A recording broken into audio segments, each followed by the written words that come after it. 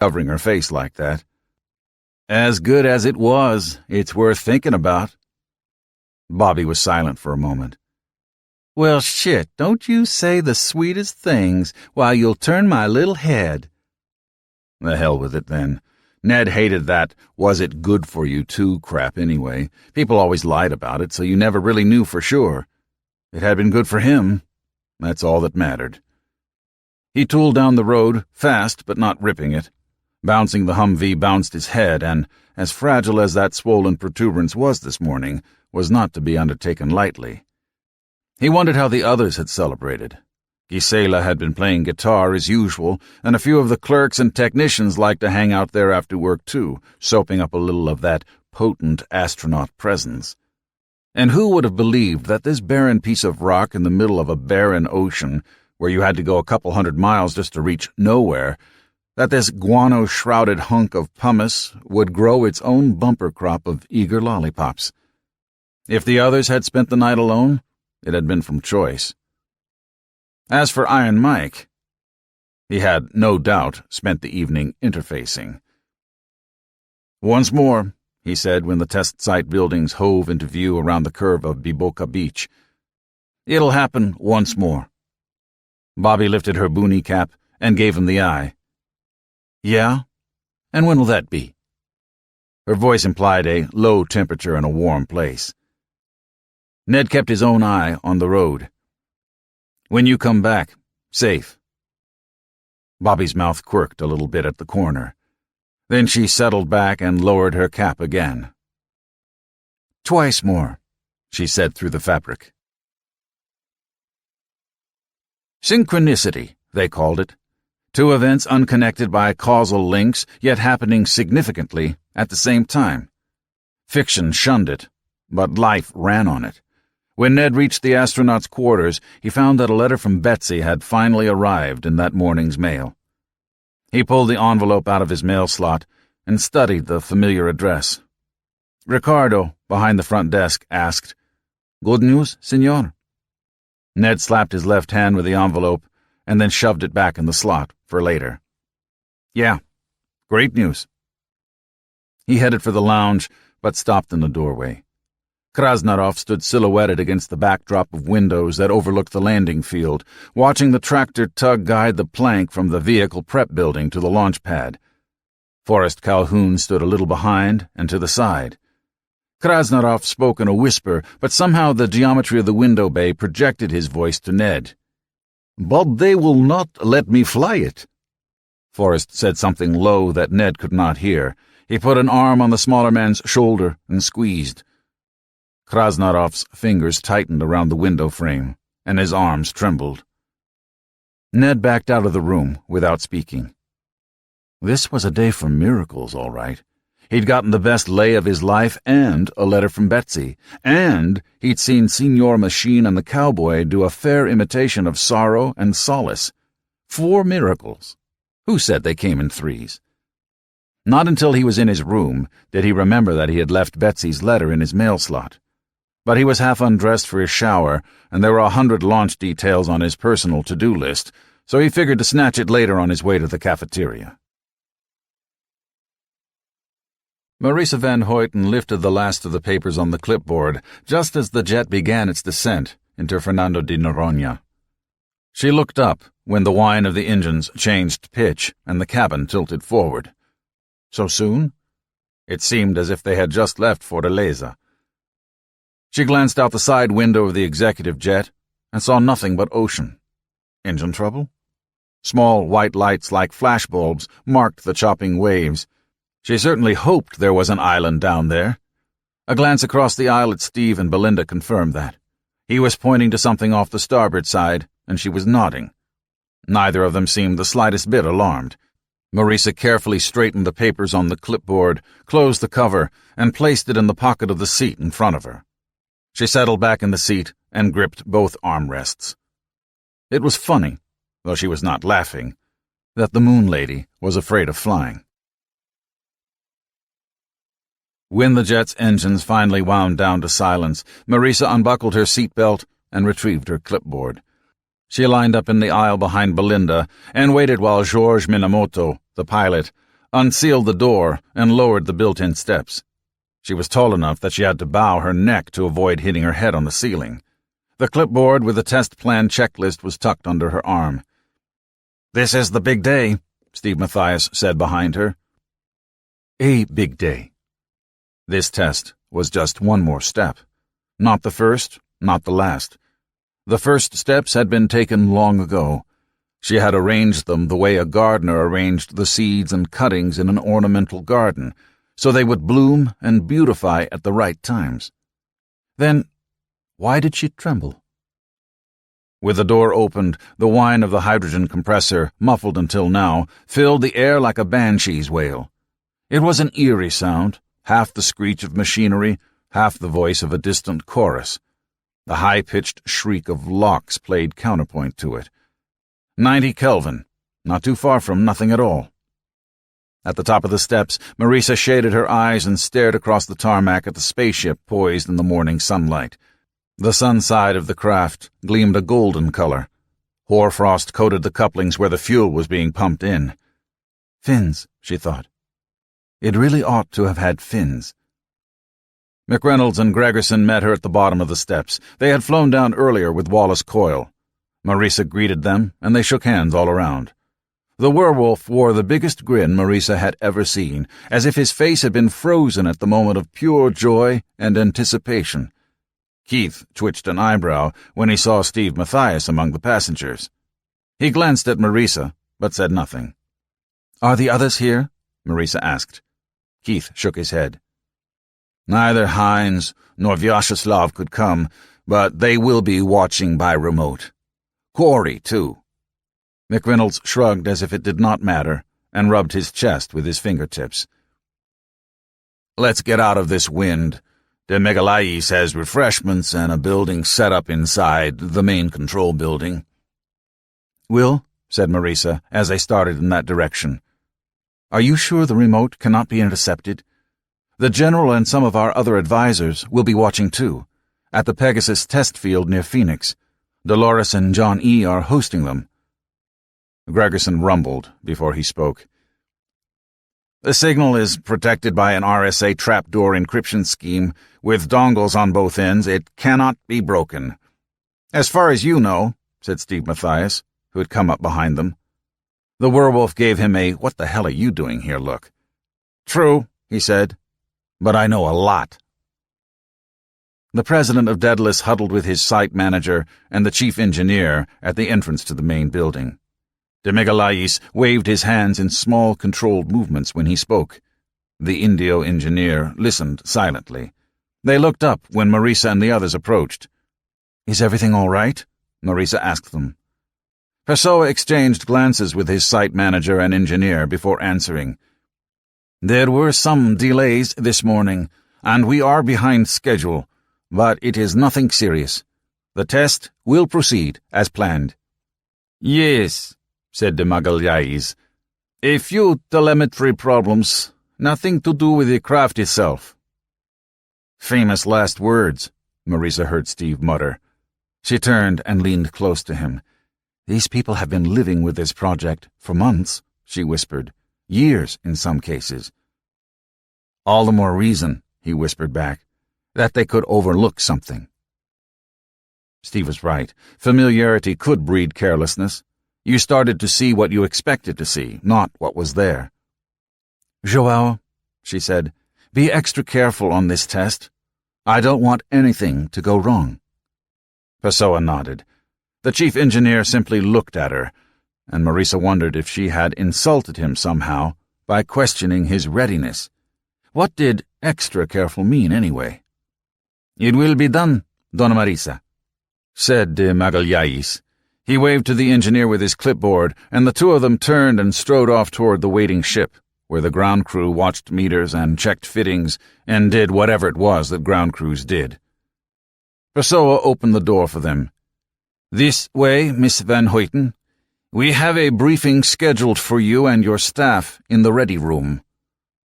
Marisa glanced upward toward the second-story balcony, but there was no one there. No, she thought.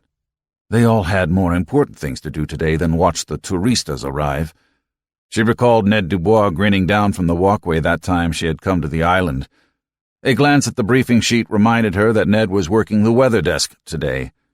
A bare-bones staff meant everyone had to do most everything. Ned had a certain animal charm about him. The 2 times they had met, he had tried to hit on her, yet she had felt oddly safe standing with him on the observatory catwalk and wearing his flight jacket. It had been a long time since she had dallied with a man, a very long time when she stopped to count the passage of it, and there had been a moment, standing on the platform, watching the stars and shivering in the night wind, when she had entertained the thought of accepting his offer. Oh, Mummy would have been mortified. Discretion won, of course. Discretion always won. The man was an employee and socially quite impossible as an escort. Ned Dubois on her social circuit would be like emery paste in a piston engine. Sometimes, at night, she regretted her decision to put first things first, but not often, and the ache was quickly rubbed away. There was too much at stake to risk it all on a schoolgirl infatuation with a walking bag of testosterone. And then sometimes, some very rare times, she wondered if there might not be other treasures at stake, risked in other games, where she lost because she did not play. Ned Dubois handled the briefing. He was dressed in a sharply creased pair of brown Daedalus coveralls. The Prometheus hand and Fireball logo graced his left shoulder patch. His name was stitched across his left breast, the Daedalus emblem on his right. He winked at Marisa when he strode to the front of the room, and Marisa smiled back at him. It was impossible not to smile when Ned was in his charming mode. He shook hands with everyone. When Steve asked Ned if he was flying the ship today, Ned's smile grew distant. "They're saving me for the real thing," he said. They took their seats. Steve on her left, Keith on her right. Joao sat at the far end of the row, and Werewolf and the others took the second row. Marisa opened her clipboard portfolio to the first page of the test protocols. A glance at her watch showed that everything was on time, until she remembered that she had not yet reset it. They were behind schedule. The accumulation of a host of minor delays. Well, better that they fall behind a little bit than to rush things. She flipped to the last page and checked the timing. As long as the delay was not too long, an American spy satellite was due to peak above the horizon at 8:07 local time. Ned stood on a small platform with a pointer in his hand and explained with a series of slides what would happen today. The plank had been configured with a standard crew module, but today's flight would be by remote. Marisa noticed a peculiar satisfaction draw across Ned's lips at that. The flight would be a simple test of concept. The plank would take off vertically, hover in place, translate sideways a few hundred meters, then land, also vertically. Steve, who really should have kept silent, asked a question. "Didn't I see all this on TV a few years ago?" Dubois tapped his pointer against his left palm. Joao turned to see who had spoken. This question had been answered long ago, but then Steve was new to the team. "Ah, Steve," he said, as if that explained everything. Joao had not been happy about Matthias wriggling his way onto the steering committee. "I can explain it, Joe," said the astronaut. He looked straight at Steve and said, with slow and measured words, "The VTOL concept was proofed by the DCX tests. That happened in 93, 94. They used a 1/3 scale model. They were halfway through development when the project was killed. The funding was appropriated, but the bureaucracy sat on the money and wouldn't release it. Our test is on a different design. It is a full-scale, man-rated vehicle. You never assume that what worked in model test will work the same way in scale-up. Does that explain the purpose?" Steve's face had gotten redder and redder while Dubois spoke, but if he felt insulted by the astronaut's tone, he did not show it when he responded. "Thank you for clearing that up, Ned. As a new team member, I am not up to speed on all the background." He hesitated, then added with a grin, "All I know is what I read in the papers." "Not your fault. Not even the media's fault. There are damn few reporters who know enough about aerospace to report on it accurately." He grinned. Tell you what, Steve, after the briefing I'll take you over to the canteen, buy you a beer, and explain why you should never let liberals, who don't want to spend money in outer space, and conservatives, who don't want to spend money at all, get together with NASA bureaucrats, who don't want anyone trespassing on their turf. Steve matched Ned, grin for grin. Best offer I've had since landing, he responded. I'll save any other questions for then, too. Don't want to waste time plowing ground the rest of you have been over already. Steve crossed his arms over his chest and settled back into his seat. He listened to the rest of the briefing in silence. Marisa did not want to be a pest, but it made no sense to come so far and not inspect the vessel personally. She knew nothing of cabling or piping or mechanics, of course, but she could at least admire it as a work of art. Ned took her out to the ready line along with Steve and a few others. This was Wallace Coyle's first sight of it up close and personal. He must have whistled, because Marisa saw him purse his lips, but between the singing of the cryogenic fuel and the foam of the ear protection they wore, she could not hear him. A half-dozen technicians serviced the plank, a fraction of the swarm of attendants the shuttle required. They ignored Marisa while they went down their checklists. Maybe they didn't know who she was. The hard hat she wore was anonymous company orange. Or maybe they knew and didn't care. The plank really was a thing of beauty, Marisa decided. Sleek, austere, functional. She towered 200 feet above them, gleaming in the mid-afternoon sunlight. Flared as a lifting body for cross-range capability, she seemed to be climbing even while sitting on the tarmac. Maybe I should have put in for an NEA grant, she thought. Surely this qualified as art. Steve clapped his hand to his head to keep his hard hat from falling off while he looked up toward the nose. Walter reached a hand out to touch it, but they were standing outside the black and yellow line painted on the tarmac that marked forbidden territory, well out of reach. Suddenly reminded of the scene in 2001 when the ape men had jabbered and hopped around the monolith, Marisa laughed. Between the noise and the distraction of the plank, no one noticed, which was just as well. Krasnarov and Volkov came around the gantry deep in conversation. Krasnarov paused and ran his hand down one of the landing legs, as if fondling his mistress, which, for all Marisa knew, he was. According to his psych profile, Mikhail Krasnarov was a cold fish, yet his diamond-like concentration made him the ideal remote pilot, able to con a ship even in the distractions of the mission control room. The two Russians saw them, and Krasnarov pulled his hand quickly from the strut, as if his mistress's husband had come home unexpectedly. The screech of the compressors cut off at that moment, and the technicians leapt to decouple the hosing, the oxygen near the base and the hydrogen up near the nose. Steve stepped forward with hand outstretched. "You must be the pilot, Krasnarov." He spoke loudly to be heard through the hearing protection. Krasnarov, a puzzled smile, took the hand. "The virtual pilot," said Ned with a grin, and Krasnarov gave him a guarded look. So that's it, Marisa thought. "It is an adventure for the spirit," the Russian said. "So let a spirit be the pilot." He touched the strut once more. "I have named her Nezdorov, after the first man to fly a loop-the-loop." "Hey," said Ned, "that's a spirit. There will be plenty of manned test flights down the road, cross-range testing, low and high-altitude throttling, all sorts of edges to this envelope."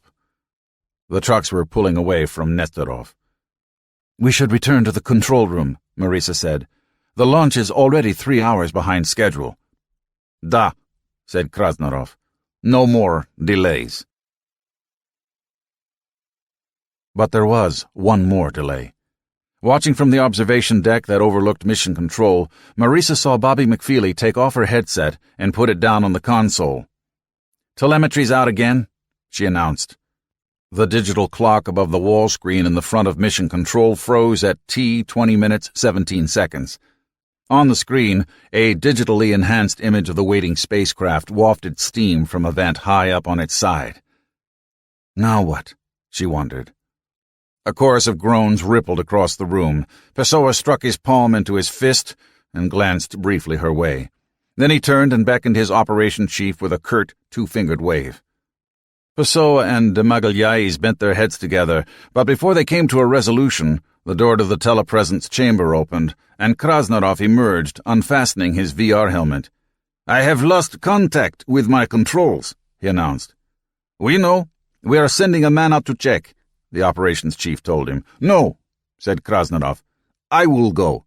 Volkov is at downrange observation. Have him meet me there." He tapped the helmet. "I will know when downlink is restored, without need for translation to and from your technician." Pessoa made a face, then swatted the back of his hand.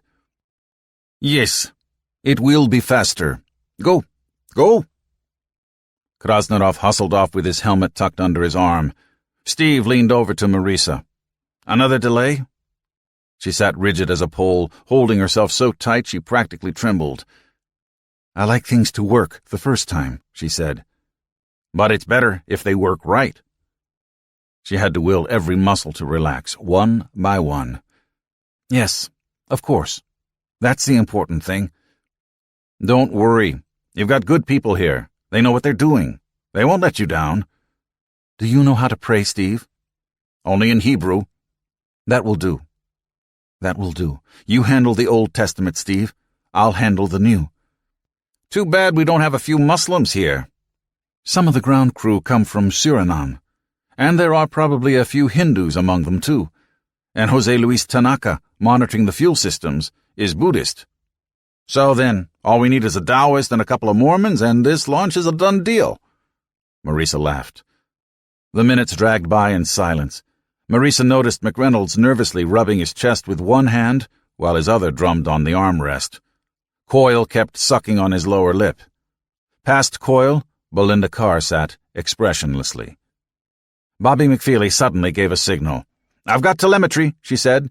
"Mike's on his way back." "About time," said Ned Dubois from his console. "Goddamn weather's still holding, but we're losing daylight." He looked up and over the top of his console to where Pessoa stood with his hands clasped behind his back. Pessoa bit his lower lip. "Resume the countdown," he said. "Mike isn't back yet," McFeely pointed out. Pessoa checked his watch. "He has time." There were only a half-dozen people seated at the consoles, but then communications and computer technology had come a long way since Mercury Apollo days. Even the shuttles used outdated 1960s technology. The digital clock began clicking down again. On one of the TV screens, Marisa saw a Humvee race away from the ship toward mission control. When the clock reached T 10 minutes 13 seconds, Krasnarov broke into the room, his VR helmet already strapped back into place. He looked, thought Marisa, like the monster in that movie, The Fly. How could Krasnarov see with that thing over his head? There must be a control of some sort that allowed him to switch between normal and virtual viewing. Pessoa held the count until Krasnarov was plugged into the system. "Is everything all right, pilot?" Krasnarov's voice over the speaker was clear. "Everything is A-OK," said the Russian. A-OK. Spaceflight might not be all that old, but it had evolved its own traditions already. "Telemetry?" asked Pessoa. "Go," said McFeely. "Go," said the disembodied Krasnarov. "Fuel." "Go." "Onboard computers?" "Go," said the black astronaut Calhoun. "Weather?" "Go," said Ned. "Pilot communications?" "Paust везет, Sevikyas," the blonde Russian astronaut at the communications panel said.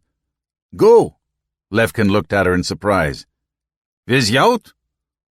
Marisa stood abruptly and headed for the door that led from the observation gallery to the viewing platform outside. The widescreen monitor on the wall was not enough. This was something she had to see with her own eyes. "Downrange! Oh, downrange!" "What? Oh, go!" said Volkov's voice over the speaker. Outside, gathering dusk had shrouded the field. The ship was a monument bathed in floodlights. The others had followed her out onto the balcony and lined up along the rail. Below, Marisa saw a score of staff people gathered outside. Commissary, maintenance, administration. No one wanted to stay indoors. "It's still light enough, isn't it?" said Wallace Coyle. A round, cheerful man, he had been more responsible than anyone else on the steering committee for the birth of Prometheus. "Forget the lobbying," he had told her. "You'll never turn this administration around." Now he stayed happily in the background, unable to contribute anything but his enthusiasm and concepts gleaned from 30 years of reading science fiction and popular science magazines. "Yes," said Marisa, "but they should have been landed already." "Hey, Cheops's law, remember? Nothing gets done on time." He leaned forward on the railing. "Imagine what it will look like when there are dozens of these ships, climbing and dropping." Marisa nodded silent assent, taking things and people up, doing what needed to be done up there. Wallace was a science fiction buff. It was the means, not the end, that enthralled him, yet, ironically enough, he was also one of the few in Prometheus that Marisa had taken into her full confidence, one of the few who understood how vulnerable the Earth was. Behind her, she could hear the countdown through the open doorway. 10 seconds. She held her breath as a flash of light ignited under Nestorov. Was it supposed to happen that way? The light blossomed into a ball of flame that spread its orange light across the field, and with it, racing behind a fraction of a second, a sound like a body punch. The entire field lit up. Tropical sunrise, thought Marisa, like in that Kipling poem. On the road to Mandalay, where the flying fishes play, and the dawn comes up like thunder out of China across the bay. Bright clouds billowed from the base of the craft. The windows behind her hummed, and the railing vibrated with the sound. Slowly, Nestorov climbed on a column of flame, and the noise rose to a great bone-shaking subsonic roar, as if God himself had hollered defiance. "It's beautiful," said Marisa. "Behold," said Wallace Coyle, as he watched the vessel rise, "the Lord preceded them in the daytime as a column of cloud, and at night as a column of fire." Nestorov reached a height of several hundred feet, and stopped. It hung there, way up in the middle of the air, while the wind of its exhaust swirled across the landing field. And then, oh, so slowly, so majestically, it slid sideways. Small, bright puffs of gas from side ports guided it. From inside the building, she heard Pessoa say, "Now bring her to a halt," and Volkovna relayed the message in Russian, because who wanted to risk a misunderstanding between a Brazilian and a Russian jabbering to each other in English? Outside, high up in the dusky sky, the floating Titan slowed to a halt. It hovered there, flames pouring from its engines. "Now the hard part," Keith whispered on her right. Hard? The damn thing had floated in the sky. It had danced in the air.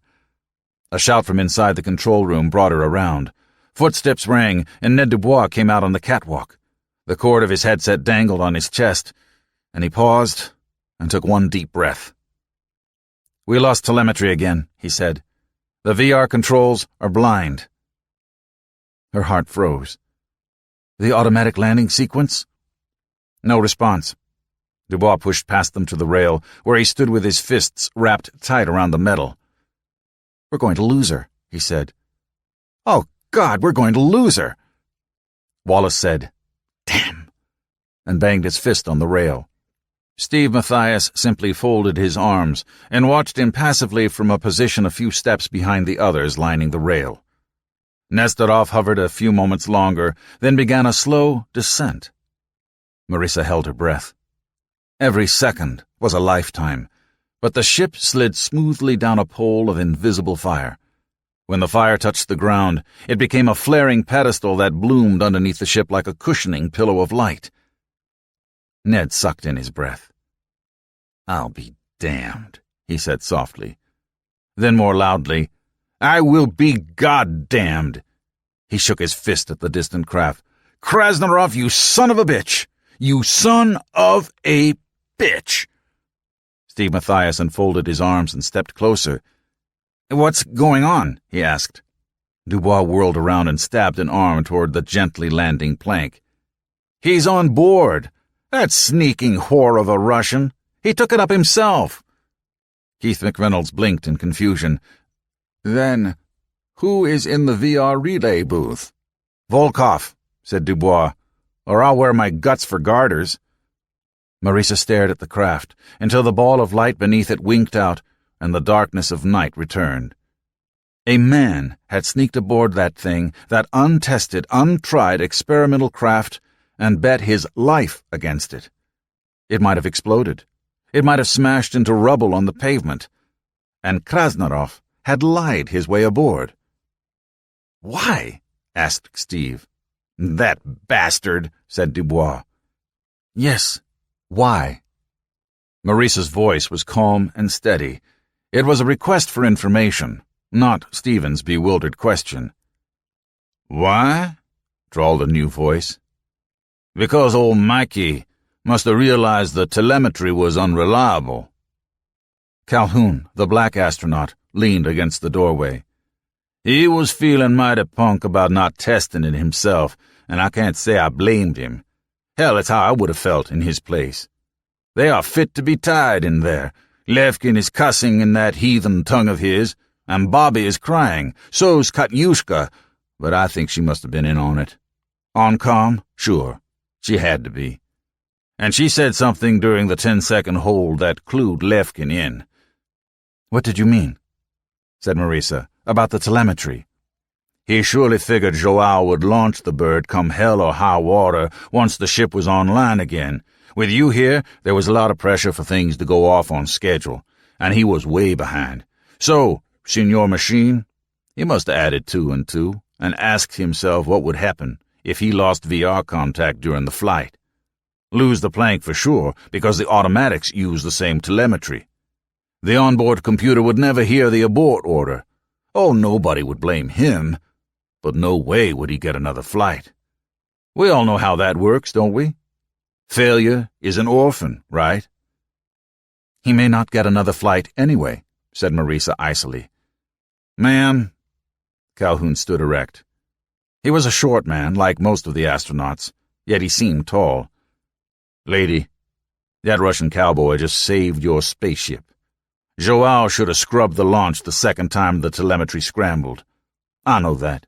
You know that. Hell, even he knows that. You should see him in there." He turned to Steve Mathias. "You asked why Mike climbed into that air sheen? I'll tell you why. Because that is what he does." "Give the bastard credit for one thing," Dubois said. "What is that?" asked Marisa. "Son of a bitch followed the flight profile to the letter." Calhoun laughed a great booming laugh. "Course he did, son. He's a professional." Dubois shoved his hands in his pockets. He aimed a desultory kick at the railing strut. "So, you know what I'm going to do when he climbs out of that thing?" Calhoun gave him a cockeyed smile. "No, what's that?" "First I'm going to punch his face for stealing the first flight. And then I'm going to kiss that hairy-nosed bastard right on the lips because he is fucking beautiful." Calhoun laughed. "Yeah, he's numero uno now, ain't he, Ned? Not you, not me, not any of the others can ever change that." The two pilots laughed and disappeared back inside Mission Control. Steve shook his head. "I don't get it. They treat it like a big joke." "No," said Marisa. "How could you get it? How could I? Their daily job is to risk their lives. Some of them wind up as heroes, and some wind up as holes in the high desert. The odds of survival are better in combat. They seat themselves behind the controls of a new design, and they take it up a little higher, or they turn it a little tighter, or they push it a little faster, just to see if it falls apart around them. Steve, some of those experimental planes have crashed on takeoff. Could you live with that fear? I could not. So I will not question too closely the sort of defenses they have built for themselves."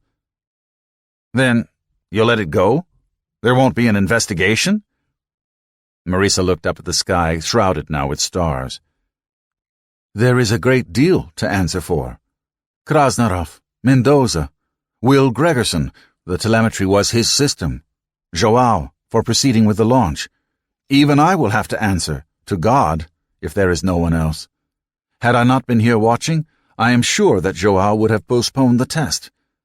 And now we must all consider how our plans will change." She pointed to the sky. Steve followed her outstretched finger to a dim star drifting slowly toward the northern horizon. "That's a spy-sat, Steve. A reconnaissance satellite. The launch has delayed too long, and that beautiful ball of flame we saw is photographed, digitized, and on its way to Washington by now." "Well, what does—" "Whom the gods notice," said Marisa van Hoyten, "they destroy." Interlude. What I did on my summer vacation. Azim did not know what sort of reaction he would get from Zipper and Jojo, so he didn't tell them, but they found out anyway. "What you mean you got a job?" asked Zipper. He tossed a rock into the canal and watched the ripples in the scum. The old canal still held water along the stretch through North Orange between the Morris Lock and the number 13 lock. Someone had the notion once of building a park along the towpath and adjoining land. Someone stupid.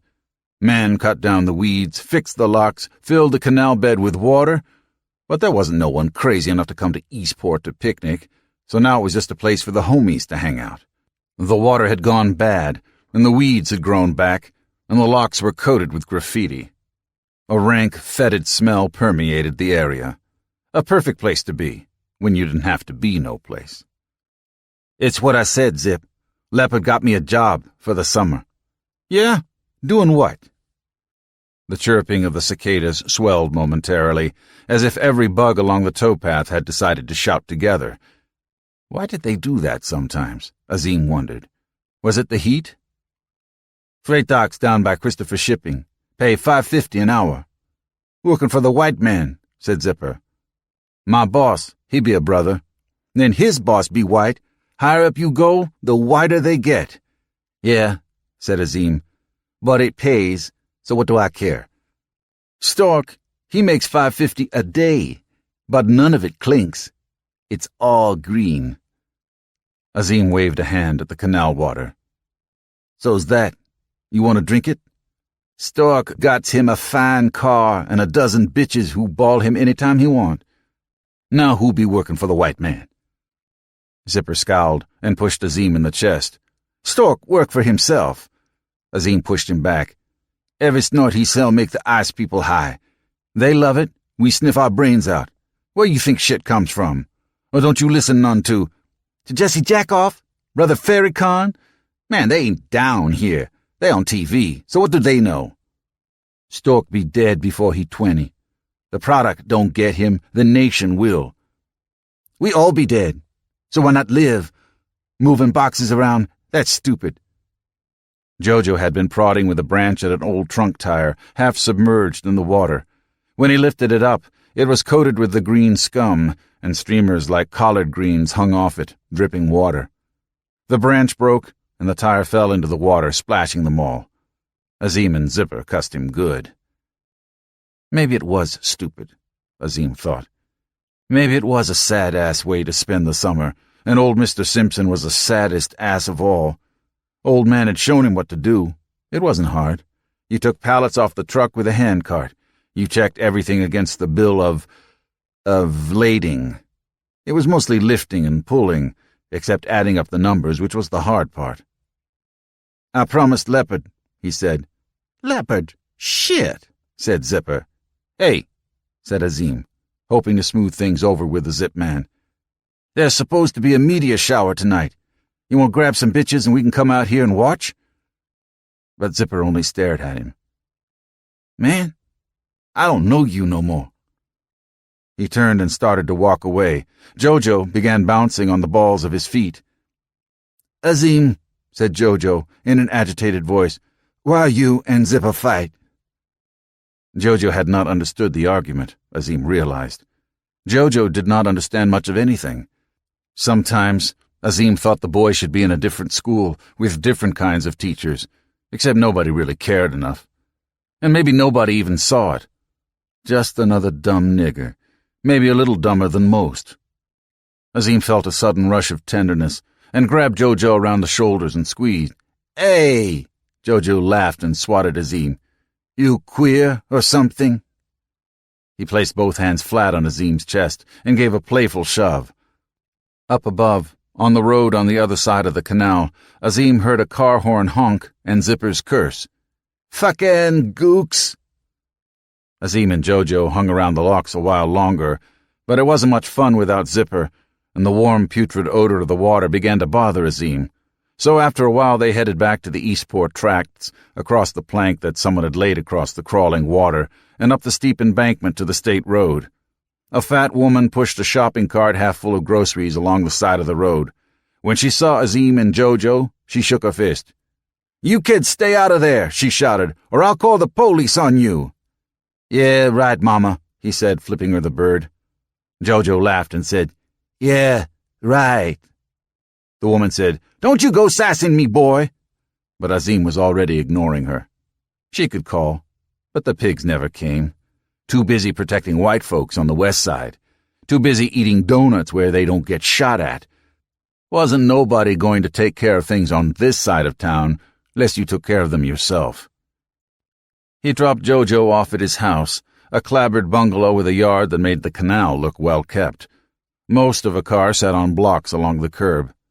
The Roddy in the yard barked at them and strained at his chain. Azim made sure Jojo got into his house okay. He waited until he saw a light go on. Then he walked down to the corner and turned left onto Clay Street. The houses along Clay were duplexes, about 60-40, kept up to falling apart. Rotted porch boards, sagging roofs, plywood for windows. "You're never too poor to tidy up," his mama always sniffed. But half the fallen-down houses were empty. Nobody in them, poor or not. The landlords had walked away, and now the city owned them. And the city wouldn't sell 'em, and the city wouldn't rent 'em, and the city wouldn't tear 'em down. City was a worse landlord than any tight-assed, down-your-nose iceman, for all that the mayor was a brother. Brother light. The man had too much cream in his coffee to suit Azim. People on Clay Street moved out of his way. The little kids ducked, and even the grown-ups stepped aside. The mamas on their front stoops watched him as he walked by. He could feel their eyes on his back after he passed. Yeah, they knew he was bad. They knew he was a lord. You didn't see people move aside for Lloyd Simpson, Mr. Loading Dock Supervisor. Mr. Simpson had treated Azim to lunch at the East Side Diner, and all you heard was, "Hey, Lloyd, and how's it going, man?" all the way down the street. No fear, no respect. But what else was there? You grew up in Eastport. You joined a gang because you joined a gang. Even the white trash near the locks had a gang. Fucking skinheads. And the Koreans and Vietnamese on the other side of Old Cornwall Road. It was what it was. You were a member, or you were nothing. Like his mama. Like his dad, whoever that had been. The light was on in the living room. Mama always left the light on. Then, yeah, there she was, fast asleep in the chair with the TV glowing, still wearing her uniform. Maid in the shade cleaning service. Shit. Spend your life cleaning up after ice people, and even after Dots and Gooks and, worst of all, Toms. Azim went into the kitchen and made himself a sandwich by the light of the open refrigerator. He held it in one hand, took a bite, then a can of soda in the other hand. He headed for his room. In the hallway, he stopped, as he always did, by the portrait photo Mama got at Sears so long ago. The whole family was there, all his brothers and sisters, surrounding Mama with grins, dressed up and shiny. Had it been a cleaner world back then? Azim didn't remember. He was the little one on Mama's lap. He didn't know shit back then. But Bob, so serious, standing there with one hand on Mama's shoulder, he was a tech sergeant in the Air Force now. And Titania had taken data processing at the trade school and moved to Boston, and Justin was an artist in the East Village. None of that mattered. They had escaped, and Azim didn't blame them that they hardly ever came back. Someday Azim would leave Eastport too. A car drove slowly down Clay Street, its stereo thumping out a rhythm that made the windows buzz. Shouts and the sound of a bottle thrown from the car smashing on the paving stones. Yeah, Azim told the smiles in the photographs. It's because people like you left that only people like that are left. The other two smiles, Kindi and Hassan, only a little bigger than the baby.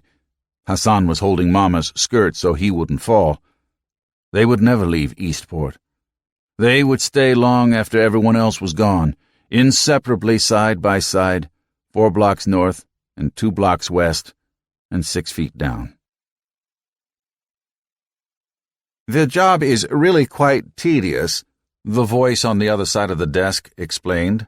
You will have to learn both C++ and Pascal and check hundreds of lines of game code for grammar and protocol errors. The face looked uncertain.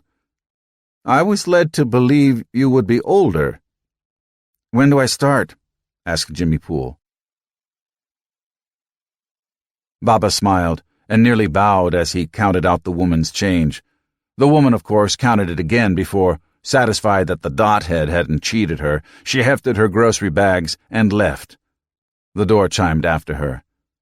But it's a good job, Baba, Tani said from the stockroom, once the woman had left and they were alone again in the store. The store. Panya's In-N-Out. Baba's pride and joy. A sign that the American dream still worked if you worked. And worked. Tani found the carton her father had asked for and pulled it from the shelf. It was heavy, and she set it down quickly on the floor and pushed it out into the store proper with her foot. Her father shook his head. I need you here. Only sometimes, in the evenings. During the day, people did their regular shopping at the supermarkets. It was for the emergency runs, when they were short one little item, or to pick up some odds and ends, or, during the school year, for the kids just to hang out, that they came to the convenience store, where they could complain about the prices, and never mind that part of what they paid for was the convenience itself. The long hours, and the short stock levels of 100 items that you ran out of, and didn't feel like driving all the way down Maple Grove Avenue to a supermarket the size of a convention center. You can give Meat and some of the other kids more hours. Meat. Baba shook his head in perplexity. The Tucker boy does cleanup and stocking. I do not want him behind the register. Oh, Baba, he's honest. Then he should look honest. Tani pushed the shipping cart into the center aisle, vegetable canned goods. That's not the real reason you want me.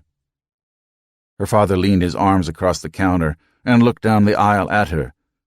What is the real reason, child? It's you would have to pay Meat and the others. Me, you get to work for free. Family members, Baba explained again.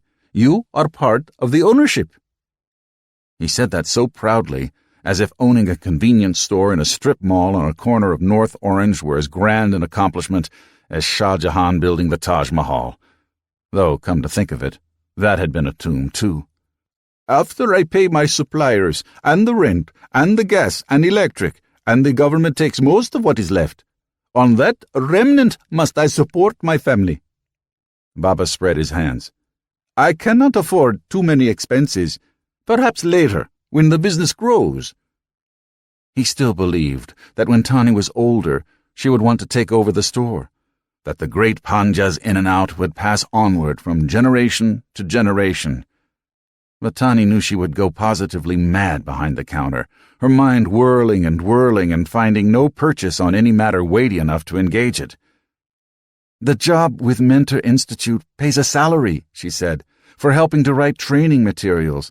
I could give you the money I earn. Then you could pay Meat to work longer hours. The Tucker boy is a good worker, Baba admitted, but he is never here on time. Tani sighed. She could see no way out. It was as if her father had locked the doors of the store so that she could not escape. The mentor job is during the day, she said. They asked me, and Jenny Ribbon, and Karen Chong. It's only a 20-hour week. So, she fumbled at her belt for the slitter and pulled it from its holster. A flick of the thumb, and the blade emerged. So, she said, what I could do is I could work during the day for Mentor and then come here in the evening for the rush times. It was a razor. It would slice through skin and flesh and veins as easily as through tape and cardboard and string. Baba looked at her sadly. "But then you will have no time for play." Tani slit the carton open and began pulling cans out and stacking them on the shelf. "I never have had the time for that." "A good poet," shrieked Howie Carp, perched behind sticks on the side tube of the raft, "can compose a poem on demand at any time." The raft fell into a hole in the river.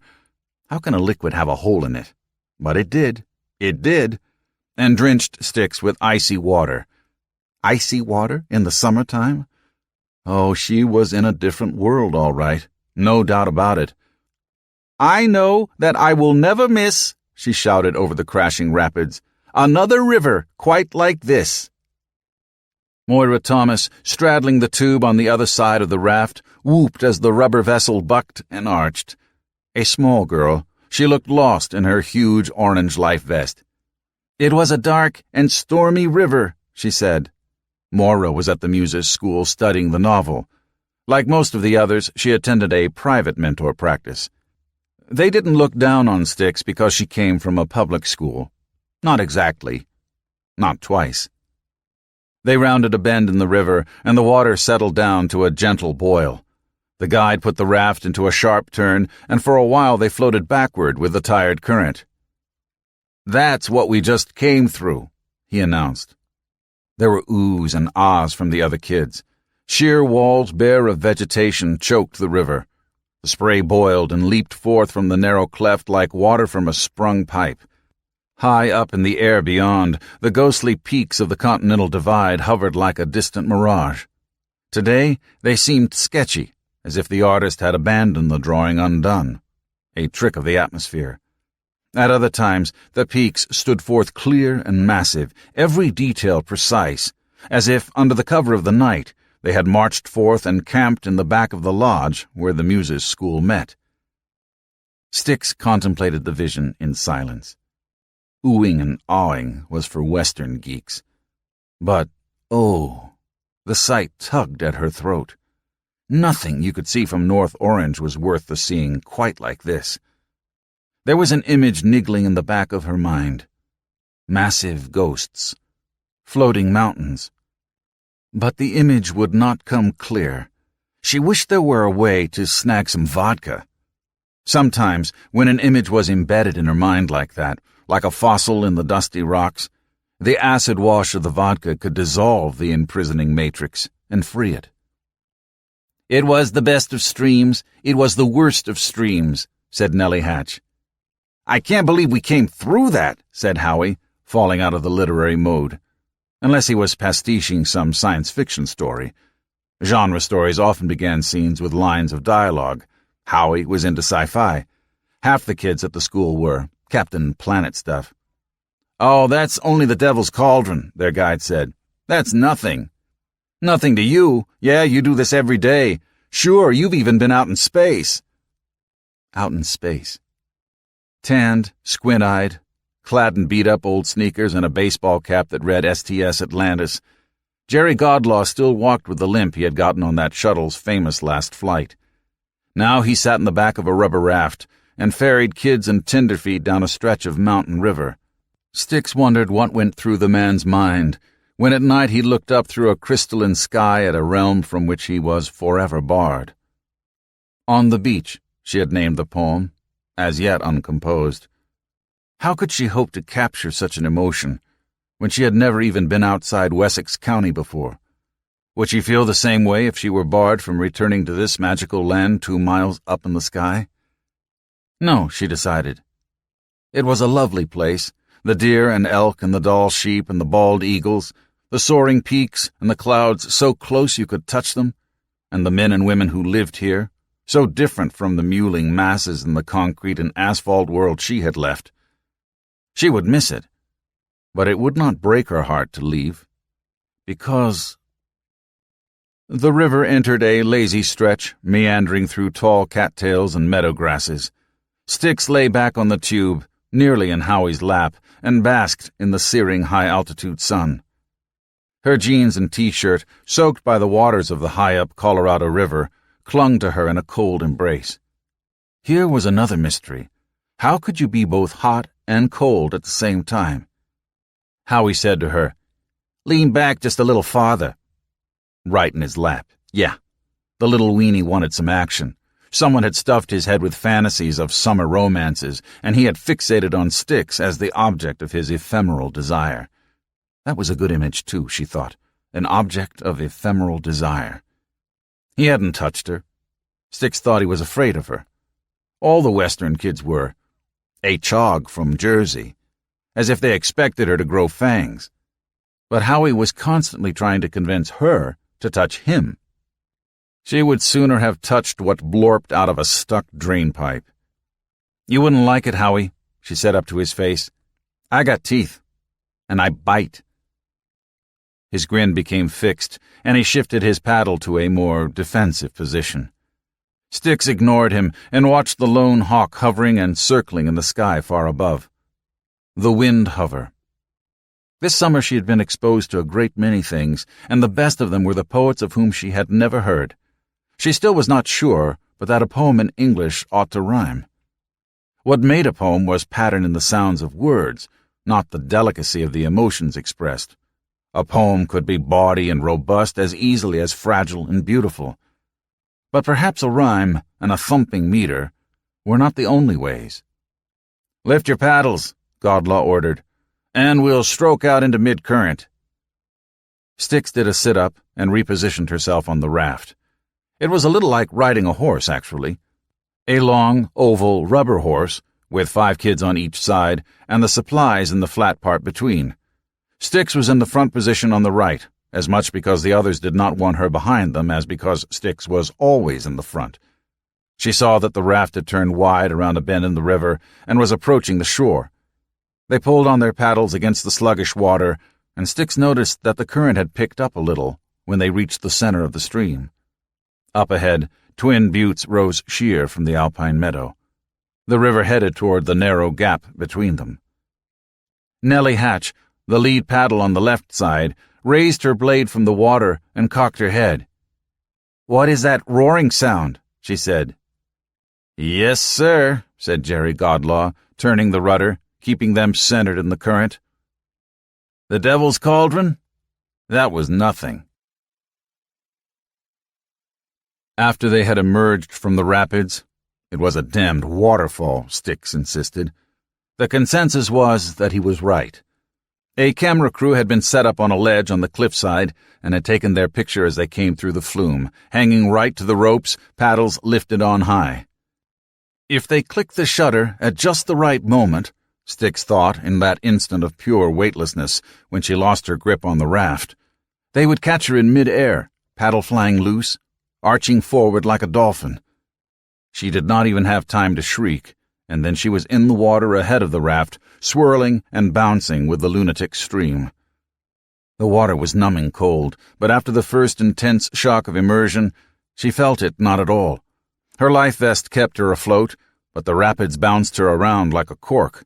One whirl brought her hard against a rock, but in the cold she felt nothing.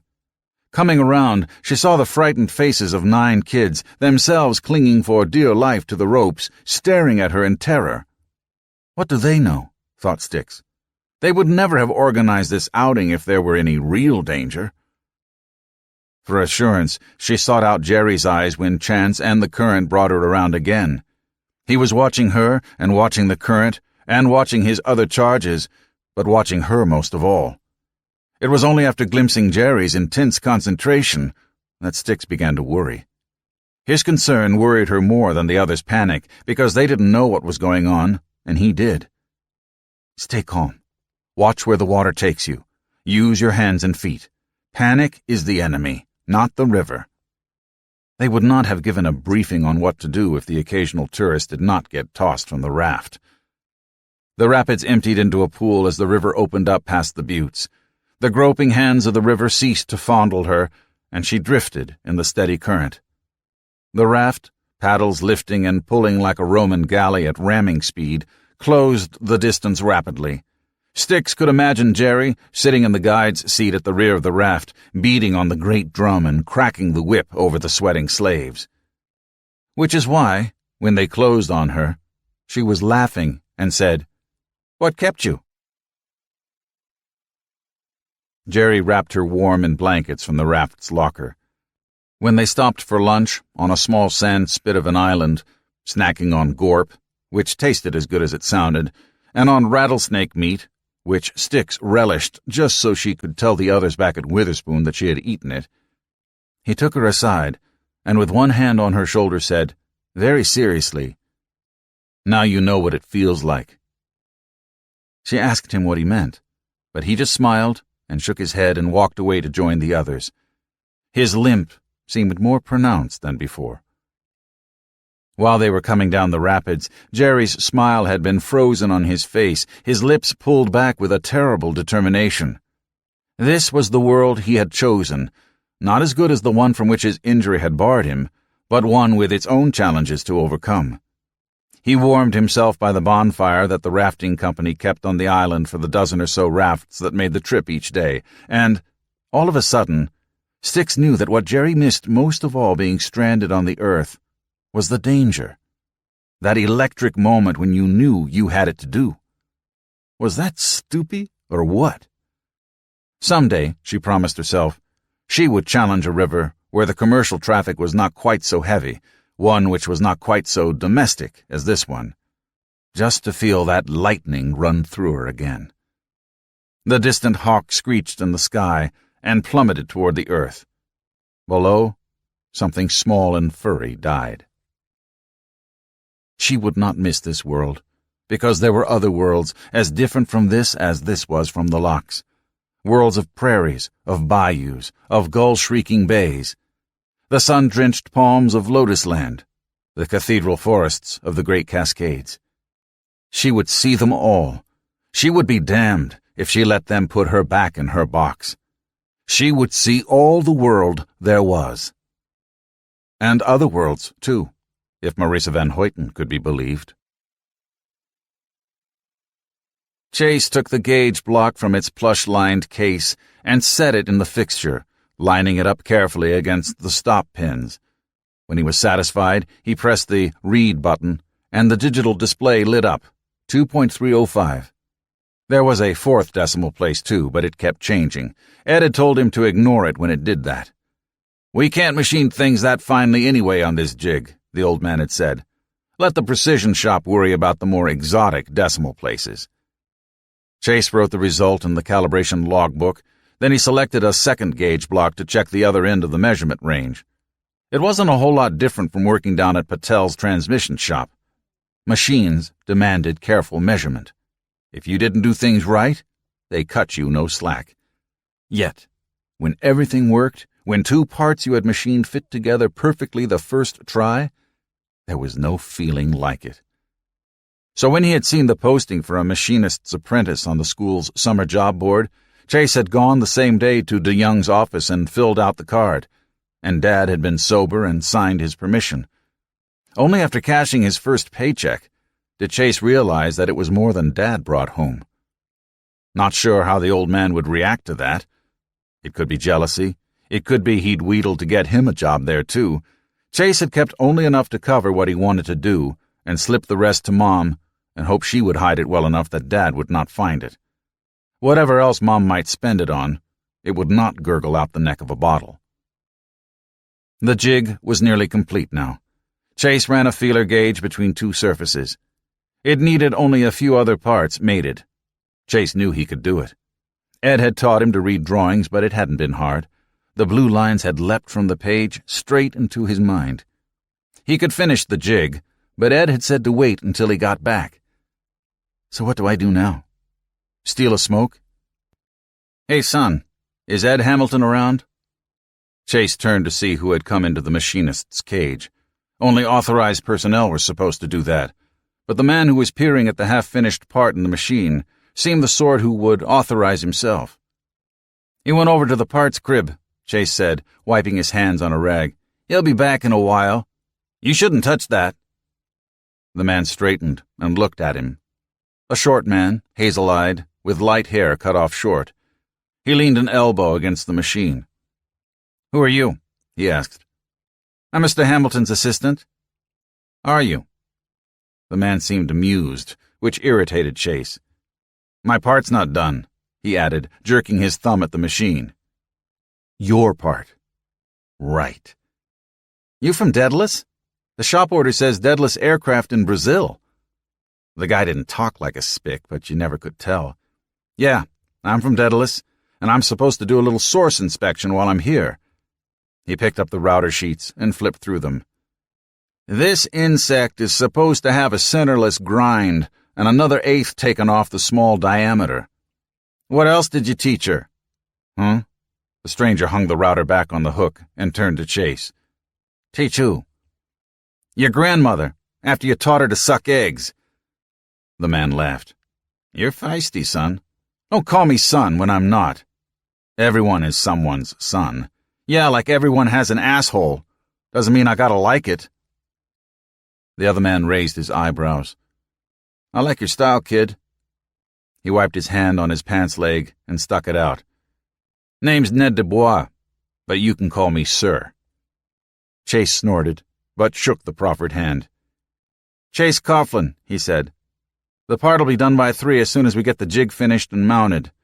Chase pointed over his shoulder to the tooling assembly area. So, why isn't it finished? 'Cause Ed told me to wait for him to get back? Dubois nodded. I get it. You're summer help, not a regular machinist. Maybe I am, but I could put that jig together blindfolded, sir. Is that so? Tell you what, kid. You put that puppy together. Never mind the blindfold. We'll chalk the brag up to incipient Calhounitis. And if Ed gives it his okay when he gets back, I'll buy you both dinner when the shift ends. Him for being a good teacher, you for having enough brains to listen. Me, because I'm hungry and on an expense account. And if he doesn't okay it, why then you get to take the jig apart and put it back together right while Ed watches and tells you what a moron you are. Chase looked at the man for a moment, then he stuffed the rag back into his back pocket. Watch, he said. Dubois leaned against the wire cage that cordoned off the machine shop. Oh, I'll watch, never fear. It's my life we're talking about. Chase had picked up a dowel pin. He paused before inserting it and looked at Dubois. Daedalus must have some damn strict quality control. That's what I call enforcement. Dubois grinned. It's not that, son. Sorry, it's a habit of speech I picked up from a friend of mine. You have a friend? I pay him. Dubois shook his head. Hazard pay at that. But look, Chase. Was that right, Chase? Do you know what happens when you are all finished miking clearances to the nearest thousandth and checking finishes to micro-inches and calipering all those diameters? No, what? Why, I get to put on a big fat glove and try to grab a hold of it in one snatch. And if I can't do that, then you have just made one fancy paperweight. Well then, said Chase, shoving the dowel pin home. I sure hope you haven't been drinking when you grabbed for it. Dubois laughed. Chase, if the day ever comes when I have to snatch that handle for real, I'll be spinning and yawing so bad that a bottle of Kentucky sippin' whiskey would probably make a damn fine simulation. Chase rummaged in the fittings drawer for a hex bolt and stuck it in the business end of a driver. He pulled the trigger, and the bolt whirred home, tight. He checked the tightness with a torque wrench. You're a pilot, he said. What do you fly? Dubois gave him a lazy grin. Anything with wings and a few things without. You're a test pilot. This time Dubois just nodded. Chase said, Cool, and bent again over the jig. You don't sound too impressed, kid. Should I be? Dubois laughed. I don't know about you, but I sure am. You play your cards right, kid, and someday you may get to grab at handles with a big, awkward glove on your hand. Well, said Chase as he put his tools down and wiped his hands again on the rag in his back pocket, I can hardly wait. Kid, said Dubois, I'll buy you that dinner anyway, and I hope someday they tell you what the hell it is you've helped build. Hobie shifted his feet and waited for Dr. Venable to notice him, but the principal researcher continued to scratch away at the notebook in front of him. Once, he picked up a computer printout and studied it, ran a finger down a column of figures, and copied one into the book. This could go on a long time, thought Hobie, and accomplish nothing. So he coughed. Dr. Venable sighed and raised his head. "What is it, boy?" Dr. Venable was not deliberately offensive. It was just something that came to him naturally. He spent so much of his life inside his own head that he had no clue how to connect to anything outside it. When Dr. Venable spoke, his words were rude and blunt, as if he resented the activity and spent as little time as possible choosing his words. At least, that was how Dr. Hughes had explained things, and Dr. Hughes was an all-right guy. Hobie had learned to put up with it once he saw that everyone else in the lab, from assistant researcher to the lowliest gopher, came in for the same sort of absent-minded abuse. "It's the mass spec, sir," Hobie said. The job at Argonaut Labs paid pretty good, and it was the first time he had ever seen scientists up close. They were pretty much like other people. They talked about their girlfriends or boyfriends, about fashions and sports. Hobie could join in on that.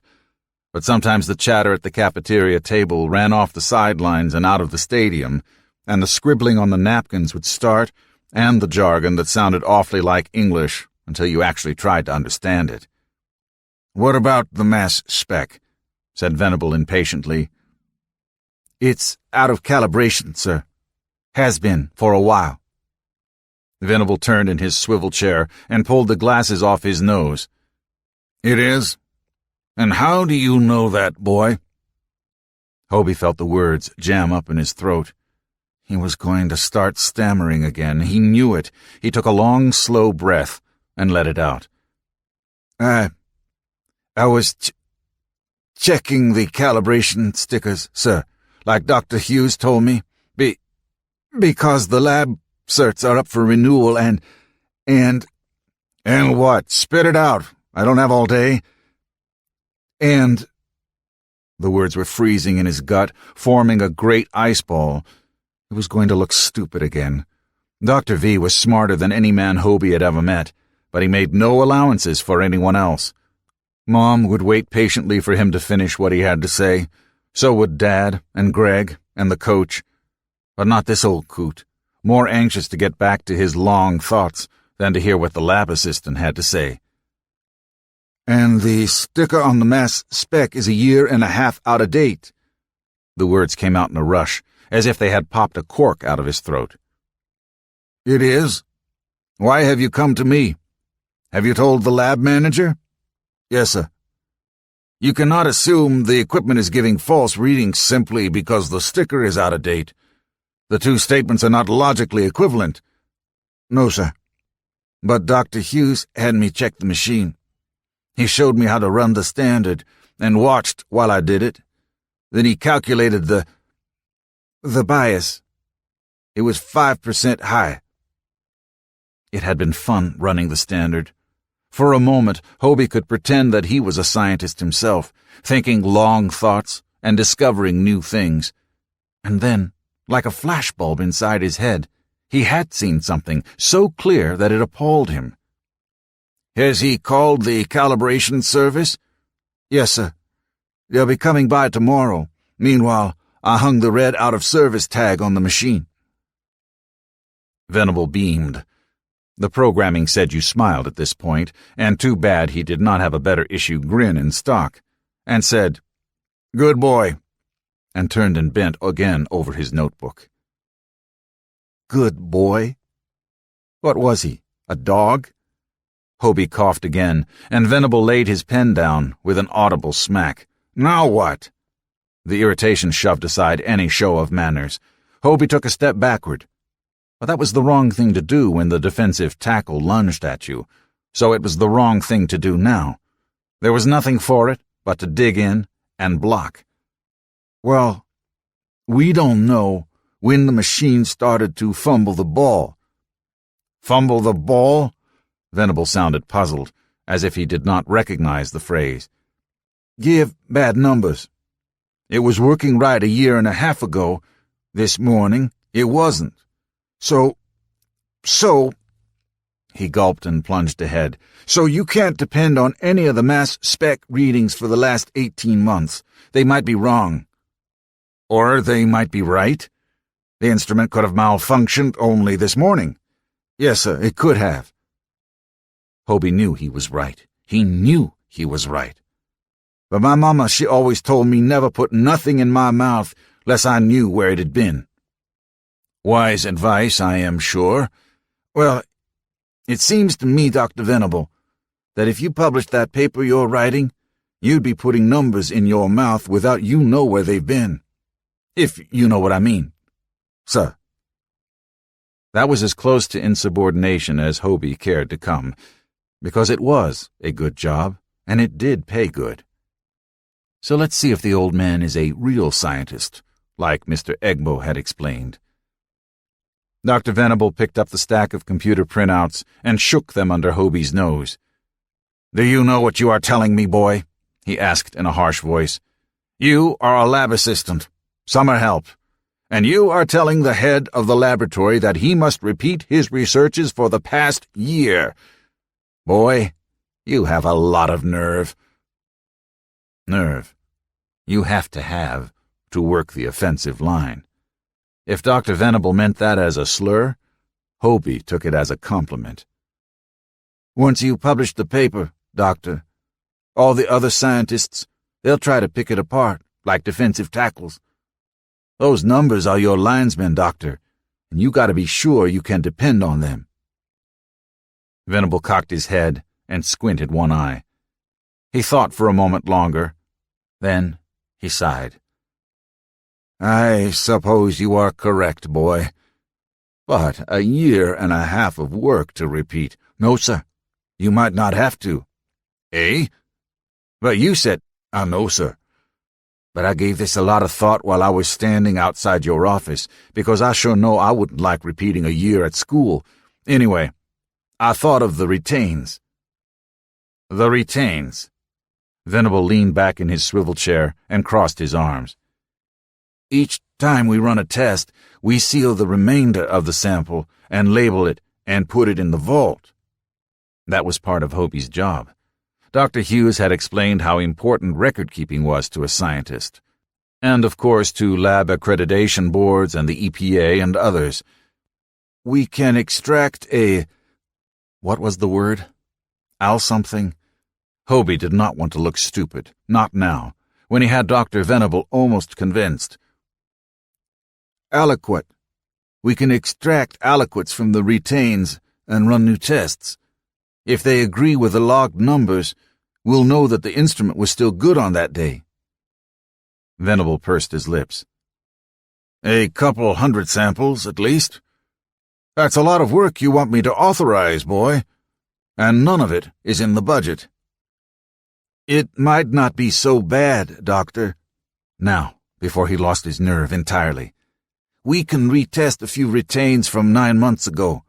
If they come out the same, we don't need to test anything earlier, because we'll know the calibration was still good.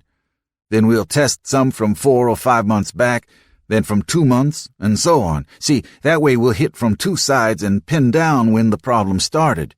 You only have to rerun the experiments from the time when the machine was actually fumbling." "Do I? What of the other researchers? Have you told them the good news?" "No, sir. I figured if you said it was the right way to go, the others would go along." A smile cracked Venable's face for a moment. "They had better," he said. He turned back to the notebook, picked up his pen, and stared at the numbers written there. Then he sighed and tossed the pen back down again. "Discuss this with Dr. Hughes," he said. "Set up the protocols and bring them to me for approval." He looked at Hobie for a moment. "And put yourself down as the researcher. It's a simple matter, but I think you've earned that. Just follow Dr. Hughes's advice on the sampling. He knows his business when he's not panting after Dr. Bechtel."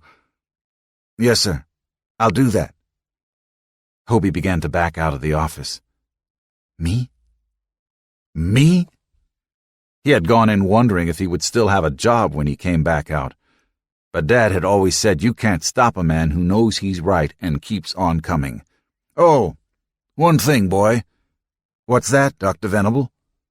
It was all Hobie could do to keep the grin from his face, but the boss might think he was happy about the research being screwed up. Test last week's retains first. We might just be luckier than we deserve to be. Later, as he passed the open door to Venable's office, Hobie noticed the old man staring at the window with a grimace on his face. "The things I'd do for that woman," he said.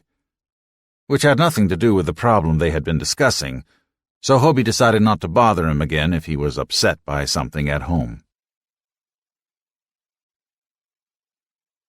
Part 2. Morning Star, AD 2000. 1. The Notice of the Gods. When the shoe finally did drop, it took her by surprise, for all that she had been anticipating it.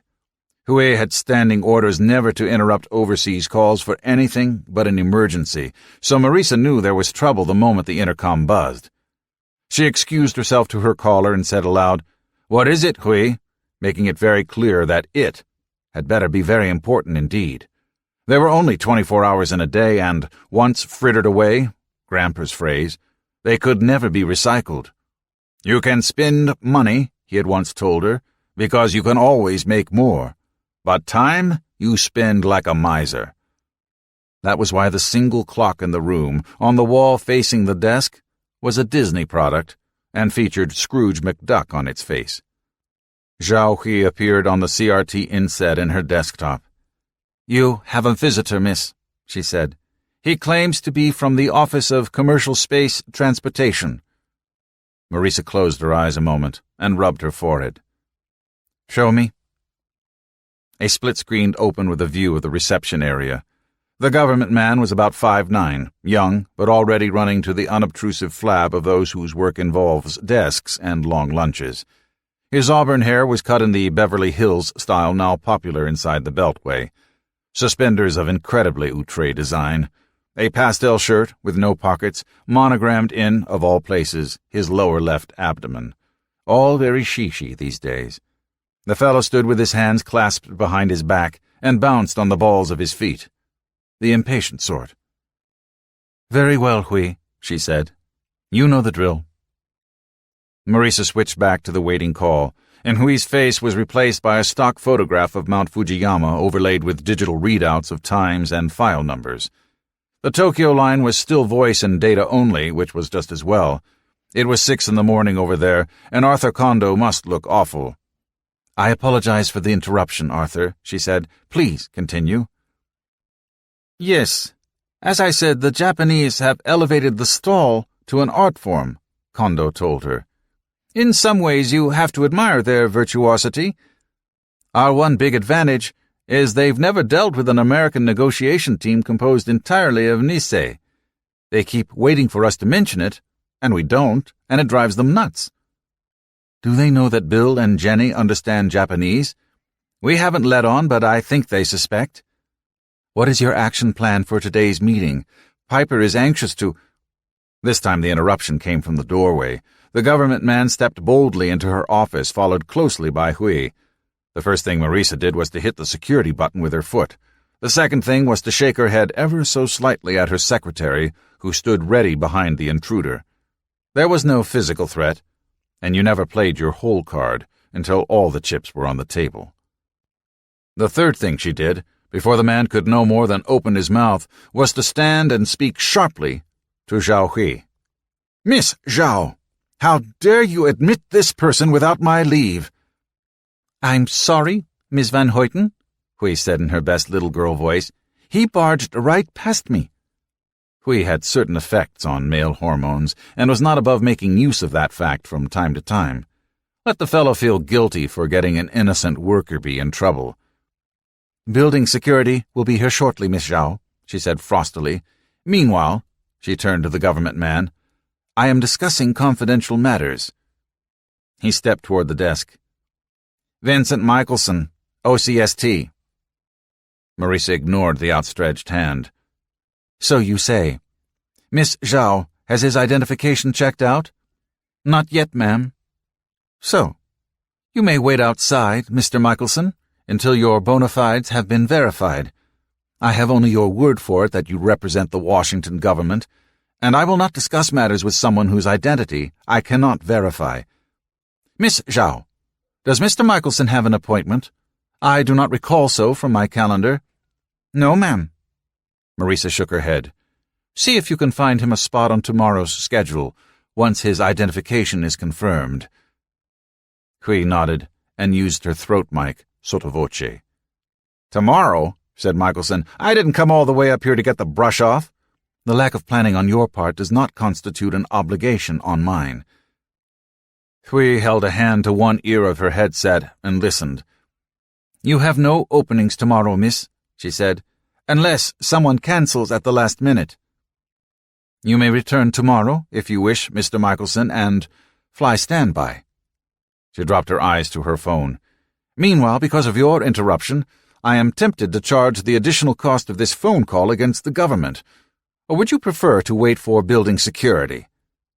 She paused and looked at Michelson, who hesitated a moment longer, then allowed Hui to lead him out. When the door closed, Marisa spoke aloud to activate the relay to Hui's headset. Hui, when he presses the issue, we will grudgingly slip him into my dinner slot tonight at 7:30.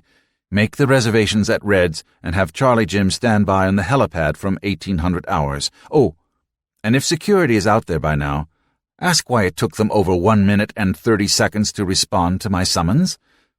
End memo. Marisa resumed her seat and put Tokyo back on the speakerphone. I apologize, Arthur, for the second interruption. Please continue. She leaned back in her chair while Kondo resumed his briefing, but her mind refused to stay on the subject, and his words buzzed in her ears without registering.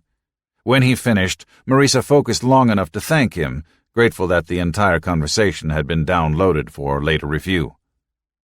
Afterward, she sat in her high-backed contour chair with her hands folded under her chin and pondered the situation. Granted, the government would have stumbled onto Prometheus sooner or later, but she had been hoping for later, after the elections. The economic forecasts promised a change of administration in November, with the new watch likely to be friendlier. Of course, the incumbent was no more to blame for the state of the economy than Bush or Clinton had been, but sacral kingship was an old North European tradition. When the harvest went bad, you put the king in a wicker basket and set him on fire. Not very effective, and you used up a lot of kings that way, but it was preferable to the god-king traditions of some other cultures. The steering committee had brainstormed government disclosure scenarios years ago and had revisited them after April Fool. The contingency plans were as up-to-date as conscientious planners could make them. But there was no way to select the appropriate contingency until she knew what message Michelson bore. To shut her down? To co-opt her? To demand a piece of the action? Maybe no one could actually sweep back the sea, as Barry had pointed out at the New Year's party, but the U.S. government could purchase a great many brooms, on credit. It was useless to speculate. The president had no firm convictions of his own, and the range of possible responses depended on who had gotten his ear first. Then cross-multiply his coterie of advisers with a permanent bureaucracy, which often ran its own agendas. Prometheus had made best guesses and assigned Delphic probabilities to each scenario. But if you tried to prepare for every possibility, you wound up prepared for none. If only Keith or John E. were here. On matters such as these, their advice and support would be invaluable. John for his legal acumen, Keith just for being Keith. But they were both tied up in tax court down in Washington. The half-dozen Prometheans in legal and regulatory affairs here at headquarters were mostly in middle and lower echelon positions. They would happily provide factual background, but they would be terrified if called upon for grand strategy. Marisa tapped a special function key on the inlaid desk keyboard and called up email. She typed, "The gods have noticed," merged the Prometheus address macro, and sent it on its way. The message would appear in a red priority window on screens from Erfurt to Los Angeles, and all of them, Corey, Will, Dolores, Heinz, Joao, Wallace, Steve, would understand. Because if you were a member of the Pantheon, you could read that two ways. The Hoboken-Weehawken waterfront had undergone a renaissance during the 80s. Old buildings and warehouses had been torn down or renovated. Condominiums and hot new restaurants had moved in, and ferries now joined Weehawken and Manhattan. Growth had slowed somewhat during the stagnant 90s, but there was still a very definite quality of life gradient drawing people out of their West Side apartments onto the Jersey side of the river. Reds sat on a pier jutting into the Hudson River, and the plate glass windows lining the east wall provided a panorama of the Manhattan skyline, from the garland of light marking the George Washington Bridge in the north to the twin slabs of the World Trade Center in the south. The USS Intrepid Air and Naval Museum was moored just upriver. Opposite the restaurant, the Empire State Building thrust above the skyline, and beyond that, the Chrysler Building, still the grandest, if no longer the tallest, of the Midtown skyscrapers. The buildings of Midtown Manhattan were bathed in a pure, dusty rose by the setting sun, and looked unnaturally clean and orderly. Their lower reaches were shrouded in mutual shadows. Already night on the city streets, but daylight in the towers. Another of Keith's poems. The maitre d' showed them to a table facing the skyline, and they settled in with their pre-prandial drinks. She, her usual Manhattan, he, a Perrier. Marisa said, "I hope you don't mind meeting like this, but it was the only time when I could squeeze you in. You did arrive unannounced." Xiaohui and Charlie Jim Folks, co-opted for the weekend, had taken another table a discreet distance away. "Not at all," Michelson said. "I understand." He looked around the restaurant. "I'm surprised, though. I expected something fancier." The waiter brought menus and handed them first to Marisa, then to Michelson. "A friend of mine brought me here a few months ago," she said. "It is unpretentious but charming, and the food is excellent. I recommend the tenderloins of beef and the Bailey's mousse for dessert."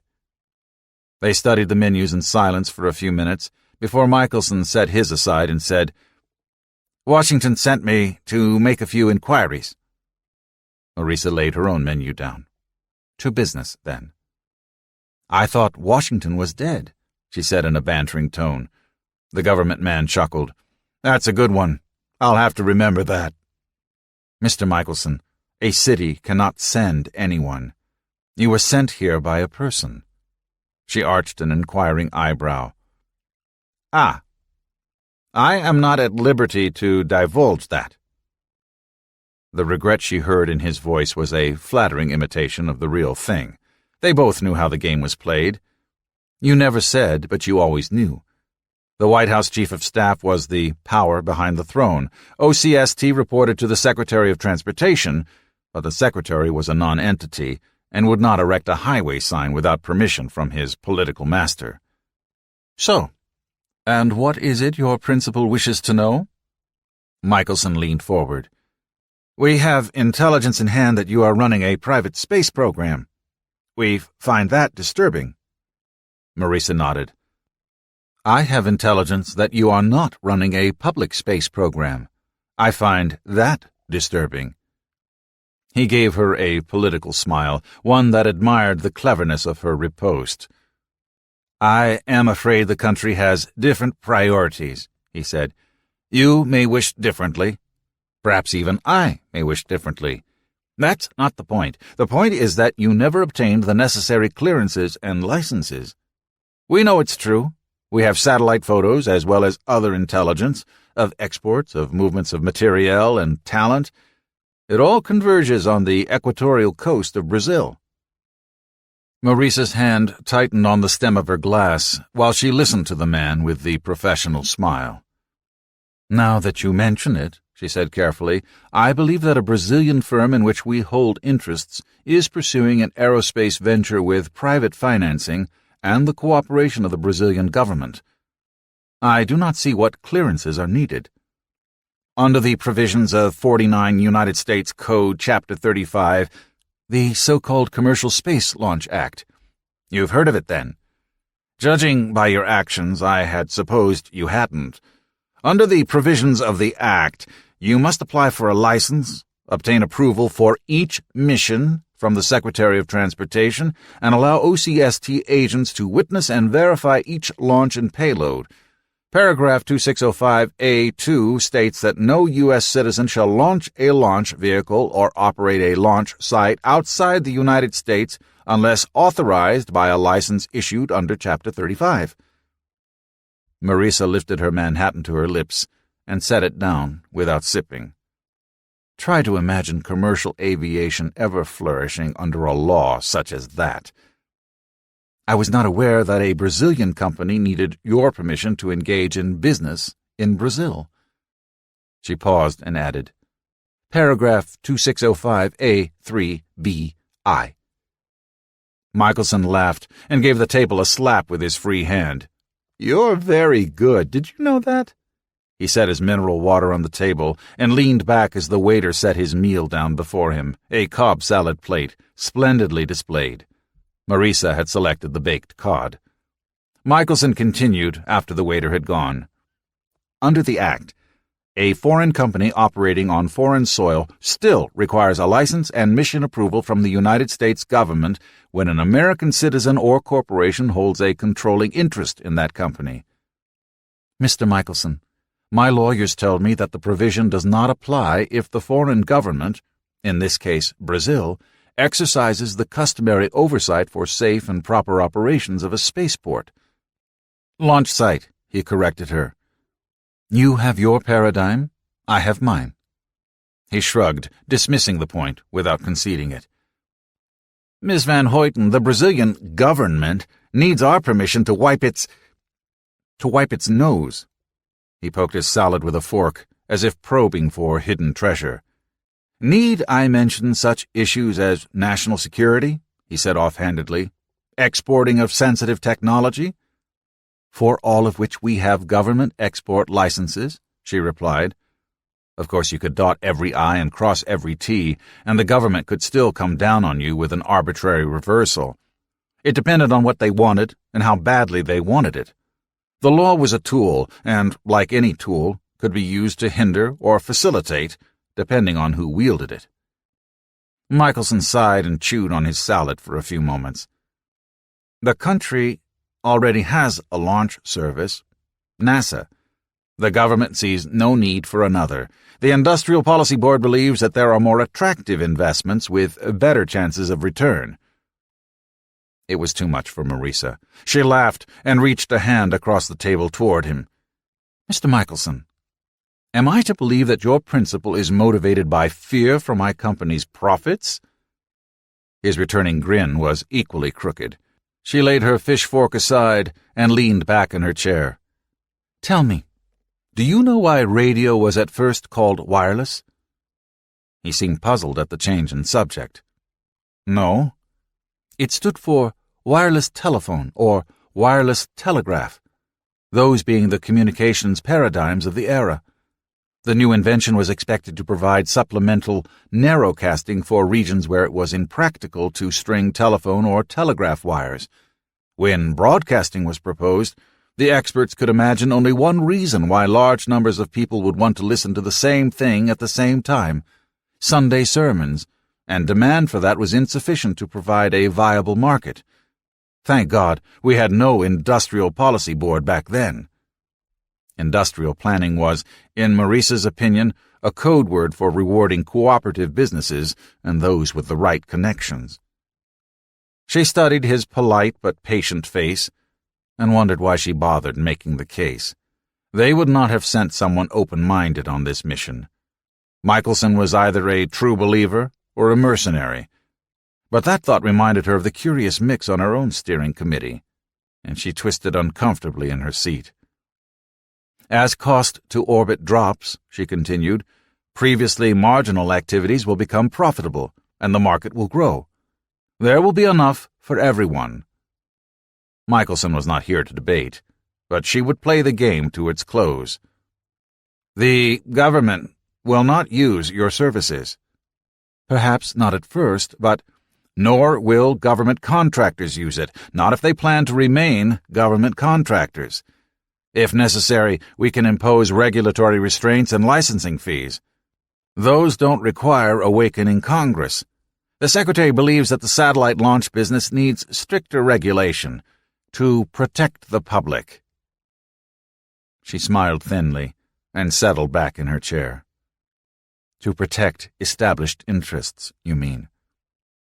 I see. The number of permits that would have to be filed would create a stack of paperwork tall enough that we could climb to the moon before anyone ever bent 10. She waited for the or else. Threats meant nothing unless another course of action was offered. Michelson set his mineral water on the table. Just between you and me, Miss Van Hoyten, we do not believe it is wise for a third-world country like Brazil to be in space. She toyed for a moment with her cod. It was growing cold as they talked. A waste of fine food. You refuse to understand. It is not Brazil's space program. It is Daedalus's. The Brazilian government is simply contributing facilities and infrastructure support.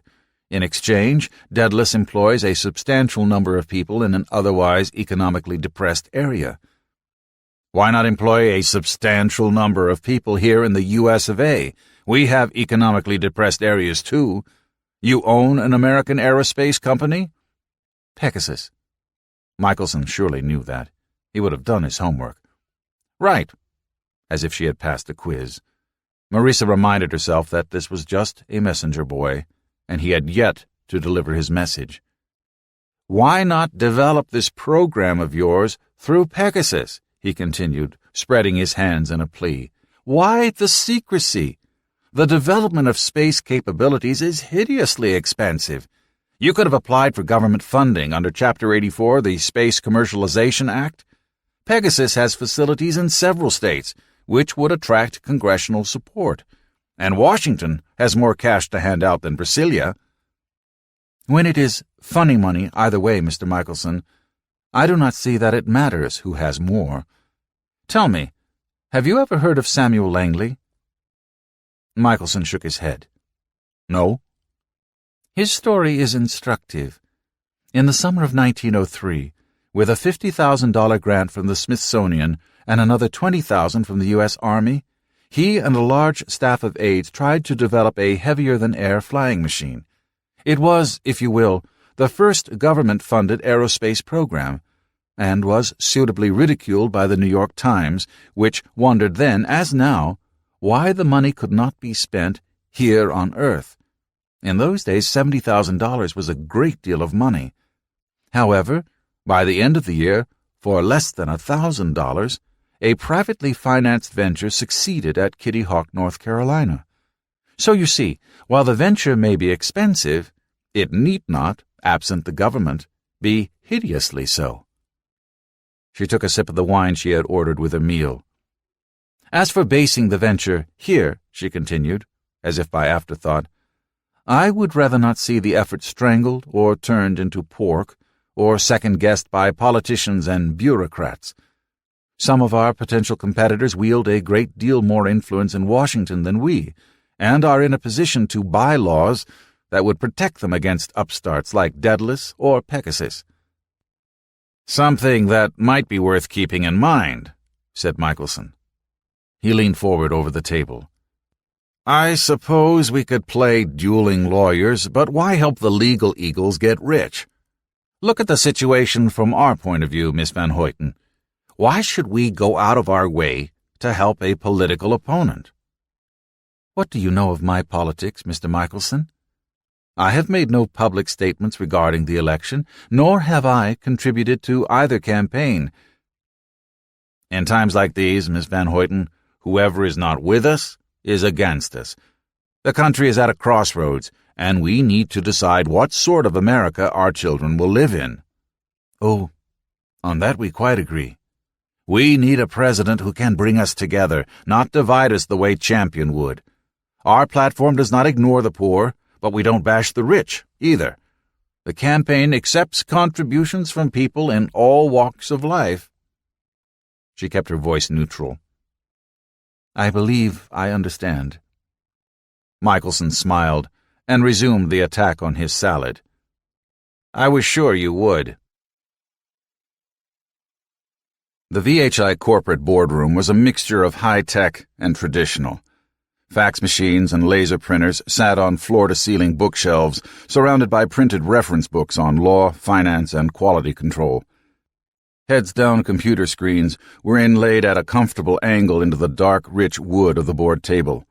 Keyboards sat on sliding racks underneath. 12 video conference monitors, half of them now occupied by scowling Prometheans, bracketed the wide brassicootered double doors. On one of the screens, Vincent Michelson ate his Cobb salad from the night before. Incongruously still and dark among the brightly flickering television images, the Peter Lassmann portrait of Hendrik van Hoyten hung above the doorway opposite the chairman's seat.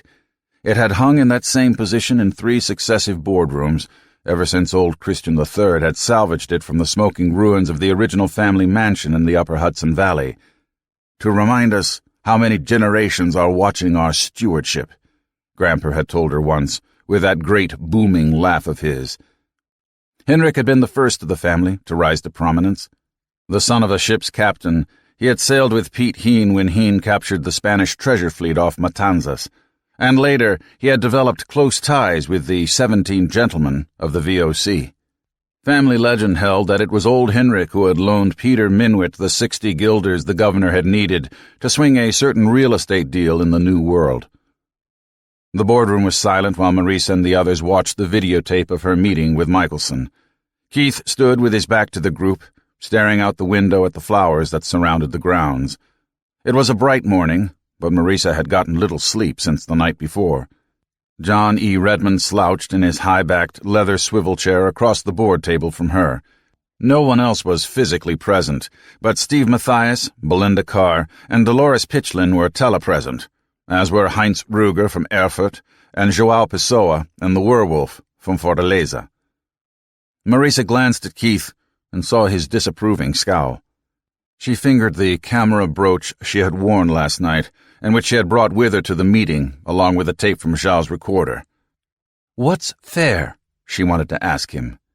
"They have a sky full of satellites and thousands of spooks and agents. Was it ethical for a government to spy on its citizens and on a friendly power, but not for the citizens to spy on the government? Don't bash the rich, either. The campaign accepts contributions from people in all walks of life." She stopped the recording. "Well," she asked, "did he ask for a bribe, or did he not?" "Sounded like one to me," said Gregerson. There was no doubt in his mind. Gregerson saw things in black and white. "I've dealt with enough procurement officers to know a solicitation when I hear one." Keith pursed his lips. "It's chock full of deniability." "You're talking like a lawyer, Keith," said Redmond. McReynolds looked at him. "And I wish you would, John E. Whatever happened to the preponderance of the evidence?" "We are not in a court," the lawyer reminded him. "Investigators only need probable cause." "Keith," said Marisa, "I was there. There was a definite threat in Michelson's words." McReynolds shook his head. "I listened to the tape, too, and I heard only a Washington flunky doing his job." "Perhaps I do not know the English well enough," said Ruger over the European link, "but your president is looking for the contributions. Is that not legal?" "They repealed the Hatch Act," Redmond told him. "Now they're seeing how far they can push the new limits. Michelson did not actually solicit a contribution." "No," said Marisa, "but the intent was clear. If I come out for the president and drop a hefty piece of change in the purse, all the difficulties in the way of Prometheus will melt away." "Always the goal, Marisa," said Keith McReynolds. She turned and looked at him. "What do you mean, Keith?" "If the goal matters that much, why not do it? Toss a few million in the pot, you can launder it so you don't violate the PAC laws, make a few speeches. Then Prometheus has a blank check and a green light." "No, Keith, I won't do it that way." "Why not? You get one opponent off our back, and they can run interference against Wilson and against the People's Crusades." "No, Keith, I'm not saying that Michelson's boss cannot be bought, but I am not sure that he will stay bought. If the wind shifts, he will tack with it. And there are other forces inside the government. It is a fiction that the president wields absolute control even in the executive branch. He can issue directives, but they will not always be followed 2 or 3 levels down.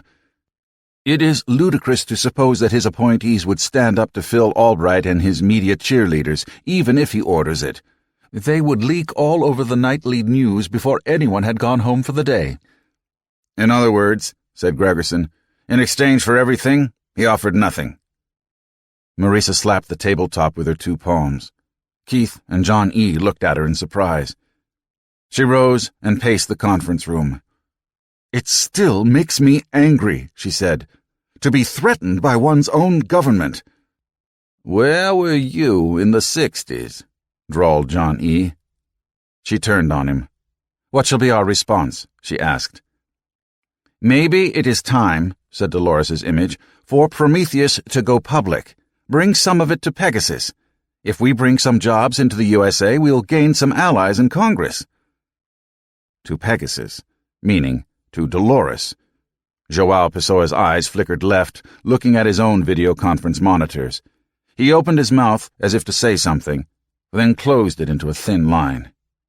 He had been silent for most of the meeting. Marisa wondered if he still smarted over his April Fool blunders, and was unwilling to remind everyone by drawing attention to himself. We are not ready yet, he said finally. The plank has tested well so far. The remote link has been repaired, and Krasnarov and the others have flown it successfully. We will be ready for manned cross-range tests in another month, but the design could still have hidden flaws. That is what flight test is supposed to uncover. If it were opened to the media prematurely, those flaws would be reported as failures, not as normal development work. Joao is right, said the werewolf. Remember the early phases of Mercury? The press went crazy. Our rockets always blow up. They had no idea that it was normal for flight testing a new bird, and it never seemed to occur to them that there were failed Soviet launches of which they never heard. Marisa looked at the screens. You think there may be a failure during the test series, Will? Marisa, said Gregerson somberly, it is almost a guarantee. We should keep it in the bag a while longer yet. The bag, said Keith, is beginning to look an awful lot like a colander.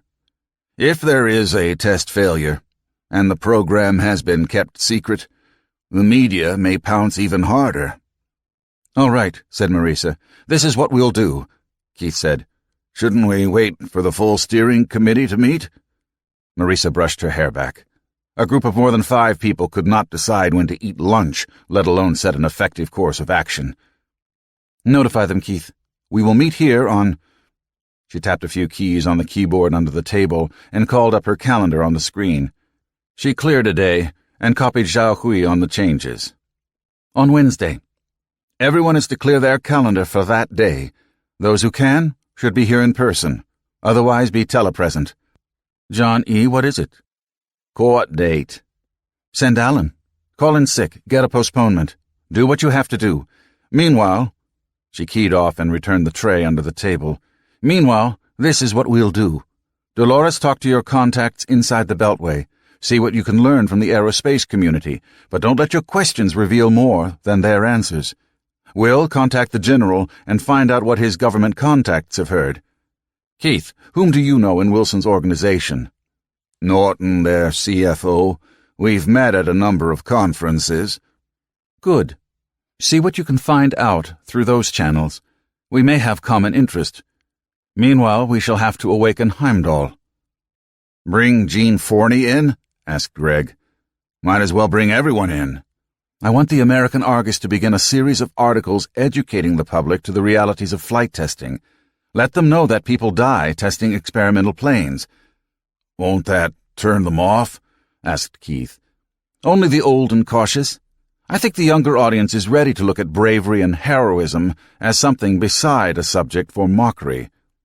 Then make a movie, said John E. Who reads newspapers anymore? No time, said Marisa. The test program will become public too soon. The Argus will have to do. Cliff downloads to 200,000 terminals and has hard copies in every hotel and vending machine in the country. Meanwhile, I shall meet with Jim Champion and sound out his views." There was silence in the room. Then John E. said in his slow drawl, "I thought we were staying neutral in the election." That was before the incumbent chose sides in my contest. "We don't know that Champion will be favorable." "No, but at least he may be neutral. Privatization is one of his planks. We don't want government support, only a lack of government opposition." Meanwhile, Johnny Redmond leaned across the conference table and hit the eject button. The VCR hummed, and the cassette emerged into his outstretched hand. "There are a few things we can do with this." Chris delivered the quarterly technical progress report on Prometheus 2 weeks later. He was not smiling when he did. Marisa read the report while drinking her afternoon tea in her office. She sat by the north window in one of the low leather chairs and, between sips, studied the charts and graphs. She ignored the columns of figures, checking only a few numbers at random to assure herself that there were no gross errors in the charts. She paid more attention to the assumptions behind each hypothetical scenario. No matter how well plotted and analyzed, the numbers were only as good as those assumptions. The value of the dollar, the trade balance, the expected reaction of the administration, the coming election, projected revenues versus operating expenses, projections, estimates, forecasts. She closed the report, and Christian, who had been pretending to study the space art with which Marisa decorated her office, turned and looked at her. "Well?" she asked, dropping the report to the coffee table. She knew Chris as well as she knew anyone, since childhood. And Uncle Chris, Christian Sr., had tried as hard as anyone in the family to draw father away from the booze and the pills. There was no reason for Chris to have flown all the way from Phoenix to deliver the FLG report personally, unless he had simply wanted to take tea with her, or unless he had something else to tell her. And he had not touched his tea. Chris nodded toward the red-covered booklet. "The problem with the forward-looking group is that they are optimists. Even their lower-bound forecasts may be a little rose-colored." "So?" He joined her in the nook by the window and stood looking out at the flank of Watchung Mountain. "So I formed another group to evaluate the same suite of scenarios with the same data we've been getting from the test flights down in the archipelago. The two groups worked in parallel. Neither knew of the other's effort." "Really?" "Yes. I've called the new team the Murphy-looking group." Marisa laughed, and Chris said, "It was Steve Mathias's idea." "I remember he said something of the sort," Marisa said. "A devil's advocate, he called it." "I wasn't sure of Steve at first," Christian admitted. "I thought he wanted to ride aboard the bandwagon without playing any of the instruments, but he has been pulling his own weight on the working groups and technical committees he's joined."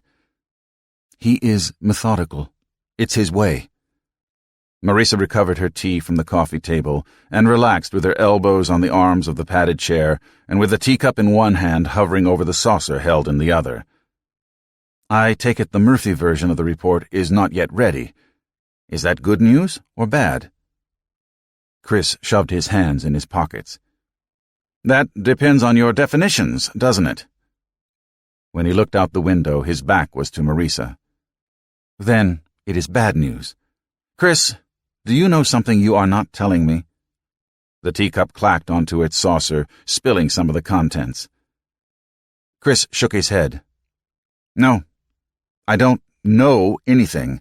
It's all projections, scenarios with Delphic probabilities. Have you spoken to Joao lately?" "Last week.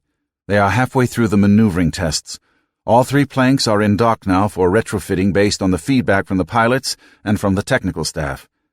You had better not tell me that Joao is withholding information." Her confidence in Joao's judgment had dropped after April Fool and had not yet recovered. Perhaps Steve was right. Perhaps you needed the realists more than the enthusiasts. "No," Chris assured her, "nothing like that. It's just that Murphy sees a wider range of performance profiles than FLG did, and that range overlaps the mass fraction critical point." This time she most definitely spilled the tea. Chris turned, startled, and took a step forward. Marisa waved him off as she put her cup and saucer aside and dabbed at her skirt with her napkin. "No, Don't bother, I'm all right. It's nothing. Chris, if we come in under the critical point, the Planck cannot achieve orbit with a profitable payload and return. Chris nodded. I know. It's a matter of achieving the expected engine efficiency with the aerospike. The data so far falls below the expected mean, and while one expects to fall below average half the time, 5 times in a row becomes suspicious. The design was supposed to be robust. Why was this not brought up before we froze the design approach? Easy, Reese. It is only a low-probability scenario. It delphied out to around 5%. The bulk of the projections fall comfortably above the critical point. Earlier feasibility studies concentrated on the maximum likelihood scenarios. Murphy checks the long odds. What do we do? I spoke with Joao yesterday, he told her, before I flew out. He's set up a cross-functional contingency team just in case. Mendoza is in charge, but no one will know anything for sure until we begin the high-altitude tests and we see what the engines can really put out. That will be too late. We will have to go public for the altitude tests. Marisa could not remain seated. She stood abruptly and crossed the room in a few quick strides to stand before the long mirror on the south wall. In it, she could see the window and Chris watching her. She smoothed her skirt and saw a brown stain down the front. Bother. She clenched her fists by her side. Joao and Governor Gomez had kept everything quiet by testing over the Atlantic out of the regular traffic lanes, but the altitude tests would take them up to suborbital and over other sovereignties, and that required public notification. Chris, I cannot go public only to have the design end in failure. We would look like fools. That sort of thing happens all the time in development testing, Chris pointed out. Even promising designs do punk out, you know. But investor confidence would not survive. Not for something like this. The public and the media are accustomed to scripted performances. They expect that when something goes before the cameras, it will work perfectly. Chris shrugged, as if to say there was nothing to be done about that. Look at the positive side, he said. Everything may work out. That's still the maximum likelihood after all. Marisa shook her head. No. Never copper Murphy's bet. She raised her voice. Hui? Yes, miss? Zhao Hui's voice from the speaker was soft, but clear. Cancel all my appointments for today and tomorrow, and reschedule. Find Keith and John E., and have them come to my office now. Then call the executives on the Planck Technical Development list and arrange a teleconference for 8 o'clock Eastern. No excuses, unless they cannot access a secure terminal. Tell Joao to include his tech people, Mendoza especially. Understood? Shall I repeat? No. Tell them it is priority 1. Out? Chris was grinning. You don't waste time, do you? Never. Chris, what are our options? Quick list? Well, Murphy has not completed its analysis. I cannot wait for Murphy. What do you have so far? Chris pulled his hands from his pockets and began ticking off on his fingers. 1. We can further lightweight the structure. Replace metals with ceramics or composites. Honeycomb the solid pieces. Or use solid smoke, if we can perfect the production problems down in our Houston lab. That would mean massive design changes on the next series of planks, and probably 2 years delay. We pretty much minded all we could on downweighting during the initial phase, but if it is a marginal situation, some marginal reductions may be all we need. Dubois, the pilot on Mendoza's task force, said that he would fly a cardboard box to orbit, but he had serious doubts about re-entry in that case. A fleeting, involuntary smile. Yes, that sounds like Ned. What else? She began to pace back and forth across the office while she listened to Chris. 2. When spin transistors become available, much of the electronics will shrink by an order of magnitude. Too long, and no milestone projections yet. Electronics is not the major weight driver. What else? 3. Trade payload for fuel. The Planck needs 544 megs of fuel to carry an 11 meg payload to LEO on an easterly insertion. It's a non-linear response, so we needn't trade kilo for kilo. No. What is the point of reaching orbit cheaply if we cannot take enough cargo when we do? FLG estimated that the Planck had a payload capacity of 3% of its gross liftoff weight. If the engine efficiencies do not come up to expectations and it wipes out that margin, we have no service to sell. What else? Chris glanced at his fingers. 4. More efficient engine designs. Better specific impulse. Horizon? 6 months to 1 year, with no guarantee. And a developmental engine instead of a proven design. What else? Look, Reese, Murphy's report will be ready next week. I don't remember everything Bryce told me during the briefing. What else? He looked at her and shrugged. Offload the fuel, or most of it. Use booster guns, laser launch. Someday. But we cannot even see the dust cloud on the horizon. I want to see this started in my own lifetime. What else? Chris had stopped counting. Take half the fuel load and refuel on orbit for the return trip. Cryogenic refueling in orbit has never been attempted before. There's a first time for everything. Where do the heavy lift tankers fall on our PERT chart? Chris grimaced and did not answer her. Go with the old Black Horse concept? Take off without oxidizer, fuel only, and suck air until rendezvous with a tanker at upper atmosphere? Black Horse was a winged vessel, horizontal takeoff and landing. The Planck could not perform such a rendezvous. We would be redesigning from scratch. Settle for suborbital capability. With fractional orbit transport, we can deliver cargo anywhere on Earth in a half an hour. I did not get into this to compete with Federal Express. I know we are counting on Earth-to-Earth services to carry us through the first decade until the markets adjust to the idea of inexpensive access to space. But if that is all we can offer, the project is a bust in the long term. What else? Fall back to Concept B. Ferry the Planck on the lifter and release it upstairs. 2 stages, but both manned, and everything would still be reusable. But the economics would be marginal. The cost of the spaceship is the financial driver. The price projections for a Planck fall between 1.5 to 3 million troy ounces. Double that or more by adding the development costs of the lifter, and we may be unable to underbid Ariane. And that is if the lifter can be developed at all, starting this late. The first lifters would not reach flight test for another 3 years, even with fast-tracking and concurrent engineering. You've seen the economic projections. Our window of opportunity is starting to close. Her pacing had carried her back to the window. Chris reached out and seized her wrist. Calm down, Reese. You are working yourself up. She tugged her arm from his grip. How long before Michelson learns of my meeting with Champion? Inexpensive access to orbit. I was so sure. I threw it in his face. Now you tell me the Emperor has no clothes? Only that the hemline may be short, Chris said coolly. If the Planck is a blind alley, we need to know that so we can try another. She knew he meant it. She knew he was the only person in the family who did not laugh at her behind her back.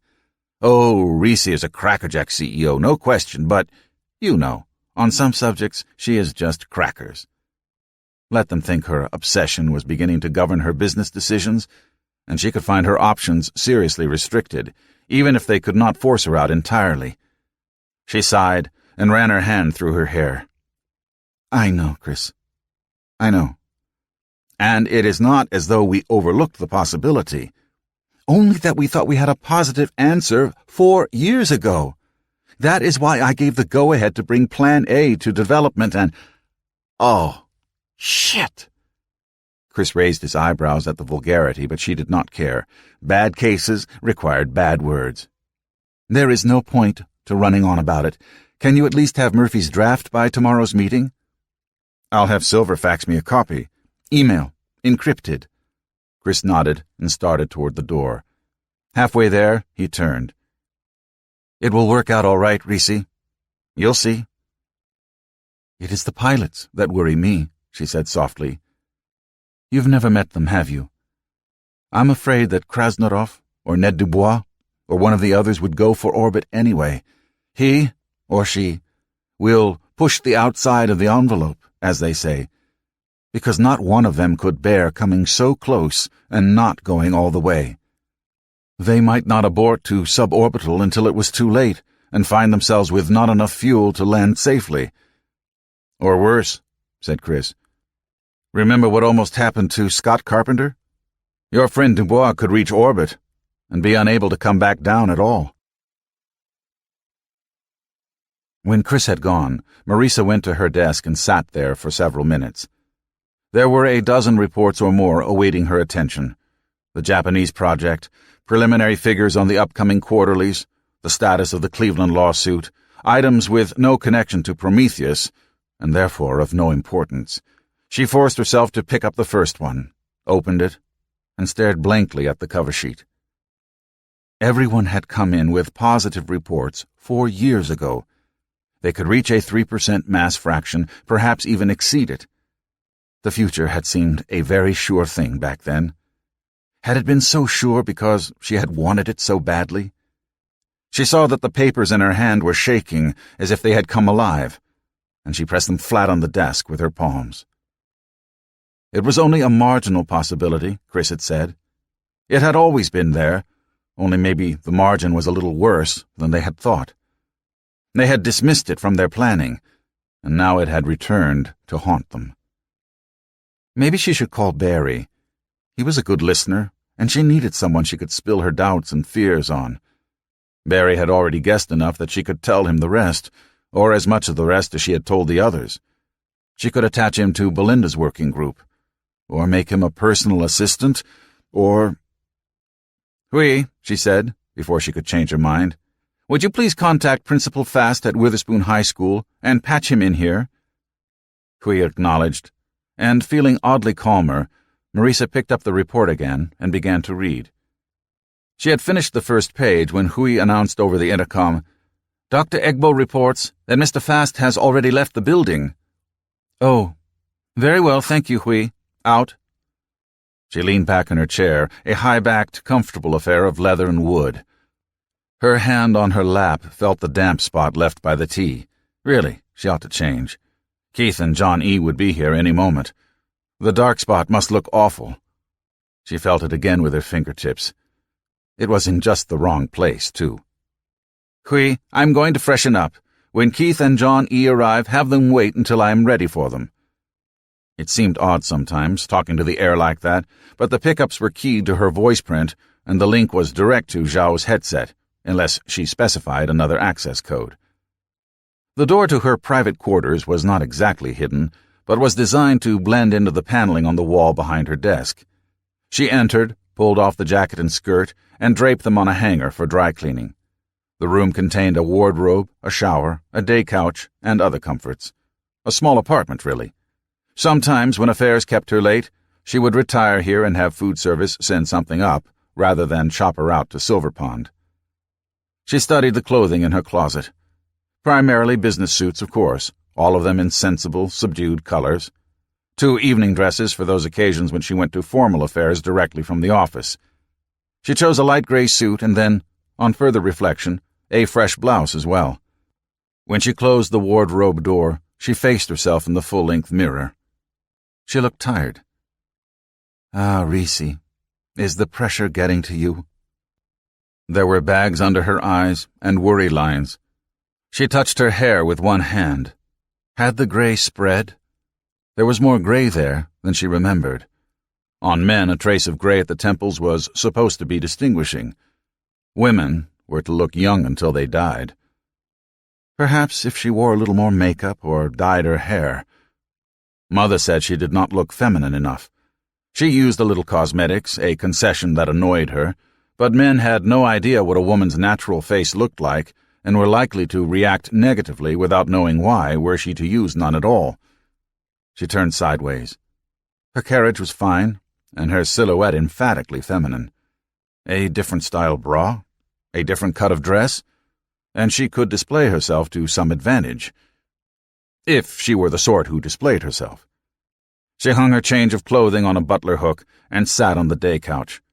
There was a telephone on the end table there, and she picked up the handset and punched Barry's home phone number. After 3 rings, a voice answered. This is Barry Fast. I cannot come to the phone right now, but if... Marisa hung up without waiting for the rest of the message. She sighed and rubbed the bridge of her nose. Perhaps she should lie down, just for a moment, just to relieve the tension. No, Keith and John E. would be waiting. There would be no rest, and tonight, little sleep. If worry and loss of sleep could solve problems, Prometheus Station itself would be built and in orbit by now. Interlude. Some things that can happen to you when someone very important takes an interest in your life. Department of Regulatory Affairs, Bacchus Winery and Distilled Spirits. Holly Bateson picked up the letter as if it were roadkill. "What the devil is this all about?" she asked aloud. The rest of her staff tucked in their shoulders and kept silent, which did not matter since the question had been rhetorical. "Get me Clarkson at the ATF." That was not rhetorical, and her secretary had begun punching the numbers even before the exclamation point twanged into the wall like a flung dagger. Holly talked large and walked wide. She was a ranch gal from the Wyoming boonies, after all, and you got nowhere fast by taking small steps. But her people knew how to filter the excess punctuation and knew when she was dead serious. "Clark," she said when she had the alcohol, tobacco, and firearms agent on the line, "what gives with this letter of yours dated the 29th? Your clerical folks get your files screwed up?" "Holly, it's always a joy to hear from you." Clark's voice sounded wary, but maybe it was a bad connection. "Which letter was that?" "You know damn well which letter, because you know damn well what goes down in your own office. What happened to the approval? I thought the label was a done deal." "Well, now, I don't think I ever said that. I said I didn't see any insurmountable problems, but the word came back from Washington, and they have better lawyers back east than we have at these dinky field offices." "Oh, don't try to BS a BSer, Clark. The front office shoved some orders down your throat, and you had to gag and swallow. Hell's bells, we've all had to do that a time or two. What I want to know is why. Which I did we forget to dot, or which T did we forget to cross?" "It's more than that, Holly. It's the whole label concept, putting the ingredients on the label. The Bureau doesn't care much for false or misleading advertising. That list was true and accurate, and you know it. Putting the ingredients on the label, especially all natural ingredients, you mislead people into thinking that wine and beer are nutritious. They are, Clark, in moderation. Damn it, you've read the medical studies. I know you have. Besides, they put ingredients on colas and sugar-coated chocolate bombs. They're required to. Tell me those are nutritious. That's the FDA, not us. And that does not explain why you rescinded your approvals of the other two labels. Damn it, you approved the Cherry Blossoms label almost 2 years ago. It's in production. They tapped the first casks a month ago." Clark's voice took on a more severe tone. "Upon review by higher-ups," he said, "it was felt that the name Cherry Blossoms was too enticing and created an impression that the contents were harmless." Holly took the phone away from her ear and stared at it a moment. Then she resumed the conversation. "Clark, try to follow me on this. It's a label. Labels are advertising. They are supposed to entice. It's Bureau policy not to encourage drinking. They repealed prohibition, Clark. Maybe they forgot to tell you. This isn't prohibition, Holly. It's... Look, Holly, I'm really sorry. I signed off on those approvals myself, and if I had my druthers, there is a gang of racist gun runners operating out of Boise that I'd sooner be dealing with." He laughed, a little too suddenly. "'Cause they are sure enough easier to deal with than you." Holly thought for a moment and tugged at her chin. "Clark," she said at last, "they try to shove something down your throat that you can't swallow. You can always upchuck." "What are you trying to say, Holly?" "There's something in the woodpile that smells, and it smells political. Dealing with a bureaucracy is one thing. Dealing with one that changes its mind after the fact is another." "Hell, Holly." And Clark's voice was weary. "We do that 8 times before breakfast." Plant Manager's Office, Era Forge, Thor Machine Tools Division. What the hell? Sandy Hoover read the letter again. Surely it could not have said what it appeared to say. But it did. A judgment against the company from the Postal Service for using Federal Express for non-urgent first-class mail. A fine plus damages? The Postal Service? They couldn't be serious, could they? Yes, they could. Vendor Quality Assurance Department, Asclepios Medical Device Division. Ike Feldman threw the audit report across the room, and the pages went flying every which way. He knew he would have to collect the pages later and recollate them, but nevertheless, it gave him a feeling of immense, if futile, satisfaction. Findings I can live with, he complained to the rest of the room. If there's a hole in our quality system, I want to know about it. But this? Was that the GMP audit report, Ike? Asked Doris. Ike stared at the fluttering pages. Yeah. I guess they want some corrective actions. We had a death in the field, he said, and slumped into his chair. You always hated to hear that one. You always hated to hear that you had helped build something and that it had killed someone. But no one ever asked how many would die if you didn't build them. The auditor went through the use-as-is dispositions on rejected components and traced one of them, a DCC-478, to the failed unit. He picked up the inspection report with the Material Review Board stamps on it. That was his signature on the bottom, bold as John Hancock's. Damn, said Doris. That sounds bad. Oh, it'll sound worse on the TV news.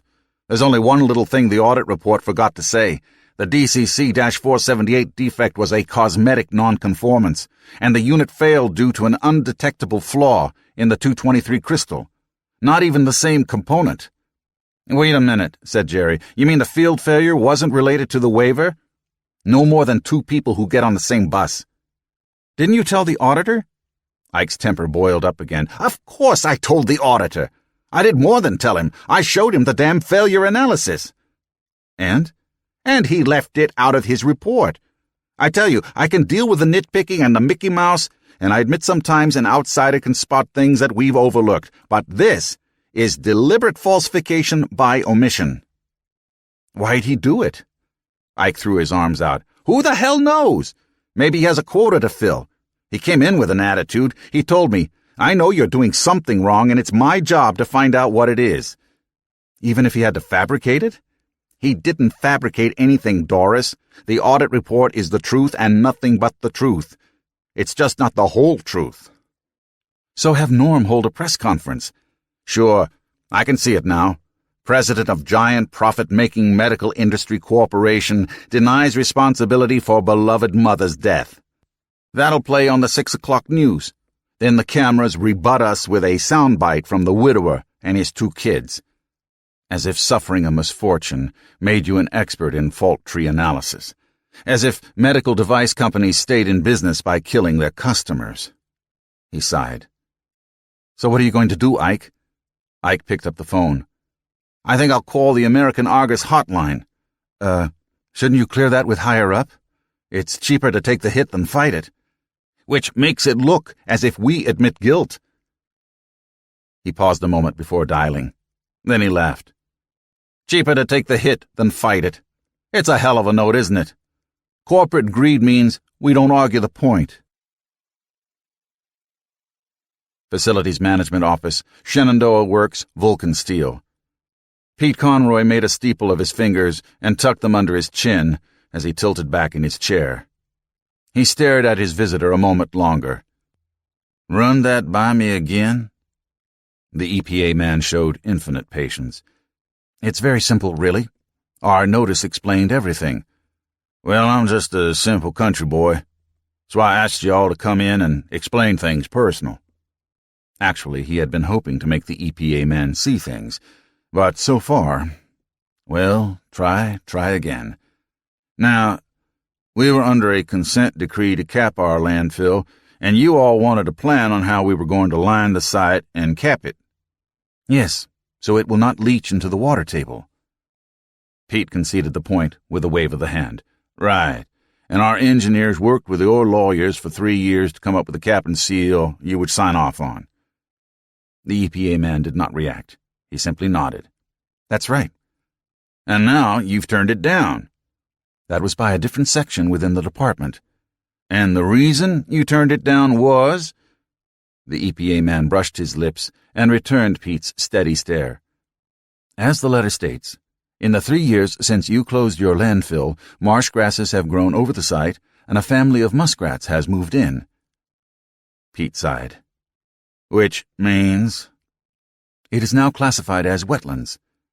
"So, I can't do anything to disturb it." "Correct." "Follow it through to the bitter end."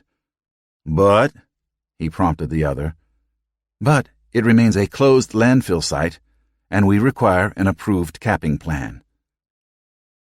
Only there was no end. They kept going around and around. John Witherspoon High School, Mentor Academy's subcontractor.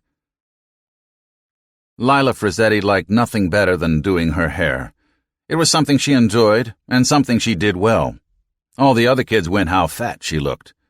So it was only natural, when the school announced the marketplace project, that she thought about running a hair salon. It was kind of complicated, because you had to raise money and buy your equipment and stuff. They said there was a law that she couldn't just use her stuff from home, and you had to rent the space on the athletic field from the school. Though she didn't know why. Did stores have to rent their own places? And on top of everything else, she had to figure rates and margins and what prices she should charge. Greg went how she didn't need a head for figures, because her head already sat on the best figure in town. He tried to help, because he had taken accounting and bookkeeping, but she thought it might get in the way of their relationship, so she asked Billy Whistle, who was only a sophomore but was really good with numbers, if she would help. And Billy went how she would, but only for a share in the profits. They settled on 90-10, and Greg would audit the books. Billy ended up selling her accounting services to half the kids in the marketplace. When the first market day came, Hair Delilah did pretty good. 3 girls came into her tent, and 2 more made appointments for the next market day. Lila thought she did pretty good until Billy pointed out that 3 hairdos did not pay back the money already spent on the combs and stuff, not to mention the sterilizer jar and— She made Billy explain about break-even over and over until finally she thought she understood. But the thing that made the least sense of all was when the man from the city came and tried to make her stop. He went, "You can't do that without a city license." And she went, "Why not?" And he went, "Because of public health." And he goes how it's like $1,000 for a license. All the barbers and beauticians had to have them or they couldn't do other people's hair. So Lila wanted to know if it was okay if she did her friend's hair at home like they sometimes did when they had sleepovers, and he said how that was okay. So Lila asked what happened to the public health questions, and the city guy got mad and said, "Show respect, young girl." And Mr. DeYoung, who happened to be walking past, said we did not need the government to protect us from a bad haircut, and public health was not the issue, but collecting license fees was. And wasn't this settled a year ago with the city clerk's office and the city guy? He goes how that was then, and this is now, and it's pay up or we shut you down. And Lila said, "Pay up or we shut you down," she mimicked. "You sound just like my daddy when he's on the phone." The city inspector turned an annoyed face to her and said, "Yeah? Who's your daddy?" "Dominic Frizzetti," said Lila. The inspector's face paled. "Dominic Frizzetti?" Lila nodded, and the man carefully tore the citation he had been writing into quarters. "We'll make this a warning, then." Sometimes Lila did not want to know what her father did for a living. What the other kids said, it was all lies. But sometimes she found it useful to pretend it was true. Later, she saw Mr. DeYoung talking to a man and woman wearing headphones who had come out of a van parked at the end of the row where the tents were lined up, and one of them made an OK sign with her finger and thumb. But Lila had no idea what that was all about. Post-Operations Manager, Poseidon Shipping. Jimbo Henderson was grinning when he stepped into the port manager's office. "Karen told me we finally got the EPA reply. When can we start dredging?" Larry Delgado shook his head. "We can't. They want us to pull a new set of sediment samples and send them down to their lab." "A new set?" Jimbo scratched his head. "Why? What was wrong with the old set?" "Nothing. It's just that the permit application's expired, and we have to start the process all over again." "What the hell? Larry, it's been 3 years we've been waiting for the dredging permit. The berths are silting up. If we don't start dredging soon, we won't be able to dock the big ships anymore." The port manager shrugged. "The permit applications were good for 3 years. But it was the EPA that delayed things. We gave them the samples 6 months after we filed, and so did the other shippers who operate out of here. What have they been doing for the last 2 years and 6 months? 2 years and 6 months and 1 day. It doesn't matter. It's their game and their rules. Karen's already started the refiling process. Tell your chemists to begin pulling the cores today." Jimbo tossed his hard hat to the floor. "And wait another 3 years and hope they finish their analyses before the new permits expire? Hell, we've had our own analyses done 2 weeks after we pulled the first set. Larry, if this port goes another 3 years without dredging, every shipper in the harbor will have to shut down. They'll have to anchor the freighters and tankers out beyond the breakwaters and offload everything onto lighters. Can you see unloading an oil tanker that way? If they were worried about spills in the bay, they're worried about paperwork, and there's nothing you or me can do about it." The port manager's eye drifted toward his telephone. "Well, almost nothing." Managing editor, The American Argus, Heimdall Communications. Gene Forney studied the memos and arranged them on his desk, checking the dates on each one against the reporter's notes. An interesting pattern. A very interesting pattern. But why? The phone rang and Gene answered it, and his secretary told him it was the FCC. 5 minutes later, after a one-sided discussion of broadcast license renewals and fairness doctrine regulations, he hung up. He pondered the phone call for a few moments. Then he pulled a sheet off his memo pad, scrawled a few notes, and added it to the growing pattern on his desk. The observatory, Silver Pond. Styx twisted from side to side on the little stool while she watched the rich lady aim the telescope. It was a warm night. The seasons had not yet changed. Through the slit in the roof, an anonymous jumble of stars looked down. Now that she had her driver's license, Styx could come out here more often. Here or anywhere. Away from the house. Tonight the rich lady was hunting for a rock in the sky, an asteroid she had been tracking. Oh, damn. The rich lady hardly ever cussed, even when she was mad, so you knew she had to be royally ticked for even a damn to squeeze out. "Is something the matter, Miss Van Hoyten?" The rich lady never let anyone call her Marisa, even other grown-ups except a few old friends, and Styx did not see that it was worth making an issue of it. The rich lady let her hang out. Sometimes they spent time together, like now. Sometimes Styx just sat alone in the roost or outside on the walkway around the observatory just to think about things. Why jeopardize a sanctuary? Where would she go if she couldn't come here? Hang out with the dorky mall rats? Go cruising Queen Anne Boulevard and pick up guys? So she Miss Van Hoytened whenever she came to Silver Pond, even though it sounded really herby. The rich lady, she could have her private names, sighed and pulled back from the eyepiece. "No. Yes, I am sorry, Styx, but I have been irritated all week. When there are more laws and regulations than any reasonable number of people can enforce, the enforcers must pick and choose which rules they will enforce and when and against whom. And that makes enforcement essentially arbitrary and, ultimately, a political tool to force people into line." "I don't understand." The rich lady shook her head. "No, it is my problem, not yours."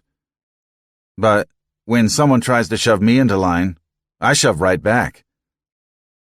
Marisa Van Hoyten smiled faintly. "Yes, I suppose you would. You and I are alike in that regard." She was talking to herself, Styx realized. Something big, Styx decided. Something business. The rich lady swiveled back toward the telescope. "Unfortunately, I have allowed my preoccupation to sabotage my relaxation. I must have done some calculations wrong. Either that, or there is a perturbation that I've failed to take into account. Didn't the rich lady ever use contractions? It made her sound prissy and uptight, and she really wasn't, not when you got her talking on a starry night. Could Marisa Van Hoyten say, "Nuts, I've been so hung up I can't hang out," and still be Marisa Van Hoyten? Maybe a simultaneous translation would help. "Will the moon be up tonight?" she asked. It was more fun when they got to look at the moon.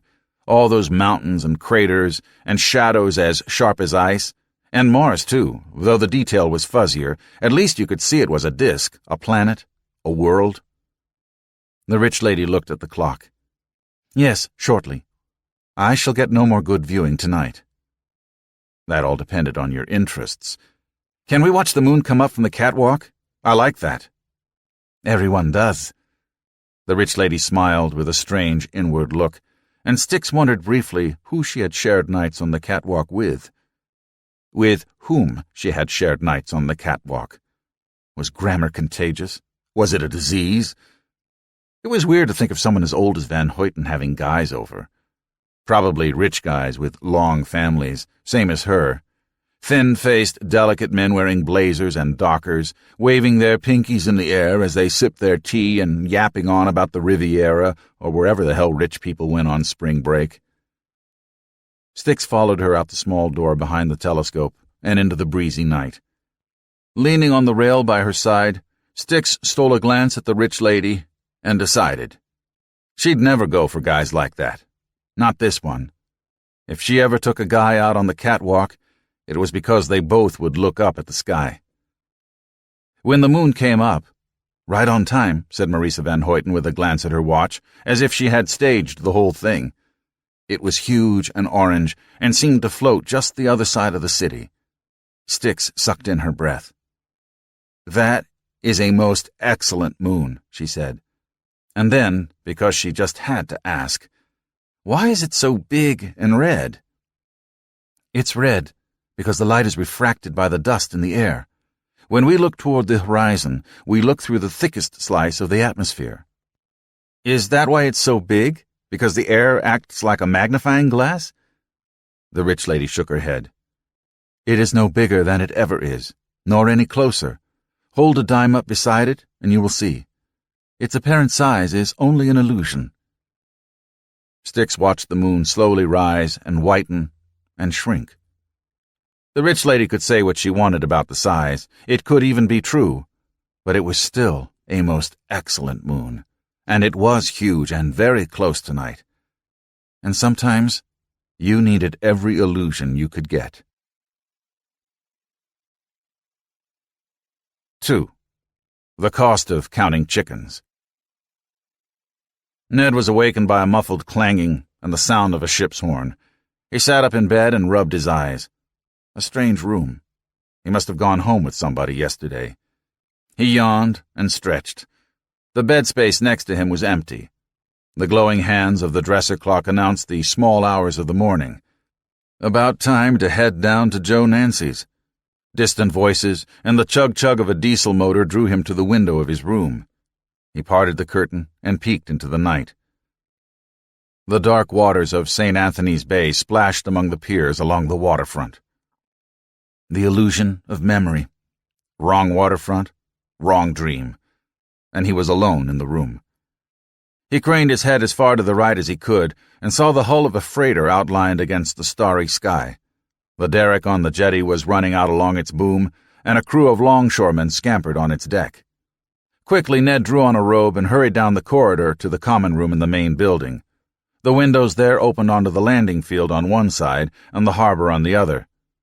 When he pulled the curtain open, he could see the cargo rising on its hoist, the by now familiar truncated cone. "Is that number 4 being delivered?"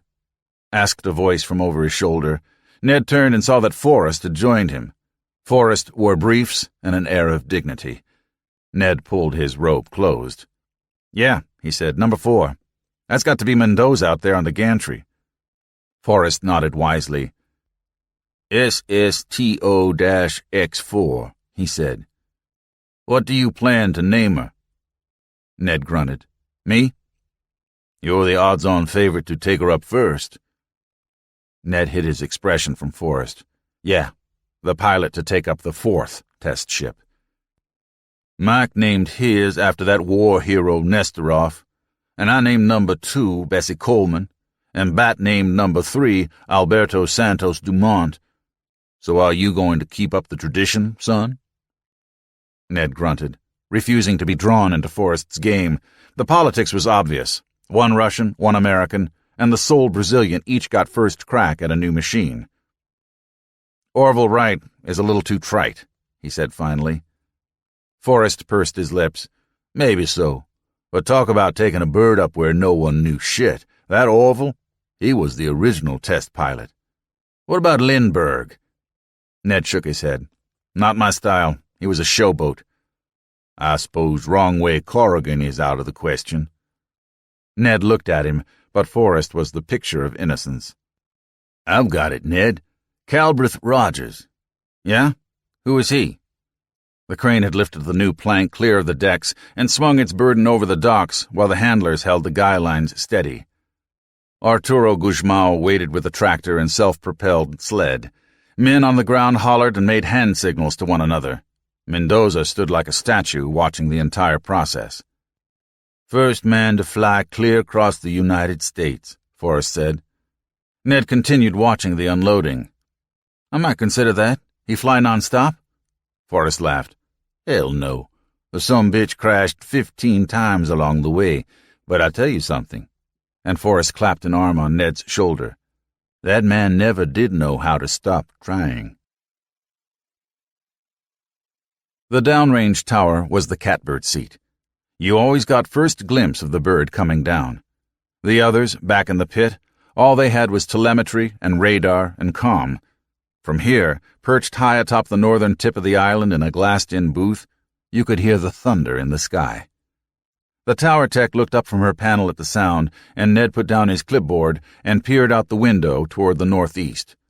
SSTO-X3, Alberto Santos Dumont, was only a speck among the clouds, but it grew even as Ned watched. He checked the tower clock. Right on the profile. Bat was nothing if not punctual. He pressed his face against the big, gimbal-mounted binoculars and watched the descent. Nose down, to simulate orbital re-entry. Flight, this is downrange, said Ned. He spoke aloud for the pickups. We have Bat on visual. You always lost your name when you worked mission control. You ceased to be Bonifacio and became Flight. You were no longer Katyushka, but Calm. Only the pilot kept his name, as was fitting. Copy? Downrange? De Silva was coming in fast. It always looked too fast. Come on, you Carioca. You've got to land on your ass, remember? Bat did not have to remember. Only the computer did. But you never could tell. Ned had watched the rotation maneuver twice from downrange, 5 times from flight control, and once from inside the can itself. The worst part was waiting with your hand over the switches, just in case. Mendoza had told him that rotation was not the most dangerous part of the landing sequence, that in an actual orbital descent, peak dynamic pressure, max Q, would reach 260 psi, and acceleration would hit 1.2 Gs, and if you got as far as attitude rotation, you were already past that. But Ned had said worst, not most dangerous. The pilots called the maneuver the swoop of death. Unofficially, of course. A K-turn in the sky, swoop down, then up, then descend bottom first. Commence rotation. De Magalhaes' voice, Flight, came through clear on Ned's earphones. Tiny puffs of smoke blossomed on the vehicle's sides, the attitude control engines. Rotation maneuver initiated, said De Silva. Attitude engines firing, Ned announced just so they would know he hadn't fallen asleep. The instrument tech turned and grinned at him, and he grinned back at her. Telemetry was recording all of this faster and in more detail than any human eye or voice, but the chatter filled a need they all had. Yes, we are in charge of this. Yes, everything looks good. And come to think of it, only Ned was able to say, yes, the damn things really are firing. The approaching spaceship slewed sharply upward, as if Bat had suddenly changed his mind about landing. Ned switched frequency. "I can see your ass, Bat." "Then you can kiss it, Ned. All engines idle, bringing up 1 and 5. Dull flame erupted on the base of the vessel. "Radar has you 200 meters north by northwest of Pad Center," Ned reported. "Commence translation," said Flight. "Translation," Bat acknowledged. The side thrusters on the ship flared, and Ned guided him until the ship was over the pad. "Landing thrust," said Flight. "Landing thrust," said Bat. The thruster flames brightened. As the ship descended, they grew into a pillar of fire. 600 meters, down at 20. Landing gear deployed." Ned swung the binoculars around as he tracked the craft in. Over the pad now. Hydraulic legs popped from their sheaths, and Ned confirmed the fact to Bat and to Mission Control. Like everything else, from the titanium aluminide aeroshell and carbon silicon carbide heat shield to the aluminum fuel tanks, the landing gear was off the shelf. Ruger AG had been making them for VTOL aircraft for decades. Daedalus had not quite ordered parts out of a catalog, but this was the next best thing. A junkyard rocket, Forrest had called it. The bird was put together from proven components and subsystems. Of course, so had been Frankenstein's monster. "Everything nominal," announced Bat. "Down at 0. Famous last words. Ned's fingers clenched the binoculars. It was a lot worse watching. Inside the craft, you were too busy to worry. Someday, it would be routine. After 20 or 30 launches, the fist in the gut would relax. That's when it will happen. Just to remind us. A pillow of flame and smoke billowed under the craft, cushioning it. The ground effect. Santos Dumont eased into it and disappeared.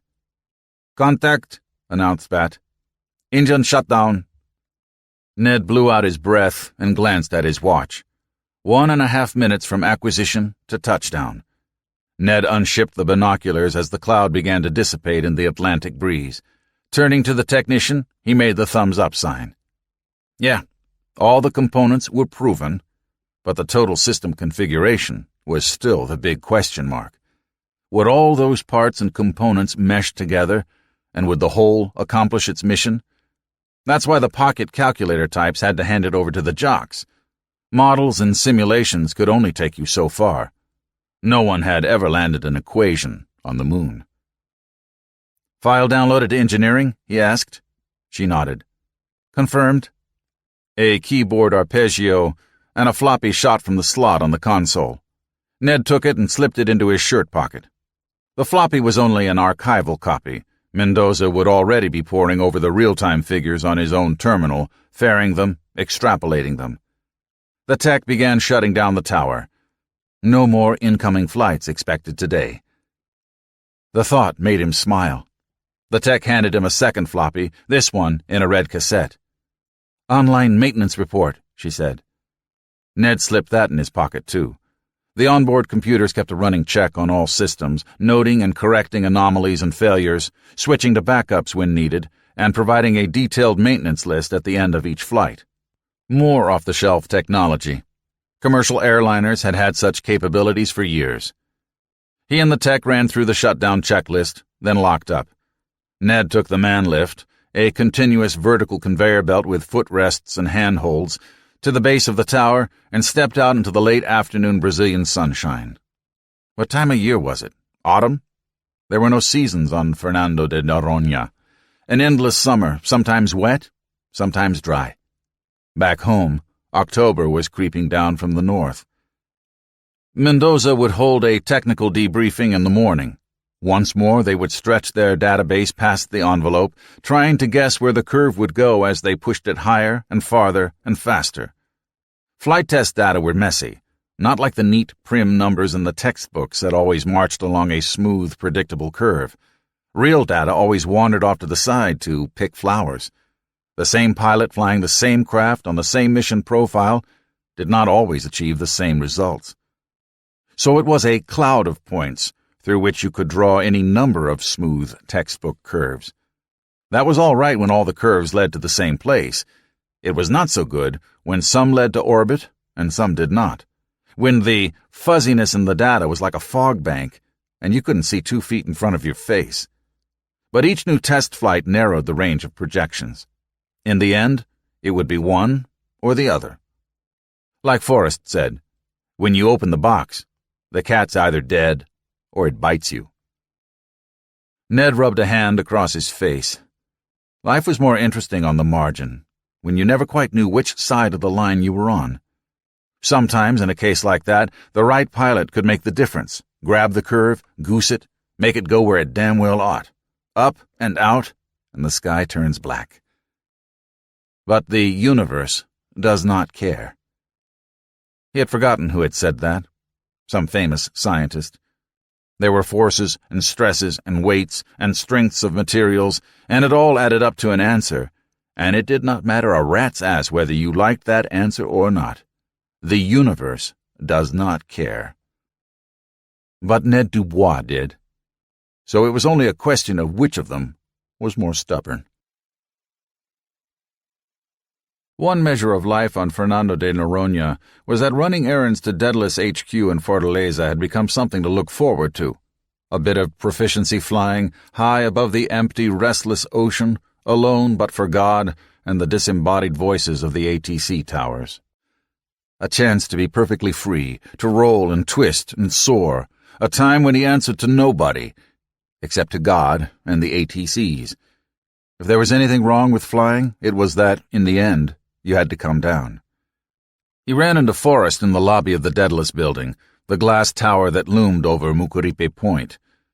The lobby was an alien world of green marble flooring softened by planters and arrangements of large chrome tubes, as if a giant had smashed a pipe organ and scattered the pieces about.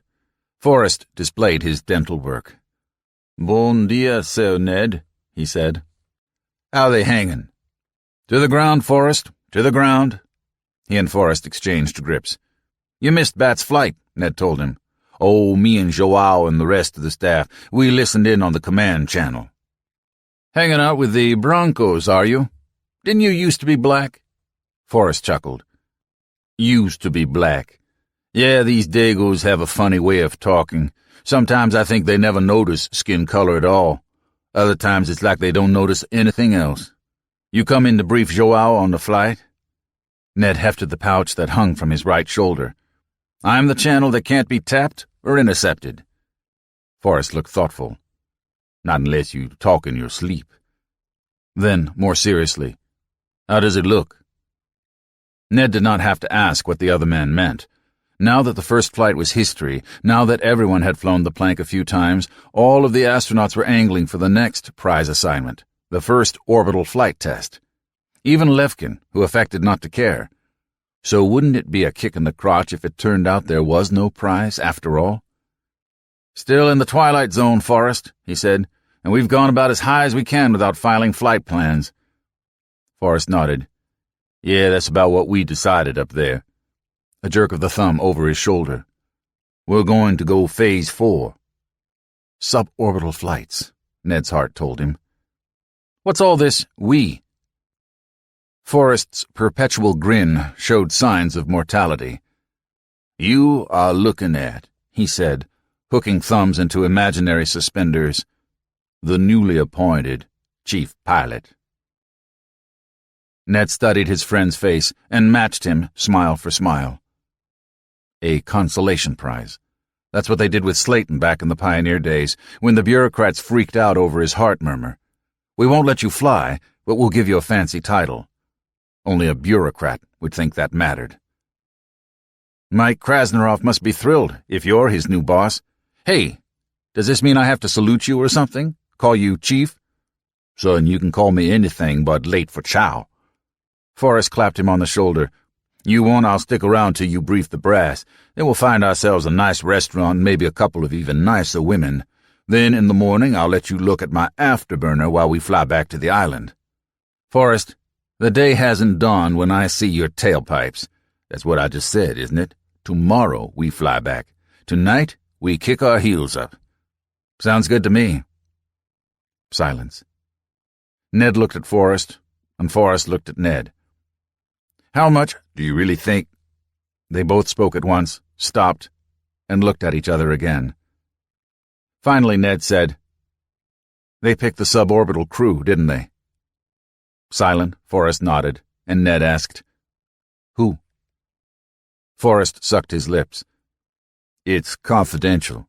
They'll announce it next week." "I promise I'll act real surprised. Tell me who it is." Though if it wasn't him, what did it matter? "Two-man team," said Forrest at last. "They're going for a big show on this. Flight plan reads Fernando to St. Petersburg." "Jesus, that's halfway around the world."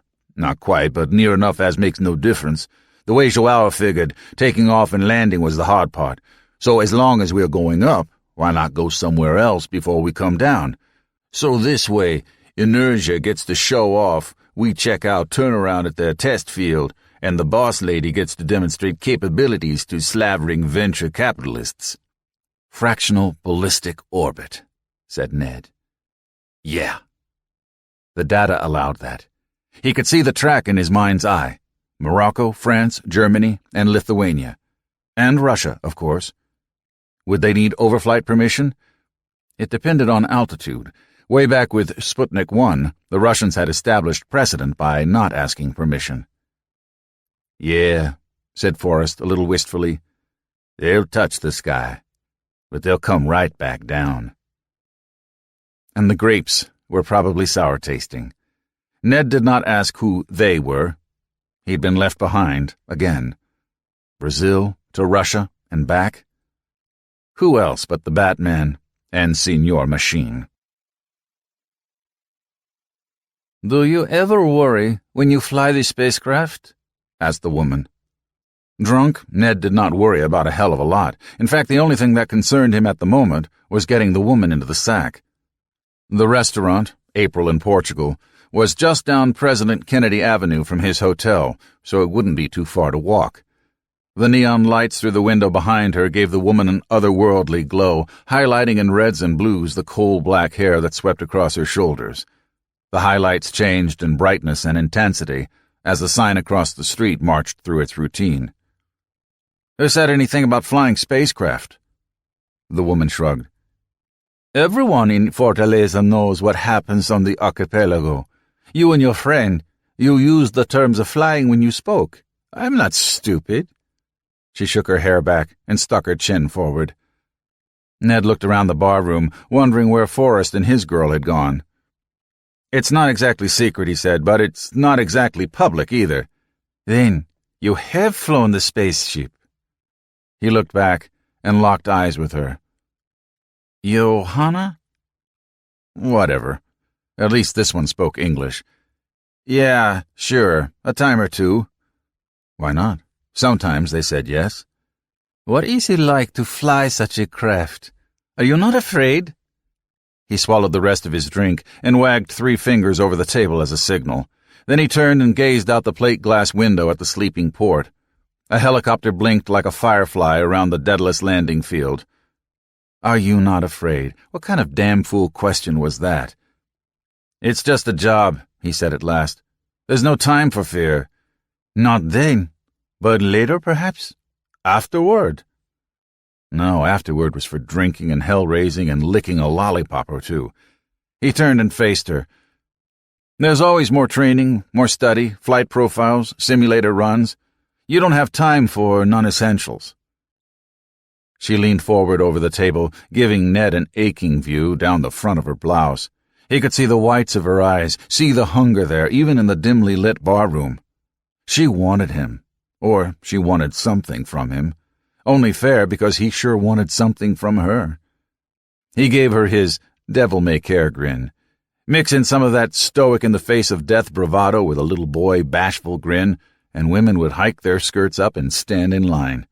They all wanted some of that flyboy potency. A man would have to have a heart of stone to turn them down. Sure, you could auger in, but you could cash out just crossing the street. Hell, I'd be in more danger on the Schuylkill Expressway back home. If you ever thought about everything that could go wrong on the highway, you'd never take your car out of your driveway. Flying's no different, Betsy. Just a different set of risks, is all. She gave him an odd look. "Is something wrong?" he asked. "No, nothing." The woman asked some more questions, and Ned answered a few. Maybe not enough, and maybe not the answers she wanted to hear, because in the end she did not go to his room with him. He carried the ache down the street with him, and made his way alone to his room, fumbled the key, and dropped it twice before he could let himself in. Inside, he dropped on his back onto the bed and stared up at the slowly twisting plaster ceiling. God, he always drank too much. He was going to be sick. When he closed his eyes, he saw the woman's breasts when she had leaned over the table. He could imagine reaching out and caressing them, imagine the nipples stiffening under his fingertips. Oh, yes. Her tongue would have been sweet and agile in his mouth, her legs lissom and strong around his waist. Oh, yes. From the room next door, he heard the steady rhythm of bed springs. The ache was still with him when he rolled off the bed and dragged his sorry carcass to the writing table by the window. There was a cheap ballpoint pen and a portfolio with hotel stationery inside. He pulled out a sheet and wiped it smooth with his hand. Then he began writing. How long had it been since he had slept in his own bed?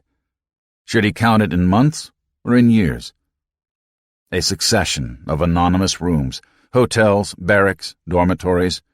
Sometimes he lived in them, sometimes he just slept in them. The tract homes of bored housewives or the city apartments of starry-eyed working girls, in and out and gone, never leaving behind anything permanent of himself. Are you not afraid? If the ship came apart on you, tens of thousands of feet in the air, you'd never even get a chance to fall. The wind velocity would strip you naked and tear your arms and legs from your body. Everything had a breaking point, a limit beyond which everything fell apart. People, air sheens, marriages. With a new design, who knew where those critical points would lie? At what radius of turn? At what angle of climb? Maybe if I push it a little bit more, maybe... Now, uncontrolled vibration, dynamic coupling, flat spin, mind and hand working coldly, urgently. Try this, try that. No joy, no joy. Flying on the edge was the ultimate thrill, and it exacted the ultimate price. Damn that woman anyway. Having asked the question, she could at least have helped him forget the answer. He wrote for more than an hour, not even bothering to turn on the table lamp. A long letter, laying it all out, explaining himself to little Lizzie, wanting Betsy to understand at last. In the morning, though, when he reread what he had written in the night, he saw that it was drunken gibberish, so he tore it in quarters and dropped it in the trash can. Then he banged on the wall to wake up Forrest, because the sun was up, and it was time to ride Sky. De Magalhaes named Forrest Calhoun and Gregor Levkin to the backup crew, and Forrest managed to look surprised when he did. They trained with Bat and Mike, went through the same simulations, the same routines, until they had them down cold. Every possible permutation and combination of the transglobal flight was studied, analyzed, and rehearsed, until the responses became second nature, until the body could act without precious seconds lost in thought. They do it that way, Forrest explained, so that whatever kills us will be something new. Ned pretended to laugh at Forrest's jokes. At the end of a good simulator run, he congratulated the crew and smiled his most sincere smile.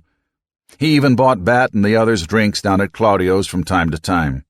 He threw himself into Mendoza's task force as if it were important. At night, though, he practiced the flight scenarios himself. Sometimes alone, sometimes with Bobby or the Volkovs. They all had access to the simulator during the off hours. They all had dreamed of making the flight themselves. Ned wrote 3 letters to Betsy and 1 to Lizzie, and destroyed all 4 without mailing them. What could he tell them? That he had washed out again? That this time he had not had what it took? Betsy would not understand. Betsy had never understood. Ned spent a lot of hours at Claudio's, and with Claudio's sister, where no explanations were needed. Claudio's was never too lively, but at mid-afternoon it could make a cemetery look like a disco. Ned was the only one in the place beside Claudio and his sister. A perfect audience to spill his guts to, because Claudio never listened, and Gisela had no English. What she did have was a ready smile, large brown eyes, and smooth olive skin. And she never buttoned her blouse, tying the shirt tails together across her midriff instead. Gisela knew how to please her men, whether in horizontal acrobatics or simply as a ready pair of ears. She took it all into herself, everything the man poured forth, with all of a village girl's unstudied enthusiasms. Sometimes all a man wanted was to have his beer glass refilled, and she would do that too, with the same delighted smile. "I mean to take her up," Ned told Gisela. "The rocket ship. Me." He slapped his chest with the flat of his hand and made his left hand whoosh into the air.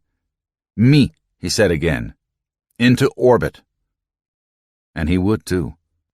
These flights, they were only rehearsals, and Ned would get his dibs along with the other also-rans, but Phase 5 would come soon enough. By then, they would all know the ship, know how she handled. Krasnarov would still be prime pilot, he would still be Senior Machine, the Iron Mike, who had taken the bird up when no one knew shit. But it was the orbital flight that mattered. Glenn had gotten more fame than Shepard, and it was Lindbergh that people remembered, not Reed, not Alcock and Brown. Gisela nodded her agreement. "You specimen," she said, which was as close to spaceman as she had ever gotten. Sometimes Ned did feel like a specimen, and a poorly preserved one at that, the alcohol notwithstanding. Homo intoxicatus.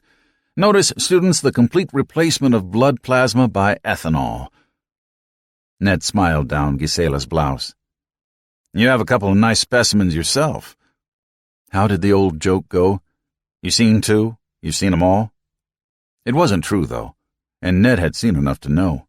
They came in a fascinating variety of shapes, all of them paradoxically perfect. Gisela's were full and round and soft.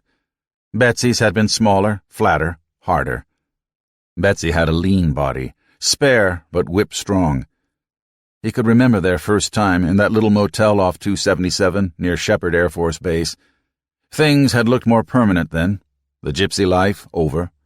Ned had thought that he would finally settle down, and something about the waitress in that Wichita Falls steakhouse had stroked his fancy. Maybe it was the way she kicked the Texas two-step. Maybe it was the brazen way she looked him over. Nothing shy about Betsy. Nothing undressing under the nightie about a Texas cowgirl. Shit. Sex had never been a problem. At least, not sex with each other. They had simply drifted apart over the years. The flyboy glamour wears off when you bring it home every night, and that C&W music had probably conditioned her from birth to expect betrayal. Perhaps, when it finally came, it came almost as a relief. The door swung open, and Forrest Calhoun paused a moment in the doorway while his eyes grew accustomed to the dimness. When he came over to the table where Ned sat, his boots boomed on the plank flooring. He pulled a chair out, reversed it, and straddled it. A glance at Gisela sent the barmaid flying. "A little early for tying one on, son." "I like to get a good head start." Ned reached for the bottle, but Forrest's hand closed over his. "What the hell you playing at, son?" "None of your damned business." "The hell it ain't. Someday I may have to depend on your good judgment, and I'd like to think you had some." Forrest pried the bottle from Ned's grasp and set it just beyond his reach. "Seems to me this is what cost you the Air Force bars." "Fuck you, you black bastard." The pressure of Forrest's hand increased.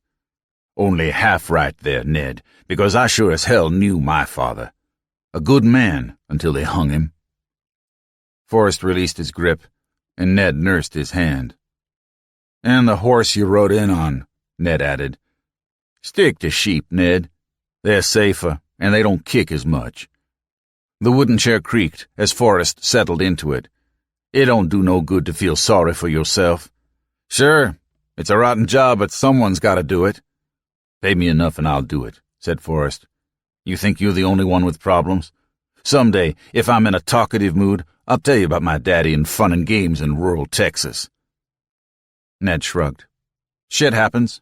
"Yeah, but you don't have to supply the raw material yourself." "Well, that sounds real fucking profound, Forrest, but what's it supposed to mean?" Forrest pushed his chair back and stood up. He looked at the table, then at Ned. Then he picked the bottle up and set it down hard, right in front of Ned. "You figure it out." He turned to go. At the door he paused and turned. "Reason I came to look you up, old son, is there's been a change of plans. Bat's out. He slipped on the steps coming out of the simulator. A grease spot that wasn't cleaned up. Broke his arm. Itor is holding a safety meeting in—" He looked at his watch.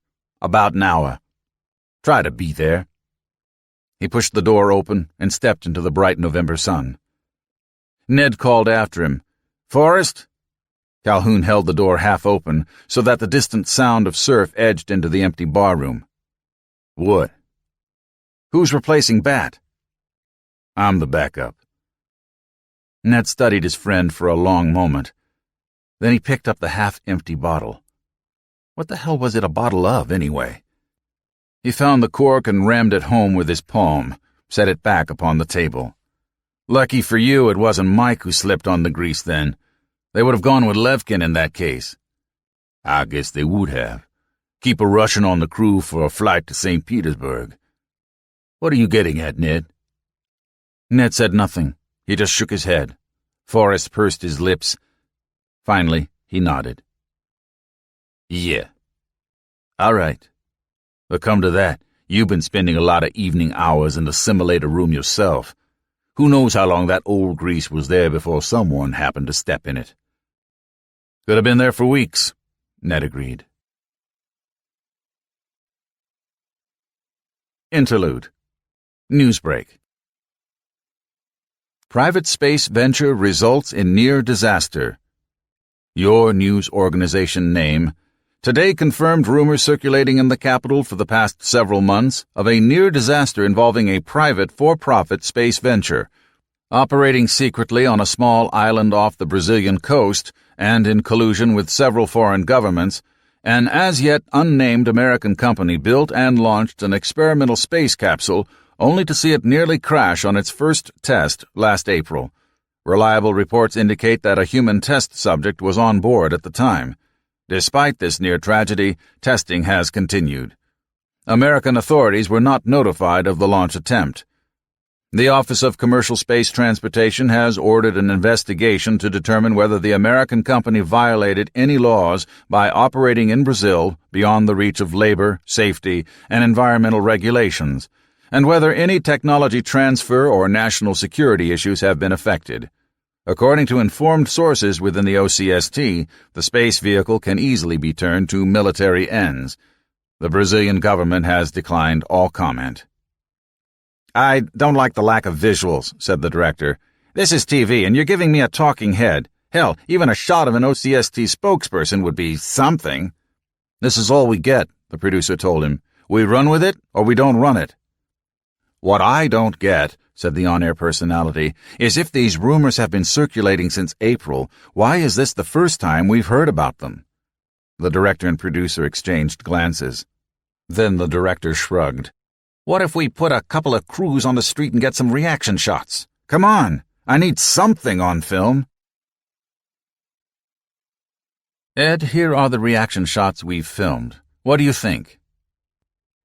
"Even if it does prove to be commercially feasible, which is far from proven," line struck through, "too many launches a year could damage the fragile ozone layer."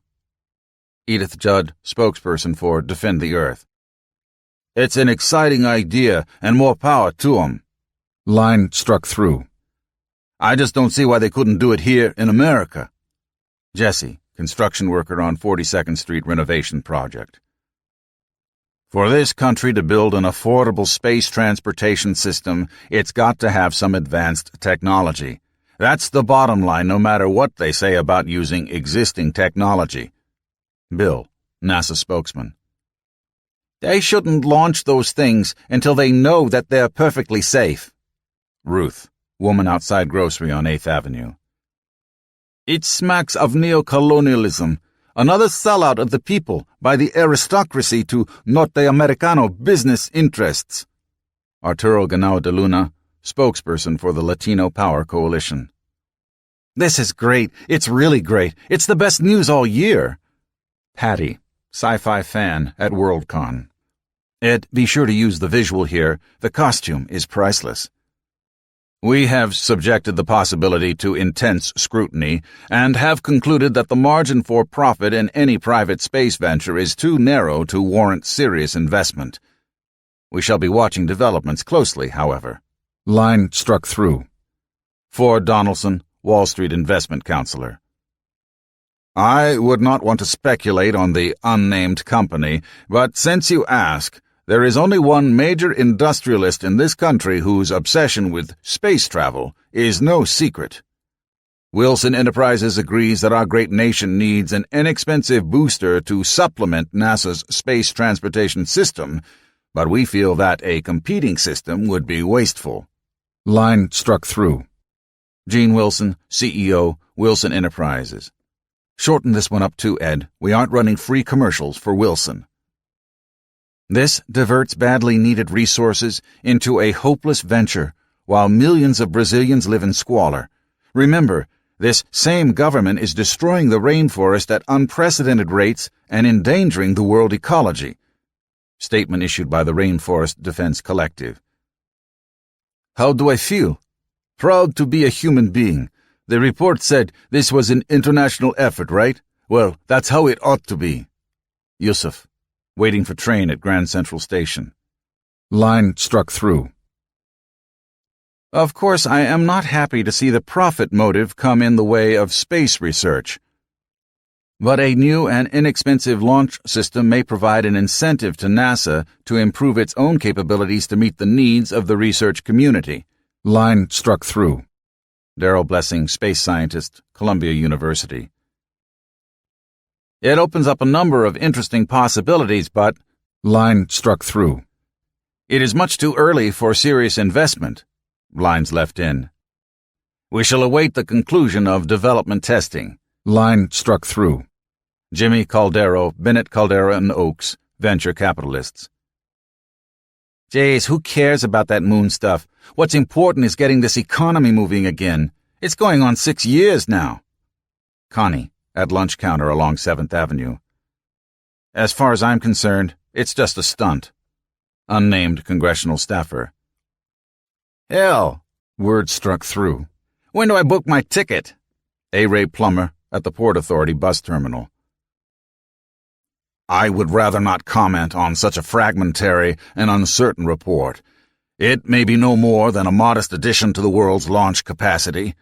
We could always use more communications and resource monitoring satellites. There are a great many ramifications for our environment, our economy, for resource usage and the like, that deserve serious scrutiny. Phil Albright, The People's Crusades. Building boosters for Brazil is tantamount to giving ICBM capability to a third-world nation. Ex-Admiral Winslow Cathcart. Bill, we can't use all these reaction shots. Pull a bite or two from a couple of them, make sure they're punchy, and fill a 2-minute window. The managing editor tugged at his grizzled salt-and-pepper beard. A relic of his younger days on small-town New England papers, it had graced his face and chin so long he would have felt naked without it. He read through the copy once more, then laid it on his desk. This isn't the way the leak was worded, Joan, he pointed out. That's why the copy desk bounced it to me. The leak was unofficial, but it came with strict instructions to run it substantially as written. Joan dos Santos shrugged. It left too many questions unanswered, Dan. Unnamed company, reliable reports, informed sources. When I don't name my sources, I want to know the reason. There is a difference between protecting sources and concealing them. If we play this the wrong way, we get bounced off the distribution list, like Heimdall Communications last year. Dos Santos stood straighter. Then maybe we become an investigative newspaper again and not a bulletin board for press releases and media opportunities. Dan kicked back in his chair and swiveled to look out the window. Skyscraper walls lined the other side of the street. Anonymous windows, grimy with traffic, had begun to brighten with the coming evening. In the offices directly across from him, strangers laughed and chatted and did incomprehensible things. His next-door neighbors. Why didn't he know them? Physically, they were closer than the publisher's office upstairs. Sometimes he thought it had been a mistake ever to have left New England. Small towns, with small vistas, but there had been a certain sense of community. Here, the vistas spread no farther than a few hundred feet to a wall of concrete and glass. And what did that do to your vision? "What's your proposal?" he asked. But he already knew. Dos Santos lived in the Ironbound over in Newark, among the Portuguese immigrant community, and something was happening in Brazil where they spoke Portuguese. It might be no more than a fizzled, poorly financed effort by wannabe space cadets, but it was a government leak that said so, and he had learned way back in the 60s how far he could trust the government. So, the only question was whether he was going to sign the check authorizing the trip to Brazil, or whether Dos Santos would go on her own tick and hope for reimbursement later. It wasn't a tough call, and in his younger days he would never have hesitated. Money was tight since the Christmas recession, but Joan had a reporter's nose. Who else was going to follow up? Television? Television journalist was an oxymoron. No, this would need the real thing. And if his own newspaper did not start rolling over rocks on its own just to see what crawled out, then it might as well roll over itself and be a branch of the U.S. Government Information Agency. "Okay, Joan," he heard himself say, "but don't fly first class and don't stay in the best hotels. Bring me the chit and I'll sign, but I want to see all the receipts afterwards." What the hell? If the suits upstairs called him on it, there were always slots on small New England weeklies. One of the men in the offices across the street, a stockbroker, a telecom whiz, a macher, who knew, looked up from where he leaned smiling over a secretary's desk. Giving into a sudden small-town New England impulse, Dan bobbed his head in greeting. But the other man was a New Yorker. He scowled and did not wave back. Styx caught the item on headline news. A space shot in Brazil. Sitting cross-legged on her bed with a channel wand in her hand, she grinned at the screen. A picture of the rich lady. Rumors reported as fact, but Styx knew they were word up because it sounded like something the rich lady would do. You tighten your belt, and you do what you have to do. Cool beans, she told the screen. Poole came off the school bus Monday twitching like a dust bunny and bounced right up to Chase. "Hey, did you hear it? Did you hear? On the news last night?" He was bobbing on his toes like God was dribbling him in for a layup. "Did you hear?" Chase hated to appear as if he was out of the loop, but by the look of the other losers oozing off the bus, the buzz was buzzing, and he'd probably get it straighter from Jimmy Poole than from anyone else. Only if Poole laid on any of his "I'm so superior" shit, he would pound the Herbie into the pavement. "I hear lots of things," he finally decided to say. "Van Hoyten," said Poole. "She's running her own space program," said Poole. "Down in South America," said Poole. "It was all a secret, but the word leaked out," said Poole. "Building a new kind of spaceship," said Poole. It was like being hit with mallets. Poole couldn't just tell you something, he had to tell you something. A lot of thoughts were turning around Chase's head. That test pilot he'd met during the summer, Dubois, and that handle he had helped machine, and Dubois saying, "I hope someday they tell you what the hell it is you've helped build." "I bet you didn't know anything about it, did you, Chase?" A goddamn superior smirk. "Know about it, hell," he said, trading smirk for smirk. "I helped build it." "Who gives a shit?" said Zipper. "Just honkers." "Spaceships," cried Jojo, tossing a stone high up in the air. He made take-off noises with his mouth. The stone came down on the bushes near the canal, and something, probably a rat, shot off through the rustling milkweed and Queen Anne's lace. Azim watched Jojo while Zipper talked. "Just honkers going up in the air." It was more than that, Azim thought. Egbo had shown him. New inventions, technology, medicine. People lived now who would have died if there hadn't been no spaceships. And black men had gone, too. Maybe ice people kept too much of the pie for themselves, but that was no reason to stop baking pies. What was the point of getting a piece of the action if there was no action?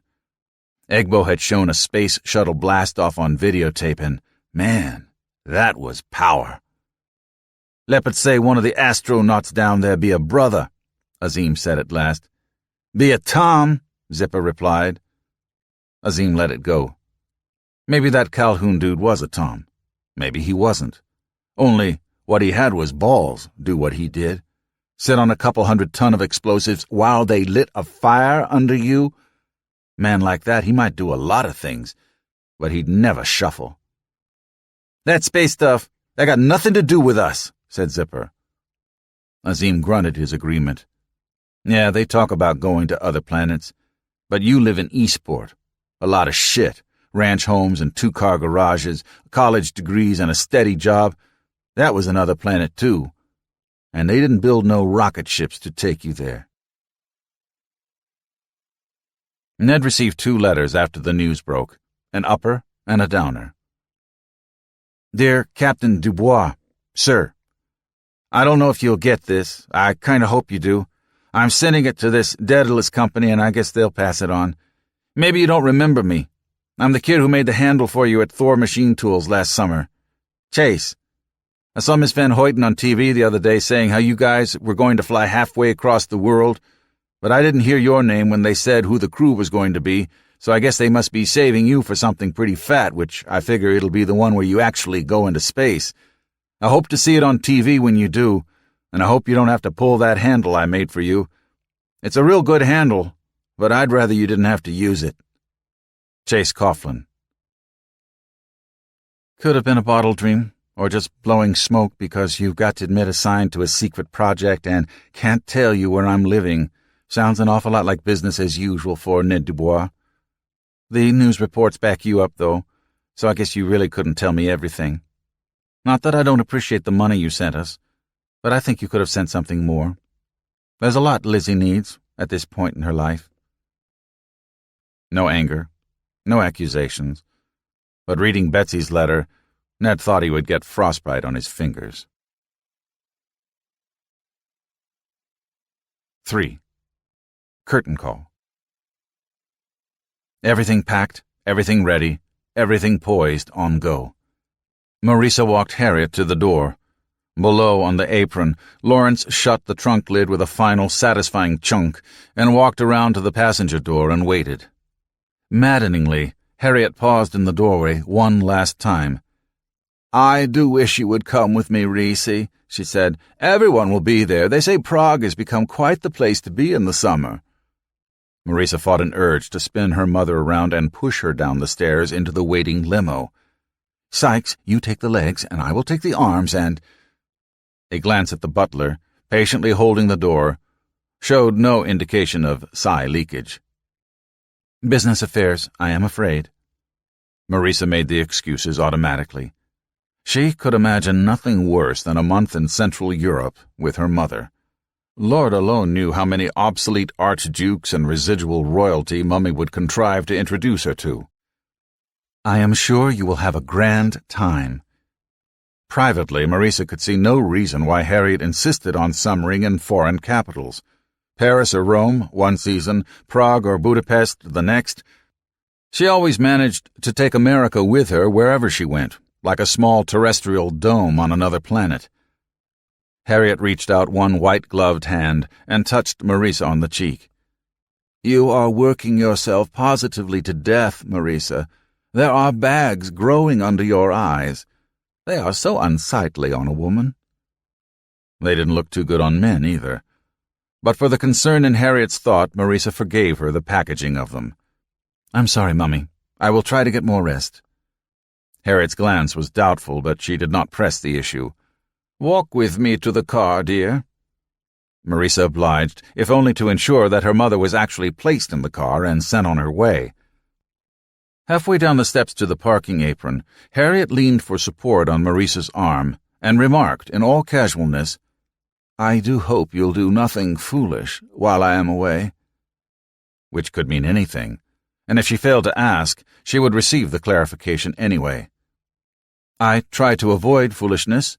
In most things, dear, her mother said. In business, I am no fool when it comes to business. I was senior trustee for the Gorley Trust for many years. But you, Marisa, you have your grandfather's knack. However, when it comes to men— She let the sentence linger for a moment. "When it comes to men, I think you will acknowledge that I am a bit more worldly." "Yes, you showed such good judgment in your choice." Harriet's fingers were suddenly talons, though her voice maintained the same level of sweet reason. "You never knew Pete when I knew him. You never knew him young and out from under his father's shadow. Willem destroyed him. He never meant to, and he never understood that he did. But he destroyed him nonetheless. If it hurt you to see what your father had become, think how it hurt me to remember what he had been." They had paused in their descent. Now Harriet urged them on. "And perhaps that does entitle me to judge. What point to mistakes if we fail to learn from them?" Then, iron in the velvet voice, "I would rather you did not see your employees socially." Lawrence opened the limo door and held it while Marisa helped Harriet inside. "You mean Barry?" she said without inflection. Harriet settled in her seat, smoothed her skirt. "Yes," without looking at her. "I am sure he is a wonderful person and a credit to his people, but socially he is quite unacceptable. You simply cannot be serious about him." And was that a plea, an order, or an expression of disbelief? Marisa controlled her smile. "I can make my own decisions, Mother." Harriet nodded to herself. "Yes, well, so can I. As I said, I am no fool in business matters." She pulled the door closed herself, yanking the handle from Lawrence's surprised grasp. Marisa and the driver exchanged glances. "She is anxious to be on her way," Marisa said. Lawrence made no reply. As he turned away, Marisa stopped him. "Lawrence, what is your opinion of Barry?" The big man shook his head. "It's not my place to say, miss." "I insist. You must have formed some impression of him from the times you've met." Lawrence chuckled softly. "Only a fool would stand between a mother and daughter, or between a woman and a man. And the last time I checked with Mother Sprague, her little boy was no fool." So Lawrence had opinions, however loath he was to express them. "I see. Well, thank you anyway, Lawrence." She turned her back on the car and started up the steps. "Just one thing, miss." She stopped and saw that he had paused by the driver's door. The limo stood between them like a barrier. "Yes, Lawrence?" "That time I sold him the Lincoln. Barry, he was no mechanic, but he sure did his homework. He knew what he wanted in a car, and he wasn't satisfied until he got it." Marisa nodded, unsure of what Lawrence meant. He could imagine Harriet's response. Bargaining is in their blood. But setting a goal and pursuing it to the end was not a trait that Marisa found unsuitable. Marisa watched the car down the driveway until it had disappeared behind the white birches that hid the entrance gate. Harriet meant well. She acted from love. If her words or actions often patronized, it was well to remember what she had survived. To remember that she had survived. Drunk, Father had not always been gentle, nor careful in what doors he barged through. Mother's demons might be gone, but her defenses still stood. The news reached Marisa like the first raindrops of a gathering storm. The first was Chris, who called at 3 to tell her that the networks had gotten wind of April Fool. Before Marisa had even gotten to the television room to see for herself, Keith and John E. called, though they could add nothing to what Chris had already told her. The all-news channel was deep into its cycle, presenting breathless information on the fall line of some Paris designer, and Marisa stood impatiently with her arms folded because she was too tense to sit down. While she waited, Steve Mathias and Corey Wilcox called to ask if she had seen it. Then the channel looped back through the national news, and the Plank story was number 3. The facts were garbled, of course. Only a handful of business reporters understand their subject, and even fewer science reporters. Combine the two, and you had second-order naivete. But the bones of the story were there. The newsreader delivered his script with a mix of concerned derision. A word emphasized here, a facial expression there. Marisa doubted the man was even aware of his own body language. "Foolishness," he told the audience wordlessly. But someone might have been hurt. It was only a 20-second bite. When it was finished, Marisa sought out the sofa and lowered herself into it. She folded her hands under her lips and thought furiously. So, OCTS had sprung a leak, accidentally or accidentally on purpose. She had not responded to Michelson or to the not-so-subtle harassment. Were they upping the ante? Dolores called from Pegasus Field, then Wallace Coyle and Belinda. The news leak had mentioned no names, but guessing would not be hard. Michelson was naive if he thought he could wage a limited media war. He had played his only trump. The press had agendas of their own, and they would take the leak and worry at it like a dog with a bone. How quickly the guessing would start and how quickly it would converge on her, Marisa discovered when the piece repeated on the half-hour. McDonnell Douglas, Wilson, Lockheed, and others were mentioned as possibilities for the unnamed American company, but speculation already centered on well-known space advocate Marisa Van Hoyten, chairman of sprawling Van Hoyten Industries. File tape from 4 years ago showed her testifying before the Space and Technology Committee. Prometheus had been only a collection of research projects then, their interfaces and potentials known only to a select handful. Marisa barely recognized herself. How much younger she had been.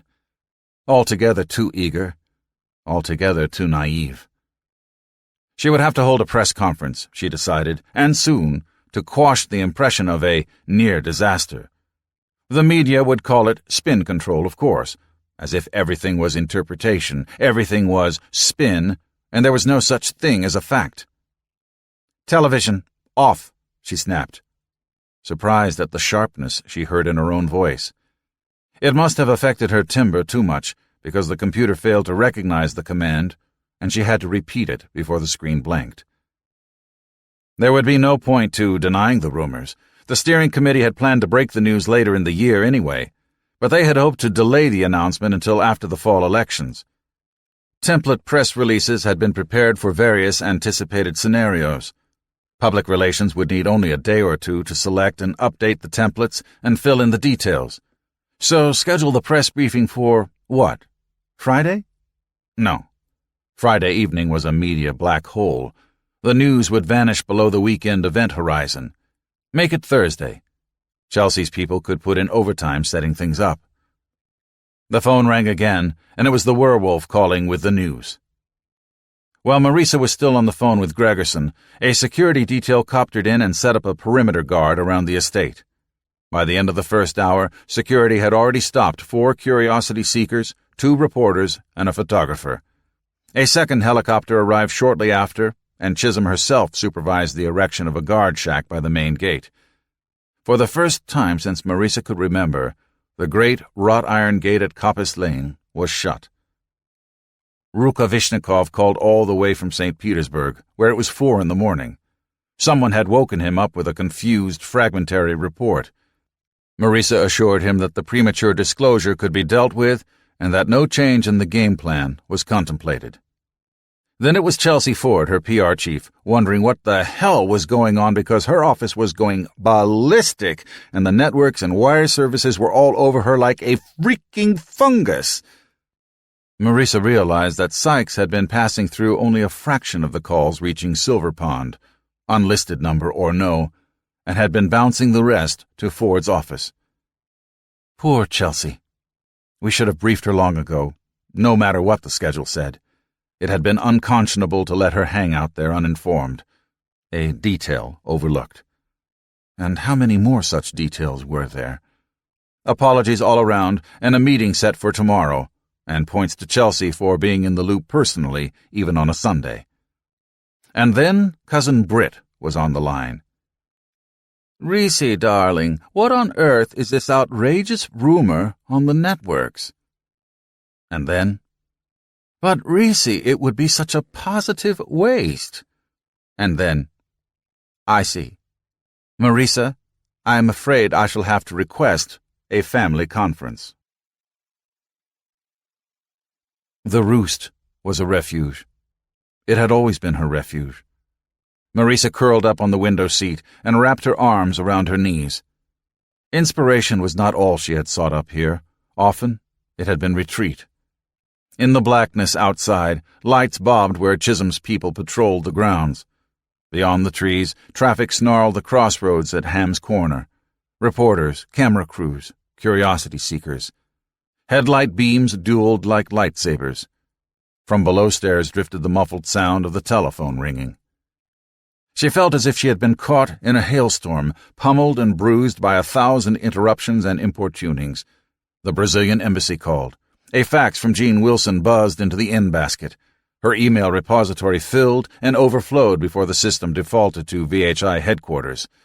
An Action News helicopter buzzed the grounds, chased off by Chisholm's complaint to the FAA. In an odd sort of transference, the media frenzy had itself become the news, and reporters were now interviewing other reporters over their attempts to cover the story. And the worst was yet to come, Keith had warned her.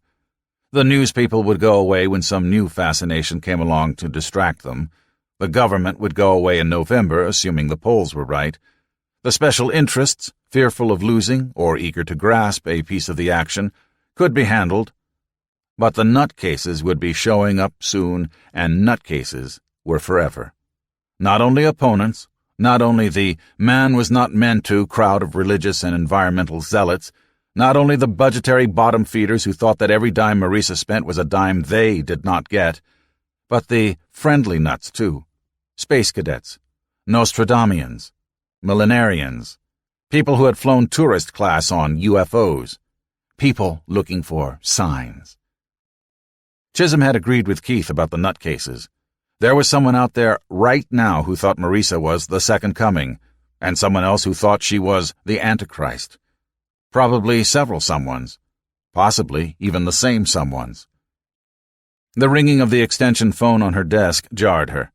She unwound from her perch and walked to the desk, where she pressed the intercom button. Maybe Harriet had heard the news in Prague and was calling to upbraid her foolish daughter. "Yes, Sykes?" "Mr. Fast is on the line, miss. Do you wish to speak with him?"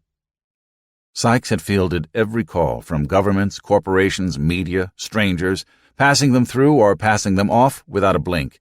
Yet, for this one caller he felt he needed a ruling. Her hand twisted the phone cord into loops. "Yes, Sykes, I will speak with him."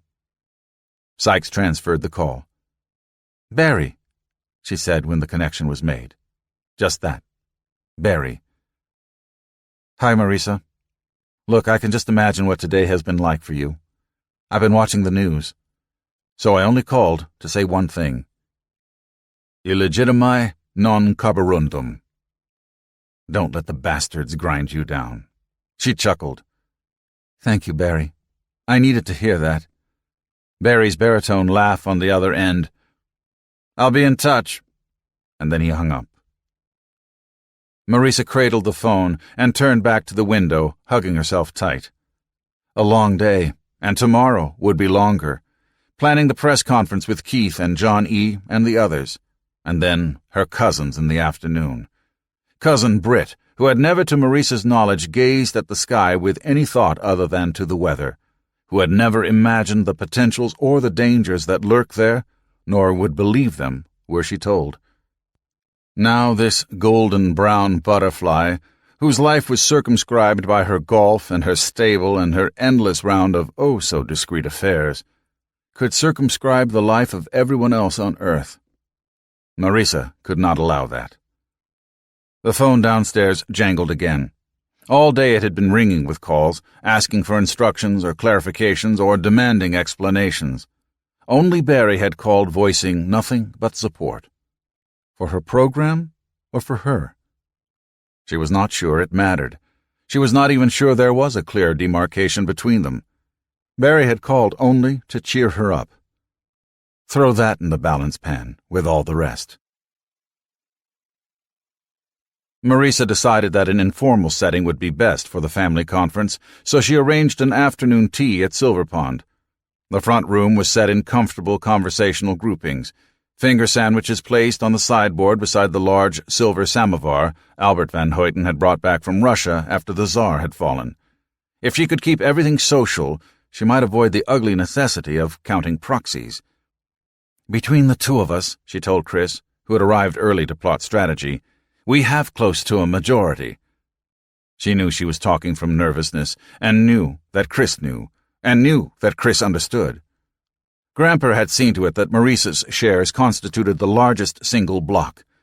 A chairman must deal from a position of power. But it was not a majority, and Gramper had seen to that, too. Power must never be absolute, Reese, he had said in that half-twinkling, half-serious voice he sometimes used. A chairman must learn to build bridges, not burn them. Even with Chris's shares a sure thing, an actual vote could be crippling if the margin proved too narrow, and that depended on how many calls Brittany Van Hoyten Armitage had made in the meantime and how persuasive she had been.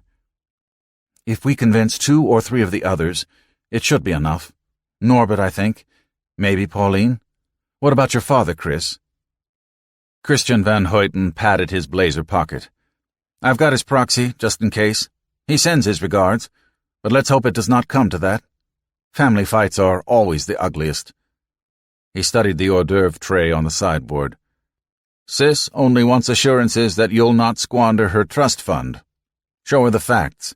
She can read a balance sheet as well as anyone." "Ah, but show her which facts?" Marisa rubbed the back of her left hand. One set of facts predicted the plank would reach orbit and establish a profitable business. The other set showed the plank could max out just under a useful mass fraction and saddle her with the mother of all white elephants. Testing continued down on Fernando de Noronha, but Mendoza refused to commit himself. And maybe, would that not be an irony? Maybe her critics would be proven right, after all. "Perhaps not all the facts," she said. Chris looked at her sharply, then shrugged. "No point in bothering her with what is still an open question," he agreed. Chris gathered a handful of assorted nuts from the tray and jiggled them a moment before popping them into his mouth. "Marisa," he said, "who the devil is Barry Fast?" An odd question to come out of nowhere like that. She noticed Chris's worried scowl. "An Institute fellow from Witherspoon," she replied carefully. "I have been considering his recruitment into Prometheus." "Why?" "Ah, the mentor thread." Chris hesitated, then reached inside his blazer and pulled out an envelope. He batted his right hand with it. When he spoke, he did not look directly at her. "Before she left for Europe, your mother gave me her limited power of attorney." She wasn't sure she had heard him properly. "She gave you what?" He opened the envelope and removed a sheet of legal paper. "Special case only," he said. "I am instructed to exercise her proxy and vote her shares against your proposals if you have continued to see this Fast fellow socially while she is away." He extended the hand with the paper in it. Marisa could see the letterhead on the open flap. Harriet's lawyers. Marisa could not have lifted her arms had she willed it. She took an unsteady step backward and lowered herself onto a settee. She stared at her own hands, clenched in her lap. Then she looked up at Chris. "But I always vote her shares." "And you may continue to do so except for this one condition. Look, Reese, I don't know who this Fast is, and I don't want to know. Don't tell me anything. Don't let me see anything. As long as I don't know, I won't have to exercise the proxy. This paper," he wagged it like a rattle, "this paper can stop Prometheus cold. If you do what it says." "I'd have to, Reese. Professional ethics." His arm dropped to his side. "You can't suppose I'd want to." He looked so distressed that Marisa actually felt sorry for him. "I don't blame you, Chris. It's Harriet. She can be so difficult at times." Chris refolded the power of attorney and tucked it back into his inside pocket. "Look, I can be the hear no evil, see no evil sort if I have to. I've had my own flings before I met Marianne. But for God's sake, if you are seeing this man, be discreet. Don't force me to take notice of it." "No, of course not. Chris, why you? Why did she pick you of all the cousins?" He shrugged. "Because I am an officer of the corporation, I suppose. Or perhaps because of what Dad did for Uncle Pete when, well, you know. He paused a moment before continuing. I don't believe she knew that I was your ally. Or she did, and this is her own special cruelty. Chris brushed his jacket where the letter lay. It puts me in a rather awkward position. There was a muffled sound of car doors opening and closing, and he glanced toward the windows. The others are beginning to arrive. Marisa recalled the scene by the limo 3 days ago. I am no fool in matters of business. And now Mummy was warning that she would help to destroy the project if Marisa did not stop seeing Barry. She did not even care what the project was, only that it was important to Marisa. And how very like her to leave town before delivering the ultimatum. Chris would go out of his way not to notice things, but Harriet would not, and Harriet would return in the fall. She reached a hand out toward Chris. She has no right to dictate my social life. Perhaps not, Chris agreed, but her shares were willed her for life. They do not become yours until she dies. But what shall I do? Chris gave her a puzzled glance. You'll have to pick one or the other before your mother returns. Fast or the goal? I don't see an intractable dilemma. Marisa rose stiffly to her feet. Always the goal, she said in a whisper. The choice should not be difficult. Barry's friendship had come to mean a great deal, but it did not mean the whole world, not like Prometheus did. Just a small corner of it. Her fists were clenched so tight she could feel the nails digging into her palms. He looks like Alfred E. Newman, Marisa thought, looking into the monitor where the Nightline host waited for his cue. She wondered how many other guests on the program had calmed themselves before the program with the same thought. She took a deep breath and looked at her notes. John E. had prepared them in large point type so that she would have no problem taking them in at a glance. They had rehearsed all the questions and all the answers until Marisa felt as if she were nothing more than a parrot. She was participating from her own office. Jean Forney had sent a camera crew in with a cable feed so she would get no work done here tonight. Unless, as Keith had suggested, her work tonight would be her most important contribution yet to the program. Go light on the technical details, he had advised her, but cite a few so the viewers will know you are well informed. Keep things practical. Emphasize the low-cost space access. This is just one more incremental step. Satellite repair and maintenance. Be sure to mention weather and resource monitoring satellites, communications and global positioning. When satellites can be retrieved and repaired at a reasonable cost, they don't need to be super foolproof anymore, and we can afford more of them. Whatever you do, he had warned, don't mention Torch or Far Trip or solar power satellites or asteroids. Don't come across like a madwoman, she had said to him, and he hadn't disagreed. Some things people are not ready to listen to. She took a deep breath and let it out. Keith and John E. sat across the room just outside of camera range. So did Jack Barnes from research, whose laptop connected to the net and who could feed any unanticipated information onto her heads-down desk screen. The light on the camera went green, and it was time to talk to the world. The interview and the questions went by in a blur. She could remember them in flashes. Patriotism, but because the island is almost directly on the equator. The Earth's rotation gives us an extra boost when we launch to the east. No, I am not disparaging the role of NASA. It is a fine research and development agency, but it is neither organized nor funded for routine operational chores.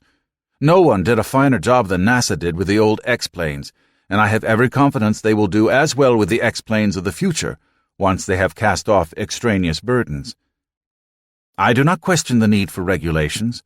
The players must know how the game is to be played, and government has a legitimate role in guarding against force and fraud on the playing field. However, each rule, no matter how useful, imposes some restriction on one's freedom to act.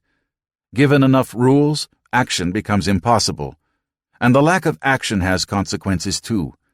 Meanwhile, others accept risks and move on. I am reminded of something Oscar Wilde once said. We are all in the gutter, but some of us are looking at the stars. Of course the plank may fail. Any speculative venture carries with it an element of risk. Were it a sure thing, we would have more competitors than at present.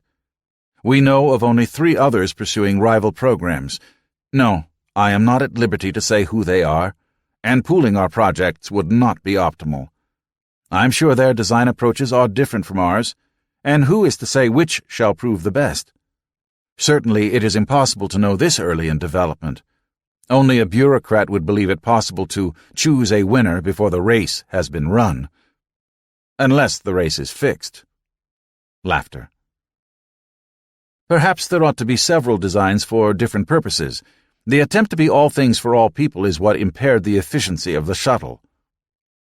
Oh yes, there are those who see this as a great opportunity.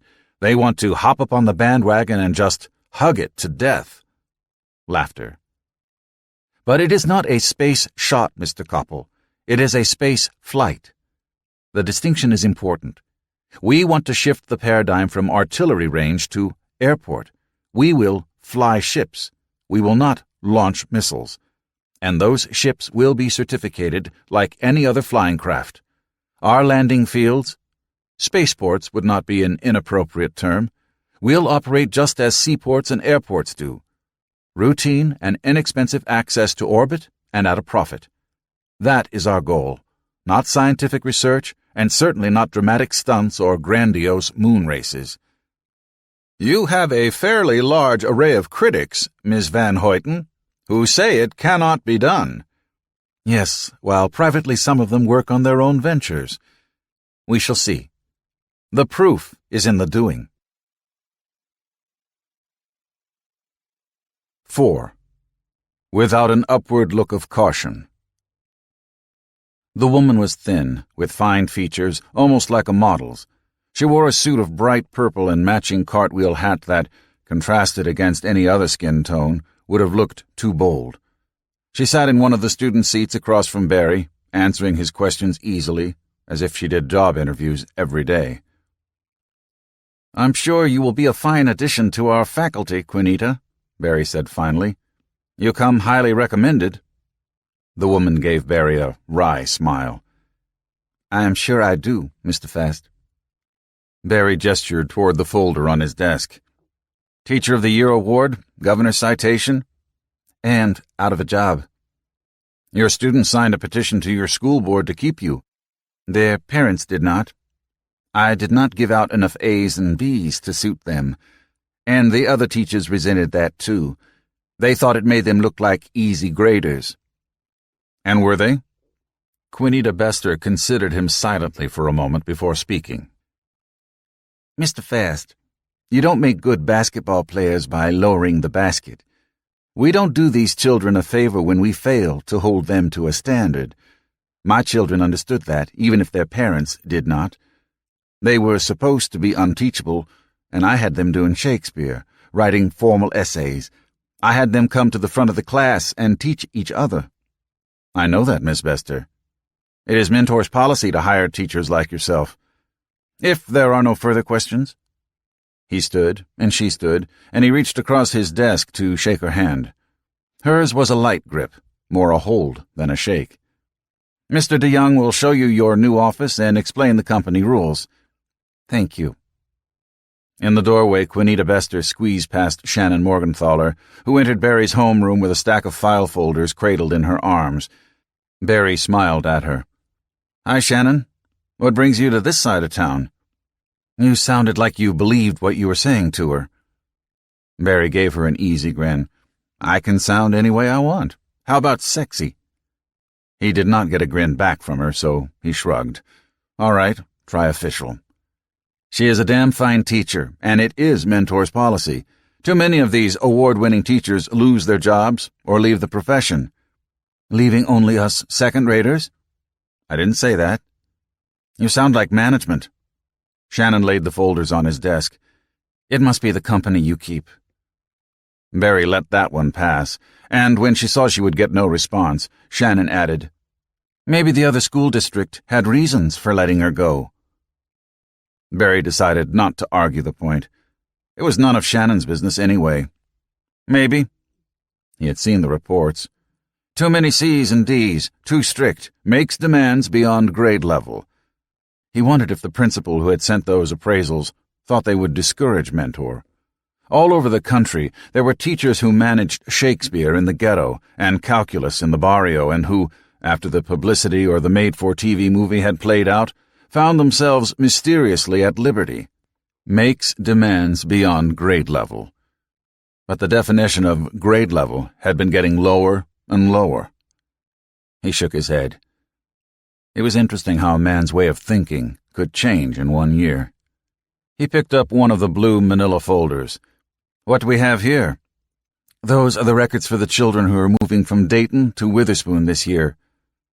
Barry looked up in surprise. You could have downloaded them into our files through VHINet. She brushed the air with her hand. I don't like computers. Well, me either, but I'm finding a lot of things become easier when you get used to them. Shannon selected one of the seats, folded the arm desk down, and sat against it. There are a lot of other things that are easier face-to-face. She glanced away for a moment. That's if you are still interested in that sort of thing. He paused a moment before answering. Why wouldn't I be? She tossed her head and brushed the hair from her face. Suppose you tell me. You seem awfully chummy with Van Hoyten these days. Dave saw you at Michael Anthony's with her just last week. You seem to be enjoying yourself, he said. I suppose that was more Mentor business? Well, cut my throat and call me bastard. Barry shifted on his chair. But, damn it, why should he feel guilty? It was not as if Shannon had a claim on him. Lord knows I have no claim on her. She likes to dine out, he said. If you ever met her mother, you'd know why. I can show her all sorts of restaurants outside her usual orbit.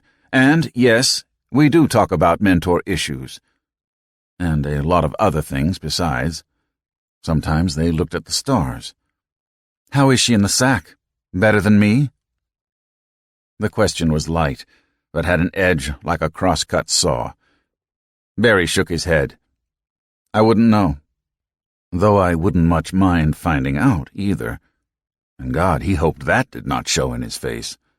But his flat and matter-of-fact response seemed to assure her. Shannon relaxed, and a faint smile lifted her face. Well, it's nice to know you haven't gotten into Mentor all the way. Barry grinned nervously at the joke. This was not how they were supposed to work things. They were supposed to keep their privacy private. How are you getting along with Wu? He asked. Shannon's face hardened. You mean Emperor Wu? She said. We butted heads all last year, and I don't think this coming year will be any better. You know he fired 5 of the staff, including Susie, and Susie had tenure. I hadn't heard, but you know as well as I do that Susie used her classroom for politics. Freedom of expression. I didn't agree with her politics, or that awful radio talk show she listened to, but that's not the point. Tenure is supposed to protect us from... Mentor's tenure works differently. No teacher can be fired for what he or she says or does outside the classroom, but we are held strictly accountable for what we do inside the classroom, which is to teach basic skills and civic virtues, she sing-songed. Toe the party line, in other words. Barry made a ball of his hands on the desk. Look, Shannon, I'm a principal teacher now, so there are some things Sure, you have to say what management tells you to say, I understand. She looked around the classroom, into the corners and recesses. They probably have the place bugged. No, listen to me, Shannon. I haven't talked to Wu, but knowing Susie, I think it was less that she brought up politics in the classroom, but that she did it instead of teaching the kids. Each of us is responsible for what our students learn. We have an obligation to fulfill the promise we made the children when they registered in our school. You said that, said Shannon, as if you had written the brochure yourself. He felt his cheeks grow red. Teaching kids is why we got into this game. Shannon stood, and the chair honked as it slid on the linoleum tiles. Don't you think I know that? It's the only thing I ever wanted to do, and not because I had to. I wasn't in the lower quartile of my class well, just say I had other options besides the School of Education. I'm doing this because I want to. I just don't like doing it for Van Hoyten Industries. And I don't like the longer hours and the longer year, and I don't like the fact that my job security has been taken away from me. We all knew the new rules would kick in this year. We had all of last year to make other arrangements, like there were a lot of places to go, and I chose to stay. She did not say, "Sure, you're buddy-buddy with Marisa Van Hoyten," but Barry read it in the tightened lines of her face. The fact was that for Barry, there were a lot of places he could go if he played his cards right. Shannon smoothed her skirt. "I've got to get back to Dayton, or His Imperial Highness will think I'm goofing off." She slung her purse over her shoulder and took a step toward the door. "I told John I'd have to work late and do the shopping on the way home." Barry hesitated only a moment before he said, "Have fun." He knew the routine. When Shannon had gone, he paged through the folders one by one until he found the sticky note attached to the cover of one of them, a list of food and household items. It looked like John was out of deodorant, and Mandy and Jill were due for a macaroni and cheese casserole. The backyard floodlight must be out, too. By now, he thought, I should know the buying habits of the Morgenthaler household by heart. Inside the folder was a manila envelope with cash and a hand-scrawled message. "Keep the change." It was Shannon's tagline. Sometimes she said it after their lovemaking. There was a store of anger inside Shannon, like a head of steam in a boiler, that Barry had never understood. He had seen it in her eyes and lips and in the flush on her cheeks and neck as she left. It bled off constantly in sniping and cutting remarks, but sometimes it swelled up from a dull glow to bright cherry red, and she lashed out. Barry did not mind his occasional role of punching bag and heat sink. He could take it. He could absorb the scalding steam and shrug it off. Sometimes he wondered how she had relieved that stress in the years before they had met. There had been times, after arguments with John or the girls, with Wu, sometimes even with Barry, when she had left him sore and exhausted in the bed. He touched his lips with his tongue. Other women had sometimes asked about the scars, and he had invented heroic lies to explain them, but there was no one else in his life just now to wonder at the wounds. Unless all of Shannon's jealous dreams were fulfilled. Marisa was something of a stick, but she was a woman, and not an unattractive one either if your tastes ran that way. Why did Shannon always throw her in Barry's face? It would not be betrayal, he reminded himself. There cannot be betrayal without commitment, and if there were commitments anywhere, they lay between Shannon and John. Barry straightened the stack of folders and put it to the side to give to Sammy Barra later. There was still a ton of work to finish, and it would not get any more done by daydreaming over Shannon. Or Marisa. He drummed his pen against his grade book and stared at the open page without seeing the names he had been writing. Marisa in the sack. Now, there was something to contemplate. He could not imagine the woman displaying Shannon's ardor. He could not imagine Marisa ever shutting down that mind of hers and losing herself in the pleasure. There would always be a part of her that watched and monitored everything. She would be precise, he thought. Scripted, everything planned out ahead of time, with the planning itself an erotic experience. And elegant, too. No cheap motel rooms. There would be satin sheets and soft lights. It would be romantic rather than bawdy. Barry linked his hands behind his head and grinned at nothing particular. Hell, he could live with that. Sykes showed Barry to the day room and returned shortly with a bourbon balanced on a silver tray. "I will tell Miss Van Hoyten you have arrived." Barry accepted the drink with a salute. "Cheers," he said. But Sykes gave only a curt, butlerish bow before, tucking the tray under his arm, he left Barry alone. Barry took a seat by the coffee table and sipped his drink while he waited. The afternoon sun, filtered through the curtains, cast the room in a pale gold. A low, inlaid table of dark, rich wood, a silver tea service on the sideboard, crystal and fine china in a corner display case, dark-hued paintings of somber, Van Dyked men wearing ruffled collars regarded Barry with penetrating eyes and acquisitive smiles. Hello, Barry. Marisa stood in the doorway, one hand lightly touching the door jamb. She was dressed in a bright blue and white outfit of a vaguely nautical cut. The blazer was double-breasted with gold buttons, the skirt a flutter of white pleats. Everything in place, as always. Everything tucked and folded and buttoned up. A striking appearance, save that her eyes were distant and her cheeks sunken, and the hand braced against the doorway did not quite hide the unsteadiness. Barry placed his drink on a coaster, stood, and pulled out a chair for her. "You look tired," he said. "Sit down." Marisa sank into the chair. "Thank you," she said. "Affairs have been rather hectic lately. Keith says that I ought to clone myself." A brief smile. "Barry, about our outing tonight. I am afraid I must cancel. I should have called, but I have been so distracted that—" "Hey, no problem. I understand." He pulled out the chair next to hers and turned it so he faced her. "You've practically been under siege here this last week. Here, and in the boardroom, and in the markets. People who want to damn me for defying God. People who want me to give them rides to the moon." She sighed. "Some of my company presidents have upbraided me for diverting profits to a private hobby horse. Others are upset because they were not included in the project. Bennett?" She shook her head. Bennett was nearly in tears. She looked off to the side. "I should have included Bennett," she said distantly. "Not for his steel, but for his metal." The lady was definitely out of town. Barry stood. "I better be going. We'll reschedule for next week, okay?" Marisa made no reply. He nodded. "I understand. You don't need one more hassle on top of everything else that's going on right now. I'll keep a low profile, and maybe later we can connect again if it still matters to either of us." Barry waited a moment longer and took a step toward the door. If that's the way it was. "There is more," she said as he reached the doorway. "Harriet does not think I ought to see you. She believes it is improper to date an employee." Surprise, surprise. He turned and gave her a steady look. "And what do you think?"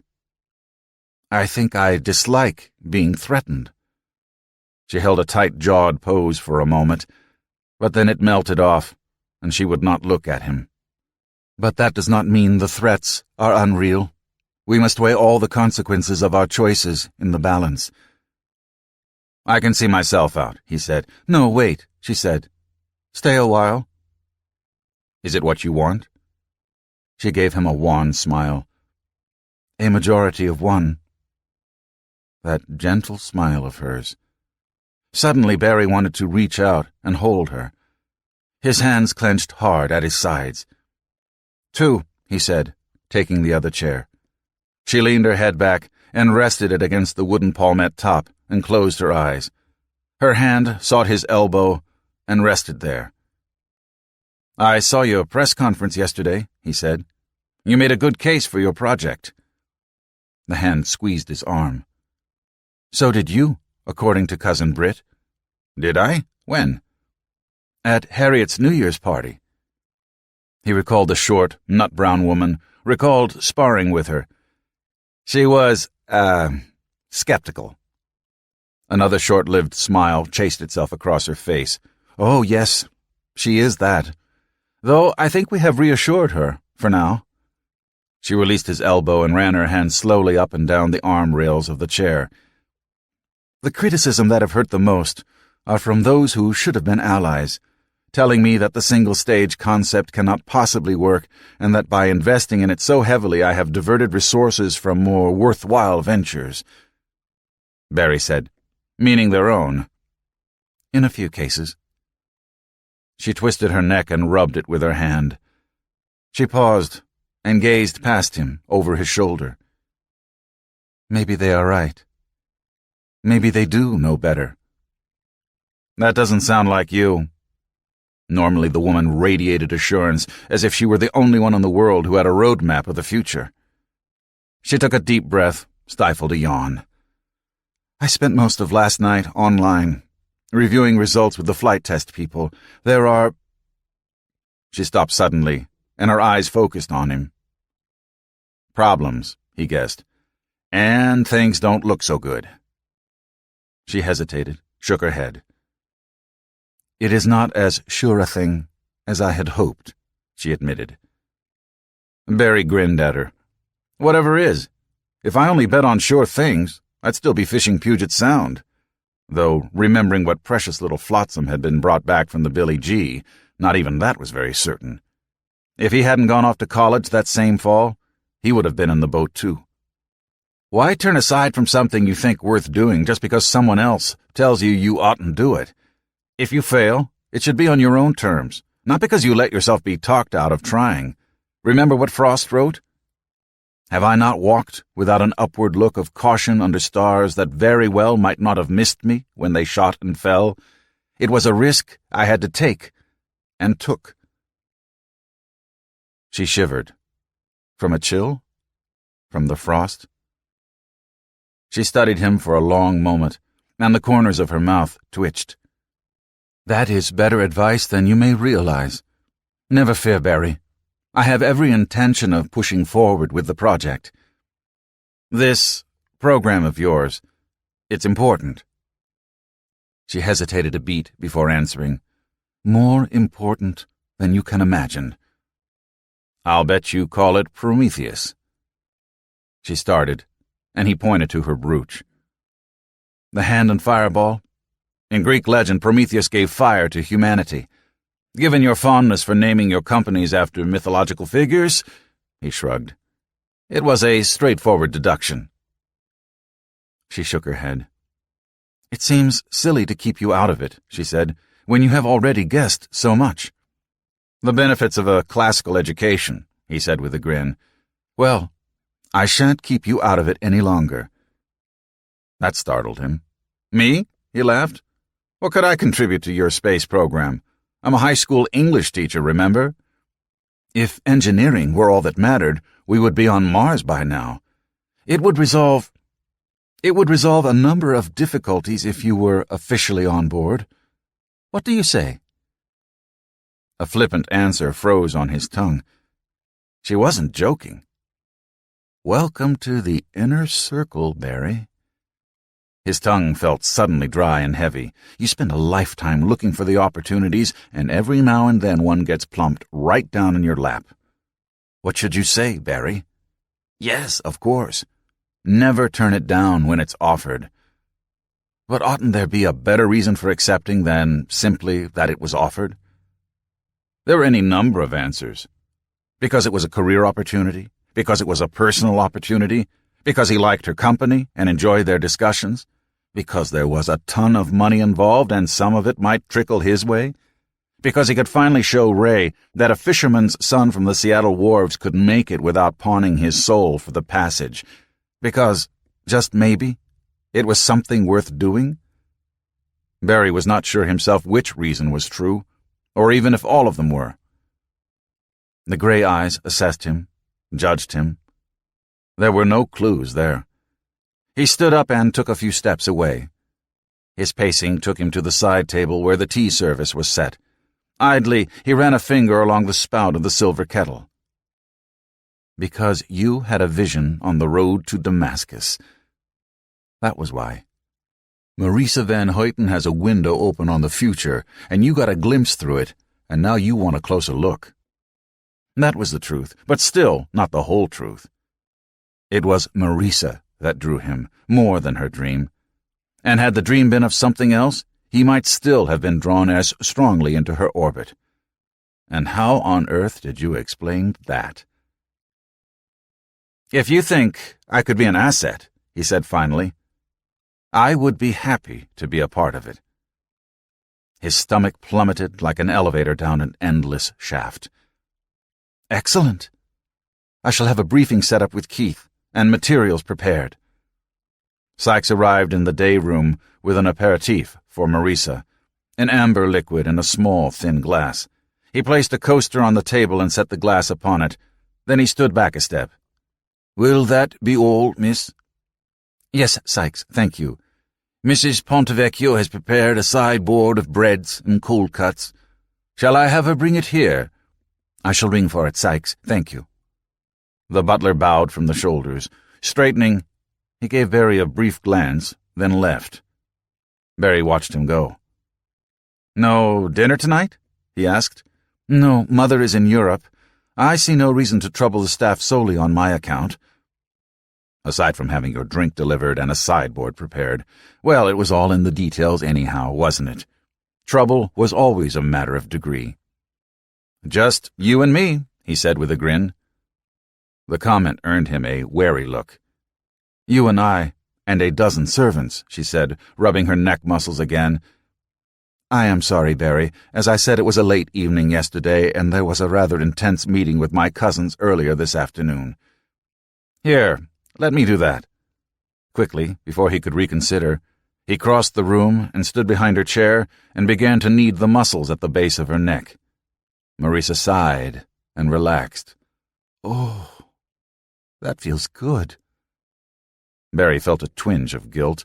Shannon had taught him massage. It felt wrong somehow to apply that knowledge to another woman. A new sort of unfaithfulness. Just the neck and shoulders, though. With Shannon, the massage covered a lot more ground. The back, the calves, the thighs, scented oils. She told him about the plank, the test site on the archipelago, Mir, and the cooperative venture with Energia, the repair shop in the sky.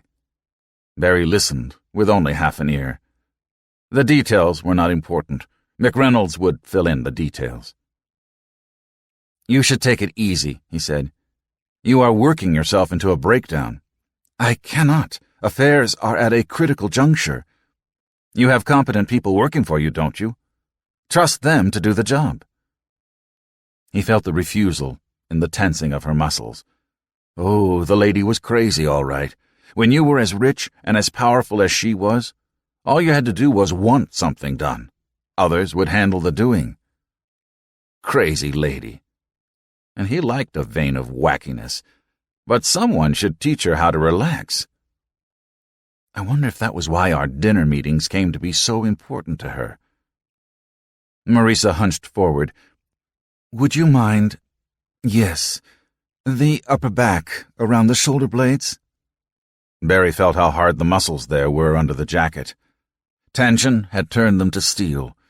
His thumbs pressed and worked them, felt them soften. Oh. Marisa breathed slowly in and out for a moment or two. Oh, much better. Wait. Let me remove my blazer. She shrugged out of the garment without waiting for his answer. Barry hesitated a moment before he accepted the jacket and draped it over the back of another chair. He went back to work. Beneath the thin cloth of the blouse, he could feel her flesh, the straps of her brassiere. Is that better? She asked him. There was a thin line of sweat on his forehead. He would need a massage himself before the night was out. Were his manipulations affecting her? Some, maybe. There was more color in her cheek than he remembered. Yeah, better. Somewhere along the way, his movements changed from massage to caress. He was barely aware of the change, and he wondered if she was. A touch is a touch. Study it scientifically and you can measure the pressure, the speed and direction, the duration, the location in an XYZ coordinate frame. But what in all that can measure intimacy? Only, when it happened, you knew. Prometheus the Firebringer. A little grandiose, he thought, for an improved satellite launch and repair enterprise. Hephaestus would have been more apropos. Well, what's in a name? There needn't be any significance beyond Marisa's penchant for mythology. Just a handy demigod is all. Firebringer. Fire from the sky. That's where they keep the sun. His hands paused in their gentle motions. There's more, isn't there, he said. This launch service is just the beginning. You're going to give fire to humanity, aren't you? Sure. Not just fire. The fire. The big one up there that lights up the sky. He had read about the idea in one of the booklets she had loaned him. Orbiting mirrors, sunlight microwave to rectiniforms. Grandiose dreams for a world that had forgotten how to dream at all. Marisa did not answer, and Barry saw that she had fallen asleep in the chair. They ought to leave her alone for a while and let her catch her breath. Otherwise she could... Type A personalities, workaholics, they dropped like flies. What happens to dreams when the dreamer dies? He had no idea what his official project duties would be. Only one that he assigned to himself. Keep this woman alive somehow before she killed herself. He picked her up in his arms and cradled her. She was light, hardly a burden at all. Her legs dangled over his left arm and her skirt slid up. Nice legs, he thought. One of her shoes fell off and banged on the floor. She made a throaty sound and turned into him, but did not awaken. He carried her to the day couch by the window and laid her there, stretching her legs and arms straight and arranging a throw pillow under her head. He tugged the loafer off the left foot, then he went back and retrieved the other one and set them both by the side of the couch. He walked a bit around the room, rubbing his right hand with his left. His fingertips tingled where they had touched her. It was just a rec room, he thought, like 1,000 rec rooms in 1,000 middle-class homes. The table was teak or mahogany or something else he could never afford, inlaid with a quiet oceanside scene created by the clever use of different woods. The tea service was silver, the bric-a-brac Bellic crystal or Dresden china. The paintings on the wall were originals, not prints, and one of them was a Van Gogh. Everything about the room shrieked wealth, but underneath it all, it was still just a rec room. And so, underneath it all, you could find the same dreams, the same hurts. In that, the rich really were no different, after all, and money was only a means of achieving the dream, or soothing the hurt. His circuit brought him back once more to the couch, and he stood there for a moment, watching her sleep, watching her breasts slowly rise and fall against the white of her blouse. He had touched her, stroked her body, and she had not objected. He had carried her in his arms. She was tired. That was one explanation. It was probably the only one. He turned suddenly away from the couch. I can let myself out, he thought. No need to bother Sykes. He walked tiptoe toward the door. Barry, he heard her say, and he froze. Now the rebuke. But when he turned and looked, he saw that she had not awakened after all. A month later, Marisa invited him to watch the suborbital launch with her and a few others at Silver Pond. Belinda and Keith and Chris Van Hoyten were all present. They sat on a semicircular sofa facing a large flat screen in the television room, but Marisa saved a place beside her just for him. From time to time, amid the small talk, he traded glances with her and saw her secret smile. They shared a special friendship now. They both recognized that, even though neither had spoken about it. Somewhere along the line they had crossed a threshold, and, even looking back, he was not quite sure when that had happened. Barry knew it the moment Harriet entered the room. He saw it in Marisa's suddenly stiffened face and the sardonic smile that flashed briefly on Belinda's lips. Marisa exchanged a silent glance with Christian before turning around. "Good afternoon, Mummy," she said. "I think you know everyone here."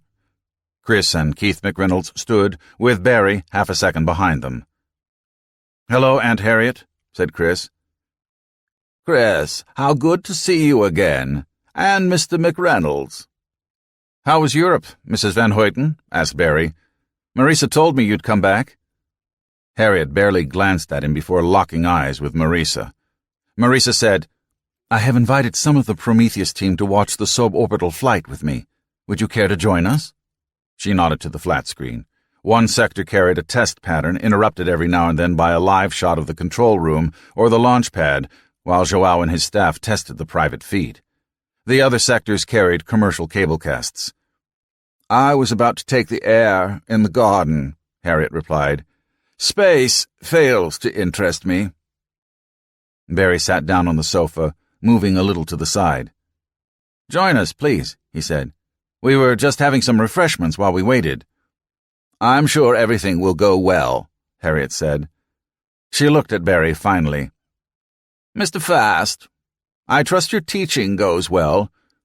I see Dr. Carr is here too, so I imagine you will have a great deal to discuss." Harriet gave Marisa another look, and Marisa's cheeks grew red. Harriet left without waiting for an answer, and Barry felt everyone in the room relax. Or was that only his imagination? Marisa smiled apologetically at her guests, but remained quiet as the interrupted conversations resumed. Barry squeezed her hand, and she squeezed back.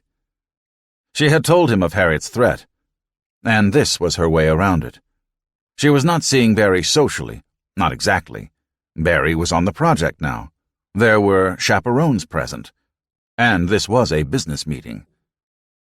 Harriet had not been fooled. Barry had seen it in her eyes. Marisa was a successful executive. She managed one of the largest fortunes on the continent and had augmented it largely through her own acumen. She was respected, consulted, deferred to everywhere, save within the walls of her own home. Yet, here she sat, reduced to Jesuitical schoolgirl games because her mother had taken a dislike to him. Outright defiance would be so much cleaner, so much more honest. Sykes entered the room. "Security at the main gate has called, miss. There is a young woman there who wishes to speak to you." "Oh? Who is it?" Not a casual tourist or busybody, or Sykes would never have gotten the call, nor anyone on her short list, or Sykes would simply have announced them. She gave only the name Styx. "Roberta? Why, yes. Send her up." "The Carson girl?" said Barry. "What in the world is she doing here?" Marisa traded glances with Belinda. "Oh, Styx visits Silver Pond sometimes, just to sit alone up in the roost. Poets need their solitude." Chris frowned. "Roberta Carson. Wasn't she one of the—" Marisa's glance silenced him. "One of the guests at our school party last year," Marisa supplied. Barry kept his thoughts to himself. Chris had not been at the reception, so how would he have known about Roberta? Belinda was a member of Prometheus. She was a sci-fi fan like the other fellow he had met, Wallace Coyle. But could there be another reason besides? Did the children figure somehow in Prometheus's plans? How could they, as young as they were? Unless Prometheus had plans beyond the next few years. Styx was dressed in her usual black, mid-length dress, heavy boots, a floppy black hat that came down on her forehead. When Sykes showed her into the drawing room, she seemed surprised to see the others there. "Oh." The briefest moment before hesitation gave way to brass. "You said I could come by here whenever I wanted." She stood with her arms behind her back, daring Marisa to throw her out. "I have invited some friends to watch the launch with me," Marisa said. "Would you care to join us?" Barry suppressed a grin. Marisa had made that same offer, with considerably less sincerity, no more than a half-hour ago. They made a space for her in their circle, and Styx settled between Belinda and Keith. She caught sight of Barry across the coffee table from her. "Mr. Fast? What are you doing here?" There were a number of ways to answer that, but Barry only smiled at the girl. "Ms. Van Hoyten invited Dr. Carr and me to watch so we could discuss ways of incorporating the Prometheus project into our curriculum." A safer answer than, "Marisa and I have something going," and one that had the additional advantage of being true. The safest way to disguise a meeting as a business meeting was to make it a business meeting. Because VHI was feeding the networks, Joao preceded the actual launch with some publicity footage that Chelsea Ford's people had prepared on Mikhail Krasnarov and Forrest Calhoun. It showed them in training, relaxing, speaking candidly to the audience. There was even stock tape of Dnepropetrovsk, courtesy of Energia, and of Shelbyville, Texas. Thumbnail sketches introduced the other members of the flight team. In one sympathetic scene, Baltasar da Silva, his arm in a sling, shook their hands and wished them well. It was all staged, of course.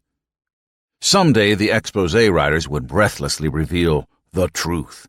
How Ned Dubois drank too much and ran out on his wife and child. How Krasnarov and Calhoun hated each other. How Levkin had been cuckolded and later suspected in the automobile accident in which his wife and her lover had died. How Da Silva's family had cheated an Indian tribe in Amazonas of their land. Yet there was also truth in image. If heroes often had feet of clay, they were at least still heroes. How many other clay-footed humans could claim as much? Symbols had reality, too. Ned Dubois and Bobby McFeely gave the commentary for the English-language feed. With split screens and computer graphics, they explained the flight plan and its purpose, introduced Rukavishnikov at the landing site, discussed soberly the many things that could go wrong. "There are no guarantees, folks," Bobby told the audience. "Anybody who says so is a liar." "The only guarantee," Ned contributed with a lazy grin, "is that the people who volunteer to fly these things are among the best there are. Their training, their reflexes, the practice and experience. We can't say they're ready for everything, but they're ready for an awful lot and flexible enough to think fast in a crisis." "He has a high opinion of himself," Barry commented with a nod to the screen. Dubois struck him as a bit of a blowhard. "He's entitled," Marisa told him. When the main engines ignited and the SSTO-X1 Nesterov climbed on a tower of flame, Belinda cried and Keith sucked in and held his breath. Marisa watched more coldly, and Barry saw that Chris was gnawing his lip. Yeah. Marisa had told him about the questions they had on engine efficiency. The others might be overwhelmed by the sheer beauty of the drama, but it was the bottom line that mattered in the end. Without that, it was just another Saturday afternoon matinee. Quietly, so that no one else saw, Barry took Marisa's right hand in his left and squeezed hard. She did not look at him, but squeezed back. He watched the ship disappear into the clouds with a peculiar mix of emotions. He was not a dreamer, like Belinda or Keith, at least not of sci-fi dreams, nor was his eye with Chris's on the profits to be made. Those were not his dreams either. But if not, what were? As for Styx, he noticed at last, the girl's attention was not on the screen at all, but fixed squarely upon Marisa, her large, dark eyes like twin bores, tunnels down which you might fall forever, or gun barrels cocked and waiting. Interlude. Voices 1. What is the point of going from point A to point B faster and faster? We realize that the St. Petersburg flight was hyped as a great success, and we're not saying anything against the brave Russian and African-American pilots, but has anyone considered what hundreds of those flights a day might mean to the fragile ozone layer? We ought to be thinking about slowing down and taking things at a more natural pace. First, it was supersonic airplanes that were going to destroy the ozone. Then it was chlorofluorocarbons. Now it is reusable spaceships. A hoped-for effect ever in search of a cause. Sometimes I think their organization wants to believe in imminent catastrophe no less so than a biblical literalist waving his Book of Revelations. After all, the new millennium is about to start. Well, said Phil Albright with a slight smile, at least it's a recyclable spaceship. Wilson picked up the phone on his secretary's signal. Dave! He made the greetings as hearty as he could, as if he and Dave were great friends long separated. How are Wanda and the kids? Oh, sorry to hear that. Wilson made a note on his file card. Divorced. Look, the reason I'm calling, this is confidential by the way, I'm just making a few informal inquiries. The reason I'm calling is what Reese Van Hoyten said a while back about 3 other companies working on private space programs. I was wondering if you hear anything from your old buddies at MacDac. Are they resurrecting the Clipper? Nothing, eh? Nothing happening, or you've heard nothing? I see. Which meant either they were sitting around over there with their thumbs up their collective ass, which he could not see Bill and Paul doing, or they were into something very hush-hush. "No," he replied to Dave's next question. "Me neither, but I'm keeping my ear to the ground."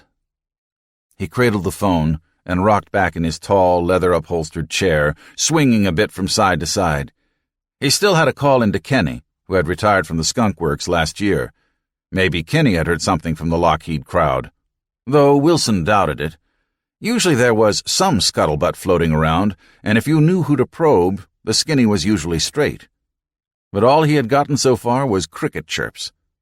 That sort of silence might be more significant than wild rumors. He picked up the phone once more. "Gloria, get me Rick Ten Boom down at the Boomer. We need to rethink the PERT on his project." "Well, I would say, John, that the successful landing gave the Reform Party quite a boost. I don't think anyone overlooked Chernomerdin standing there on the reviewing platform either. That sent a message about economic reform and the future of Russia's economy. And Energia had the shuttle, Planck, that is, turned around in 3 days and back to Brazil. A good advertisement for Russian technical expertise. Donaldson to underwrite stock offering.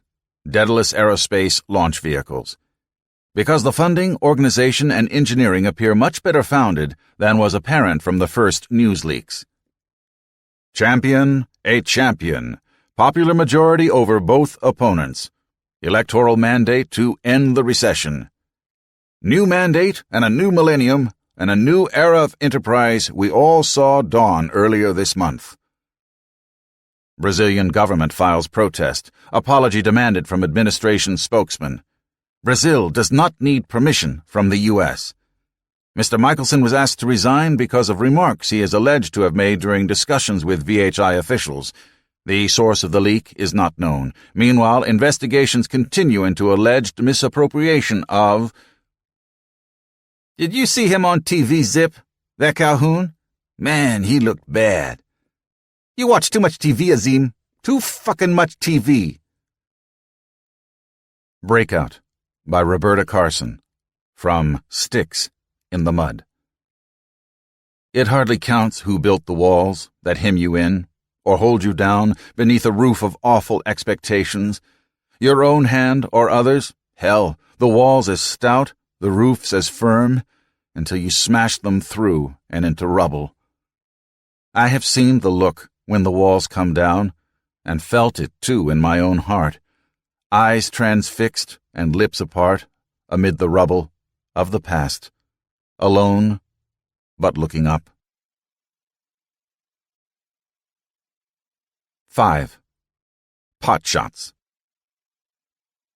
Hotel rooms tended to anonymity, but Ned had seen the inside of enough of them to become a connoisseur, and the North Orange Sheraton was acceptable as the chains went. The bar was pleasant, the restaurant adequate, and if the view from his room was a dismal one of shuttered storefronts and steel gratings, the appointments were comfortable, and you didn't have to look out the window. Late on a Sunday night, the bar was quiet enough for a contemplative drink or two.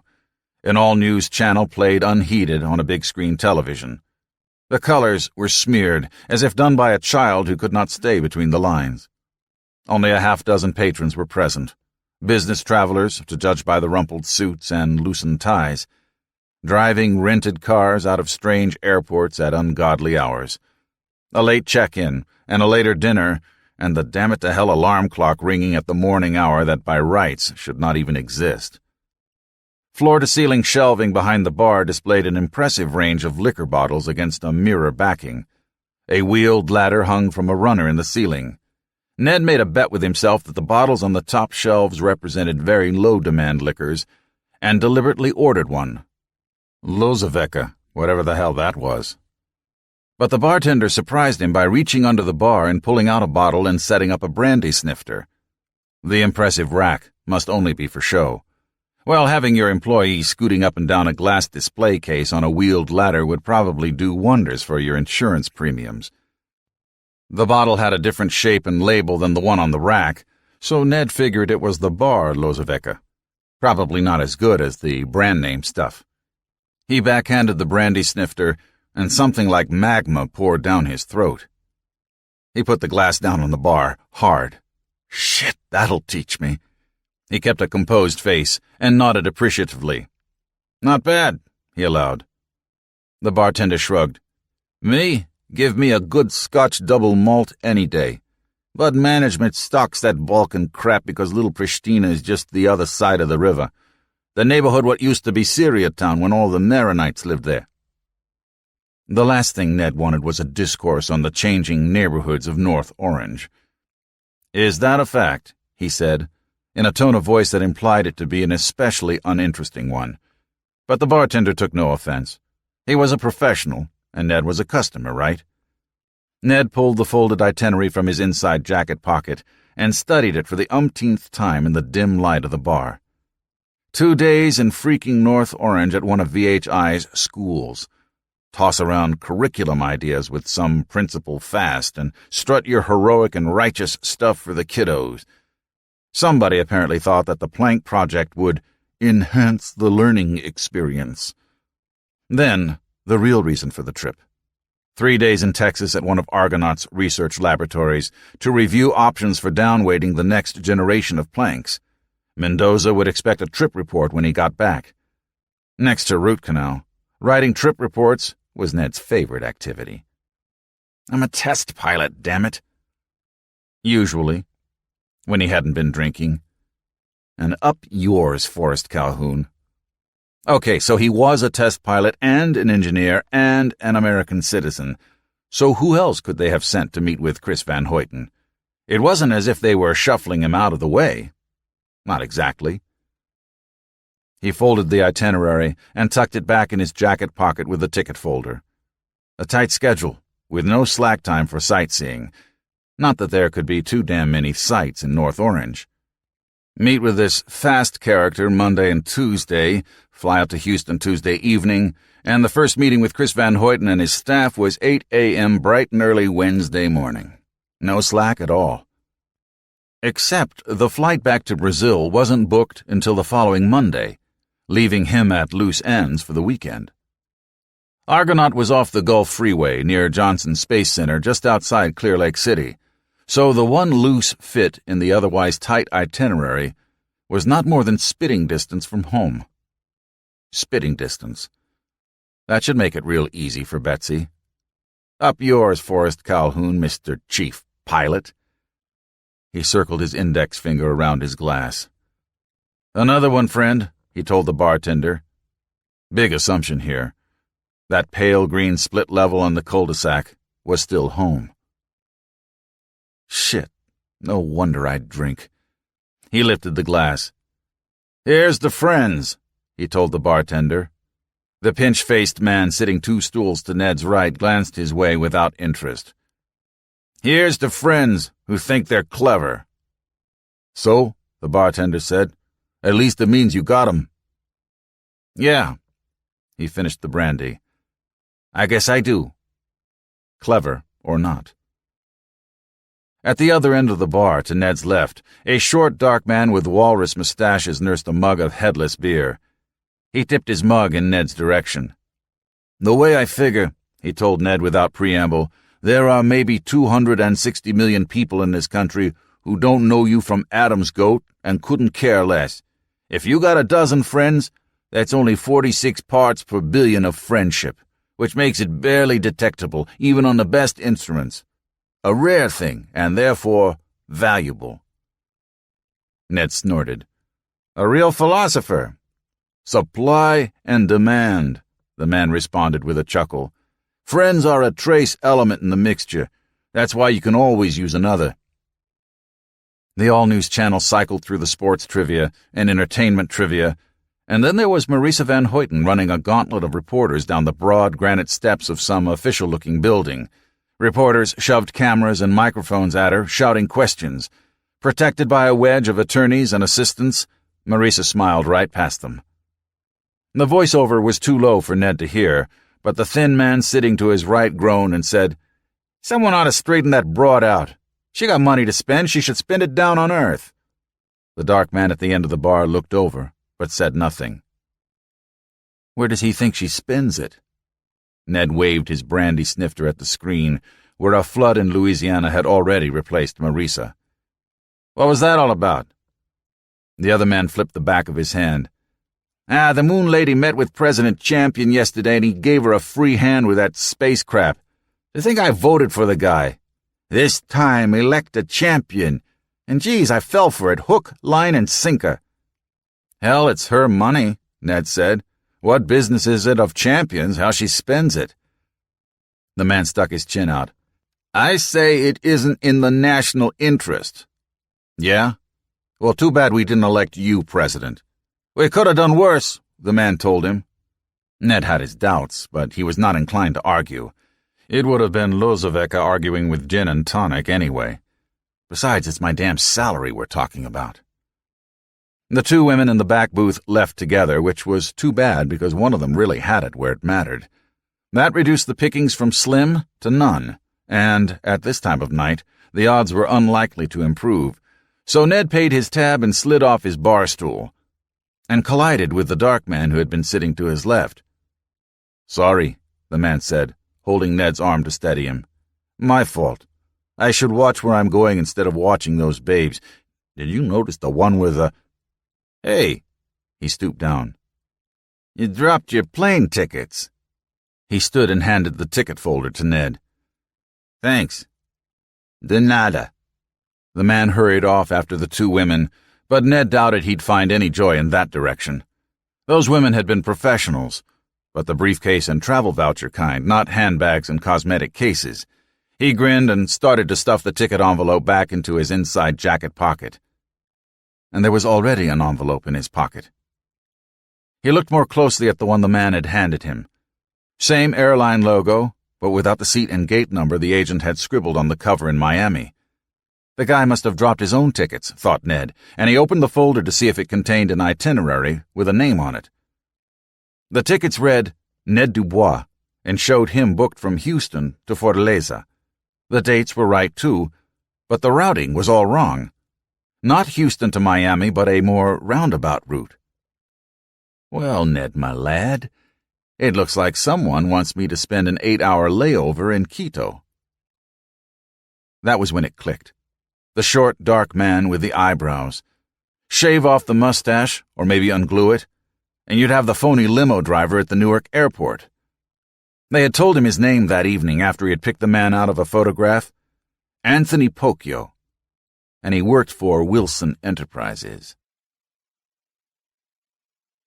The next morning, a taxi dropped Ned off at Witherspoon, a one-story, light-colored brick building. The facade resembled that of a shopping mall, but Ned doubted any of the kids were fooled. Inside, 2 corridors branched off from a small, poster-laden vestibule. Left or straight? A kid with black, shoulder-length hair and a pair of earphones was shoving a broom across the floor and looking unreasonably happy about it. Ned motioned to him. "Hey, kid, which way is the principal's office?" He had to ask twice before the boy unhooked his earphones and leaned on the broom handle with both hands. "Which one?" "Which one what?" "Which principal? We got 4. "4 principals?" He dug inside his jacket pocket for the itinerary Joao had given him and shook it open. Fast, it says here." The kid pointed with his chin down the left-hand corridor. "That way. 5th door on your left." He began sweeping the tiles again. "Thanks."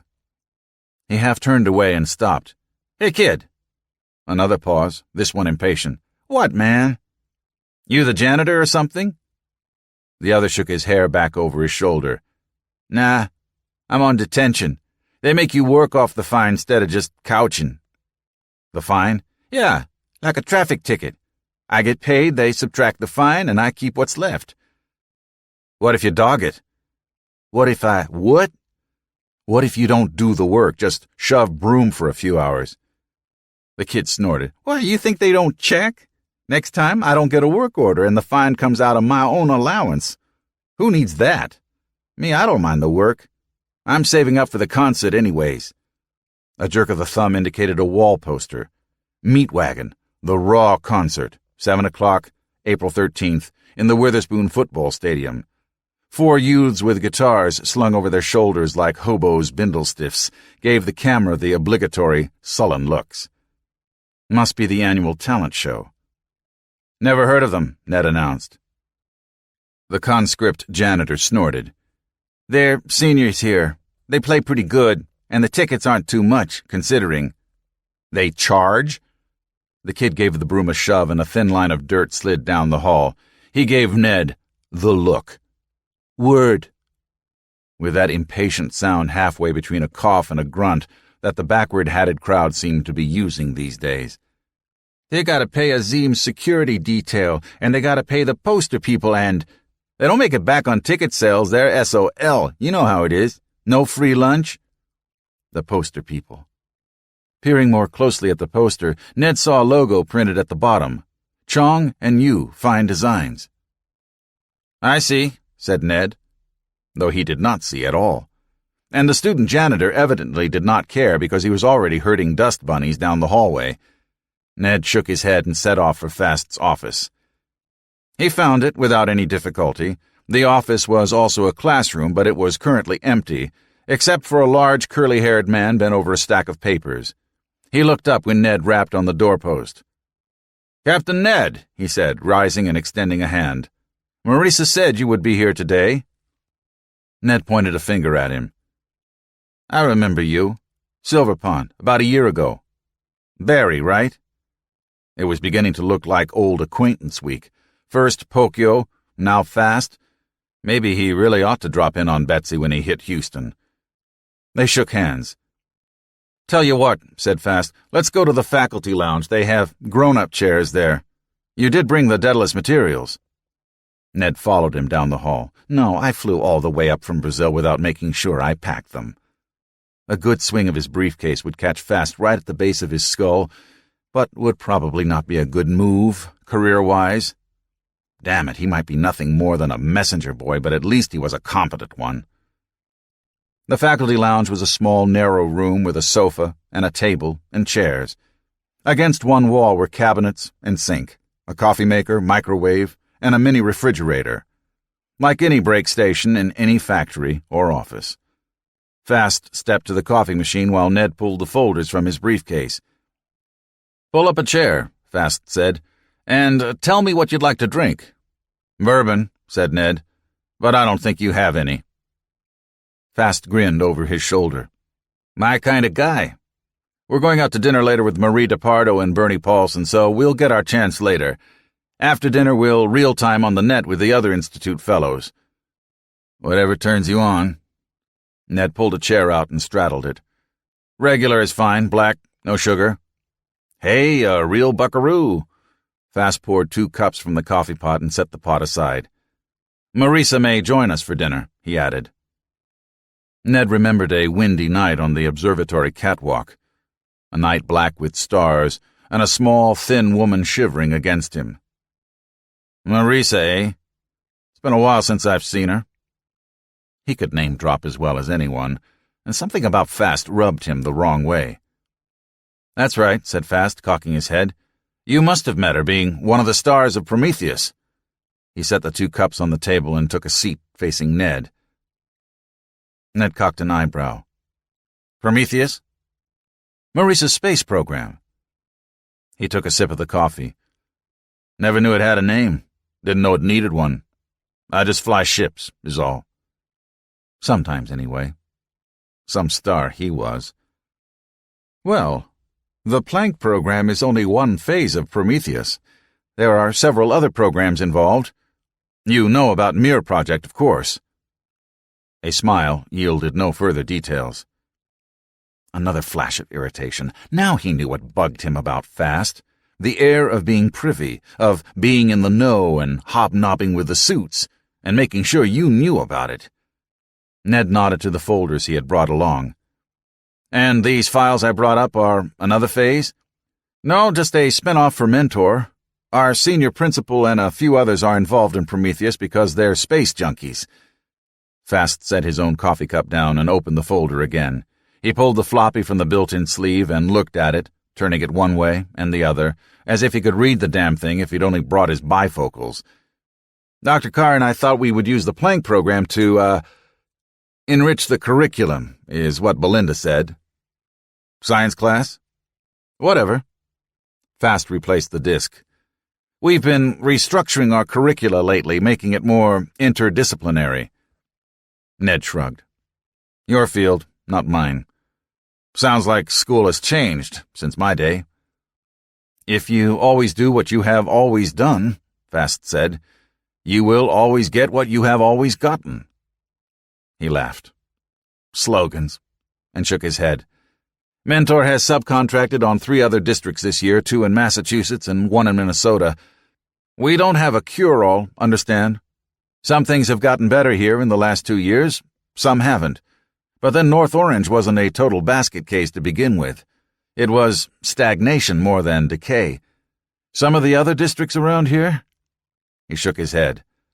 But Mentor doesn't bid on those. Makes sense, said Ned. Triage. Some get better without any help. Some die, no matter what you do. So, yeah, I know you've got to start somewhere, so it might as well be somewhere you have a chance of success. But no one deserves being written off.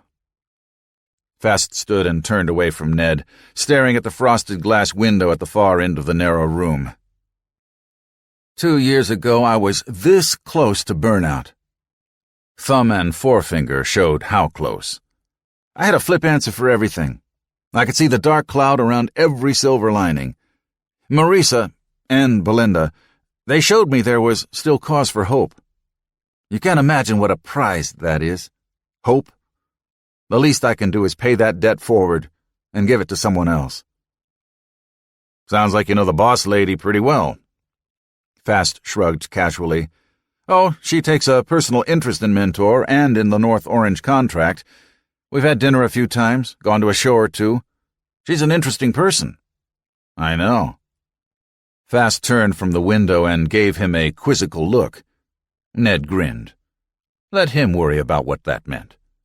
Still, if this poser had Marisa's ear, it wouldn't hurt if he said nice things to her about Ned Dubois, intrepid space ranger.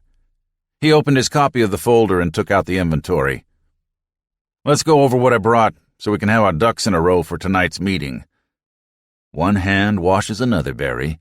I make you look good, you make me look good. We do this right, we'll both be handsome. It took a few hours to straighten out the details. Ned was amazed at how much he had to explain to the man. And he's going to teach this to kids? Well, no, be fair. They were only trying to outline a curriculum at this point. And others would be involved. For lunch, Fast took him to a nearby Charlie Brown's along with 2 other principals, Gwen Glendower and Onwuko Egbo. They plied Ned with questions about the plank and discussed the arrangements for the Meet the Astronaut sessions the next day. Egbo was so black he made Forrest Calhoun look like an albino. Nigerian? Ned asked him. Ifik, Egbo replied. Back at the school, he and Fast wrapped things up by mid-afternoon. Barry had a class to teach, so Ned stopped by the school office and asked the gal there to call him a cab. Stepping outside to wait, he noticed that a row of tents with signs and banners had been erected on the athletic field south of the building, and a light crowd was beginning to gather. The first booth was set up on the parking lot. 2 young men had their heads tucked under the hood of an old '93 Delta. Ned grinned. It was the sort of thing he remembered from his own high school days, when he and his friends used to fix junkers in his driveway. He could recall the tang of grease and motor oil and the slick feel of the hoses and wires. Stripped to the waist, the sun beating down on him, his biggest worry in the world whether the fan belt was tight. Life had seemed a real hassle then, a host of problems. Girlfriends, grades, scrounging parts, getting into the springs. Enough problems to lap up against his chin even when he stood tiptoed, enough to drown him when the tides were wrong. And yet, looking back, they were a shallow pool compared to what he had faced since. Of course, I was shorter then. His parents were the ones without the problems. They were the grown-ups. They were free. And the grown-up looks back longingly on his carefree youth. Freedom always came at another time of life. Whoever promised that life was fair anyway? Ned strolled over to the counter, half wishing he were not wearing a suit or toting a briefcase. The poster for Car Aid, another Chong and Yu job, announced tune-ups, minor repairs, and advice, but nothing that required heavy equipment or state licenses. Ads and coupons for Patel's transmissions were stacked on the counter. The proprietor looked up from under the hood. He was a tall, skinny youth, with his hair shaved on the sides and a New York Mets cap turned backward. Rags bulged in his grease-spattered jeans. "Hey." He did a double take and looked at Ned. "Hey, Captain Dubois. Sir." He grinned, and Ned suddenly placed him. Old acquaintance week indeed. "Hi, Chase. What's up?" He held out a hand. Chase wiped his on a rag and came over to the counter to return the shake. "They said there'd be an astronaut here tomorrow. I wondered if it'd be you." "Yeah, well, I had to come to the States on other business, so they decided to kill two birds with one stone." Ned gestured with his free hand at the row of tents. "What's going on?" "This? They call it the student marketplace. It's a way to make a few bucks on school time, during the after class. You set up a business, rent a booth, try to make sales. At first only the other kids came around. Now we get parents, and even folks from the neighborhood." Chase offered to show Ned the rest of the market. He told his helper he'd be back in a few minutes and to holler if Ned's taxi showed up before then. Some of the booths were little more than advertising drops. A babysitting consortium. Pain in the Grass Lawn Care. Nerds are us. We have the wonks you want. Sign up now for next semester's tutoring. Other booths sold goods and services directly. Candy and refreshments from a short, chubby Indian girl. Handcrafted rings and pendants from Jenny's Jewels. Hair Delilah. A martial arts studio. An aerobics class. A comic book and collector card stock exchange, complete with price quotes handwritten on a marker board. Some of the booths carried flyers for the heavy metal concert, and Ned was almost sorry he'd be back in Brazil by then. Though, considering how loud kids played metal these days, he might get to hear it anyway. Chong and Yu featured paintings, some of them quite good, though their sideline of posters and decorated T-shirts seemed to generate more business. One painting featured a plank roaring upward on a column of smoke and flame, and Ned paused to admire it. Probably taken off the TV broadcast, he thought. That's Forrest and Mike jumping Nestorov to Energia's test field southeast of St. Petersburg. Damn, I wish it had been me in that can. "How much for this painting?" Ned asked the willowy Oriental girl with the paint-smeared smock. He didn't know if she was Chong or Yu. "That one is not for sale. It was done on commission for Miss Van Hoyten." Ned raised an eyebrow. "Why am I not surprised? It's quite good. Not professional quality, but competently executed, and just enough shy of photographic exactness to make it work. Why do you have to have it out if it's not for sale?" The girl brushed a wisp of hair from her face. "As a sample of our work, and because I like to look at it." Ned studied the painting some more. "Yeah." He glanced at his guide. "What do you think, Chase?" The boy made a who cares face. "It's okay, I guess." He eyed the plank casually. "Do you know if those handles were installed in this one?" Ned wasn't sure if the retrofit had been complete in time for the launch, but he said, "Yeah, I'm sure they were." "Fat," said Chase. "Could you make a silk screen of this?" Ned asked the artist, "and do a T-shirt for me? No, wait, make that 8 T-shirts, 6 large, 2 medium. I'll give you a list of names to put on the back." The Chinese girl said, "You are one of the pilots. I saw you on TV." Ned nodded and she said, "Then there will be no charge for the shirts." Ned shook his head and pulled out his wallet. "No, I'll pay. Fair's fair." He gave her his mail drop in Fortaleza and added extra for the shipping. "We had a crew of city inspectors show up a few months ago," Chase told him as they headed back toward the parking lot. "Tried to close us down. Can you believe that crap?" "So what happened?" Case shrugged. "The building manager got it all on videotape." He pointed to a parking spot at the end of the row of tents. "There was a TV van from the American Argus parked over there, and they Rodneyed the whole thing." In the cab on the way back to the hotel, Ned reflected that Marisa never left anything to chance. If that TV van was where it was because she had known what was going to happen. He had heard some scuttlebutt at Daedalus about commerce hassling the Pegasus people in Phoenix, and about OSHA inspectors showing up at Werewolf. Nothing since the election, though, so Ned figured Marisa had cut a deal of some sort. Too high level for me. And Marisa never did anything without a purpose. And sure, VHI had a lot of cauldrons bubbling besides the Planck project, but he had spoken with her often enough to know what was topmost in her mind these days. So if she was babysitting this mentor situation, it had something more to do with Prometheus, Fast had called it. Something more to do with Prometheus than a bit of curriculum enhancement. But what?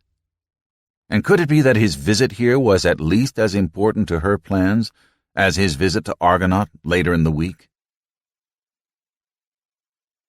When he returned the next day, Ned was supplied with a meeting room off the library, and from time to time, individuals or small groups would come and meet with him.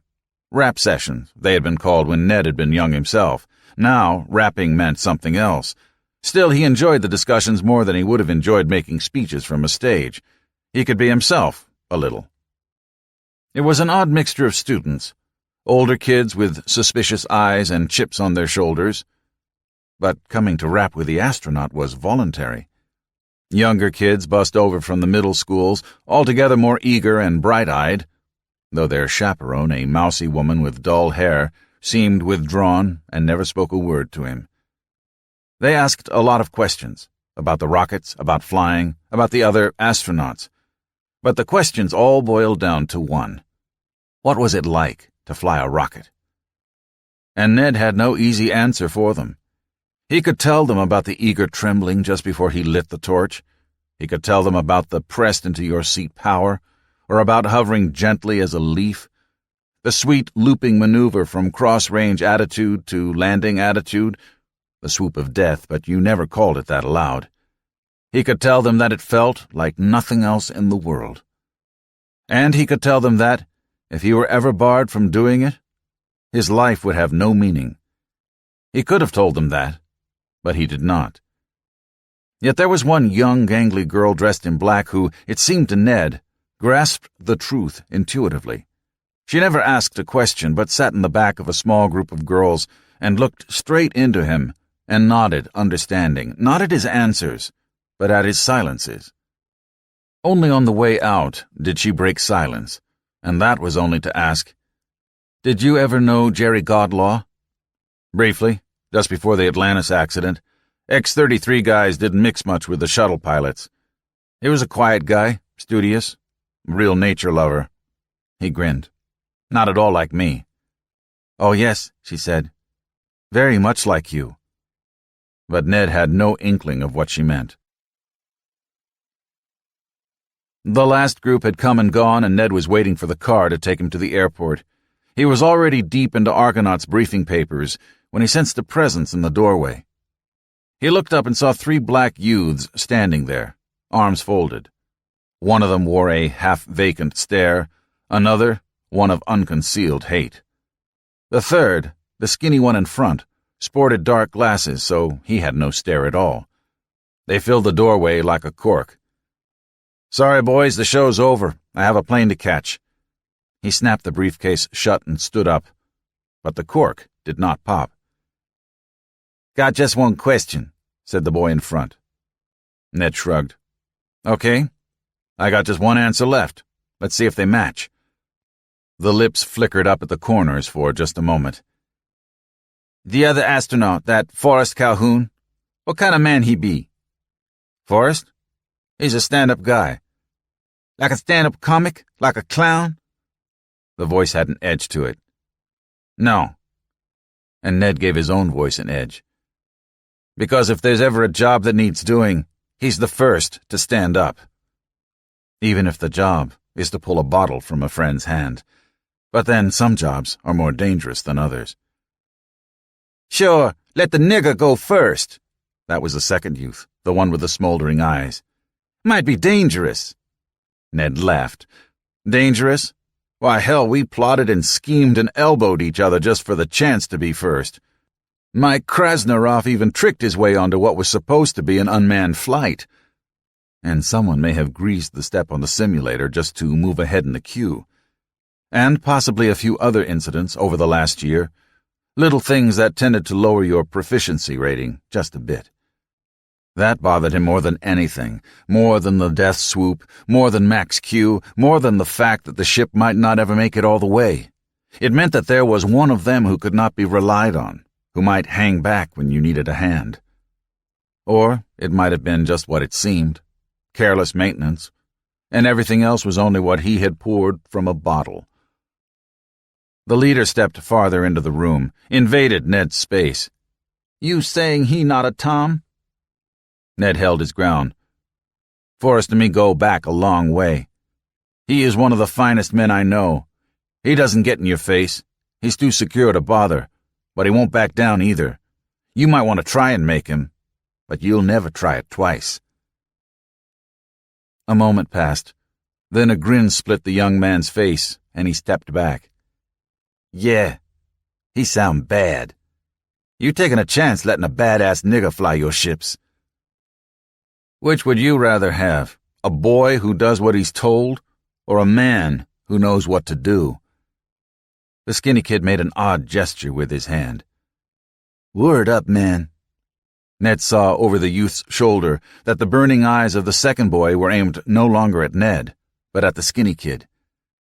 They turned, uncorking the doorway. The skinny one turned back for a moment and removed his sunglasses. "Name's Azim," he said. He did not offer his hand. "Didn't see you ready to back down, neither," he observed. Ned gave him a tiger's smile, the one he had worn at Nancy's a lifetime ago in Galveston Harbor.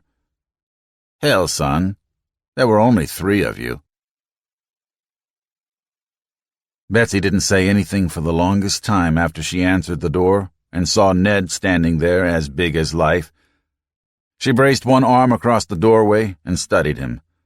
Finally she said, "Well, well, well," stood upright, and turned back into the house. Ned took that as an invitation. Did he need one? It was his house. And followed her inside, admiring the sway of her hips. She wore a red and white checked shirt tucked into form-fitting cowgirl jeans, tan pointy-toed shit-kickers on her feet. As slim and wiry as he remembered. She'd been keeping herself in trim all right. For his sake? For her own? Or was there someone else? It was a creepy feeling. They had been married 7 years, but he felt as if he were meeting a stranger. She led him into the kitchen, and he pulled out a metal and plastic chair from under the table. Same old furniture. Dishes were soaking in the sink. Betsy rummaged through the refrigerator and brought out a pair of Lone Stars and handed one to Ned. "So," she said, sinking into a chair across the table from him and setting her bottle down hard on the table. "What drags your sorry butt back into town?" Ned twisted the cap off his bottle. "Business," he said. "You." He tipped the bottle and let the ice-cold beer pour down his throat. "I was over in Argonaut's lab the last 3 days. You should see what they're working on there. Aerogels in commercial quantities.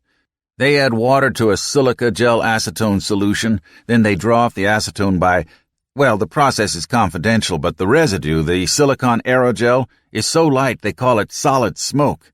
Build a spaceship out of that and you could drop-kick the damn thing into orbit. Well, that's an exaggeration, but...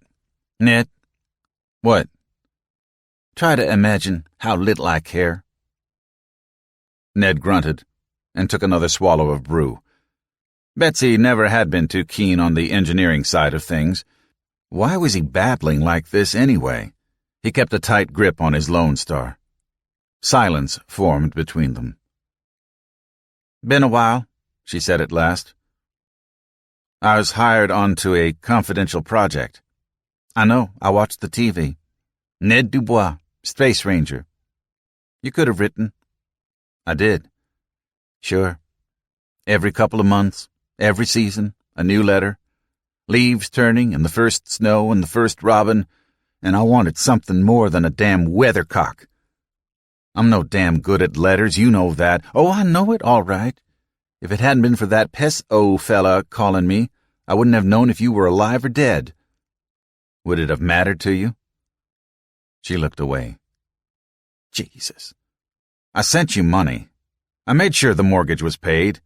It wasn't enough. It was all I could afford." She looked back at him, her eyes bright and knocking around in honky-tonk cowgirl hard. "You still don't get it. Money wasn't enough. Lizzie searched the house for days after you left, looking in closets and lifting up the bedspreads. I'll just let you guess what she was looking for."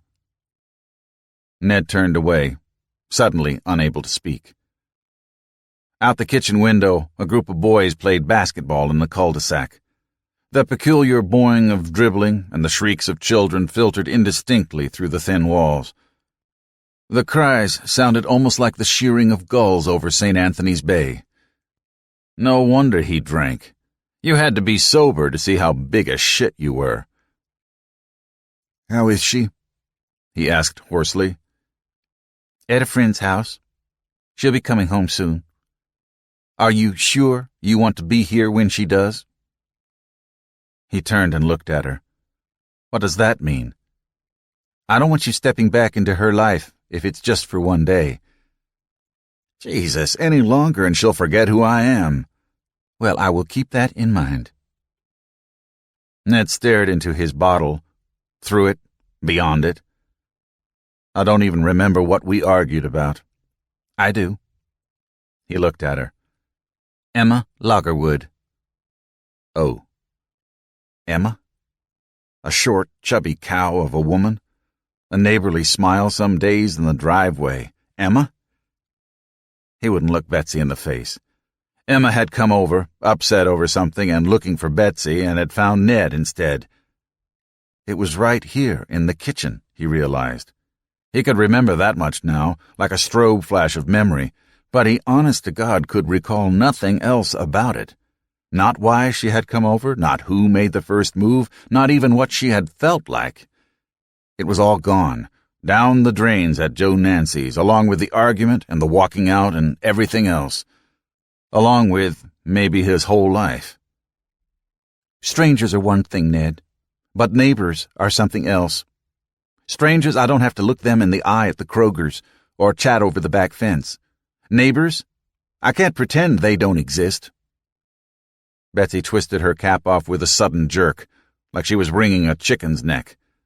The chilled air inside steamed out the open mouth. She made no move to drink from it. "I'm sorry," he said. "You're sorry." Betsy stared at him a moment, then shook her head. "Why the hell did you come back?" What could he tell her about waking up in a Galveston bar with no clear memory of how he had gotten there, only knowing that somehow he had screwed the pooch for good and all? "I want to make things right," he said. "It can't be done." "Look," he said finally, "I want you with me. I want to be with you." She upended her bottle and let the beer slide down her throat. "Took you 2 years to figure that out?" she said, banging the bottle hard on the table. "Why?" "Because I think of you when I'm with other women." "Try another angle, Ned. You'll never make salesman with a pitch like that." He reached inside his jacket and pulled out his plane tickets, the first set, the ones he didn't need anymore. He slapped them down on the table. Betsy looked at them, but made no move to pick them up. "They're in my name," he said, "but they're transferable. I bought a second set for Lizzie. I left the dates open, in case I didn't drop everything, quit my job, and rush right off with you. Look, you can do whatever you want. I told you I want to start over and do things right. I want to be a father and a husband. I want that more than anything I've ever wanted." "More than flying?" He cradled the now empty beer bottle between his palms. "That's different," he said. "That's a different sort of need."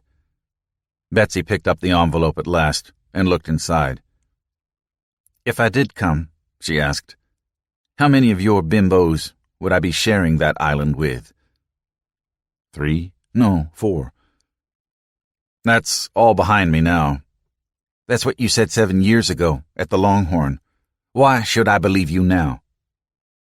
Ned turned and slapped his palm hard against the wall. "Because, damn it, when I'm with other women, I think of you." Betsy stared at him a moment.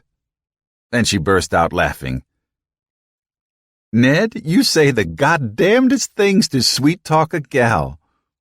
Betsy tipped her head back and swallowed half the bottle. When she put it down, she looked first at Ned, then at the tabletop, and grunted a short, sad laugh. Hell, Ned, there's only one thing in the whole world you could have done worse than come back. What's that? Not come back at all. It was a crazy planet. From the sea-smashed, guano-pasted rocky islands of the Atlantic to the gently rolling ridges of New Jersey, to the scrub country around Houston, to the towering indifference of the Andes. What the hell, he was a spaceman, right? So it was only fair that each time he stepped off his vessel he was on a different planet. His plane from the States touched down at Quito Airport a little after 2, and a little man with Indio features met him at the gate and escorted him to a smaller terminal where a Cayman husky bearing the Wilson logo on its boom sat with its twin rotors scissoring and idle. His escort smiled him aboard and departed. Inside the helicopter were 9 seats, arranged in rows of 2 and 1. A man in coveralls was just locking up the cargo compartment when Ned entered. He nodded, but showed no curiosity beyond that. A man in a khaki bush jacket sitting in the first row stood and extended his hand. Captain Dubois, right? Name's Richard Ten Boom, Project Managing Director. You can call me Rick. He gave a hand signal to the pilot, who nodded and did things with his hands and feet. The copter tilted forward and rose into the air. Hovering a few feet over the tarmac, he took them out the taxiway to the helipad. Can't have him take her up right from the gate. It would give the ATC fits. Still, Ned thought it amusing that helicopters had to use the taxiways and runways just like the jets and prop jobs. He settled himself in the seat across the aisle from Ten Boom and buckled his harness. "And what project is that?" he asked with a smile. Ten Boom smiled back. "You'll see. Relax. Take a nap if you want, but I recommend the scenery along the way." "Where are we going?" Ten Boom pointed out the window toward the snow-capped peaks. "Up there." Up there indeed. The copter descended an hour later on a landing pad set in a broad alpine valley just below the peaks of the Andes and fronting on a narrow, high-walled pass. As the copter tilted and settled in, Ned saw a semicircle of low utilitarian buildings and an oil pipeline stretching off toward the pass from a large 2-story shed. Rails paralleled the pipeline on both sides, and an electric car was parked at the pipe head next to the shed. The air was thin and blew cold when Ned stepped down. Jesus, they should have told me to bring my jacket. He hugged himself while Ten Boom climbed down beside him. "Invigorating, isn't it?" the man asked. "Like a morgue." Ten Boom laughed. "Yeah, the temperature in the Sierra Plateaus hardly ever gets above 75 Fahrenheit. At night, it drops to damn near freezing." Ned shook his head. Fernando de Noronha was just about due east of here. It might be wet, but it was mostly warm. He followed his host to the building at the center of the semicircle, which he took for the administration building. Why on earth had someone lured him here to see an oil pipeline? Answer: it was not an oil pipeline. He caught up with Ten Boom and tapped him on the shoulder. "How many barrels a day do you pump out of here, Rick?" Ten Boom paused on the steps and turned. He pointed toward the pipeline. They were close enough now that Ned could see it was a damn big pipe, 6 feet in diameter. "This is an ideal location," he said, "high up and on the equator. You follow that out straight as a marine's crease, and past Antisana Peak is the Baiza pipehead, where they bring the oil in from the fields around Puerto Francisco de Orellana. From the air or from the sky, this looks like a new section under construction." Meaning that it was not. "What the hell is it then? And why did you bring me down here to see it?" "It was Gene's idea," Ten Boom told him. "He wants you to take a message back to VHI." Ten Boom led him to a service car sitting on the rails that paralleled the pipeline, and they sped up the steep, rocky-sided pass. Smaller pipes ran out to armored sheds set a few hundred feet off. "We call it the Boomer," Ten Boom said. "Sometimes I think that was the only reason Gene picked me to head up the project, so if the name leaked out, people would think it had to do with me. He paused and studied the track ahead, where a spur branched off to another of the armored sheds. Like Prometheus, he added casually. It could mean anything. Well, it wasn't like the plank launches weren't public knowledge now, but even Ned hadn't known about the broader program until that schoolteacher had told him. Prometheus. Whatever the hell that meant. The sled raced past groups of short, barrel-chested men in baggy field jackets, checking levels and adjusting hydraulic jacks that supported the pipe. Andean Indians, Ten Boom told him.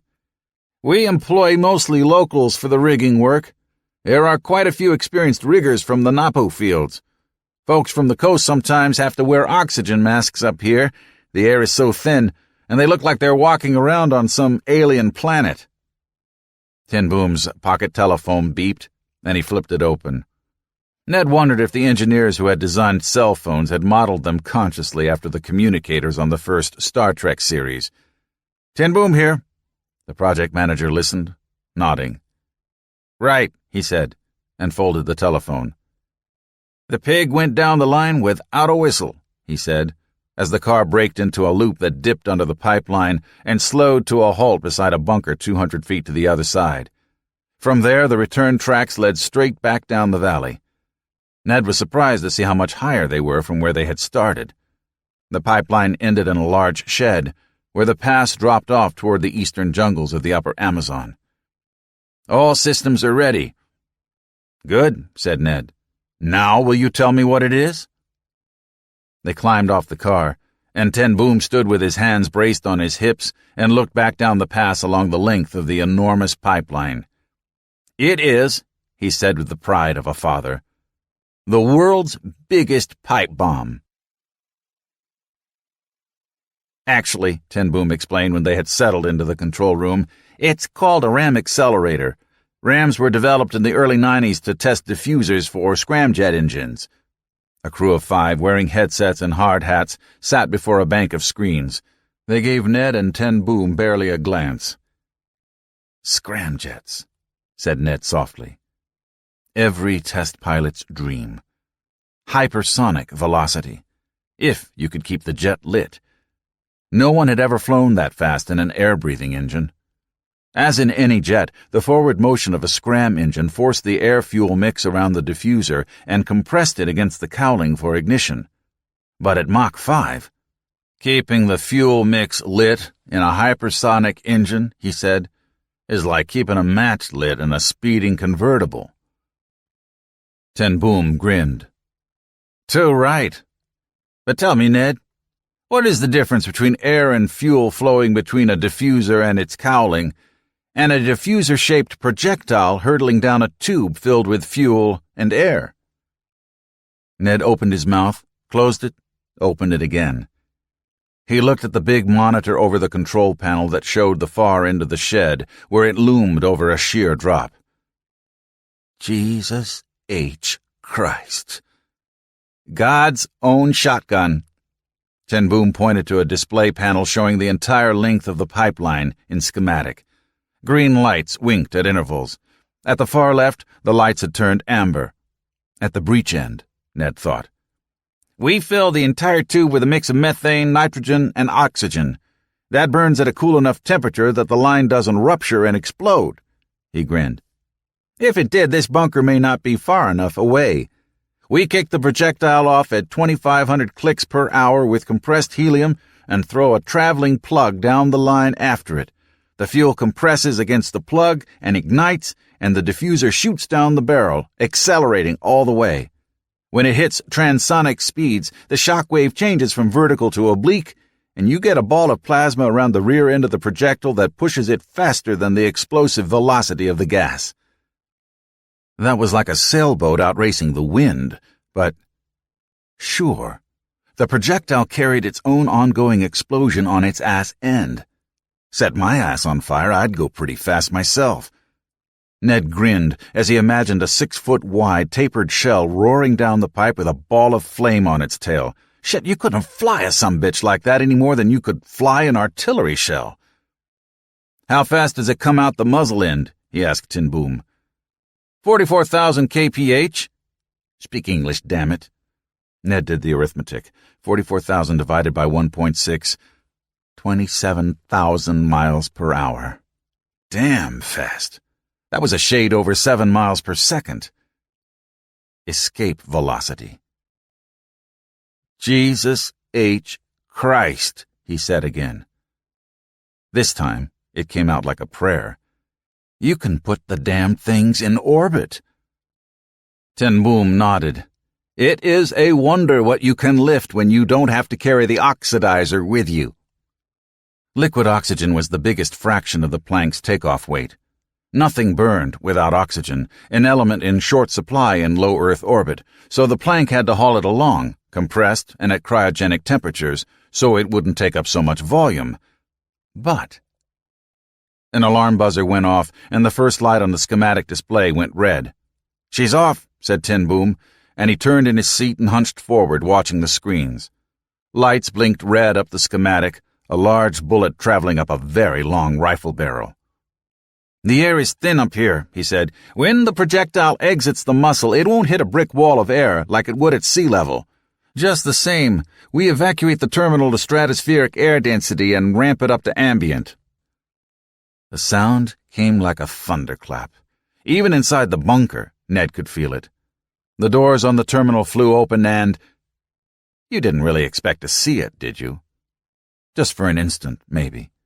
A ferocious, tapered shape and a blossom of flame, and the downrange tracking camera kept it centered. "I get the message," Ned said.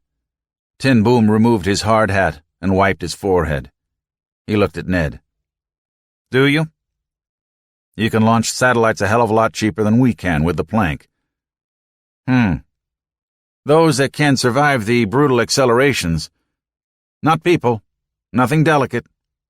Wilson and Van Hoyten are competitors, but business is business. Gene thinks we can work a deal to our mutual advantage." "A deal?" Ned asked, immediately suspicious. He was out of his depth in business dealings. Airplanes, rockets, the machines, yeah, he knew his way around as well as anyone who dealt with metal instead of equations. But where the money managers took over, he checked out. Ten Boom took him by the elbow and guided him away from the crew at the monitor panel. "When you pack for a trip, you don't cart along odds and ends you can buy at your destination. So the Antisana ram can boom a pod into LEO with liquid oxygen in one compartment and liquid hydrogen in the other, plus the usual cryogenic equipment and plumbing." Ned rubbed his hand across his cheek. "Those are big shells, but they can't carry all that much fuel." "The way I heard it," Ten Boom said evenly, "you don't need that much more." "They know about our fuel margins. There is a leak on Fernando D. Shit. Bonifacio will be fit to be tied." "Our margin is admittedly tight, but I think we can haul enough fuel to get up and back." Ten Boom shrugged. "Would you bet your life on it?" Being brave does not require being a damn fool. "We'll see how the tests run out, but even if it turns out we can't lift enough with the existing design, no one has ever done cryogenic refueling in orbit." His host smiled and spread his hands. "There's a first time for everything." "All right. Whether Daedalus accepts your offer is a matter for people who wear more expensive suits than me. But tell me this, what's in it for Wilson?" "Range safety," called a heavily accented voice over the speaker. "Blower," said one of the men at the control panels. On the downrange monitor, a ball of fire erupted in the sky. Ned whirled on Ten Boom. "You blew the bird," he said. "Why?" Ten Boom spread his hands. "We've struck deals with Ecuador and Peru. We thought we had a deal with Brazil, but there's been some foot-dragging lately, and Wilson has no leverage in Brasilia." "Aha. And VHI does." Ten Boom said nothing. Ned dipped his head. "All right, I'll tell them. You'll have something in writing for me to take back. Good." He paused for a moment and cocked his head. "Tell me, Rick, am I supposed to overlook the fact that, since you've been unable to overfly Brazil, you've never actually inserted one of your projectiles into orbit?" Ten Boom smiled again. There's a first time for everything. 6. Warning call. Marisa Van Hoyten slapped a palm down sharply on the table, and, one by one, the voices and faces on the teleconference screens fell silent. Keith McReynolds and John E. Redman, who faced her across the broad, otherwise empty conference table, shifted in their padded black leather seats, but said nothing. The faces on the teleconference screens looked likewise uncomfortable. Only Henrik Van Hoyten, frozen forever in colored oils above the main doorway, maintained his composure. "I do not care about the equations, people," she said, biting off each word. "I did not major in orbital mechanics. I only want to know whether the proposal to use the ram and refuel in orbit will work. Joao." Her words snapped like whips. "Your people have had 2 months to thrash out the details with Wilson's people. Is it feasible? A simple yes or no will suffice." A barely perceptible delay on the monitor hinted at signals bounced off the 24-hour satellite and down to Brazil and back. Joao Pessoa pursed his lips. "There are, of course, a number of problems that must be overcome. I said yes or no."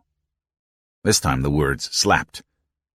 "Greasy," Chris said gently over the Santa Fe line. They were all looking at her, some with curiosity, Keith and Belinda with concern, Joao with poorly concealed anger.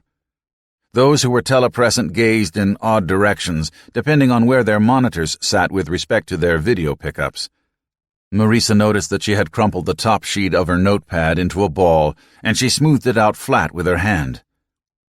"I am sorry," she said curtly, and without a great deal of sorrow felt. "But we have an absolute deadline of August rolling down on us. Even if the recession does not hit the consumer markets until October, as some projections indicate, the financial juggler's balls will start dropping by then. I want Prometheus airtight before they hit the ground." And why did no one sense the urgency but herself? "You cannot solve technical problems by sheer willpower," Keith pointed out. Marisa stared across the table. "Can you not?" "Perhaps," Steve Mathias inserted smoothly over the New York link, "it would help if we simply listed the major issues first, without trying to resolve each one as it comes up. We keep getting bogged down in details that our staffs ought to handle." Steve smiled before a backdrop of Manhattan skyscrapers visible through his office window. Over his shoulder, Marisa could see bustling activity in the newspaper building across the street. "Very well, Steve," she said. "Let us prepare a list. Perhaps tempers will cool." Werewolf spoke from his Cleveland base in a voice heavy with skepticism. "You can start with the fact that no RAM accelerator, including Wilson's Boomer, has ever orbited a payload." Everyone's sanctum seemed to reflect its occupant. Steve's was orderly to the point of obsession, paper aligned neatly in baskets, to-do lists tacked to the wall beside his geometrically perfect desk. Werewolf's office, by contrast, looked like a clearance sale at the Wiz. Through the windows of Dolores Pitchlin's sun-drenched Pegasus office, a plain dotted with giant saguaro stretched toward the distant purple line of the Mogollon Plateau, a vista as flat and as arid as the older woman's personality, and with as much harsh beauty. And what did Marisa Gorley Van Hoyten's office say about its occupant? Was that why she preferred to videoconference from the more impersonal corporate boardroom? "It should be easy enough to test," said Dolores, "and we ought to check it out before we go any further." "Hold that thought, Dolores," Steve said genially. "We'll come back and revisit each line item once the list is complete and prioritized." A light blue background replaced his face on the New York screen, and the words, "Can Boomer reach orbit?" appeared in highlighted letters. Mendoza grunted. "Access," he said. Then he added grudgingly, as if words were silver and he a pauper, "Can our orbits rendezvous with those accessible from the Andean site without excessive delta V?" Marisa saw Werewolf cock his head and type something on his own terminal. Mutually compatible electronics, chaser, and target appeared on the list under Mendoza's question. Steve had set up his screen as a bulletin board, allowing anyone on the conference to contribute. Clever. It diffused the discussion by rendering it impersonal. Another gold star beside Steve's name.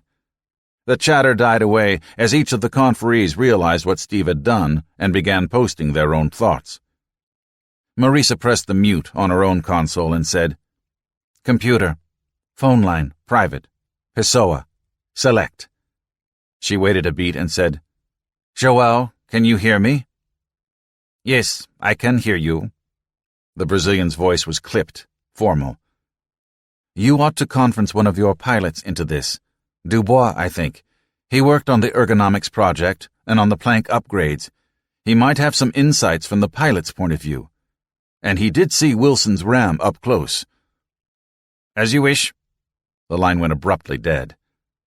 Keith spoke into the sudden, raw silence. "You really ought not to have scolded him in front of his peers." She swiveled her chair so she faced him instead of the monitors in the far wall. "If Joao's skin is growing too thin, he ought to hand the reins over to someone who can take it." "He has done yeoman's work," Keith replied softly. "This project would have tried an organization twice Daedalus's size." "Your problem, Keith, is that you are too reasonable." "We each have our cross to bear." Sarcasm from Keith? "Sweet reason wins no victories," she said, tapping the table with her forefinger for emphasis. "The only thing that matters is failure or success. If the plank does not achieve its goals, we are doomed, and it will not matter that we feel good about each other when that day comes." Keith cast his eyes down, and his right hand, tucked inside his vest, squirmed, as if he had hidden a fox inside his clothes. "Actually, it may." "Oh, yes, Keith. Then we can all hold hands on that day and say we tried our best, and we shall receive good marks because we work and play well with others. There could be worse epitaphs in the Book of Life." "Epitaphs?" John E. laughed. "Let's not be melodramatic. Granted, VHI would take some hits if Prometheus liquidates, but the corporation would survive." Marisa traded a look with Keith. John E. was not privy to the plans to counter asteroids, but Keith was, and Keith knew what was at stake. So why was he the weak sister here? "Perhaps you ought to run the figures again, Keith. The benefits against the ultimate costs." A not-so-subtle way of reminding him that the payoff from an asteroid strike was infinity, in both directions. Keith stood suddenly and shook out his trouser legs. He picked up his portfolio and nodded to the bank of VC screens. "Steve seems to have the technical issues well in hand. I'm afraid my only contribution will be the price we're willing to pay Wilson for his service." "Any price," Marisa reminded him. McReynolds hesitated and glanced a moment at Redmond. "Even granting that," he continued testily, "it is poor bargaining practice to let Wilson know that. We may not need the insurance of refueling on orbit, so we ought to prorate our offer commensurate with the likelihood of the need. A 10% risk, I believe friend Mendoza said." "It used to be less than 5, Marisa pointed out. She flipped a hand at him. "Go on, crunch your numbers, Keith. It's what you are good at." McReynolds looked from her to John E. and back. Then he tucked his portfolio tightly under his arm and gave her a stiff nod. "You'll see the preliminary workup in the morning. John E. will discuss the Wilson contract in the afternoon, if that is acceptable." The lawyer nodded and waited in silence until McReynolds had closed the door. "Don't cut the mute button quite yet, Marisa," he said. "Keith was too polite to say so, but you are being a real bitch." His words stung, and she felt herself grow icy cold. "Am I? First-class gold-plated true quill bitch. Standard & Poor's triple AAA rating. You owe Keith and Joao and a few of the others apologies, and you know it." Redmond swung backward in his chair and favored her with a lazy grin. "Marisa, it isn't you." She did not return his grin. "Who is it then?" He shook his head, and his gaze became guarded. "I don't know. But whoever it is, I wish she'd give me my old chairman back again. I kind of liked that gal." "Don't jolly me, Johnny. It's patronizing, and I don't like it. I have been working toward this goal for most of my life, and on this project for the last 5 years. Now, everything is unraveling. People I trusted have shaded estimates, painted rosy scenarios, withheld information. Mendoza must have known about the plank's marginal capabilities. He must have. Why else would he have extended the ground testing? And he told no one, unless it was de Magalhães and Pessoa. Had we known sooner, we could have— "Could have what? I am no technician, but I understand from Chris that our options were severely limited well before Mendoza discovered any problems. You want straight talk?" He did not wait for an answer, but rocked his chair forward so that he could rest his arms on the table. "As long as we are cataloging transgressions, Marisa, let's talk about the leaks you set me to investigate." "The leak to Albright," she said smoothly. But she saw the hesitation in Redmond's eyes. "There never was a leak to Albright, at least not out of VHI. It seems that Albright picked up a second-hand rumor about Wilson's activities and jumped to the conclusion that it was you. That was why he sought you out at the Argonaut meeting last year." "Oh, then it was a false alarm all along? How can you be sure?" "We have a sympathizer in Albright's headquarters now who passed some inside information along to us." Redmond slouched in his chair and ran a finger across the keyboard under the table by his seat. "You did not formally charge me with investigating the leak to Wilson, who appeared to have rather more specific information on our operations than Albright did, but it seemed a logical extension of my task, and I put it down to an oversight on your part." Marisa paused, and the two of them stared at one another for a moment. Finally, Marisa said, "You know?" Redmond nodded, and she asked, "How long?" "About a month," he replied, "and wondering what to do about it." "Who else knows?" He shrugged. "No one that I've told. Chisholm may know. She would not be chief of security if she could not put two and two together." "Luanda knows. She was my conduit." Redmond nodded slowly. "I see." He was silent a moment longer. "We are risking billions on Prometheus. Yet you revealed to a competitor—" "I gave Wilson nothing proprietary, no company secrets. All I did was drop hints. He does not even know the hints came from me." Redmond shook his head. "We'll worry about the legalities later, and what the trust will say if they ever discover what you did. It's the motivation that puzzles me. Prometheus is your own creation, your dream child. As you said, you've been working on this project for 5 years. I know you must have had a reason, but I don't understand what it could be." He folded his arms and waited. Behind him, the digital calendar, a twin to the black obelisk in her office, blinked its array of approaching deadlines. Too many deadlines, approaching too quickly. The pain began again in her stomach. Quietly, under the table, she pressed a hand flat against her abdomen. She glanced at the monitors, where Steve seemed to have things well in hand. They did not need her contributions, and they especially did not need her anxieties to cloud the discussion. She pulled the keyboard rack from under the board table and typed a memo to Steve Matthias, asking him to run the remainder of the session and report to her in the morning. Funny. Steve had joined the project only because of his personal ambitions, yet he was proving to be one of the more useful members. When he was involved, things got done. She logged off the net and pushed the keyboard into its recess as the video conference screens went blank. She stood from the table and walked to the north wall, where she could stare out at the bright afternoon sky. Skeletal trees, shagbark hickory and scarlet oak, lent the hillside a furry appearance. In the sky, billowing cumulus clouds sailed slowly and majestically toward the east.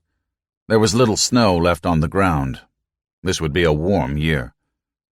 The clock was digital, so no ticking measured the beat of time. Redmond waited with a lawyer's patience, ready to hear her out. To him, it was all lawyers' issues, how to navigate the tricky shoals of law and regulation, a crusade to keep the government from stifling the next rung up of enterprise. He had never lain awake at night, soaking in a cold sweat. How much ought she reveal to him? Too much? Or not enough? Either could jeopardize his commitment, but sometimes it was best that the right hand not know what the left was doing. Henrik van Hoyten scowled down at her from his position above the door, but there was no clue in his gaze what course she should take. Gramper's ghost could not advise her. Gramper would never have taken this road. If he could tell her anything, it would be to cut her losses. But damn it all, she was the chairman, not Christian III, not Henrik, not even Willem. And quite possibly, Henrik, poised on the shore of a new world, with endless possibilities before him, and no way to imagine, let alone measure, what might someday be. Perhaps he would understand her situation more than any of the generations that fell between them. "This is all under the rose," she said, turning to face him. "Privileged communication." Redmond nodded. She bought herself a little time to arrange her thoughts. "You know the goal of Prometheus, of course. What lies beyond the satellite launch and repair business?" Redmond nodded. "A solar power demonstration satellite of 500,000 watts, and beyond that, if things go well, a network of power satellites generating 300 billion watts 24 hours a day." He smiled. 30 years from knitting the first support structure to when the last of them goes online. If we eat right and exercise, you and I will get to see the end of it." "It will cost a great deal," she said. $800 billion. "Risking billions in hope of trillions," he said, repeating the project's catchphrase. "I surely do wish you would get to the point." "There are trillions enough for all, and it is important to humanity that someone succeeds, if not VHI, someone. The point is, John E., that there must be other players. VHI can build and operate perhaps 2 or 3 such stations. Beyond that—" She took a deep breath. "I wanted to coax Wilson into the game by letting him know that there was a game. Nothing motivates like the thought that a rival may be stealing a march on you. It hardly seems wise to waken your rivals. John E., if you must have a financial reason for inciting competition, it is this. Competition will assure the bankers and the venture capitalists that the whole enterprise is worthwhile. One such project may be the foolish brainstorm of a deluded woman, the Moon Lady. 2 or 3 or 4 such projects mean that hard-eyed analysts see a profit to be made." He shook his head. "That won't do to slop the hogs, as we used to say down home.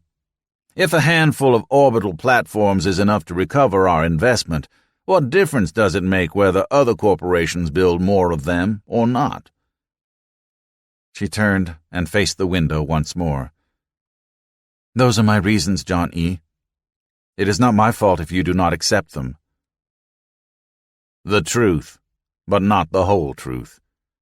Marisa, I'm just an old country lawyer." Yes, the Virginia horse and hunt country. She was not the only one in the room capable of dissembling. "But I can tell when a witness is being evasive." He stood and gripped his portfolio. "When you decide to be more forthcoming, you know where to find me." She turned as he left, and her hand, outstretched, fell to her side. Well, a few hurt feelings would be the least debit when this bill came due. John E.'s problem was not that he lacked imagination, but that he lacked the right sort of imagination. He could envision the power satellites beaming power to an energy-hungry Earth, But gigawatts were only numbers to him. He could not see those gigawatt laser beams focused and aimed, raw burning power, searing their targets, boiling them away, slicing them apart. He could not see that the power platforms were weapons platforms, too. It was something not only unthought, but unthinkable. She had been thinking of them for nearly 30 years. Cool air sweeping off the sides of the maroon bells carried a kiss of the glaciers to the balcony of the Aspen Conference Center, where Marisa stood leaning on her arms on the rail. Springtime in the Rockies. Thin air it was, light and fresh, almost as if it were newborn within the softening snows of the high country, slowly to make its way to sea level, to die there as the damp, heavy, thick atmosphere of the coastal cities. It brushed her cheek with the scent of Perry primrose and fireweed. Corkbark fir and quaking aspen shivered on the mountain slopes around her. The trees and flowers gave notice that, if at this altitude it never entirely ceased being winter, it at least struggled constantly toward spring. Zhao Hui sat in the wicker chair by the round glass coffee table that furnished the balcony. Her open laptop gave forth a constant hum that rose and fell in pitch while she scrolled. Every now and then, it would scritch-scratch as it saved files to the backup disk. "What does the remainder of my afternoon look like?" Marisa asked her as she studied the distant peaks. There was a pass up there, through the bells, and she wondered where it led. "Some of the presidents will undoubtedly stop and pay their respects before leaving," Hui said. "I have allowed time for that. A pair of venture capitalists who are considering investing in Prometheus have arranged for an early dinner meeting. After that, you are free. Charlie Jim will be ready to fly us down to Denver if you wish, but he prefers to wait until the morning when the light will be better." Marisa nodded. "I will defer to the pilot's judgment on such matters." She turned away from the scenery. "Will anything on my morning agenda be affected by the later departure?" Hui scrolled to the next screen. "We will pick up Mr. Pessoa and your cousin in Santa Fe and fly on to Los Angeles to meet with Mr. Wilson. Mr. Redmond has emailed his preliminary report and expects that everything will go smoothly. The remainder of your affairs can be handled adequately en route." In early times, the king's court was wherever the king was. Only later were there permanently sited capitals and headquarters. Teleconferencing and telecommuting were recreating a sort of high-tech Middle Ages. In a way, VHI was headquartered wherever Marisa happened to be. Perhaps these quarterly management retreats equated to those ceremonies where the barons renewed their oaths of fealty to their overlord. As if on cue, Corey Wilcox stepped onto the balcony, dressed casually in tweed jacket and contrasting slacks. He set a compact suitcase on the redwood decking by his feet. "The van will be coming in a few minutes," he said. 5 of us are riding over to the airport together." Marisa extended her hand. "I trust it has been a productive retreat."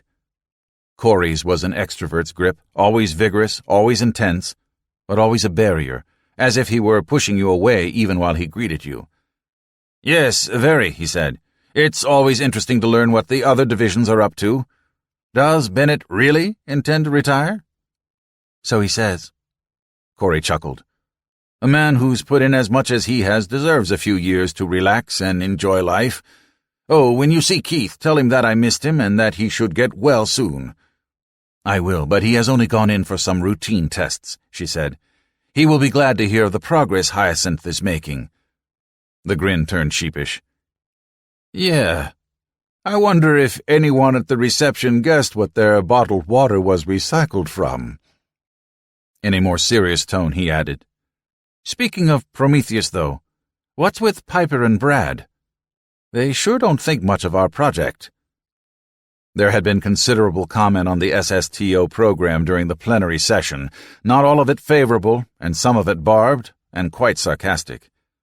One cannot expect vision from everyone, not even from otherwise competent managers. So long as they manage their divisions effectively and provide Prometheus the necessary service and material, their opinions do not concern me. Corey dropped his voice a notch. "Be careful. They don't mistake tolerance for weakness. I think they're twerked because they weren't in on it. That's going to mark your management from now on. From now on, there will be those who were in on the secret and those who weren't. And those who weren't are going to resent it, like Steve. Steve is a member of the team, she pointed out, but he wasn't exactly invited to join, was he? He squeezed himself into a place at the table.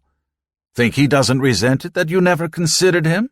Now he seems to be everywhere, coordinating, facilitating, never in charge, but always somehow running things, second-guessing the rest of us.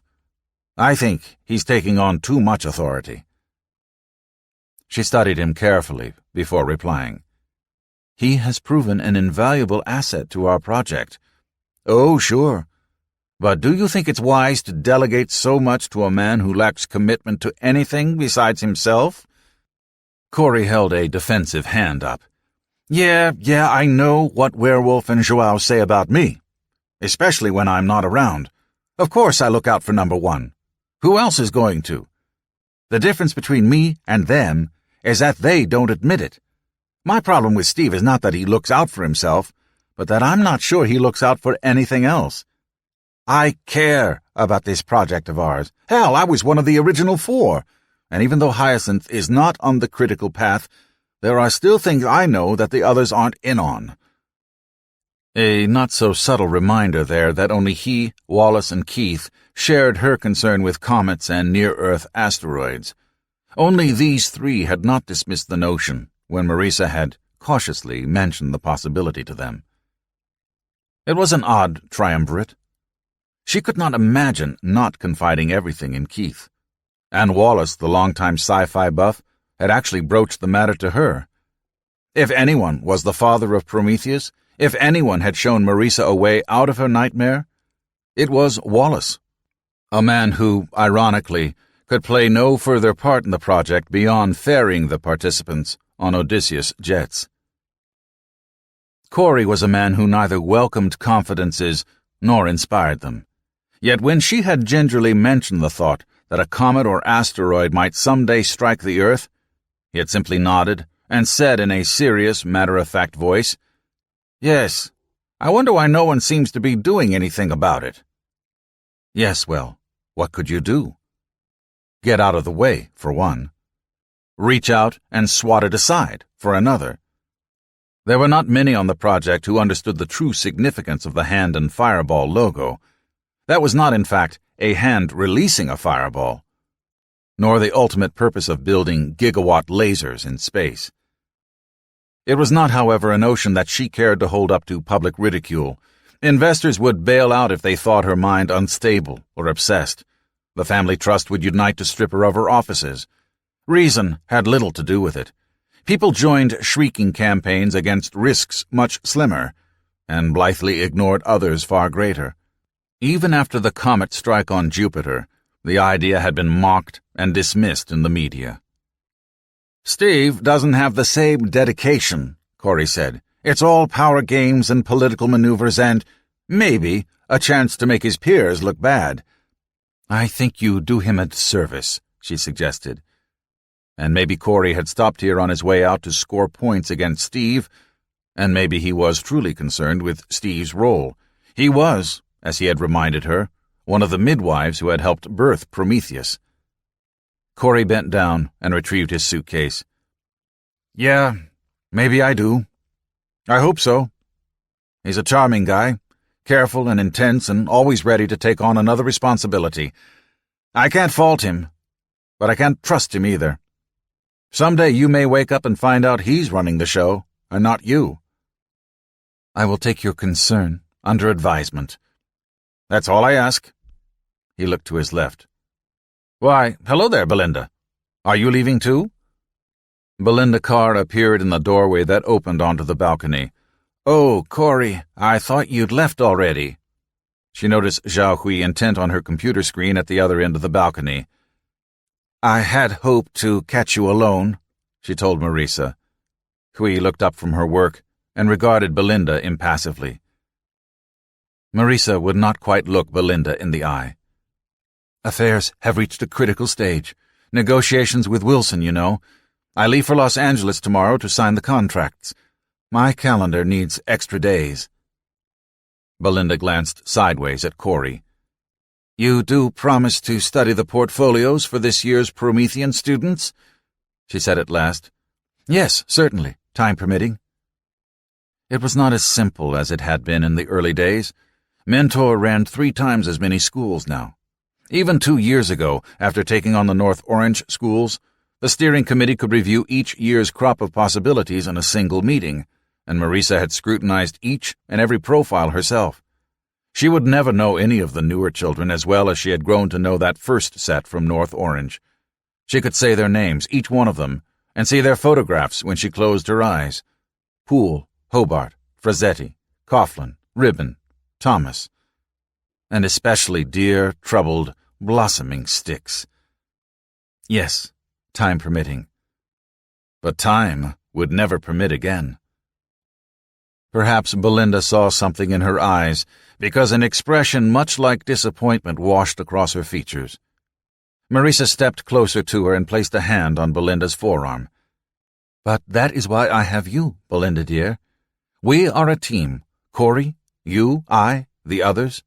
We each have a role to play. Yours is to nurture the next generation so that the dream does not die with ours. In a way, you are their mother." "And the children," Corey pointed out, "are not the critical path. Without Joao's ships, without my life support, without Marisa's marketing, there would be no point to what you are doing in the schools."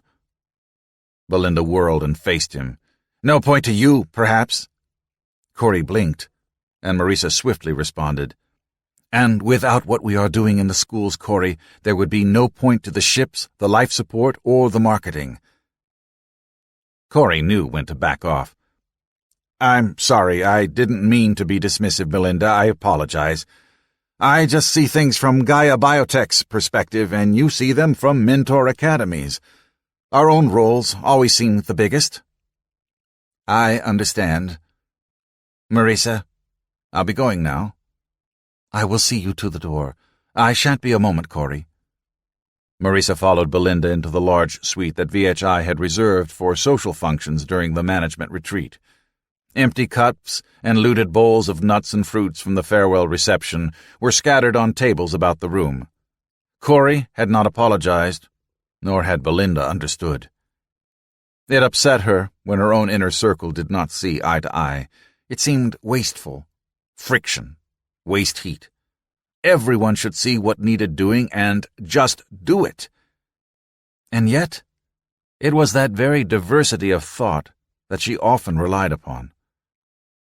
Belinda picked up a suit bag she had left sitting by the exit and slung it over her right shoulder. She waited for Marisa with one hand touching the doorknob. Marisa halted one step short. "Well," she said. "Well," said Belinda. "Have a safe trip to Spokane?"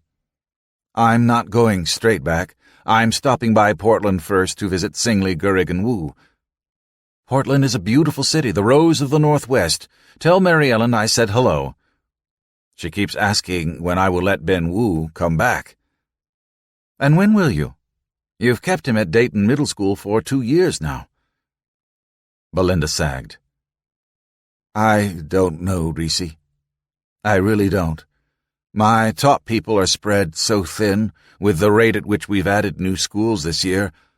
I am afraid the quality of our instruction may suffer." Marisa stepped forward and put an arm around the woman's shoulders. "You will not allow that to happen." Softly spoken, it was a statement of confidence. But it was an order, too. "The best graduates are going into law or engineering or finance these days," Belinda said. "We cannot pay. No school, public or private, can pay salaries to compete, and so we get the bottom cut of the graduates, and those precious, precious few to whom children matter more than salary." "You will find a way." Marisa hugged her gently. Belinda returned the embrace with her free arm, pulling Marisa close with the tight, firm grip of the athlete. Marisa tugged free. "I must see to Corey." Belinda turned quickly away, groping once more for the doorknob. The two investors were waiting in the lobby when Marisa entered. A black woman wearing a finely cut business suit rose from the high-wing back chair she had been occupying. Her companion, a short, thick-set man with a tan complexion and laughter-creased eyes, turned away from the fish tank where he had been studying the darting gold, red, and yellow shapes. "Maurice Van Hoyten," the man said. "I'm Jimmy Caldero, and this is my partner, Gloria Bennett." Bennett had a rounded jaw and wore her hair short. Her smile, it seemed to Marisa, had more than a hint of sadness to it. "We've heard a great deal about your SSTO program since you went public, Miss Van Hoyten," she said. "It sounds like exactly the sort of long-term investment that Bennett, Caldera, and Oakes might be interested in. We'd like to hear more about it." They exchanged handshakes. "This is Zhao Hui, my personal secretary," Marisa told him. "She will join us for dinner and take notes, if that is acceptable." Hui, half a pace behind her, bowed. Her laptop hung in a padded case from her shoulder. Caldero bowed in turn to Zhao Hui and said, "How? Hui dimpled and sang something back to him. Caldero grinned and led them toward the door. "I've taken the liberty of engaging a table at Roth's. It's a private restaurant. He does not advertise. Perhaps you know it?" "I know Thad Roth very well," Marisa said, "and it has been far too long since I sampled his board." She understood Caldero's message. "We move in the same circles, you and I." Though she had heard Caldero's name mentioned from time to time, socially and in business, she had never met him before. He was something of a recluse. Of Bennett, she had never heard, but Hui had done a D&B on the pair and on their investment firm, and it seemed to be very well capitalized, with a reputation for shrewd and audacious investment strategies. A black and silver Range Rover waited under the awning outside the conference center. In the shrubbery to the right of the entrance, a young man with a long, ragged beard sat draining a bottle wrapped in a brown paper bag. He wore a long, horridly stained overcoat, and as the four of them walked toward the car, he gave them a suspicious glare. Marisa affected not to notice. It was terrible the way these people had been cast out on their own resources, when what they needed was mental care or drug rehabilitation. Jim Champion had promised new programs, but so far nothing had passed the house. The man noticed Marisa's surreptitious glance and made eye contact with her. "Merry Christmas," he said, with a curl to his lip. It had become something of a tagline since the Christmas recession of a few years ago. The country had finally struggled out of it, though not so very far out, and now seemed determined to plunge right back in. Caldero opened the left rear passenger door to the Rover, and Bennett said, "Jimmy will be doing the driving, I'm afraid. I hope neither of you frightens easily." Caldero laughed, and Marisa wondered from the byplay whether the two were partners in more than their investments. Marisa stepped aside to allow Hui to enter first, but as she did so, she smelled the most awful odor. "Any of you rich folks got $1?" Turning, Marisa found herself face to face with the man who had been squatting among the bushes. His breath stank like old fish and cheap wine, and his clothing had been both home and bathroom, evidently for some time. He swayed slightly, and his red-veined eyes struggled to focus on her. Zhao Hui straightened without entering the car. Caldero stepped away from the driver's door. Bennett, on the other side of the car, frowned. "No," Marisa told the man, "I will not give you $1, but if you will clean yourself up, I will give you a job." It was her standard reply to panhandlers, and often helped separate the ones who could be helped from those who could not. Usually they turned away when she said that and sought easier targets. A few had taken up her offer. Charlie Jim still worked for her. This man was different. He grimaced horribly and, leaning forward, spewed his foul breath and spittle over her. "You arrogant bitch!" he shouted. The veins stood out on his neck, and his wine-reddened face darkened further. Caldero cried, "Look out! He has a knife!" Instantly, Hui stepped between them, swinging the padded laptop case in both hands. The knife went flying end over end and vanished into the grass. Caldero, in 2 cat-like steps, positioned himself to the man's side and rear, where he stood balanced with his hands open and ready. The homeless man looked from one to the other, then gave Marisa a bug-eyed grin over the top of Hui's head. "Hey," he said, holding weaponless hands up. "Hey-de-hey!" A silly grin split his features, and he skipped backward a few paces before he turned and leapt down the driveway. "Drunk," said Bennett. "Or high." Maurice's knees felt like rubber, and she placed a hand on the roof of the Range Rover to steady herself. It seemed as if her perspective suddenly shifted, and she was looking at the scene from a far, far distance. She could not draw a breath, only short, sharp gulps. Her legs began to give way, but then Gloria Bennett was beside her, supporting her. "It's all right," she said. "He's gone." Caldero held the rear door open. "Here, sit down before you faint." Marisa lowered herself into the seat, sitting sideways with her feet still on the paving. The doorman had come running from the conference center along with two of the valet parkers. Caldero took them aside and spoke with them, pointing down the driveway, but when Marisa looked in that direction, the man had already vanished. A knife. Dear God. Her stomach muscles tightened. She felt as if she would throw up. Bennett said again, "You'll be all right. Believe me, I know." "Where's Hui?"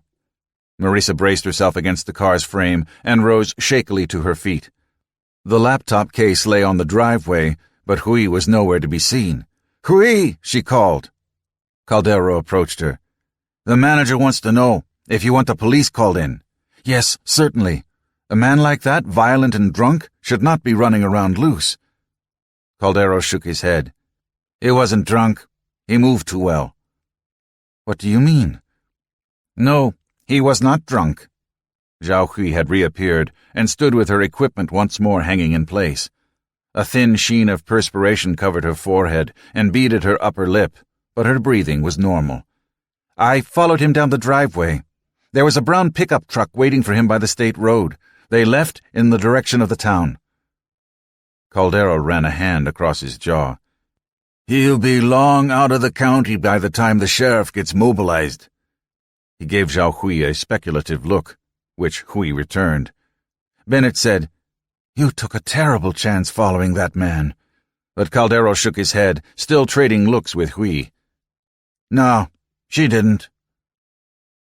"We really ought to inform the authorities," Marisa said. 3 high-pitched beeps interrupted them. It was a strange, alien sound that silenced them. Then it repeated, and Marisa, recognizing the tones, suddenly laughed. Zhao Hui fumbled in her bag and pulled out the cellular phone and flipped it open. Odd, Marisa thought. How the familiar, coming unexpected, can seem so strange. "Yes," said Hui into the handset. Then she fell silent. "Yes." She pressed the mute button and a second button and handed the phone to Marisa. "He says it is a friend. I have started the autotrace." Marisa nodded and accepted the phone. She hesitated a moment, then deactivated the mute. "Yes?" "That was a warning." The voice was hoarse and gravelly. The faux drunk who had just confronted them? No, it was a different voice. "And it could have been a gun, not a knife." "A warning about what?" Marisa saw Caldero cock his head, then glance quickly in all 4 directions. Hui sucked her lower lip between her teeth.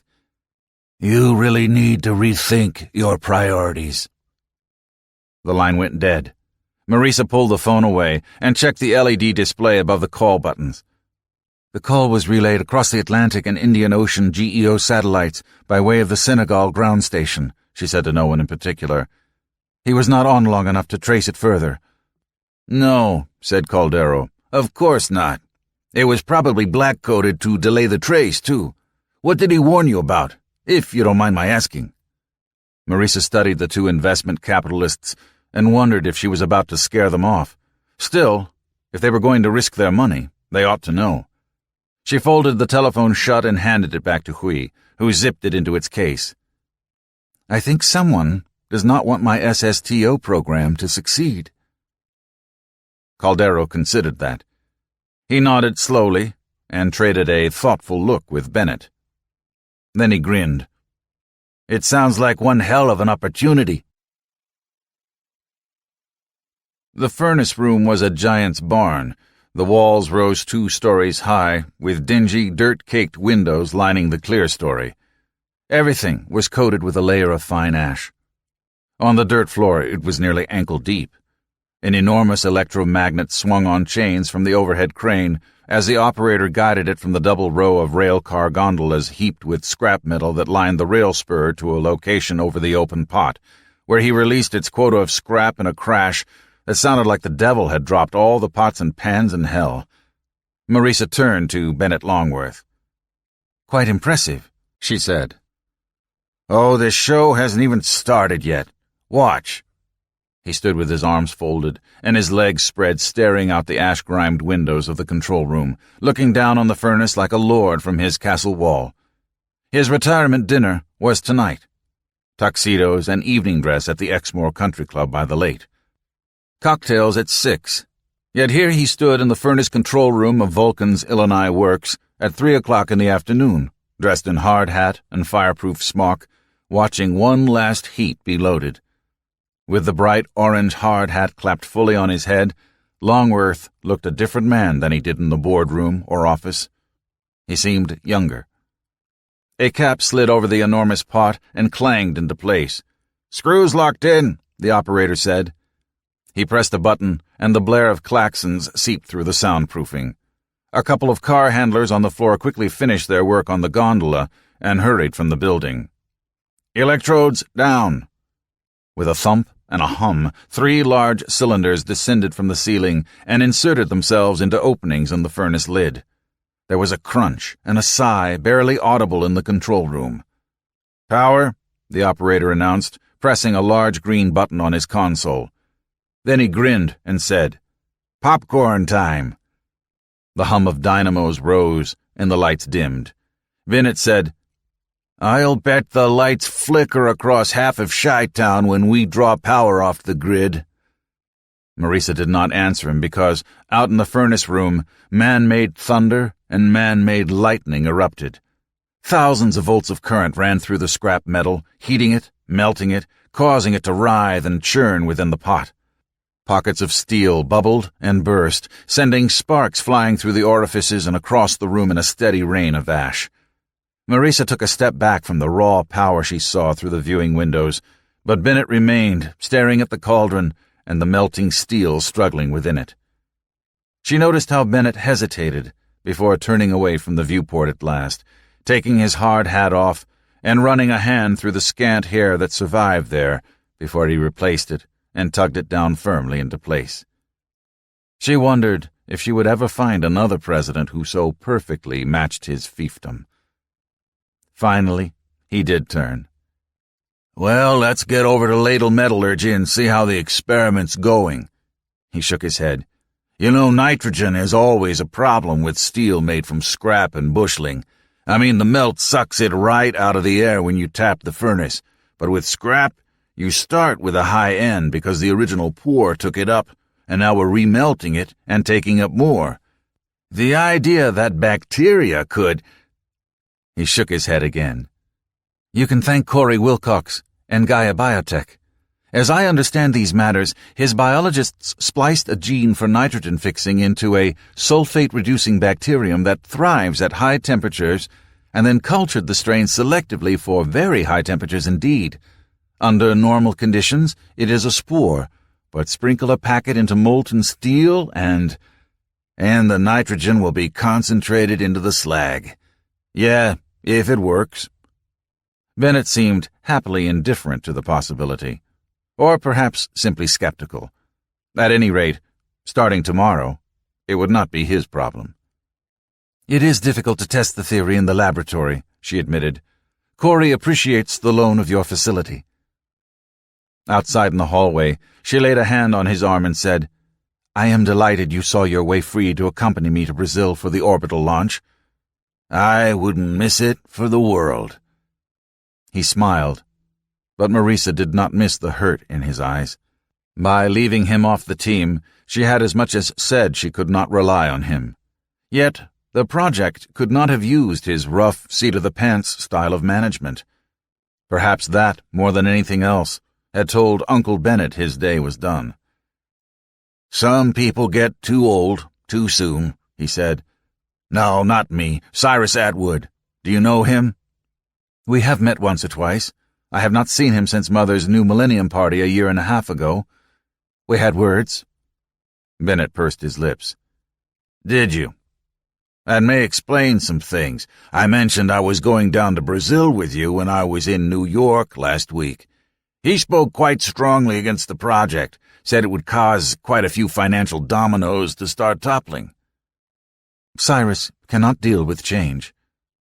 Privately, she admitted that Cyrus was correct. Change was threatening. It was not the technology itself, nor the market volatility that attended it. Everyone, Cyrus Atwood included, dealt with that sort of challenge every day. But technological change implied cultural change. It raised some people up and brought others low, and that was the real root of resistance. This may make me less important, and so they sought to control it, to regulate it, to plan it. He hinted at legal actions and at lobbying efforts in Congress. Did he? Well, Champion has a majority there, though a razor-thin one. And he would lose that in next year's congressional election, if the economic forecasts were borne out. When would the American people realize that the economy inhaled and exhaled regardless who sat in Washington? The best the government could do was refrain from strangling the poor thing, and conduct the occasional Heimlich maneuver. Yes, said Bennett. He told me you ought to rethink your priorities. Marisa barely hesitated in her stride. He told you that, did he? Interlude. The Left Hand. The problem with volunteers, thought Phil Albright, was an enthusiasm untempered by competence. Progressives often had more will than skill. The Bible had been right on that score, at least. This children of this world were wiser than the children of the light. He eyed the envelope that had been placed upon his desk. It was a number 10 white weave envelope, 24-pound test paper, probably bleached in chlorine, the cheapest, most common sort. It was addressed to him and marked personal. He asked again, You didn't see who brought this? It was just some guy. I didn't think it was important. The crusader who had brought him the envelope was also the most common sort. A young woman, college freshman, sandal-footed, baggy-dressed, devoid of makeup, a wraith from the 60s of Albright's own fading youth. She had been stuffing mailings and knocking on doors for 3 months now, and Albright knew it was only a matter of time before boredom and stress extinguished the commitment she had arrived with. It always was a rude awakening for these collegians when they discovered that activism was work, and required something more from them than dressing down or spouting easy slogans. Those who persevered, though, their price was far above rubies. Thank you, Hannah. You can go back to the phone bank. Hannah left, closing the office door behind her, and Albright sighed and rubbed his face under the eyes. His sinuses were acting up again. Maybe he ought to take a pill. Phenylpropanolamine hydrochloride, chlorpheniramine maleate. Jesus, sometimes the more you knew. He didn't keep medication at the office. Some of his volunteers were obsessed on the subject of pharmaceuticals, and he saw no point to annoying them. A little discomfort was a small price to pay for respecting the opinions of others. If the misery did become unbearable, his sister Cookie's townhouse and his stash was only 5 blocks away. It must be the humidity, he decided. Humidity was hell on the sinuses. Washington in March was anything but sultry, but Washington at any time of year made you feel damp and wrung out. His office was simple and sparely furnished, in a neighborhood neither upscale nor run down. A pair of battered vertical files, an old wooden desk, a corkboard thick with pinned-up notices and clippings. Photographs on the walls showed him at Rio and Cairo and a half-dozen other progressive gatherings, shaking hands with Rubin, Fonda, Alinsky, Nader, Gore, even Clinton. But you took your allies where you found them. Of all the ones he had met, he thought Carter the most admirable. By damn, the man had taken a hammer in his hand and built houses for the poor, And never mind whether it was dignified for an ex-president. Driving a nail carried more dignity than spouting after-dinner platitudes at $1,000-a-plate banquets. Albright had bought the wooden desk years ago at a second-hand salvage sale. Still serviceable after perhaps half a century of use by who knew how many owners. No metal desks for him. Wood had character and, given wise stewardship, was an infinitely renewable resource. Someone had once carved the word Mary into the left corner of the desktop with a penknife, and in his more idle moments Albright traced the worn grooves with his fingertip and wondered who had carved it and who Mary had been and how it had all turned out. He sighed, picked up the envelope at last, and opened it. It was another check, of course. This one was also for $5,000, and was from a group calling itself Americans for Planetary Preservation. A different title than on the previous checks, but the signature was the same. So either someone was disguising his philanthropy by wearing a different hat for each donation, or the Byzantine politics of activism was splintering and forming new organizations at an alarming rate. Americans for Planetary Preservation. Amusing how a handful of people could make themselves suddenly important by giving themselves a grand name and holding a press conference. Albright had played that game himself back in college.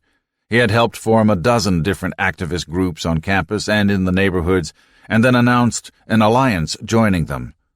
There had been no shortage of causes, and each cause had attracted its own penumbra of concerned students.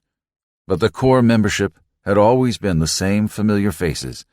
It had been like one of those old war movies where a handful of gallant defenders, popping up and shooting from a dozen different positions, had given the impression of a much larger cadre. Progressives had been besieged in those days, too. The People's Crusades had been his most brilliant creation, once he had been in a position to remake it from the inept, awkwardly named special interest group it had been. No mere Gideon's band now, but tens of thousands of paid-up, card-carrying members coast to coast in city and town, and behind them hundreds of thousands of supporters with ready checkbooks. And no narrow interest focus, either. The Crusades, he had chosen the plural deliberately, lent muscle and support to every fight worthwhile, against child abuse, battering, pollution, poverty and homelessness, unfair labor practices, racism and sexism, every festering disease that pockmarked the face of this otherwise beautiful country. Every time the weak and the helpless are oppressed by the strong and the powerful, his public service spot ran, the Crusaders are there. If you cannot tilt the lance yourself, help to arm the ones who do. Some of the membership had objected to the Eurocentric, patriarchal, warlike subtext, but the message was effective, and that was what mattered. Crusading for the underdog pressed a hot button in the American psyche. Checkbooks flipped open if the cause was right, and never mind the fine print. $5,000. Albright's problem was not the amount, but the anonymity. Some of the trial lawyers sent much larger donations, but they signed their names proudly. Americans for Planetary Preservation, John Williams, treasurer, might as well be John Doe.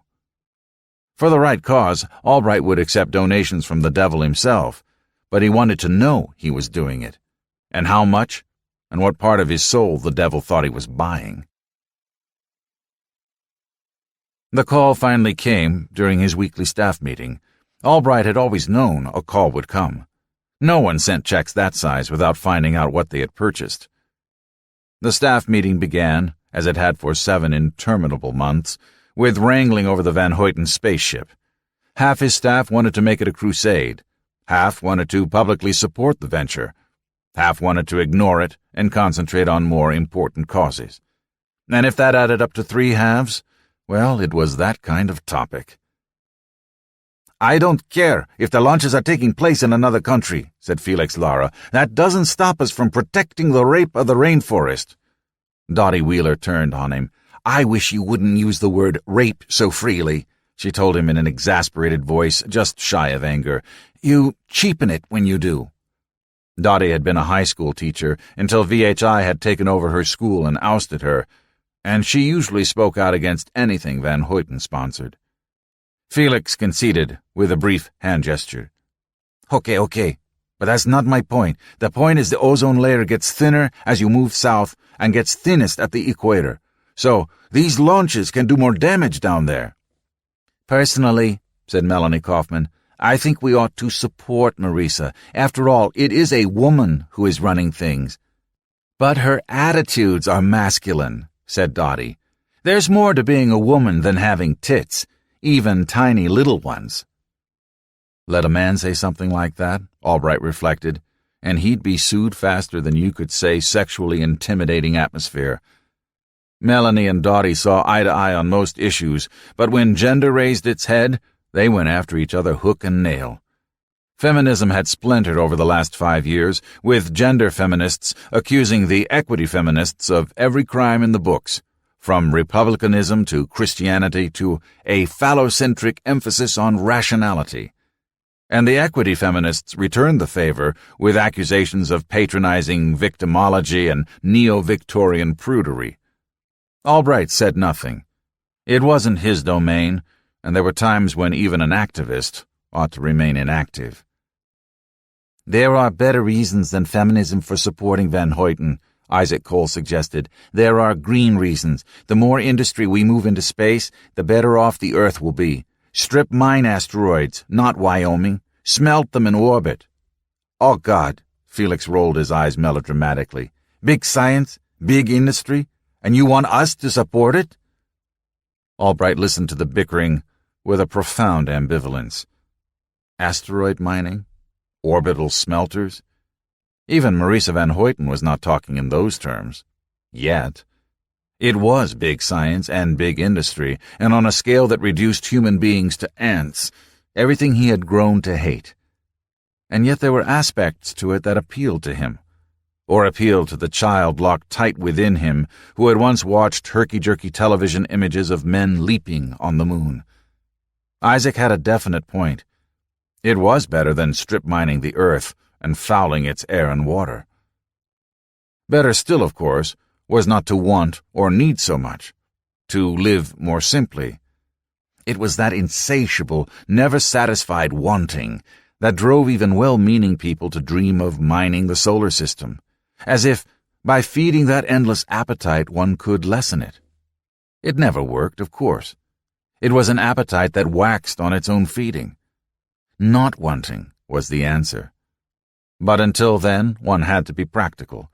If the throttle of technology were cut back too sharply, it would not be the wealthy who starved or went homeless.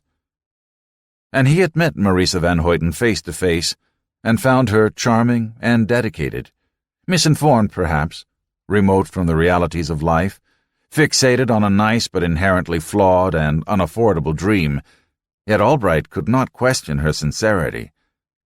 So the coin was still in the air, tumbling, and had not landed heads or tails. The issue was, however, dividing his staff. He nodded imperceptibly to Simon Fell. His chief of staff took the cue. We have too much on our plate right now to worry about a spaceship that's doomed to failure anyway, he told the group. The assault on RIN controls in Santa Monica and New York City hurts people more directly.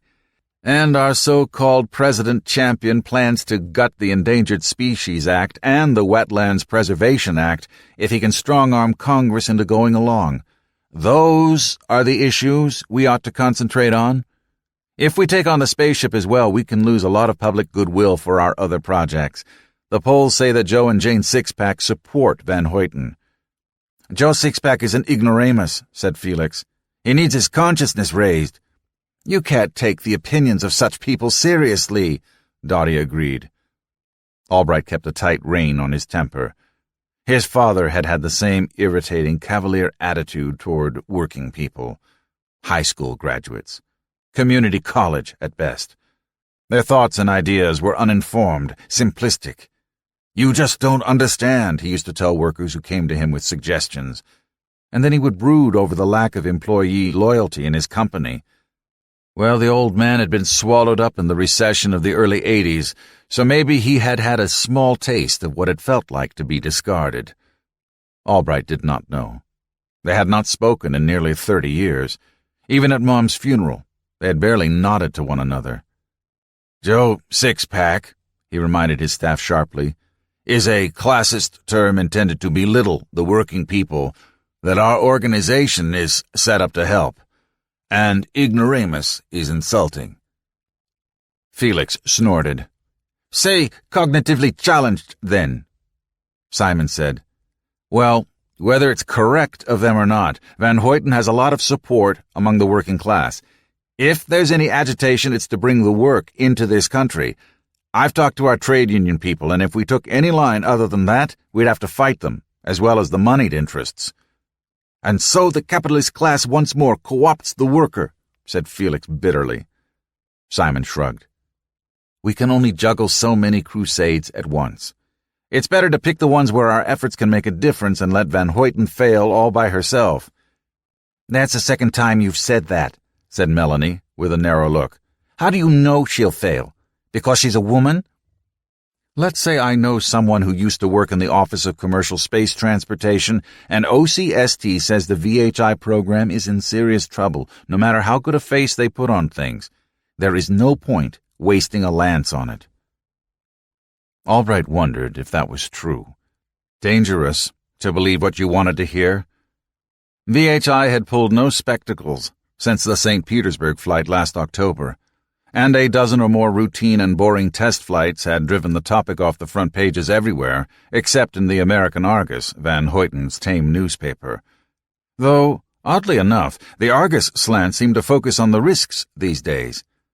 There had been several stories of close calls, related in breathless detail, including one that had damaged a ship and injured one of the astronauts.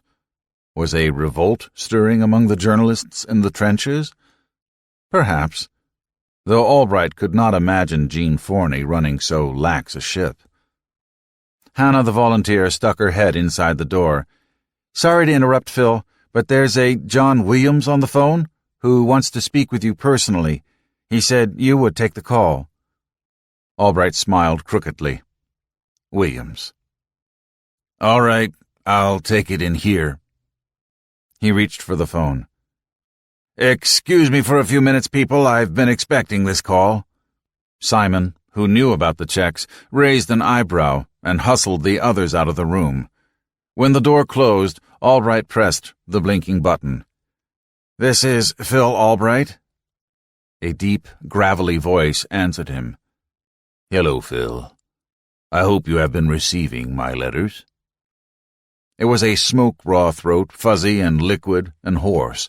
Albright imagined a large man of perhaps 50, a comfortable man well used to control. The checks had been hand-delivered, so Williams knew damn well Albright had received them. The inquiry was meant only to remind Albright of the amounts. "What can I do for you?" Albright could hear the smile in the voice, like a cat's purr, or, given the nearly liquid gurgle, like a tiger's growl. "Phil, I am concerned, as I know you are, about the long-term future of this planet, not only because of threats to the ecology, but also threats to world peace. So I feel you ought to be aware of a dreadful weapon being built in the Andes." Afterward, he filled Simon in. Simon Fell was the most valuable of his advisors. They had worked together since college days. They sketched out a plan of action. Nothing public, yet. Williams might or might not be reliable. Simon would quietly check things out before they resorted to press conferences or demonstrations in front of the Ecuadorian embassy. Albright had learned the hard way that the enemies of progressivism used disinformation and agents provocateurs to make activists look foolish or to entrap them in illegal activities. And even sincerity was no proof against rumors repeated and distorted through a long daisy chain of informants. A supercannon in the Andes? Iraq had tried to build one before the oil war, but it was hard to imagine who Ecuador planned to bombard with such a monstrous gun. Brazil? Gabon? It made no sense that Albright could see. Which meant there was more going on than Williams had revealed. Albright was certain that the caller could have passed on far more than the few names and places he had mentioned. Given the concern, why keep mum? To protect his own anonymity? The more revealed, the smaller the pool of possible revealers. Albright pulled the latest check from its envelope once more. It was drawn on a Bank of America branch in Los Angeles, but, like the others, it had been hand-delivered to his offices. Which meant what? Coast-to-coast connections? A courier? $20,000 in total. A lot of money to spend for nothing more than an assurance that Albright would answer the phone. That Williams was someone with a lot of money went without saying. None of the checks had bounced. So, scratch the usual whistleblower. Whoever Williams was, he had serious money on the table and a serious animus against Wilson Enterprises, or against whoever had hired Wilson to build the cannon. Certainly Williams had his own agenda. It was obvious he planned to use the People's Crusades as his weapon. Ecuadorian revolutionaries, assuming there were any, would have neither the money nor the subtlety to employ such a roundabout means of attacking Wilson. Which meant, what? A business rival? That would be a hell of a note, if the Crusades wound up as a cat's paw for some conglomerate out to undercut Wilson. But, if the target was worthy, what did it matter who used whom? There were millionaires, even billionaires, who were progressive in their politics. Look at the Senate. And a super cannon. Jesus, what if they shot off nuclear shells? Shotting down a supercannon might provide a welcome diversion for those on his staff obsessed with Van Hoyten's project in Brazil. 7. Neither is the race to the swift. The warning klaxon hooted just as Ned reached the hangar and support facilities. The bellowing echoed from the flanks of the hill, and all the seagulls in creation lifted wing and swirled across the sky, screeching. Ned wondered if the birds thought they had heard the bellowing voice of some seagull god, vast, unseen, and infinitely loud. He checked his watch as he strode toward the building. They must be staging the Santos Dumont for Friday's unmanned orbital test. Normally, unmanned tests did not interest Ned, but the outcome of this one might determine whether there ever would be a manned test. A deep-pitched clang reverberated from within the building, and the great sliding doors on the front yawned slowly open. Ned ducked through them. Pedestrians prohibited, read the sign in Portuguese, English, Spanish, and Russian, but a shortcut is a shortcut. The bright yellow tractor tug huffed and belched an acrid cloud of diesel smoke, then, with a jerk of its tie rods, it hauled the vessel from its berth toward the launch tower. The plank rested on a self-propelled carrier with 12 sets of supporting tracks, but the tug provided guidance. Ned waved to Arturo, the driver, and stepped behind the towering vehicle and into the now empty maintenance bay. He was in the pit. Lubricants and bits of metal and cloth littered the floor. Technicians were just clearing from the catwalks up above, their jobs complete for the moment. Tomorrow, Bessie Coleman would be brought in for prep. Portuguese voices echoed in the hollow confines of the building. Footsteps clanged on stairways. The air was thick with the smell of hot oil and metal. Ned located a ladder and climbed it to the second landing. He took the stairs the rest of the way. The others were already waiting in the meeting room when he arrived. Mendoza had the chair flanked by 2 of his technicians and the composites specialist from Dow. They had a 4x5 piece of shredded aeroshell on the table and a segment of cryogenic piping. Forrest, looking uncharacteristically solemn, sat at the foot of the long table beside Valery Volkov. Volkov had a bandage around his head and his right arm in a sling. A bruise discolored his forehead and blackened his right eye. At that, he had come off better than Calbreth Rogers. The plank had lost 10% of its aeroshell in the accident, and it was not clear yet whether it could be repaired. Volkov would not meet Ned's eye when Ned pulled out the chair opposite him and sat down. So, it wasn't as if the Jolly Rogers was Ned's personal rocket. Bonnie de Magalhães had set up the pilot rotations so that you didn't always pull the same ship, But Ned had been the first to fly SSTO-X4 after delivery from Fortaleza Works, and he had named her. And it had hurt to see that explosion tear away her skin. And if Volkov wasn't one of the 8 hottest pilots ever to touch the sky, Galbraith Rogers would be keeping company with the Pakistao and the Anna Maria. Just one more artificial reef for the abalone population of St. Anthony's Bay to sport in. Mendoza thought maybe she would fly again. Most of the internal systems were still good except for the fuel line that had ruptured and spewed volatile cryogenic oxygen across hot valves. Some combination of pressure and vibration and performance had pierced the outside of the envelope. A manufacturing problem, of course. It had to be a manufacturing problem. Please, dear God, don't let it be a design flaw. They'll ground the fleet if the design is bad. Mendoza quizzed them again over what they had seen and heard. Ned had been working calm. Forrest had been downrange. Val, of course, was the one with the first-hand view, but there were gaps in his memory.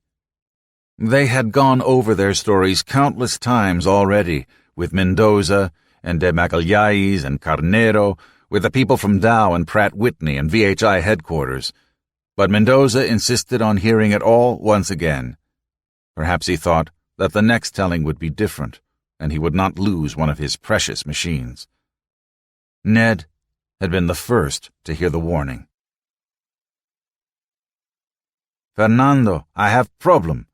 Number 2, oxy pressure dropping fast." Then the voice of Forrest Calhoun in the downrange observation tower breaking in. "Jesus H. fucking Christ, the bird just blew." Ned freezing, then repeating in a stone-cold monotone, "Come in, Rogers. Come in, Rogers. Val, do you hear me?" And Yekaterina's scream, quickly stifled with a fist shoved to her mouth. She breaks for the widow's walk. She has to see, do you understand? But Bobby drops her earphones, who gives a fuck about weather reports at this point, and grabs her before she can reach the gangway because there are by damn some things you ought not to see. "There has been explosion on board." Val's voice, clear and steady. God, what a relief to hear him. The bird was still flying, but you can hear the fear underneath, waiting to rip him apart. Katja turns and sits on the bottom rung of the gangway and buries her face in her hands. She sings something in Russian, or in something older than Russian. "Number 3 and number 5 engines are dark," Val reports.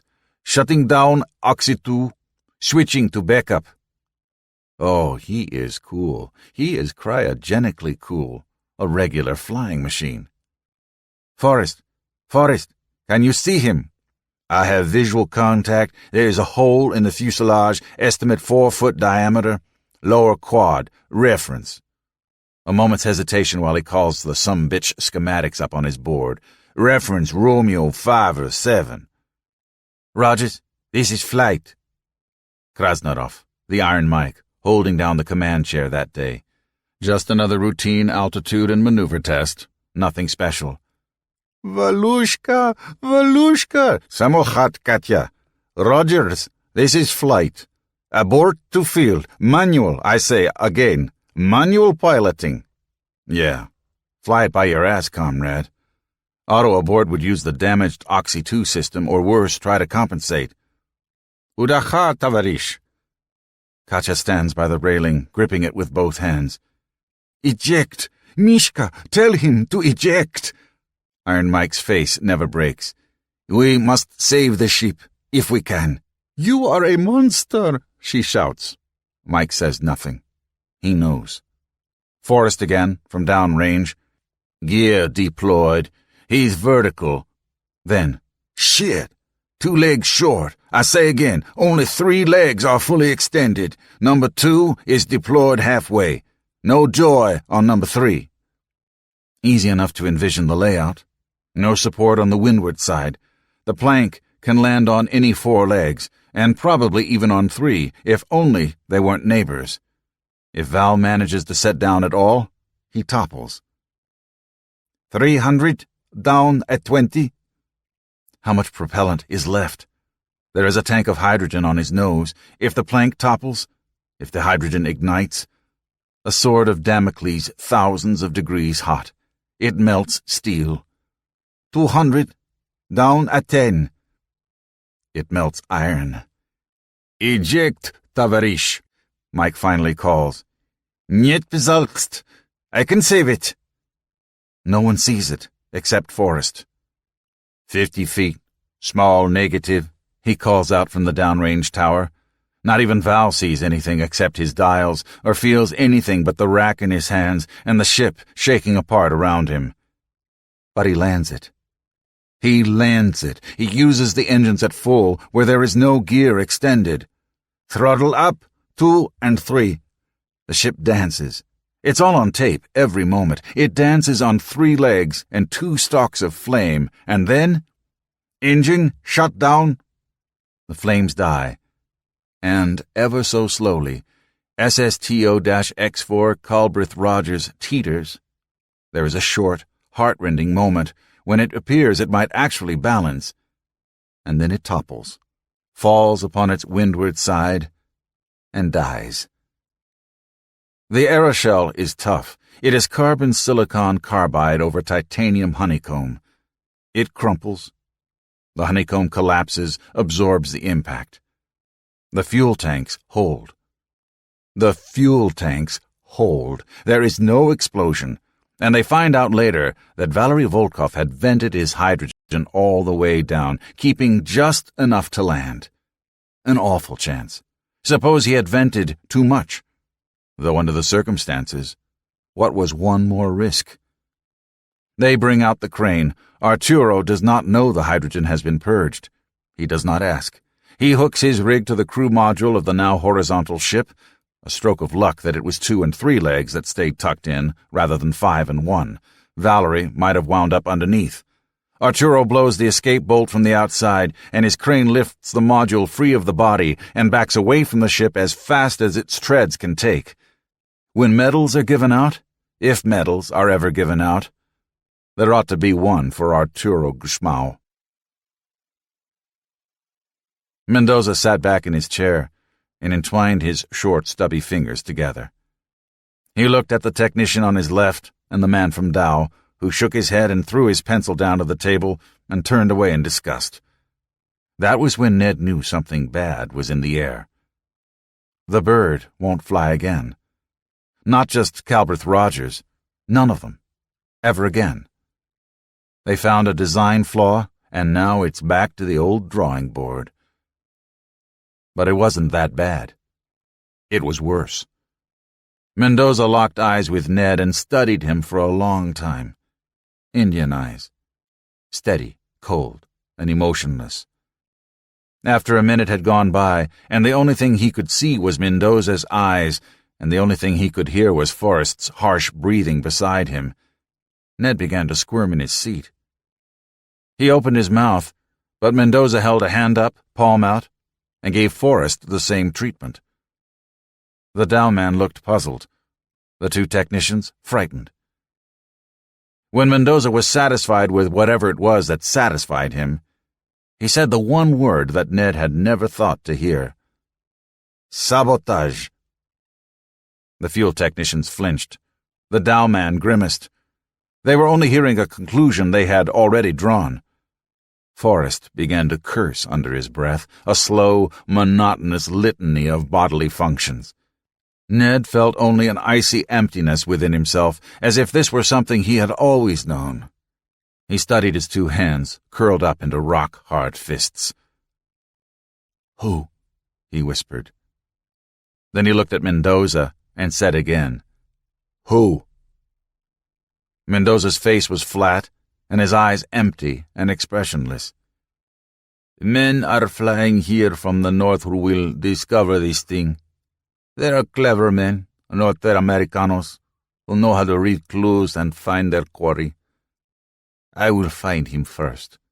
I will find this man who has damaged my machine, and when I do, I will eat him for breakfast."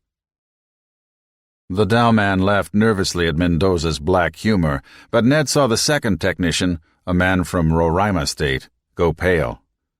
And so he knew Mendoza had meant nothing more than God's honest truth. Ned met Betsy at Pinto Martin's airport in Fortaleza. She and Lizzie came off the plane looking ragged and tired, and Ned did his best to give them a cheerful welcome, despite what Mendoza had told him last week. When little Lizzie saw him, she stopped cold, causing a man behind her to stop in his tracks and detour around. Lizzie couldn't take her eyes off Ned, and her right hand groped blindly for Betsy's skirt, to give her something for her tiny fingers to hold on to. Her left hand played with her mouth. After what seemed an eternity, she said, "Daddy?" in a voice steeped in uncertainty. Ned broke down and cried, right there in the Fortaleza airport. And wasn't that a hell of a thing? The flight across the Atlantic was filled with long, awkward silences. Minamoto's shuttle carried 50, but the plane was only half full, mostly with maintenance and administrative workers returning from R&R. Yet Ned found himself sitting alone across the aisle from Betsy and Liz. Little Lizzie kept her face plastered to the window, sucking in the sight of clouds and waves. Betsy kept hers focused straight ahead. "Look at the positive side," Ned said at one point, after hollow observations of the weather, the smoothness of the flight, and the remarkable growth of Lizzie had played themselves into silence. "I'm only named to the backup crew. It'll be Forrest and Mike who take the ship into orbit and back. Lefkin and I are training with them, but that's just a formality." Ned kept the same cheerful, shit-eating grin plastered to his face that he had worn ever since the announcement had been made. Betsy did not answer him. She had closed her eyes, pretending to sleep. Ned turned away and stared out his own window. Look at the positive side. Yeah.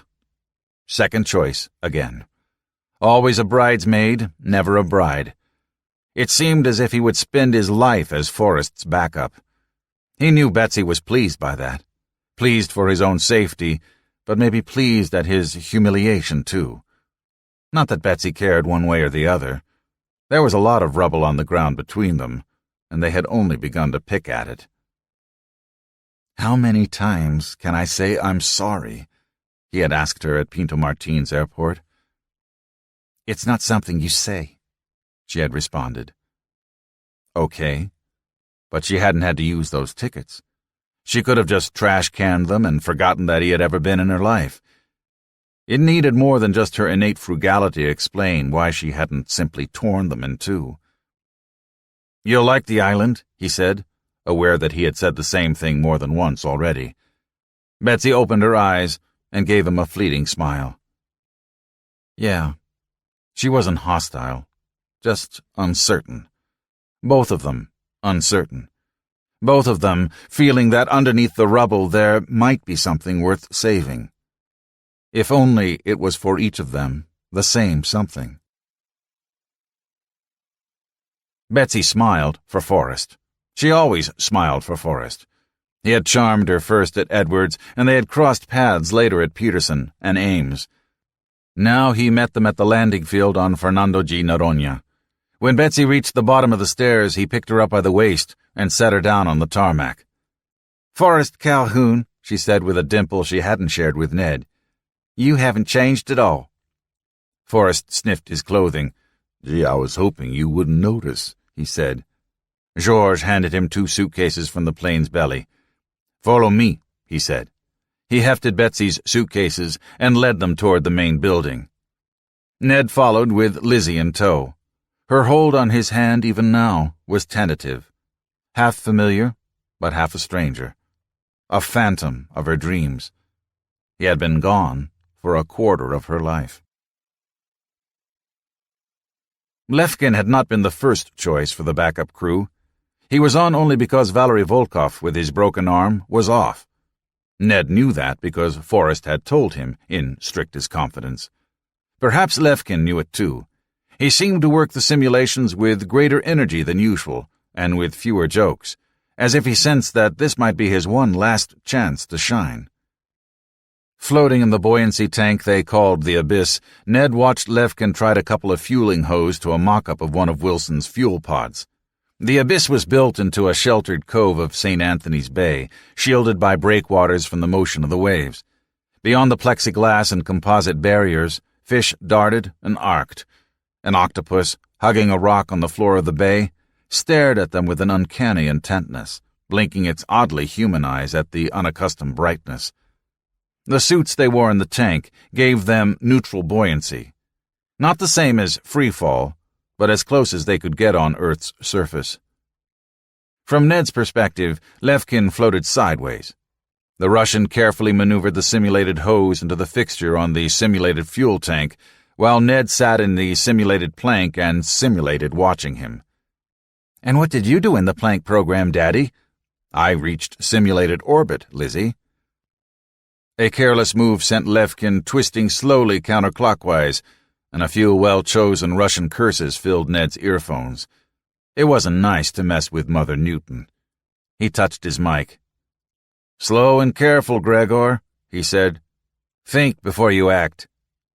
Working in free fall had come to seem routine after so many shuttle flights, but it was important to remember how truly different and difficult it was. It had very nearly cost Gene Cernan his life on Gemini 9, but those had been pioneer days when everything was an unknown, and Buzz Aldrin had finally developed the techniques. We're so much smarter now. As Forrest was so fond of saying, it will be something completely different that kills us. Levkin fired a spurt from his jets to stop his slow spin. They were water jets, not rockets, and Ned rocked slightly in the mild wave they sent through the water, another reminder that buoyancy was not free fall. "I will be attempting coupling again," Levkin announced. "Roger. Don't strain yourself." It wasn't as though they were practicing for the real thing. Ned felt a curious detachment, almost as if his mind were floating along with his body. He wondered if Levkin felt the same way. Gregor made the simulated coupling on the second attempt, and simulated fuel was pumped into the simulated ship. In the shower afterward, Levkin grinned at Ned. "It's always a wonder," he said, "why we shower after being in water."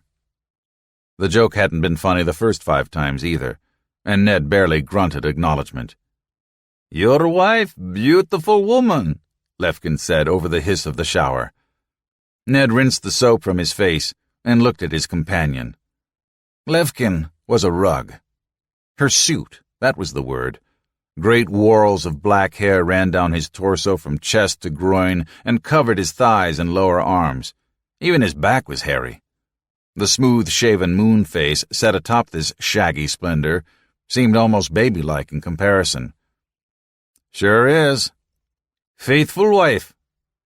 The question was so blandly asked that Ned had to think twice to be sure he had heard correctly. Was Levkin asking for a loan? "I believe so," he replied carefully. "More than I've been a faithful husband at any rate. And if she had sampled a few men in the last few years, well, what did faithfulness mean under the circumstances?" But Levkin's interest was apparently more philosophical. "Are 2 sorts, husband, those whose wife cheats, and those who have not yet found out." "Come off it, Levkin. When I am coming home to Sverdlovsk from Afghanistan, I hold meeting for wives of my comrades. I think this will comfort them to know how their husbands fare. But I leave the meeting and find 3 telephone numbers stuffed in my jacket pocket." Ned laughed. If housewives were stuffing phone numbers into Levkin's pockets, they were hard up horny for sure. Levkin turned the shower head to pulse. The water bursts beat a tattoo on his back, almost like a Gatling gun. "Is sometimes not so funny, my friend. Another man is coming home and his wife's new boyfriend is jealous. So they meet the man at the airbase, thinking to take him into the taiga and kill him. Only they have forgotten that the man is trained as Spetsnaz. So he returns from the taiga, and they do not." Spetsnaz, the Russian special forces. "Jesus," Ned said. "That's pretty brutal. I don't think Betsy's taken out a contract on me, though. With her own hands, maybe. She'd like to strangle me, but that's different. That's a normal, healthy man-woman relationship." "It's good thing that orbital flight will be short," Lefkin said, turning into the shower like a man facing the firing squad. "No time to grow horns." Ned grunted. "Yeah, real short in our case, since we'll be watching Forrest and Mike. Do not give up hope, my friend. Perhaps by a lucky accident, we see a reversal to our fortunes." Ned yanked his own shower handle off and gave Lefkin a hard stare. But Lefkin stood with his eyes closed, allowing the water to hammer on his head, his face, his chest, and run with suds down his shaggy legs into the tiled drain. 8. Nor the battle to the valiant. Very Fast found Harriet in the stables near the rear of the grounds at Silver Pond. The path was not marked, and he lost his way twice, but eventually, topping a small rise about a quarter of a mile behind the main building, he found a low wooden shed set in a small dale. Beyond the stables, Runnymede Creek wound its way through a meadow dotted with fences, hedgerows, and other steeplechase obstacles. He located Harriet in one of the stalls, rubbing down a chestnut mare. The stable smelled of straw and dung and horse. Leather tackle draped over hooks gleamed in the soft, muted sunlight that filtered into the building. Harriet stood with her back to him, dressed in a tan silk blouse and contrasting jodhpurs, stained here and there with dark patches of perspiration. The polish of her black, calf-length riding boots was scuffed from use. He knew that Harriet had heard him enter, because she paused for a moment before resuming the long, slow strokes. The horse rolled its eyes and shook its head back and forth. "I got your message," he said. "Sykes said you were back here." Harriet did not respond, and Barry shrugged. "Maybe you wanted me to wait in the big house?" "No. It is better out here." Harriet favored him with the briefest of looks, while she continued to brush down the horse. "But I must see to Estrella while we talk. You understand how it is with horses?" "Oh, sure, I keep a stable of thoroughbreds over in the Lakeview subdivision." "Certainly." After a few more strokes, she said, "Do you love my daughter?" And wasn't that a hell of a question to come out of nowhere on a Saturday morning? Nor was it a question easily answered. He took hold of a bridle hanging beside the stall and rubbed the leather strap between his thumb and forefinger while he considered his response. Yes, no, maybe. What sort of answer did she want to hear? "I think I am coming to," he answered at last. "We've become good friends over the last 2 years. We share thoughts and dreams, and I find her fascinating. Maybe that will become love. Maybe it is love." Harriet turned and regarded him. "Thank you," she said finally. "For what?" "For the pause before you answered." Harriet petted the horse on the neck, and the horse whinnied and nuzzled against her. She dug into her pockets and removed a cored apple. Estrella took it from her hand in one bite. "A woman of Reese's wealth. Most men would have answered far more quickly, and with far more certainty." She gave Estrella a parting embrace and then stepped from the stall, closing the gate behind her. She brushed her hands against one another. "You think I was after her money?" "It seemed a likely possibility. People in our position—" "You could have gotten to know me before you judged me." She folded her arms and searched his face. "Are you certain you want me to know you?" "What does that mean?" Harriet shook her head. "Marisa is not an easy person to love, not even an easy person to know. I have known her all her life, and even I do not understand her. This crusade of hers, this business of space stations, is all beyond me. Even if it is a good business decision, Chris seems to think so, and Chris has a level head. The intensity of her commitment sometimes frightens me. Its wellspring is hidden deep inside her, underneath the facile cost-benefit analyses, underneath the utopian visions. At times, she can be like a stranger." Barry stuffed his hands into the pockets of his slacks. What was Harriet getting at? Why had she had Sykes summon him to Silver Pond for this meeting? "I think," he said, She is only looking for someone who will listen. And I do not? Harriet looked away, down the line of stalls. Horses huffed, and their tails, visible through the stall gates, flicked at opportune flies. She brushed a hand across her hair, and a strand came loose and dangled alongside her neck. She used to give me books and articles to read, but they were distressingly technical, and somehow I never found the time for them. After a while, she no longer gave them to me. Instead, she gave them to me. And to every new acquaintance who showed an interest. In an odd way, Marisa Gorley Van Hoyten might have jumped into his lap as deliberately as had Shannon Morgenthaler. Take an interest, he told Harriet. Ask to see the booklets. Ask her to explain. She shook her head. It would be false, and she would know it. There is a wall between us, Mr. Fast. It is not a wall that either of us intended building, but it is no less solid for that. Tear it down, Barry suggested. It worked in Berlin. She shook her head. The mortar has had too long to set. There were decisions deliberately made, things done or not done which can never be undone, so long ago that they have become landscape, as much a part of our lives as Skunktown Mountain or Runamuck Creek. Barry kicked a stone away from the stables. It skipped down the straw-laden area fronting the stalls and banged gently against the barn wood wall. What had happened between Marisa and her mother was another world, another life, and none of his business, except that he had somehow become a weapon in their mutual war. "Why am I here?" he asked bluntly.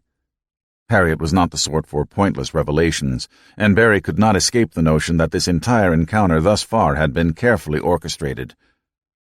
"May I be frank?" No, smile and lie like hell. "Of course." "I do not believe that you are the right sort of man for my daughter.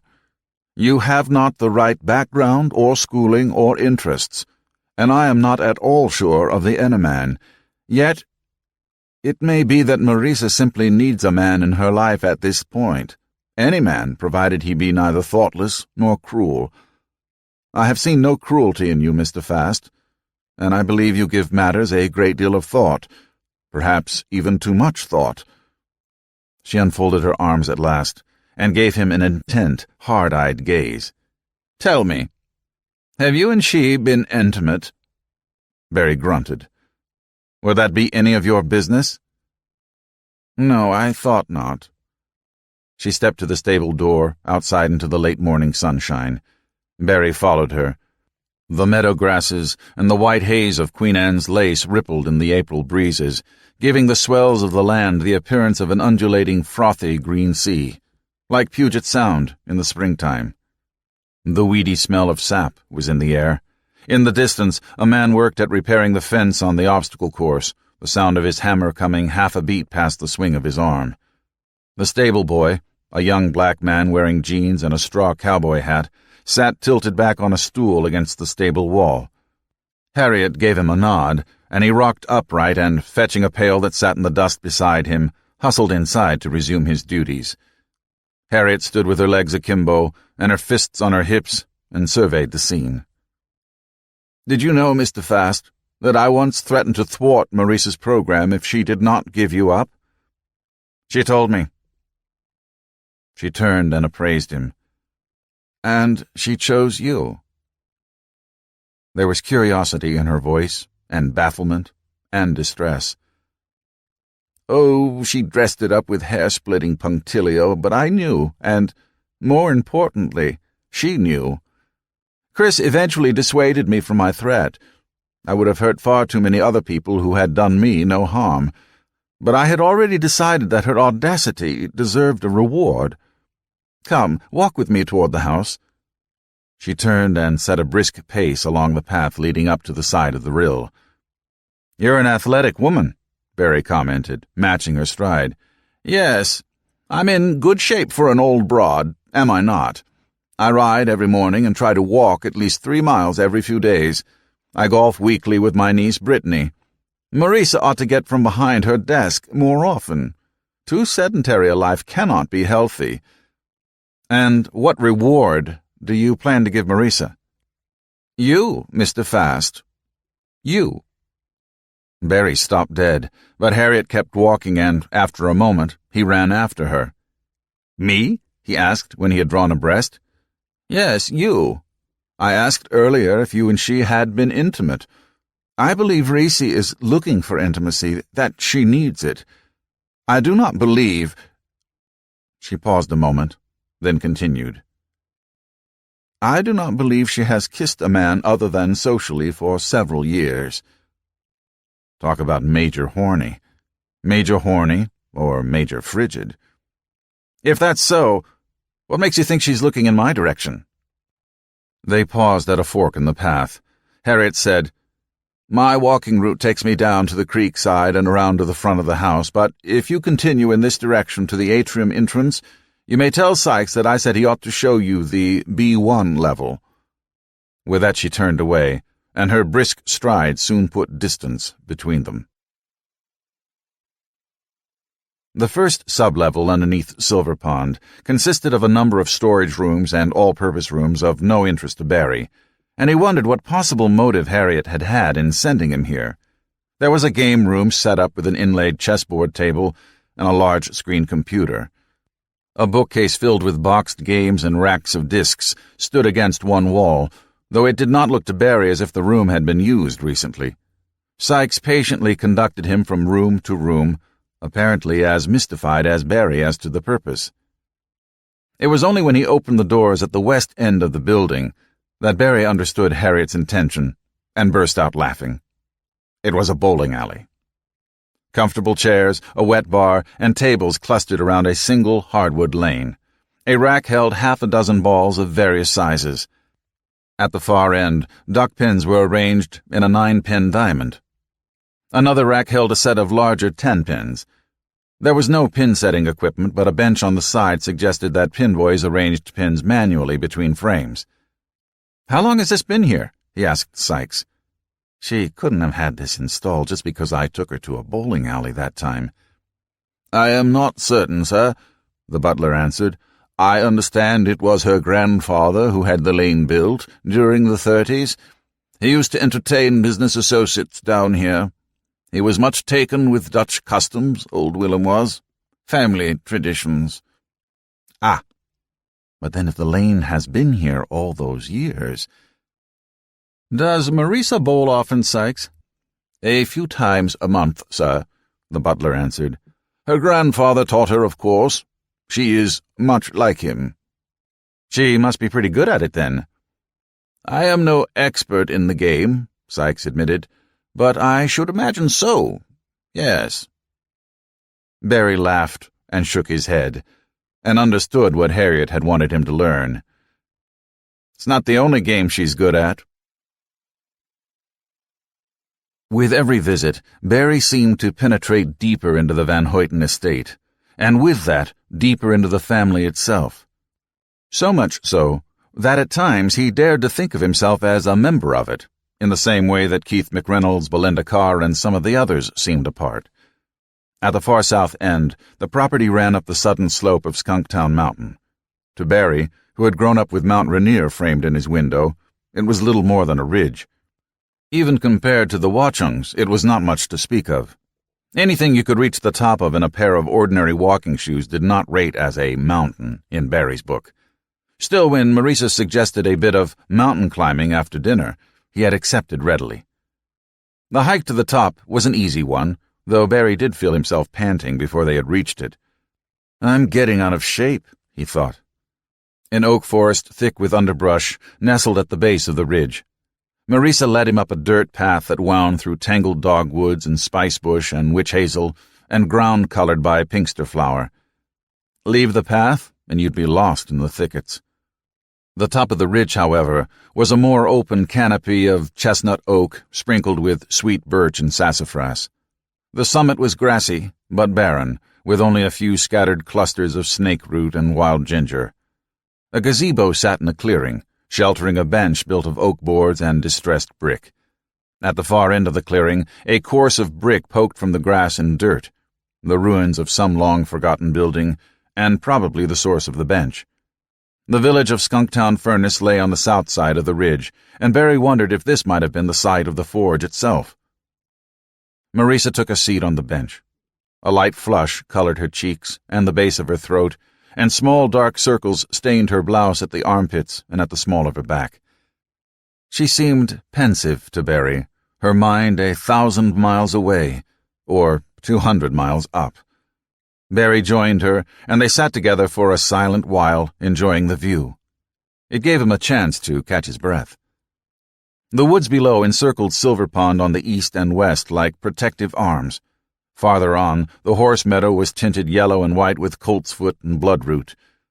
Past that, the House of the Mound People itself, and the broad, impossibly kempt lawn in front.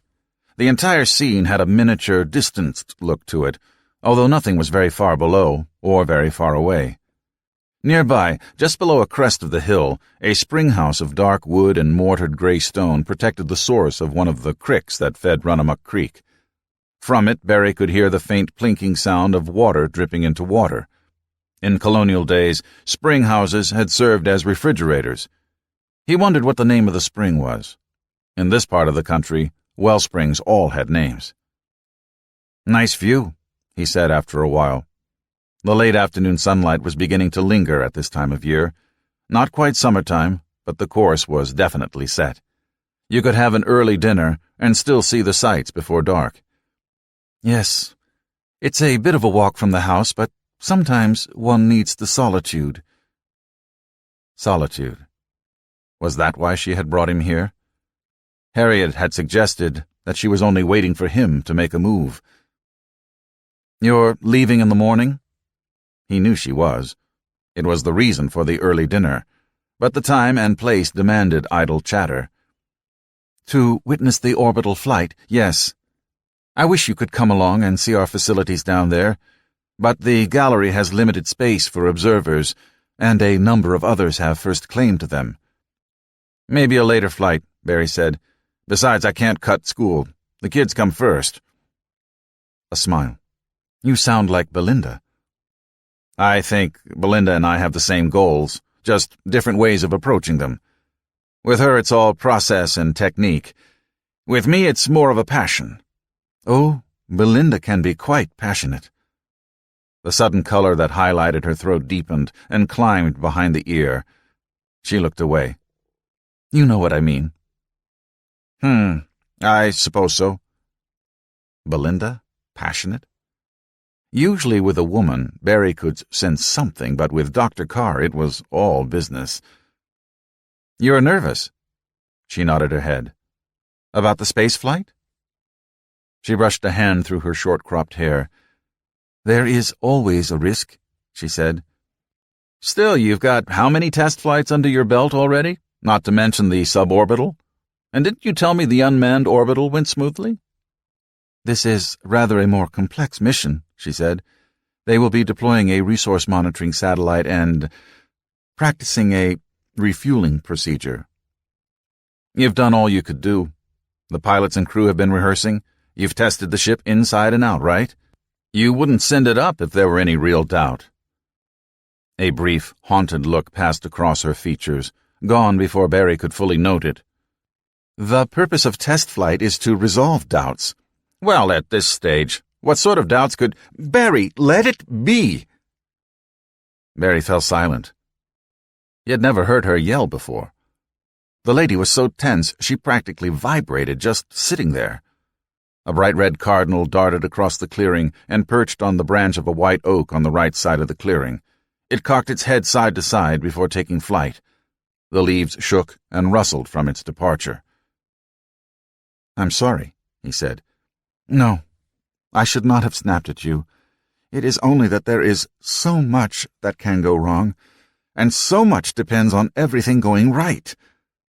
Her hands were clenched into fists on her lap. "One failure can ruin the venture." "Yeah, one aw shit cancels out 1,000 attaboys." A smile forced itself across her lips. "We shall require a great deal of luck this time out."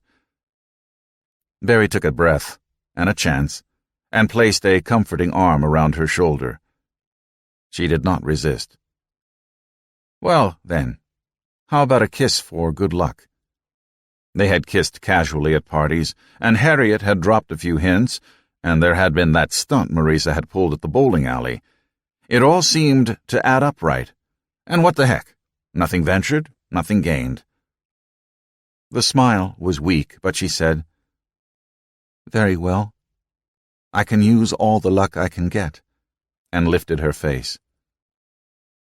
Their lips brushed, softly and delicately, improbably for so tentative a contact. His pulse raced at the touch, and he pulled her closer to him. But when he pressed the kiss, she stiffened and shoved him hard so that he nearly slid off the bench. "What are you doing?" she cried, standing up ramrod straight. He sat dumbstruck for a moment before the bitterness overwhelmed him. Then he hunched his shoulders. He had been a fool. He could not believe Harriet had suckered him so neatly. He could not believe that he had let her do that to him. "God damn it," he said. "She set me up. That woman set me up."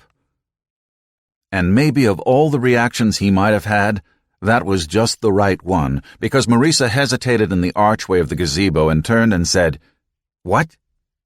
He smacked a fist onto the bench, hardly feeling the pain. "Your mother," he said. "She set me up." Marisa stepped back inside the gazebo. "Harriet? How?" "She—" He bit his lip, but saw no way to salvage the situation except to plow ahead. "She told me you were looking for intimacy, and I guess it was just wishful thinking on my part." "Am I?" The color was in her cheeks again. "She said you needed a man in your life." The look on Marisa's features was enigmatic, mixed parts anger and stony impassivity. "Is that so?" The voice was iron and ice. Desperately, he said, "She said it, not me. I hardly need to look for men because Mummy constantly throws them in my path. And now she's thrown me." She regarded him curiously. "Yes. I wonder why. With Harriet, one must always search behind the arras." She crossed her arms and stepped out of the gazebo, where she stood staring down toward the mansion. "Perhaps," she said slowly, "we ought to give Harriet what she wants. It would be shameful to disappoint her when she has planned everything so carefully." An odd light-headedness overcame him. He seemed to be floating on the bench top. His own voice, and Marisa's, came to him from far away. "I don't understand." Marisa turned, which framed her in the archway against the indigo northern sky. Her face seemed to shine in the deepening dusk. "I have rejected every man she has picked for me. Perhaps she thought that, by picking you, it would drive me to reject you as well." "And, does it?" She stepped back under the roof of the gazebo, closer to him, directly in front of him. He stood up slowly. She tilted her head and looked him in the eye. "Wishful thinking?" she asked, as if she had just heard his earlier comment. This time it was his turn to blush. "Well, yes." She put her arms around his neck. "Sometimes wishes come true." She was awkward. None of it came naturally to her. Not the kissing, not the caressing. It was not, Barry thought later, on her regular agenda. But Barry knew what to do. Lord knew he had had enough practice. He knew how to kiss, and how to touch, and how to unfasten whatever begged unfastening.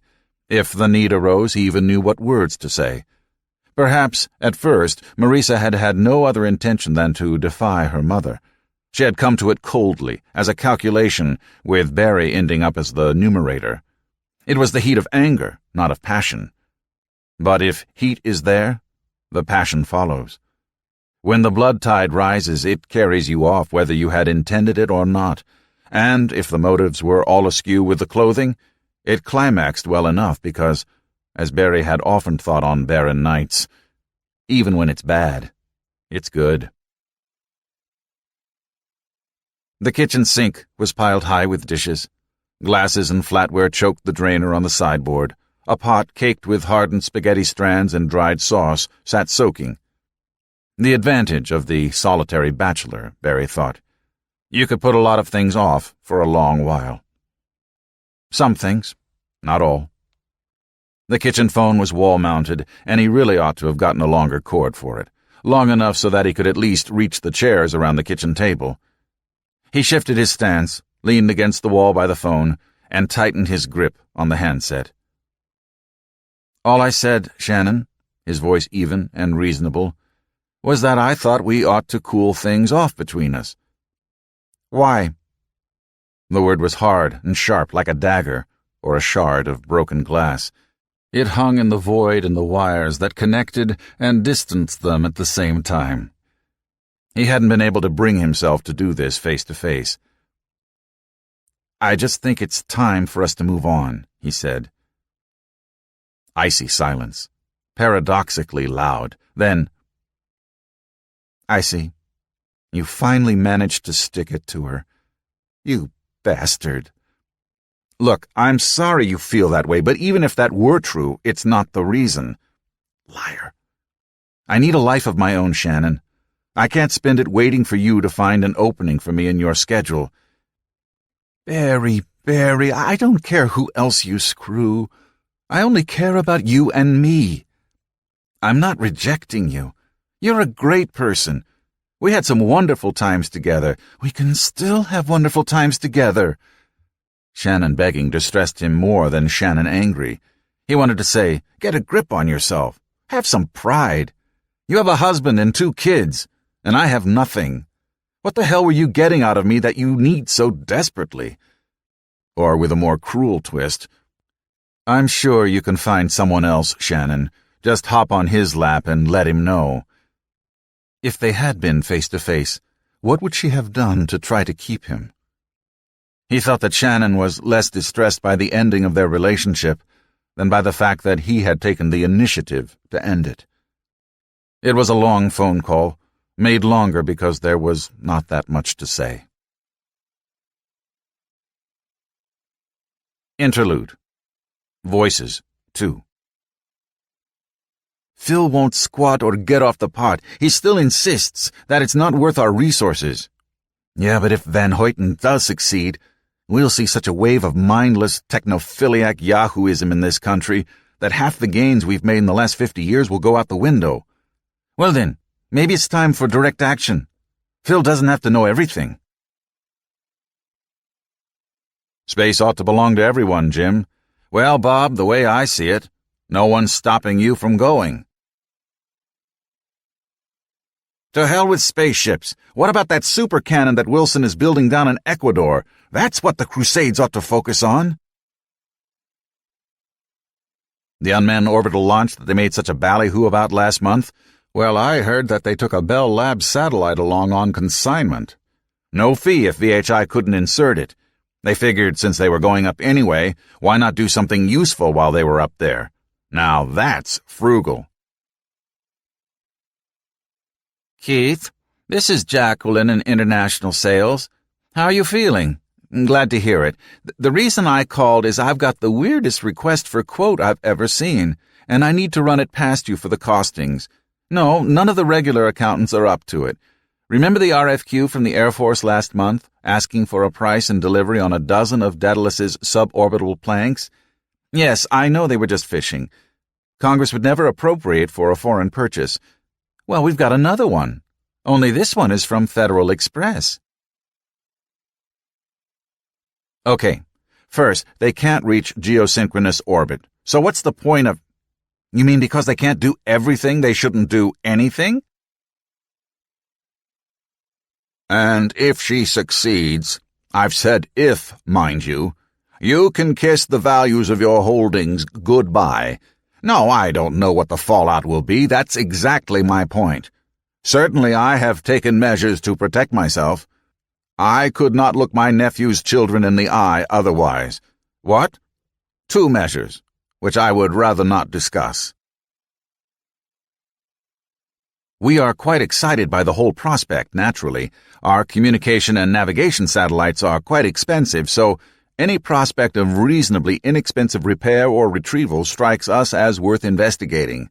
We shall be watching the results of the manned orbital launch with great interest. You realize whenever conservatives want to put a good face on things, they put a few token women or minorities up front. So the fact that her pilot corps includes, I don't think you'd want to call Forrest Calhoun a token to his face. And to tell you the truth, I don't much care what motives whites have for giving us a slice of the pie, as long as we get a slice. I think we see eye to eye on this one. You can arrange for the, necessary supplies, can you not? Of course. I and my friends would be more than happy to donate to causes we believe in. He broke the connection. That took care of number one. And second, the unmanned orbital launch that they made such a ballyhoo about last month? Well, I hear that they didn't have much of a safety margin. Is it right to risk human lives when there's still a risk involved? The problem with you kids today is you want to jump right into something just because it's new and exciting. In my day, we asked what the social value was. Oh, Dad, and don't you roll your eyes at me, young man. Yes. The funds have been deposited to your account at the Banco de Fortaleza. Half now, the other half upon successful completion of your task. No, I do not want to know. I'm sure you will think of something. He hung up the phone and stared at it a moment. That took care of number two. Phil, this is Simon. What do you plan for Friday? I guess I'll be watching the TV, like everyone else. 9. Moses before the Promised Land. Infirmaries smelled like illness. Ned wasn't sure why, whether it was the gauze or the linens or the alcohol disinfectant or something else entirely, but you could be blind and deaf and dumb and still know it when you woke up in a hospital bed. Forrest must feel like hell, Ned thought as he took a seat beside the man's bed. Sweat beaded his forehead, and a glucose drip was attached to his arm. Forrest didn't have the right sort of complexion for it, but if he could have looked pale, he would have. Jesus, Forrest, Ned said. You look like shit. Forrest rolled his eyes. Thank you for sharing that with me, son. You should see how things look from this end. Betsy pulled a chair away from the window and sat on the opposite side of the bed. She said, I hope you're feeling better, Forrest. To feel any worse, I'd have to be dead. If it's any consolation, Ned told him, Mike is just as bad off. Forrest sighed. Ordinarily that would cheer me some, but I would not even wish the Iron Mike to feel like this. They said it was food poisoning, Betsy said, taking one of Forrest's hands and patting it. Calhoun twisted his mouth. I guess the puking and the runs clued the docs in. Who else got it? Just you and Mike and Bonnie, plus a half-dozen or so of the locals who were in the cantina that night. The governor has ordered Claudio to shut down for a health inspection. Damn luck. Ned, how many times have you and I eaten Claudio's feijoada? Yeah, said Ned. Bad luck. Forrest squirmed in his bed. You're never quite comfortable in these hospital beds, you know. They raise your head up, and then you spend the rest of the day sliding down to the foot. He tugged at the sheet and tried to smooth it out. Betsy reached over and helped him. Then at the end of the day they come in and raise the foot and let you slide back up during the night. And the gowns? If it weren't that the gals enjoyed the show, I wouldn't wear 'em at all. Ned saw how Forrest's hand trembled where it clenched the sheets. Stomach cramps? He asked. Forrest shook his head. No. The man fell silent, scowling at some inner hurt, and Ned waited him out. Joao was here this morning, Forrest said finally. Oh? They're going ahead with the launch. Oh. Betsy relinquished her hold on Forrest and stood up. She turned away from the bed and stared out the window. Looking past her, Ned could see the distant hangar and support building like a monument against the sky. The great doors were shut tight. Inside, Bessie Coleman was being prepped for orbit, under armed guard and, perhaps as important, under Mendoza's careful eye. Betsy, framed in the light, seemed like a shadow against the glare. Damn it, Ned. I wanted it to be me. I know, Forrest. You and me, together. Betsy turned away from the window and looked at him, and he quickly dropped his gaze to his friend. No, son. Politics. It had to be a Russian and an American. That meant me and Mike, or you and Valerie, before his accident, or even Bobby and Katya, though I don't think Joao's gender sensitivity was quite up to that one. Ned, he faltered. God damn it, Ned, I wanted to be remembered. The anguish on the man's face was almost more than Ned could bear. He turned away a little bit.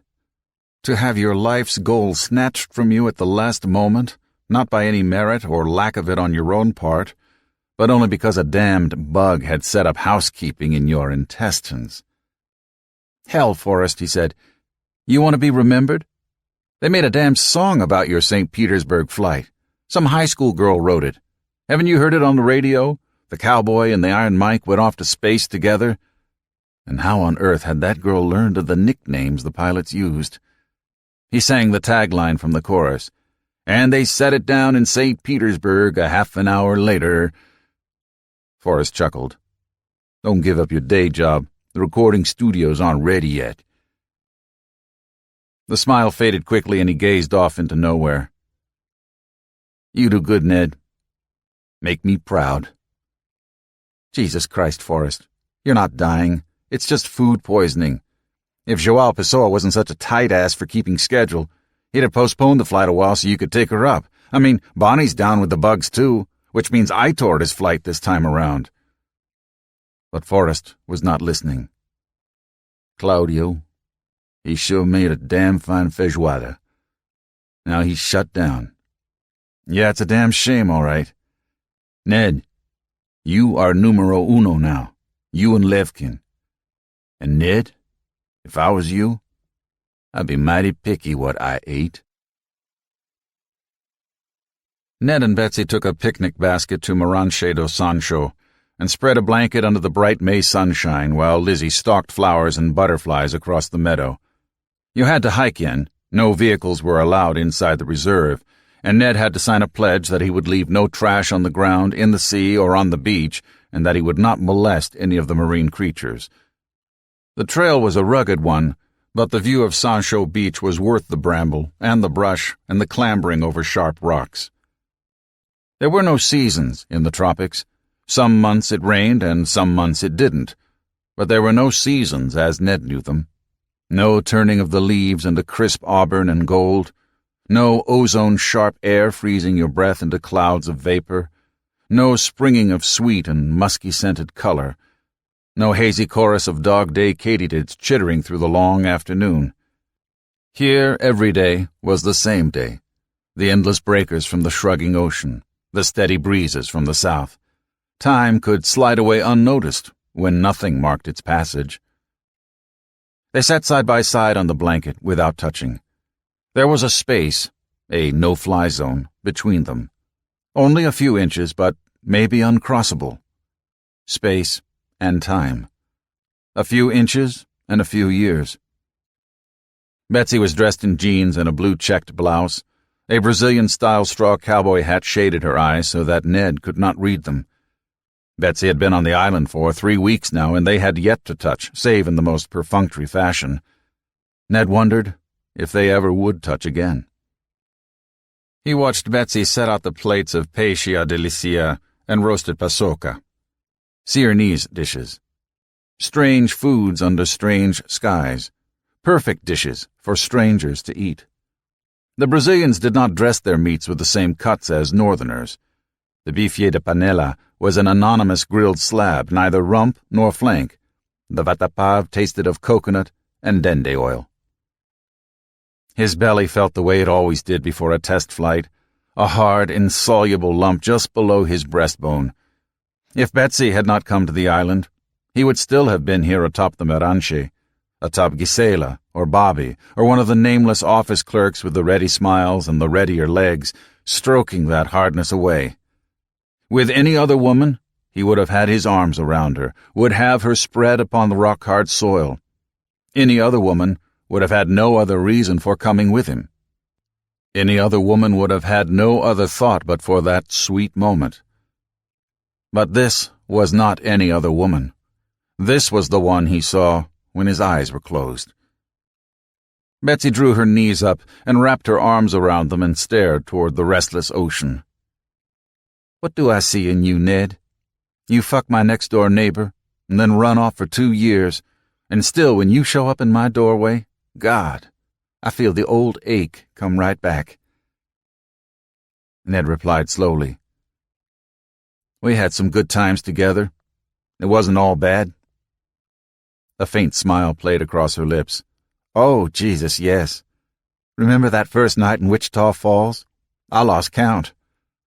I think the motel owner was shocked. He wasn't used to folks spending the whole night."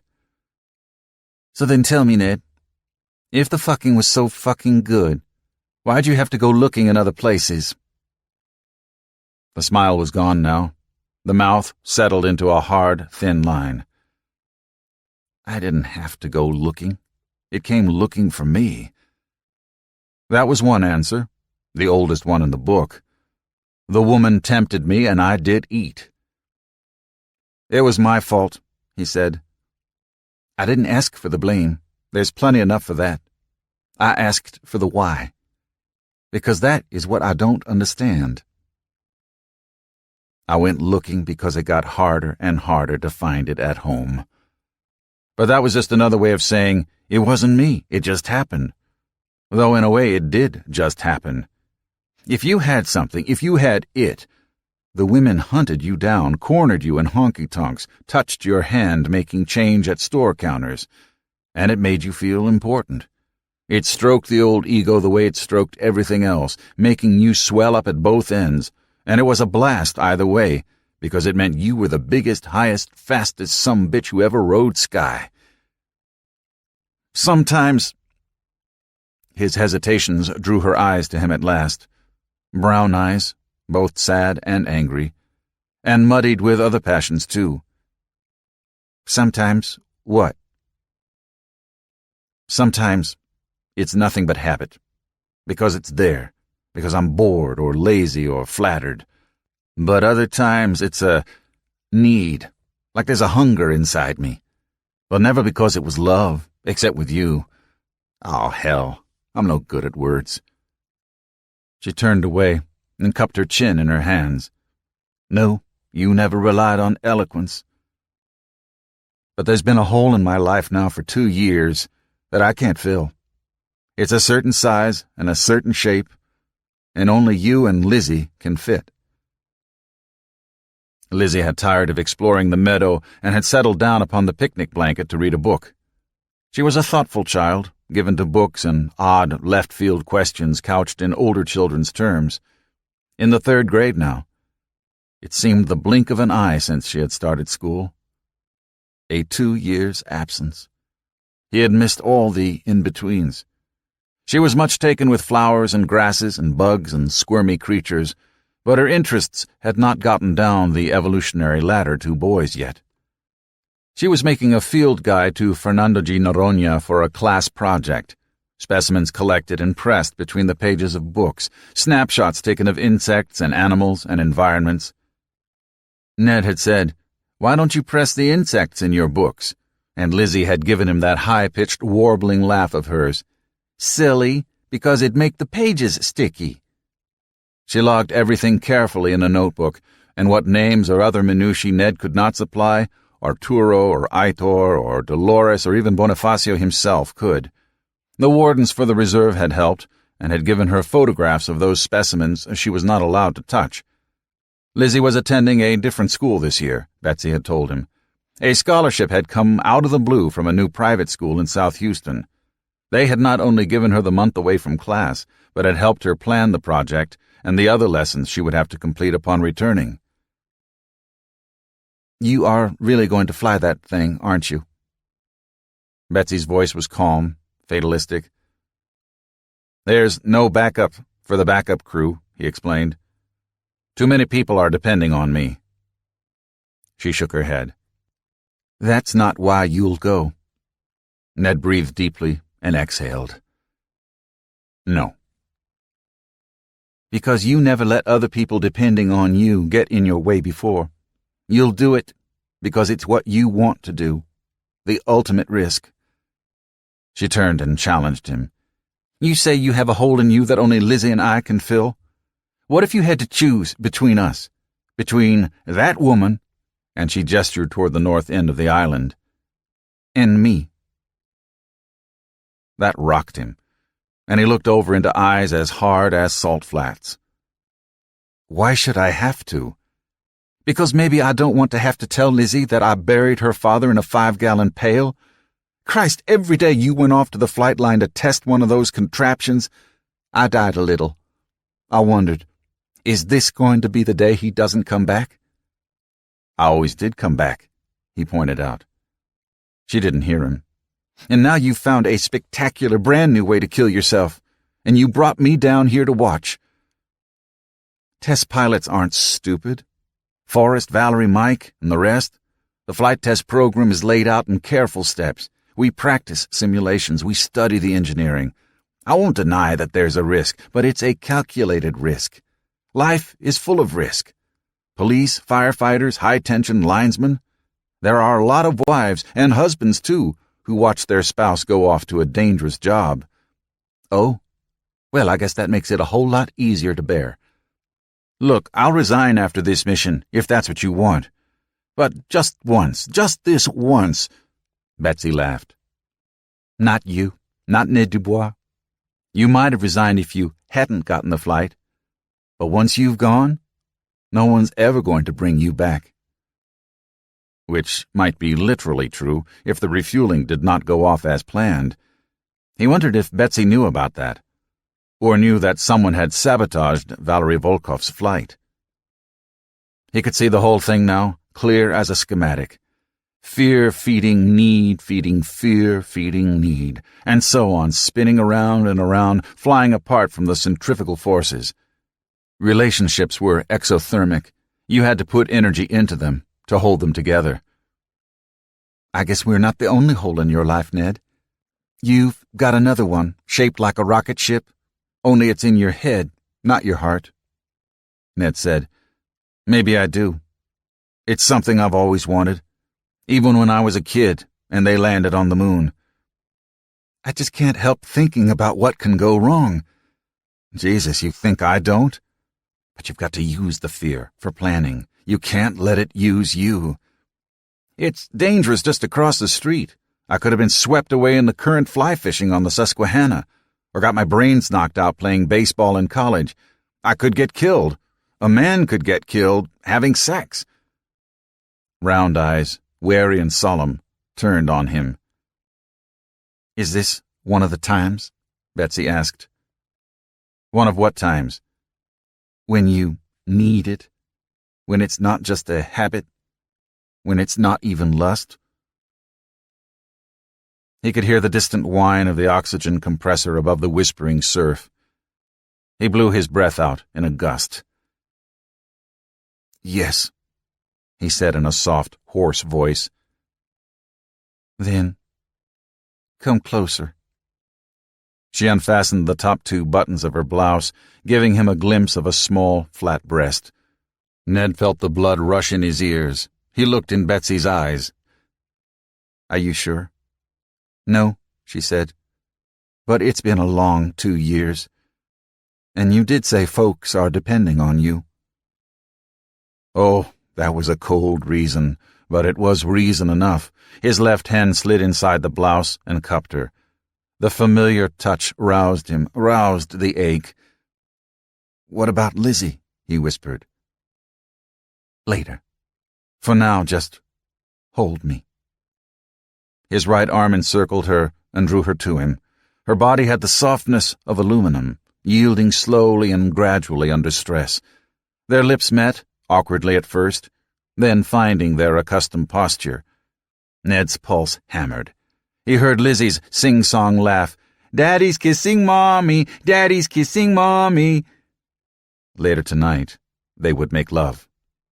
Then in the morning, Joao would announce the new flight assignments, and Ned and Levkin would begin the final preparations. And Wednesday would be the dry run, and Friday. Friday, he would touch the stars at last. If only Betsy were still waiting when he touched down again. There were tears in his eyes. He didn't know why, whether it was the joy of anticipation or of finding something he had thought forever lost. But it struck him suddenly that the very thing that drew him so eagerly into the embrace of women was precisely what drove Betsy away, and, if neither of them could change, the future would only be the past, over and over again. Valery Volkov had an arm in a sling and a broken collarbone, but there was nothing wrong with his voice, and it was his wife, Yekaterina, who played the balalaika anyway. And if the day before the launch party that the pilots held in the common room was a little dampened from the lack of Forrest's bass and Krasnarov's baritone, well, hell, they could all sing a little louder, couldn't they? Pomnю, pomnю, pomnю я, как меня мать любила, и ни раз, и ни два, она мне так говорила.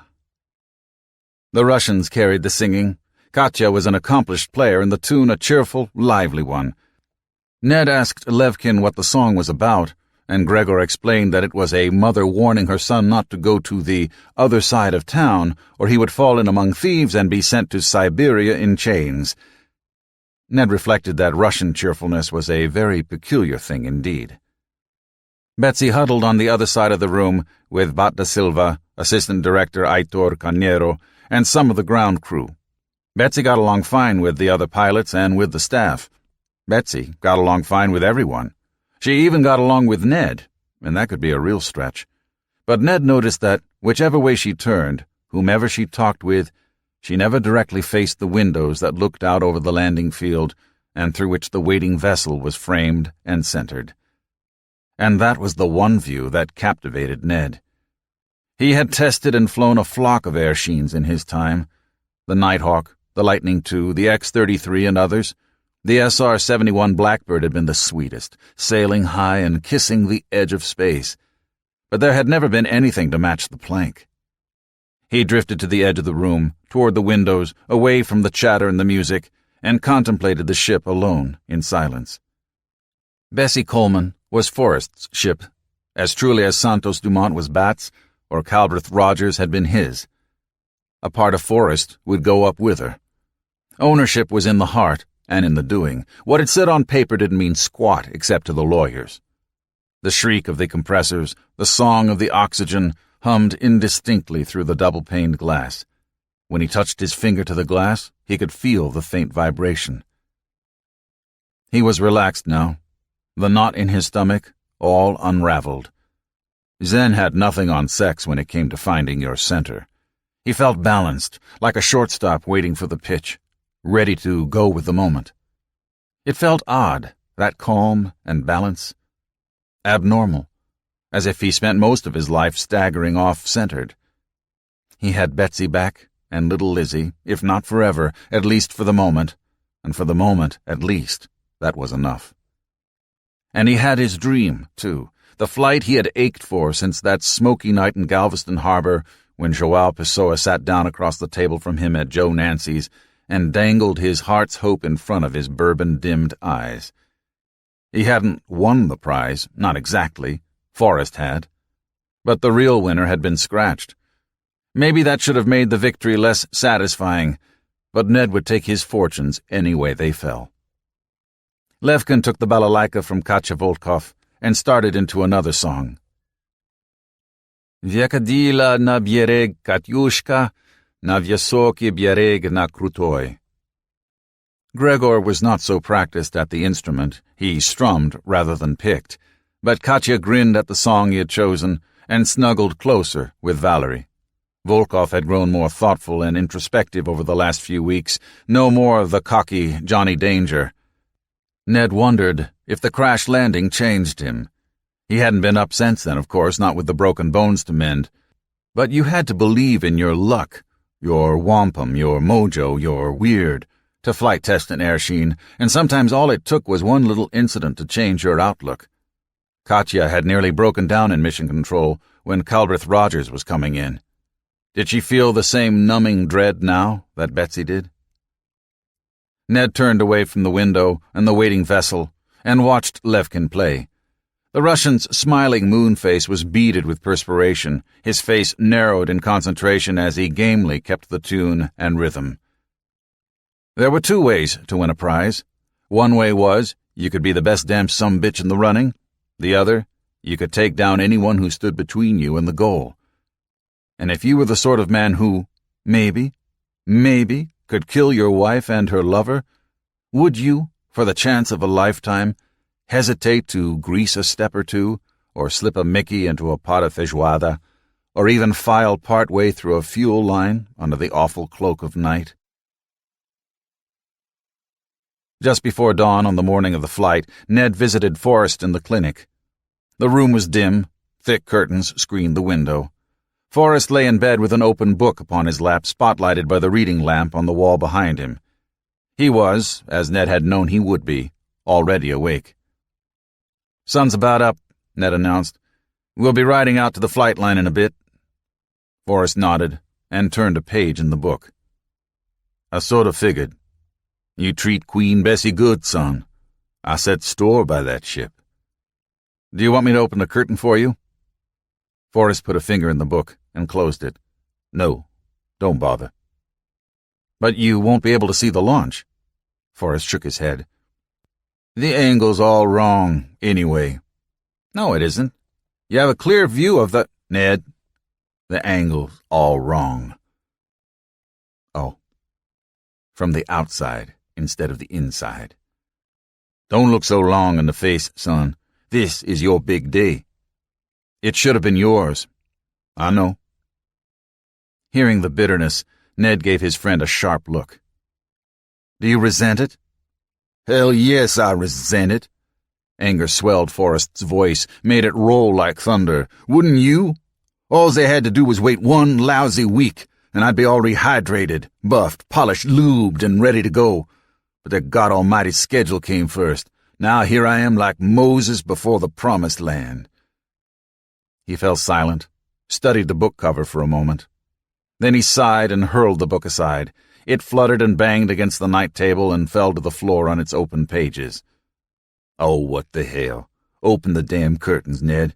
It ain't your fault I'm lying here. Least I can do is wave to you." Ned shoved the curtain aside with a single swipe. The landing field was a black ocean in the dying night. Hidden shapes blocked the field of stars, buildings, gantries, equipment not yet emerged from the gloom. In the center of it, SSTO Bessie Coleman was an oasis of spotlights. Behind her, a band of red like a distant fire striped the horizon. "The big hats flew in yesterday afternoon. Yeah, I saw the jump jet land. She sure is a purty sight. Was Benny Ortega at the con?" Ned nodded, and Forrest said, "Benedito's a good man, a good pilot. How are things between you and Betsy?" "They're good, Forrest. They're good. Better than they deserve to be. I want to thank you, Forrest. Weren't for you, weren't for me, nothing. It was just self-interest was all." Ned gave him a curious look. "Self-interest? Shit, Ned, you were using too many gals for yourself. Weren't leaving enough for the rest of us." Ned flipped him the bird. "You two going to stay together?" Forrest asked. A good question, but one that meant thinking beyond the next 48 hours. "I don't know. Maybe. We've got a lot of shit to get clear of first." "Yeah, I hear you." "Well," Ned glanced at his watch, "it's about that time." "Yeah. Good luck." Forrest reached a hand out, and Ned grabbed it. Forrest squeezed hard and, with his other hand, gripped Ned by the wrist. "You watch your fuel level, you hear? Come back safe. It'd be no kind of poker game at all without you and Levkin to lose me money." "Hell, Forrest, Itor loses enough to make up for any two of us. And the fuel margin's thin, but it's there. We'll have enough to come back down long as we don't waste it. The pod that Wilson's putting up, that's just insurance. Only, I wouldn't mention it to Betsy, you know. She worries when I fly. Hell, son, so does everyone else in the air. Ned snorted. Up yours. He turned to go. Just one thing more. Ned waited. What? Forrest's grin faded and his eyes avoided Ned's. I'm Mr. Chief Pilot now. Okay. What, sir? Forrest sucked his lower lip. Look, there's no policy, you know, but what Lefkin's going to do, refueling in orbit, it's got to be done if the planks are ever going to be profitable, but it's dangerous, never been done before. And what you said about the fuel margin, well, it's true, you can't do a whole lot of maneuvering and, well, this is damned hard to say, but will you get to the point, Forrest? I got a flight to catch. Forrest looked him straight in the eye, distant eyes, hard and worried at the same time. If Levkin is out there and he gets in trouble, his tether breaks or his jetpack fails or whatever, and he can't get back in, Joao and Bonnie and me, we've talked about it. Ned, you don't have fuel to mess around. You've got to leave him. Ned felt ice all over. Leave him. Forrest avoided his eyes now. They were looking inward. That's not policy, understand. Just facts. The cold equations. It took Ned a moment or two to find his voice. Hell, Forrest. His throat was dry, clenched tight. That's a hell of a note. It's a hell of a world. Ned walked to the door, but stood with it half opened. He turned back. Forrest, you know how to tell someone's a real test pilot? No. How? If they think Neil Armstrong's greatest flight wasn't Apollo 11, but Gemini 8. The Gemini Agena had been tumbling so fast the crew was close to losing consciousness, but Neil had fought that sumbitch back into control because he had what it took. So, Ned didn't care what the equations said. A good test pilot wrote his own equations. 10. The best things. The inside of the building was polished black and silver, just the sort of high-tech image projection Barry had expected. A horseshoe-shaped black marble counter faced the entrance. A lithe woman in a light blue shirt and wearing a Sam Brown belt sat behind a bank of TV monitors and watched Barry approach. Hi, he said when he reached the counter. My name's Barry Fast. I'm here for the reception. The space thing? The woman hit a few buttons and studied a list that scrolled up on one of her screens. Employer? Mentor Academies. Witherspoon High School? She nodded. Checks out. Look over here, please. Thank you. A few more buttons, then she handed him a 2x3-inch card with his bemused picture on it and his name and date in large point Helvetica type. Underneath, it read, This date only. Barry clipped it to his jacket pocket. The picture's awful, he said. They all are, she replied in a voice devoid of sympathy. Wait over there, and someone will escort you to the auditorium. There was a waiting area, sunk a few feet below floor level, edged with vine-infested planters and black leather benches. Tables in the center of the pit contained reasonably current issues of magazines like Machine Design and IEEE Transactions. Passing the time with reading material like that must make the waiting go by in the blink of a geological eon. Barry preferred pacing. He made a slow circuit of the area.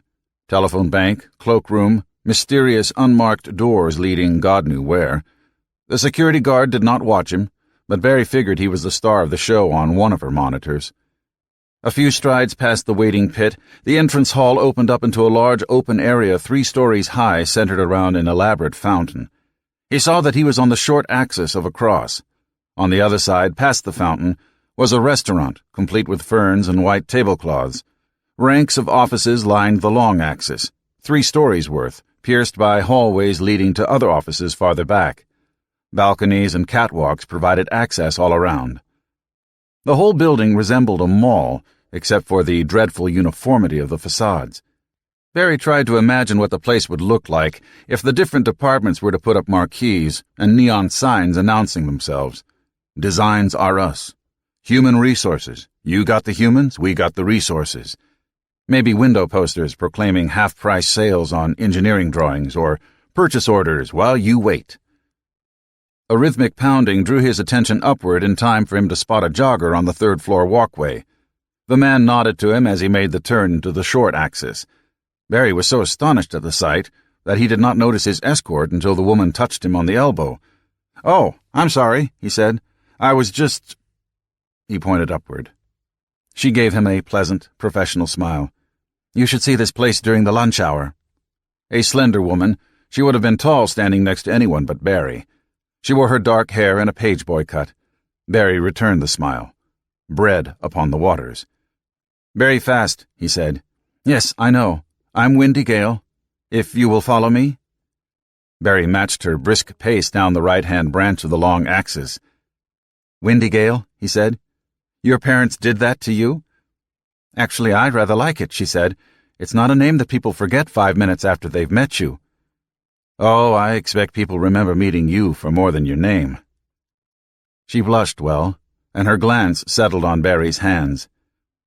"Here's the auditorium, Mr. Fast." She opened a tall, dark-stained wooden door for him. "Thank you, he snapped his fingers. "What did you say your name was?" His small joke was rewarded with a smile, and Barry was reasonably sure that she would not forget his name either. The large wood-paneled hall was decorated with chrome, glass, and leather in a style that reminded Barry of the 20s. Open, but with clusters of chairs and low tables.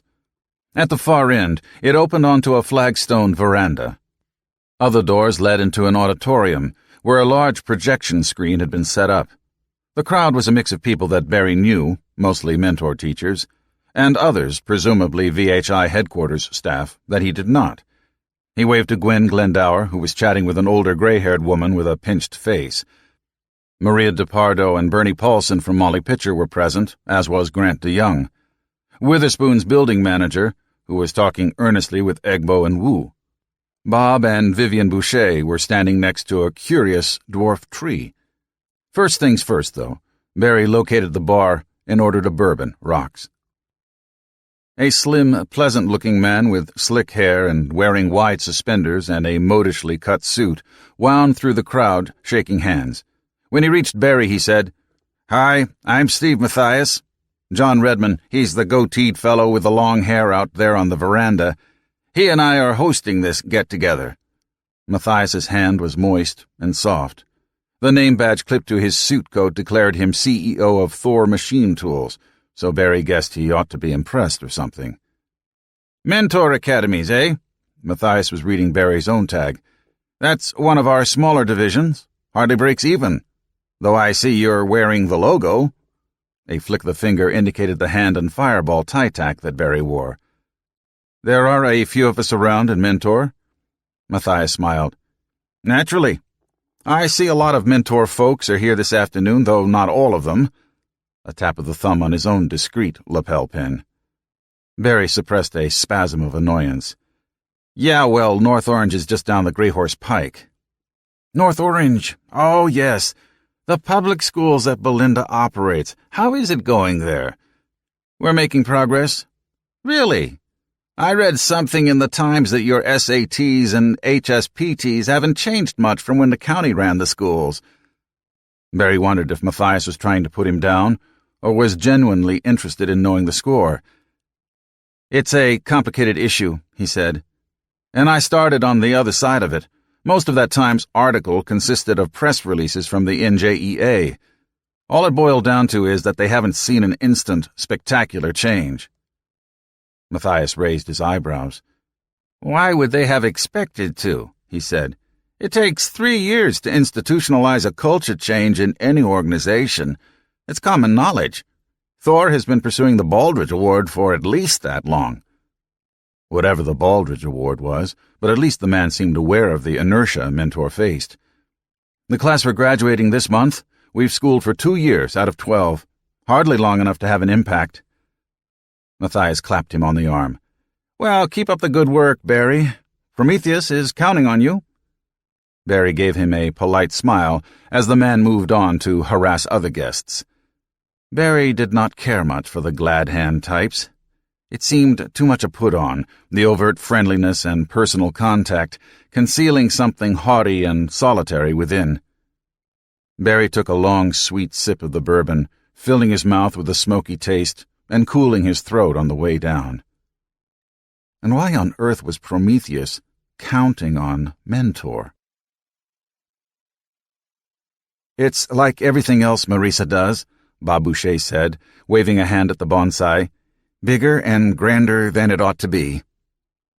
Barry looked left and right for rescue. It was almost time for them to file into the auditorium for the live broadcast, and he might get trapped sitting next to Bob. He did not think that Boucher knew all that much about bonsai and how big they ought to be, nor that he was close enough to refer to Marisa so familiarly. Not as close as I've been, he thought. He could feel her hands searching him.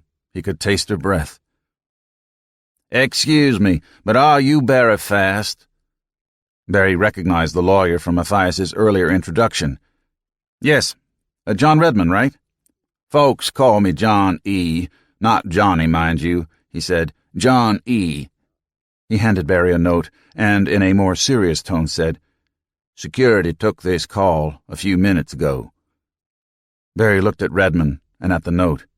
When he unfolded it, he saw ordinary while-you-were-out message paper. "Barry Fast," scrawled across the top. "John Morgenthaler. Frelinhuisen. Urgent." "What is it, Barry?" asked Vivian Boucher. For a moment, Barry didn't get it. Why was it urgent for him to know that John Morgenthaler was in the hospital? Then it clicked. Not John. Shannon. John had sent the message. He wadded the paper and stuffed it in his jacket pocket. "I've got to go," he muttered, turning away from Boucher and the others. "Do you need a cab?" asked Redmond. "No." He pushed past them and hurried to the door, hardly aware of the curious glances that followed him, ice already forming in his heart. Intensive care was on the third floor of Frelinhuisen Hospital.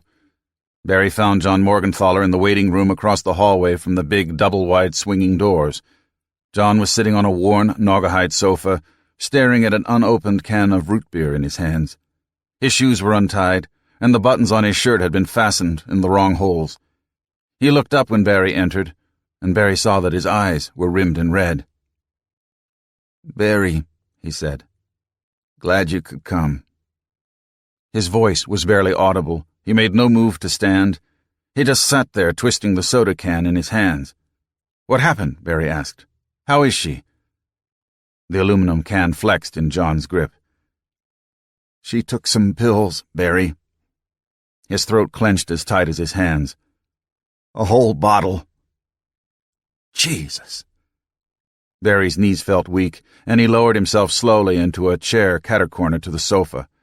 He found himself staring at a soda vending machine. One panel of the machine portrayed cheerful young men and women enjoying the company's product on a sunny beach, laughing, smiling faces with lots of teeth. A hell of a thing, Barry thought, to put in an intensive care waiting room. He had not seen Shannon in 2 months. Now he might never see her again. It was an odd thought, a distancing thought, the notion that you had already seen someone for the last time. But that was the way it always happened, wasn't it? No one dies on schedule. No one pencils it in on their calendar. No one parts knowing they'll never meet again. Intensive care, Barry, not the morgue. Shannon wasn't dead. It was hard to imagine Shannon anything but alive. How did it happen? She's been having trouble sleeping the last few days, so she probably took a few pills and then... You know how flaky she can get, Barry. She probably forgot that she had already taken them and took some more, and... The stuff makes you groggy, you know. You can't think straight. So she took a couple more, and... His voice wound down to silence. Barry did not point out that it was the middle of the day. Suddenly, wildly, he thought of that first time in Philadelphia. How hungry Shannon had been for him. the intensity of her loving, and the single-minded abandon with which they had coupled. She hadn't meant anything to him then, just a body, just some good times away from home. And he didn't suppose he could have meant much more than that to her. "Where are the girls?" he asked. "They're staying with my sister. I won't bring them here until I know. He could not continue. Barry went to him and squeezed his shoulder, but Shannon's husband did not respond. A nurse appeared in the doorway. "IC is open for visitors again, Mr. Morgenthaler." John looked up and blinked. He said, "You go in, Barry. She asked for you earlier. It's all right, nurse. He's a friend of the family." Yeah, a real goddamn good friend he had turned out to be. "Hi, I'm his wife's lover, except I dumped her for a rich woman, and that's why she swallowed a bottle of pills." Barry followed the nurse through the double doors. Inside intensive care, a circle of 6 rooms opened off of a central monitoring station. Shannon was in room C, a small room, barely enough space for a bed, a chair, and some monitoring equipment. The view from the window was lousy, the brick facade of another wing of the hospital. "No more than 2 people at a time," the nurse said, "and no more than 15 minutes at a time." Barry nodded and stepped inside the room. Shannon lay in the center of a mass of tubes and wires. Her hair was badly brushed, her makeup smeared and running under her eyes. He could imagine her that morning at her dresser, assaulting her hair with angry swipes, attacking her face with cosmetics. Barry had seen that anger a time or two, had seen her lash out at the closest person. This morning the closest person had been herself. A steady, muted beep-beep played in the background. A monitor ran graphs with incomprehensible labels. Yellow, white, and red bands wriggled and spiked their way across the screen. She was asleep or unconscious. The sheets rose and fell with the steady rhythm of her breathing. Barry found a wooden chair in the corner and sat on it. He should say something to the nurses about Shannon's looks, but cosmetics had probably been low on the priority list when she had been brought in. Still, the woman ought to be made presentable. How many times over the last 3 years had they met at that shabby hotel on the other side of town? 50? 100? Afternoons of passionate, intense single-mindedness. The probing tongues and fingers, the sweet curves of her breasts and hips and rear hugged to him, the iron intensity of her arms and legs encircling him. It could make him sweat, even sitting here. Yet, what came to his mind just now was lying on a yellow blanket in the watch on reserve, while she named each of the flowers and trees and explained to him how they all fit together into a vast mosaic. And another time, when she had crouched nude on the bed with her knees tucked up under her chin, and had dreamed aloud of the lives her daughters would someday lead. And a third time, just sitting side by side in companionable silence, parked on the scenic overlook on I-80, holding hands and gazing at the stars until... "Barry, you came." He saw that her eyes had opened. "Yes, as soon as I heard." "What happened?" "I don't remember. I was getting dressed this morning and—" "It was this morning." Barry nodded. Shannon's voice was weak and raw. They had forced a tube down her throat to pump out her stomach. "I don't know," he said. "I remember I got sleepy all of a sudden." "Yes." He reached out and covered her hand with his. She squeezed him briefly. "Promise you'll never leave me?" What could he say about that, given what had happened between Marisa and himself? The bench atop Skunktown Mountain had been as different from those wild afternoons at the motel as different as Marisa was from Shannon. Awkward rather than practiced. Tender rather than intense. And an element of cold calculation in place of hot spontaneity. "Never leave me," she said again. This time it sounded like an order or a threat. "No," he said. "I won't." You can still have your rich girl if that's what you want.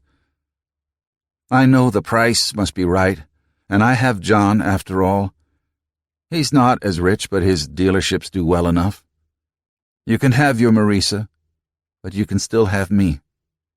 Nothing has to be different, does it? Sure.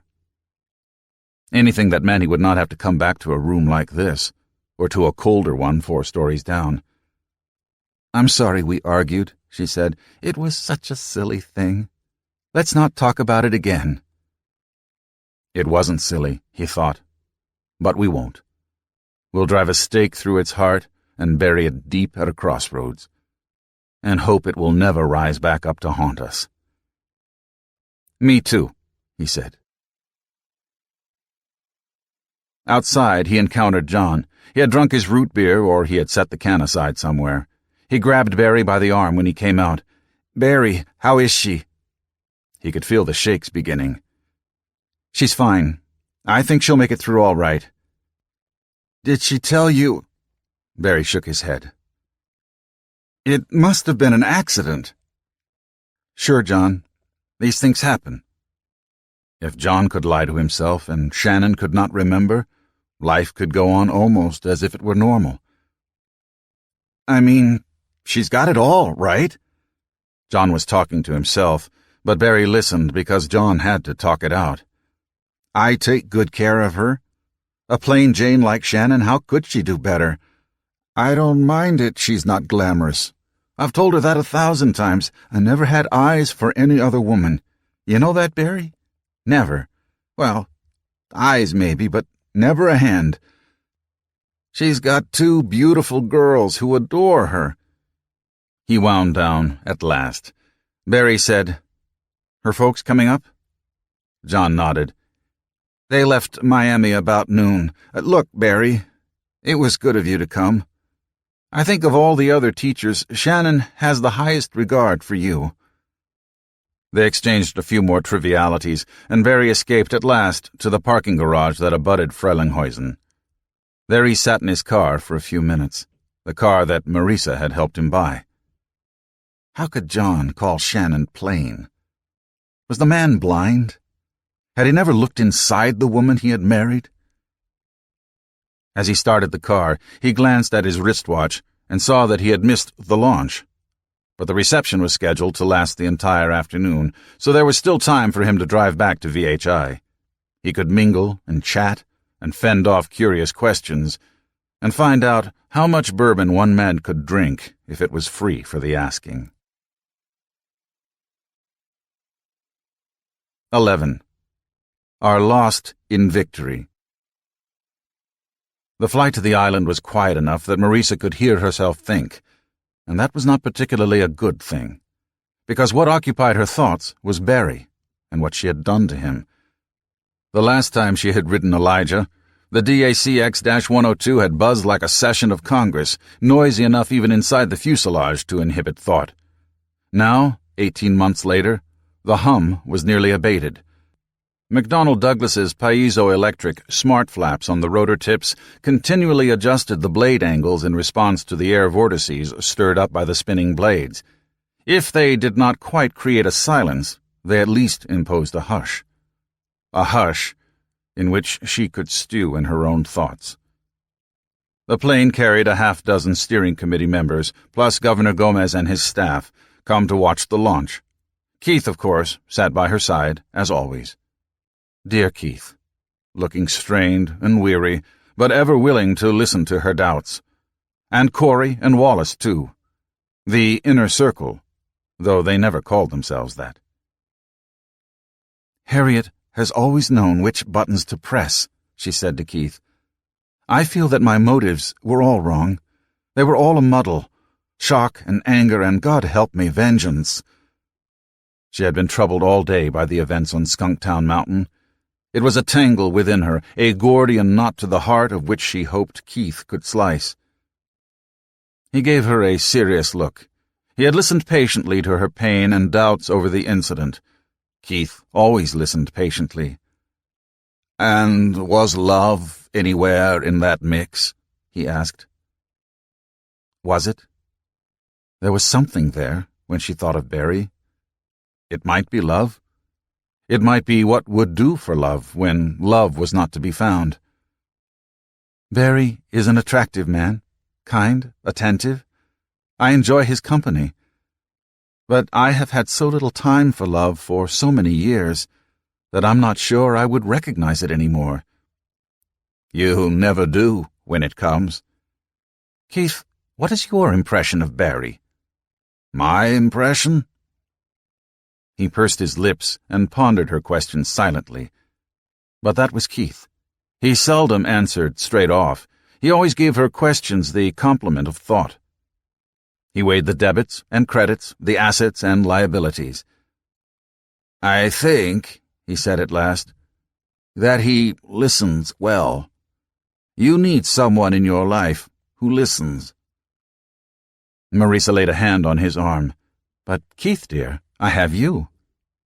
A fleeting smile.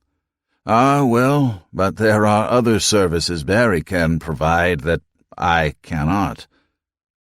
Marisa felt herself blush, but Keith affected not to notice. Instead, he asked, Did you enjoy yourself?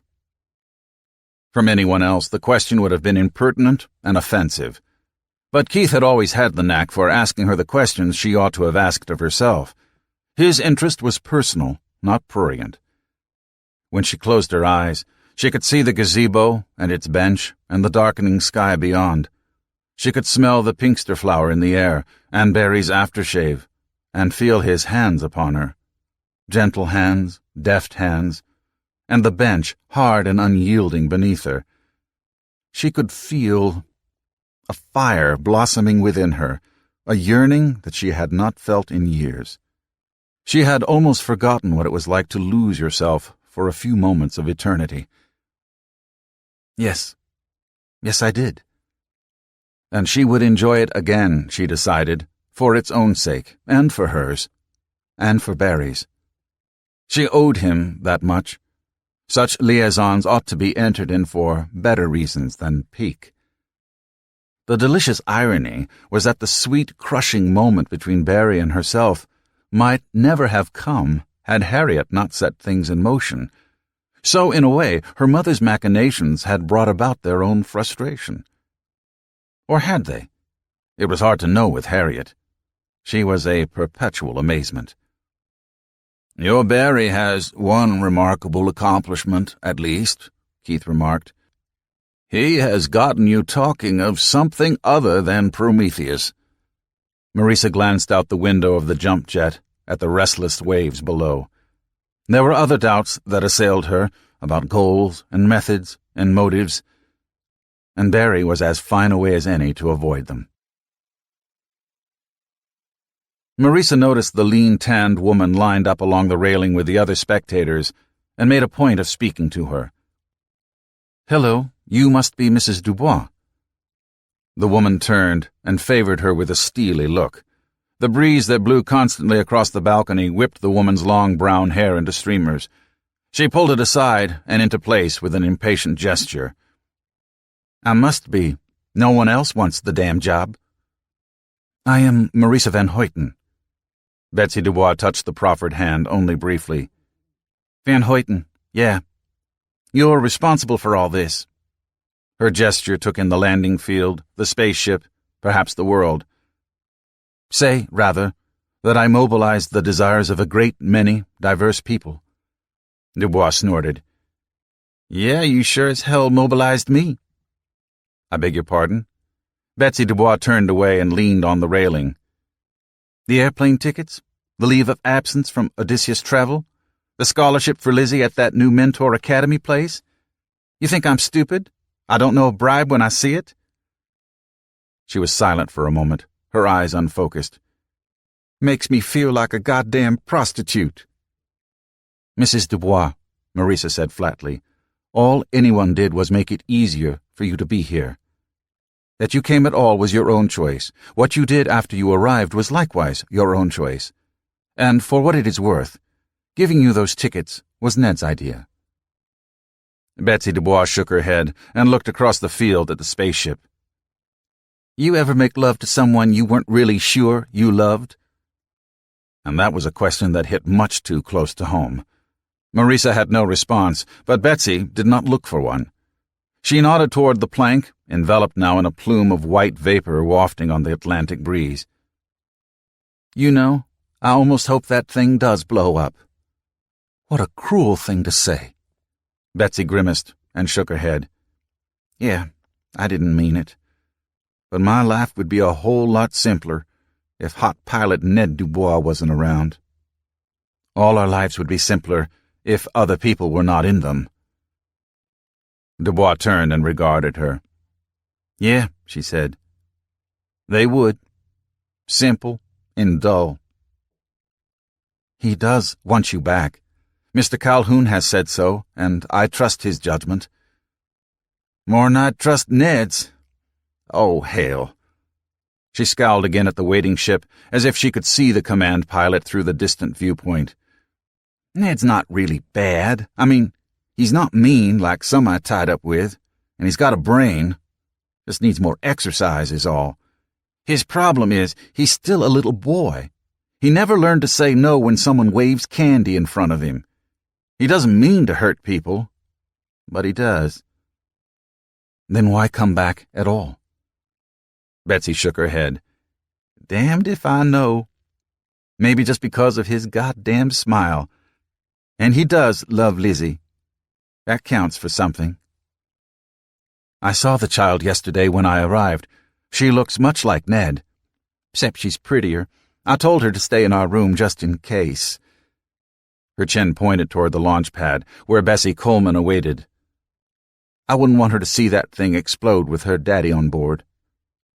"The chances of a launch accident are vanishingly small." "Yeah, that's what everybody says. But you know, I got ears too, and I hear things. Like maybe it can't carry enough fuel to get back down, and maybe someone on the island is screwing things up. So, you will pardon me for saying this, Miss Marisa Van Hoyten, but I think you are a genuine gold-plated bastard for sending them up when you don't know if you can get them down again." And that was why she felt like a genuine gold-plated bastard. But that was the burden of leadership. Sometimes you had to send people into danger. There were no sure bets. Not in life, not in love. And after all that, why, you simply buttoned up and took your chances. "That is why the flight involves a refueling exercise," she told the woman. "If the refueling cannot be carried out, they are to return immediately. If they do so, there will be fuel enough. The mission profile—" "Hell!" Betsy Dubois laughed in a voice that was half bitterness and half pride. "The mission can have a profile like Rudolph fucking Valentino, but you forgot one thing. That is Ned Dubois in that can, and he'll do what he goddamn pleases." The thin air blew cold on the Altiplano. Rick Ten Boom zipped up his sheepskin jacket and stepped outside the administration building. The Ecuadorian sun burned brightly but futilely overhead. Jesus Paniagua, his segundo, was waiting on the portico smoking an evil black cigar. Somewhere back in his ancestry, Jesus claimed a Prince of Quito from the time before the Incas had marched up from the south and burned the kingdom down. He blew a cloud of acrid blue smoke and said, "Did they go up?" Ten Boom nodded. "Right on schedule." Jesus had spoken in Quechua, the Inca language imposed on his forebearers. He could also speak Spanish, the language of a later conqueror. Ten Boom sometimes wondered if any remnant of the ancient tongue of Quito survived. "Is the boomer fired up?" "The counting down is on schedule." Oddly, the Incas had a word for schedule, or something close enough to it. You wouldn't have thought it of the Indios in the land of Mañana, but their ancestors had been bears for planning and organization, and they had done it without inventing paperwork. Ten Boom checked his watch. The Fernando site was 3 hours ahead of the boomer. In another half an hour, the exact time was in the computer, the Altiplano would rotate under the same launch window, and he could insert the fuel tank into the same orbit the plank was on. With luck, just as the plank completed its orbit. Dubois should come up just behind his target with no need to shift orbits and use up priceless fuel. It had worked reasonably well last month. The unmanned plank had chased and closed with a dummy tank, close enough that a human pilot could have docked and locked. He looked up toward the clear, azure sky and wondered if he would have had the guts to ride that thing up there, not knowing if there would be enough fuel to come down again. There would be enough, if barely. Van Hoyten was no fool to gamble everything on such a chancy rendezvous, yet, without the margin Wilson's fuel tanks represented, her ships would be unable to maneuver freely, so what would be the point? If the ship went up only to come back down again, it would be a success only to the newspapers. A sharp crack of thunder drew his eyes back to the cloudless sky. What the hell? A fountain of dirt erupted on the hillside north of the ram pipeline. Ten Boom saw a crew of workers duck for cover. Jesus Paniagua threw his cigar to the dirt. "Bandidos! We are attacked!" He drew a whistle from his shirt pocket and blew 3 short blasts as he ran down the steps to the nearest jeep. 5 men armed with AK-47s burst from the building and joined Paniagua in the jeep. They roared off in a shower of stones and gravel toward the mountainside overlooking the site from the south. Ten Boom lifted his binoculars to his eyes and scanned the slopes there. Bare slopes. No trees, no cover except boulders and crevices. There. A band of 8. 2 whites, the others Indios, but with the swarthy skin and thick-chopped haircuts that marked the Indios of the Oriente. Aucas, he thought. One of the white men held a shoulder launcher, while the second fit another missile into it. Stingers? Ten Boom flipped open his radio with one hand and shouted his observations to Jesus. The second missile, he could actually see it approach, struck a supply shed south of the pipeline. They're bracketing the pipe, he thought. Then his heart drained, and he ran back inside the admin building. "Get 5 more men," he told Francisco, "and follow Jesus. There are 8 attackers. They have a missile launcher, but they probably have sidearms as well." To his secretary, Apollonia, he said, "Get me control." Francisco gathered his men, and Ten Boom slid into the console seat. He pulled the headset into place and flipped the switch for the control room at the muzzle, a mile away. Suleiman, are you there? Is everything ready for launch?" Suleiman Ogrut's voice sounded puzzled. "What is happening down there, Bayim?" "There's been an attack on the boomer. Go to manual. Launch now. Do you hear me? Launch now before they blow the pipe." If the missile hit the pipeline while it was filled with jet fuel... "Evit, right away." A moment later, klaxons all along the line blared, and men ran for cover. The receptionist and the clerical staff looked at Ten Boom with blood-drained faces. Apollonia crossed herself. Admin was at the breech end, where the tanks were loaded and the fuel ignited. Ten Boom sagged back in his chair, feeling helpless. It was out of his hands now. The chatter of small arms fire drew him back onto the porch. His binoculars showed that Jesus and his men had the attackers under fire, but the man with the shoulder launcher already had another missile in the rack. The ground shook with the sudden jolt that told him Ogrut had fired the ram. Instinctively, Ten Boom turned his glasses on the distant muzzle end and counted. 1 hippopotamus, 2 hippopotamus. It was hard to tell which came first, the belch of flame from the muzzle, or the shriek of twisted metal and hissing gas where the number 8 sector took the 3rd hit and ruptured. A geyser of flame 1,000 feet high climbed into the sky, roaring like a jet airplane. 1,000 feet downslope from the flaming wound, Ten Boom could feel the heat on his face and arms. "The valves, Ogrut. Shut down the feeds before the whole tube goes." But either Ogrut was on the stick, or the automatics had survived the explosion, because the pillar of flame abruptly snuffed out. The echoes of the explosion and of the flame's monstrous hiss reverberated from the surrounding peaks for a few seconds more, before subsiding gradually into silence. A cloud of blackened smoke drifted like a loose balloon on the wind. Ten Boom scanned the damaged section with his glasses and saw ruptured, twisted steel, broken hydraulic lines, metal and glass burnt and melted and fused. Flames rippled through the shriveled grasses and the ruins of a nearby line shed. He knew the damage inside the tube might run another section or 2 up the line. It would be a long, long while before the boomer boomed again. A pair of coveralled legs protruded from behind the line shed, a few dozen meters past the crater. Ten Boom pulled the binoculars away from his face. Then he hurled them to the ground, where they smashed, and shattered lenses sparkled like diamonds in the sun. When Jesus and his party returned, but -2 who lay tarp-covered in the second jeep, they found him weeping on the top step of the portico. Jesus yanked a captive by the arm and sent him spinning in front of Ten Boom. Her! Ten Boom saw with astonishment that the captive was a slim, youngish woman in, of all things, Banana Republic garb.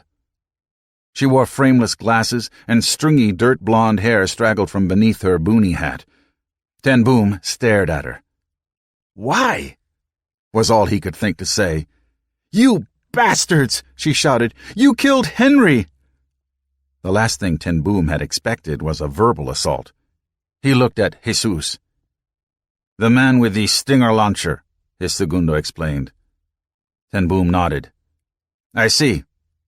Looking at the woman once more, he said, "A murderer has been slain in the course of his apprehension. Your outrage is hollow." She brushed her hair from her eyes with an impatient gesture. "We just wanted to wreck your weapon. We didn't mean to hurt anybody. And because you didn't mean it, you're excused? Marcos's wife is no less a widow for that." Ten Boom felt weary. He put his hands to his knees and pushed himself upright. He did not understand people like this, people who lived for causes. They frightened him. He paused before turning away and asked Jesus, "The Aucas?" "Aucas, do not surrender." Jesus's voice was a mixture of contempt and respect. Ten Boom noticed that the woman had said nothing about their deaths. At least they had gotten the fuel tank lofted in time, though God alone knew what its orbit was now. Would Dubois be able to make rendezvous? What if it was out of reach? He would have to get Ogrut working on the calculations. The computer must have recorded the exact time of launch, and Jameson back at corporate should be able to get tracking data from the satellite net. It would be a terrible waste if, after all their planning, there was too much delta V between the two orbits. It was champagne and caviar on the flight going back. Marisa and her party changed to the big corporate jetliner at Daedalus's test field in Fortaleza, and Wallace's stewards and stewardesses circulated among them serving refreshments. The interior of the executive jetliner was dressed in burgundy and silver, with comfortable but durable carpeting. Swivel seats faced one another around tables built into the deck. Bulkheads divided the space into several cabins. Bennett Longworth napped with a smile of satisfaction on his face, but the others continued to chatter excitedly. Marisa remained cautiously optimistic as she circulated. The launch had been successful, the orbital insertion on the beam, but, as João Pessoa himself had reminded them before their departure, the most difficult elements of the mission lay ahead. Too true. Too true. Yet Marisa did permit herself a small taste of victory. There was something about putting men into orbit that was a benchmark. No successful design review, no successful engine test burn, not even a successful flight within the atmosphere, had quite the same savor. It was a long flight back to New Jersey, and, after a while, Marisa retired to her private cabin. Zhao Hui sat alone on the other side of the cabin, deeply immersed in a thick paperback. She nodded to Marisa before returning to her reading. A short while later, Keith McReynolds entered. He took his usual seat beside Marisa and settled into it with a sigh, fastening the seatbelt as always. "An exciting day," he said. "I'm glad I lived to see it." Marisa laid a hand on his arm. "Keith, you helped bring it about. The bootstrap financing idea alone. John E. had a hand in that, too. It's all right, Keith, to accept some of the praise." McReynolds looked surprised. "Do I do that?" A moment's reflection was followed by a wry chuckle. "Though I don't suppose they ever named the ships after the accountants." "No, I think the pilots have the right idea." Keith said, "Wilson should be launching the fuel pod shortly." Marisa checked her watch. "If everything goes as scheduled." Wilson has put 3 test tanks into orbit, Keith pointed out, and the last one was a near-perfect orbital match with our own ship. If we had had a pilot aboard Santos Dumont, we could have run the refueling exercise then. A steward wearing Odysseus travel livery knocked and entered the cabin with a tray of champagne glasses. Marisa waited until he had gone and the door was closed before she lifted the glass. The goal. They touched glasses. One step closer, Keith reminded her. There are a lot more to go before we're safe. They sipped the sparkling wine. Then Keith set his glass on the table and leaned back in his seat. I am suddenly very tired, he said. Marisa nursed her champagne and contemplated the sky outside. A bright, bleached, stratospheric sky. She remembered a sky much like this one, seen over mountains steep and stony. She had been on a boat with her boyfriend. What was his name? Wayne? Too long ago, a lifetime ago. He was not even a face in her memory. Over his muscled shoulders, she had seen that awful fireball pinprick scratch the heavens. When she closed her eyes, she could see it still. What if it had hit us? A slim risk, the logical left half of her brain argued, but it was a prospect she hardly dared dwell upon, even in the privacy of her own mind. The pinprick of light in the sky growing ever brighter, ionizing the air until violet flame stretched from horizon to horizon. Megatons of energy unleashed, boiling the seas, tossing continents of earth into the sky. And afterward, for those who lived, if anyone lived, the endless rain and dark in which no plant would ever grow, nor any fire warm. Huddling, shivering, groping in the night for another human hand, the warmth slowly leaching from the bones, until she woke, still shivering, in the night, the dream sending her running to the observatory just to check that everything was still in place. Sometimes, watching the night sky could terrorize her. I do not know what I would have done, Keith, she said aloud, if you and the others had not joined me. Fallen into helpless despair, sequestered the terror into some psychiatric dungeon, where it could foul the very roots of her thinking. But Keith and Wallace and Corey had shown her a way out. They had shown her that she could act. Otherwise, she might have spent a lifetime drawing circles on globes, wounds where the earth had once been struck. It was the feeling of helplessness, as much as anything, that incapacitated me. Prometheus may have saved my sanity, which may prove as important as saving the world. Keith spoke without opening his eyes. At least to some of us. It cannot be as important. No one person, not even I, is as important as the entire human race. Keith did open his eyes, and the look he gave her was pained. That is a dreadful and seductive way of thinking, Marisa. A human being is an end, never a means. What is the point to saving humanity if in the process we lose our humanity? I am afraid that your concern may draw you to use people in the name of saving them. Remember what Chesterton wrote? The best things are often lost in victory. I have seen the way you have scratched through the names of Promethean students on your list, as if you were discarding them because they were no longer useful to the goal, and sending Levkin and Dubois on this mission. There ought to have been more dress rehearsals, unmanned dockings, manned orbitals without refueling, just to test re-entry procedures. And the way she had maneuvered Betsy Dubois into rejoining her husband, or the OCST man Michelson into losing his job, or Wilson and Lockheed and the Artemis Project into starting their own ventures. Yet, where did you draw the line between manipulating and leading? Sooner or later, someone had to crawl out of the hole and shout, "Come on, follow me!" And when you did, What did you do about those who would not stir, or those who tugged at passing pants legs, wheedling, "Don't go, everything is fine here in our hole"? There is no time, Keith. There are things we must accomplish before the markets collapse in August. And we are not a government, with unlimited access to our investors' pockets. We need a demonstrably profitable flight, one that will excite investors and keep them excited even during the bad times ahead.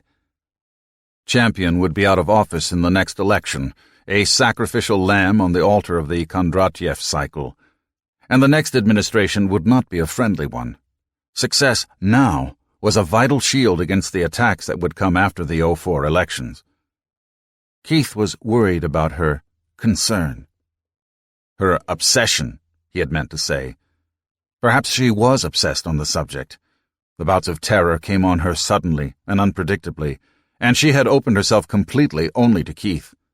Wallace only thought the idea was neat. It was all sci-fi abstractions to him.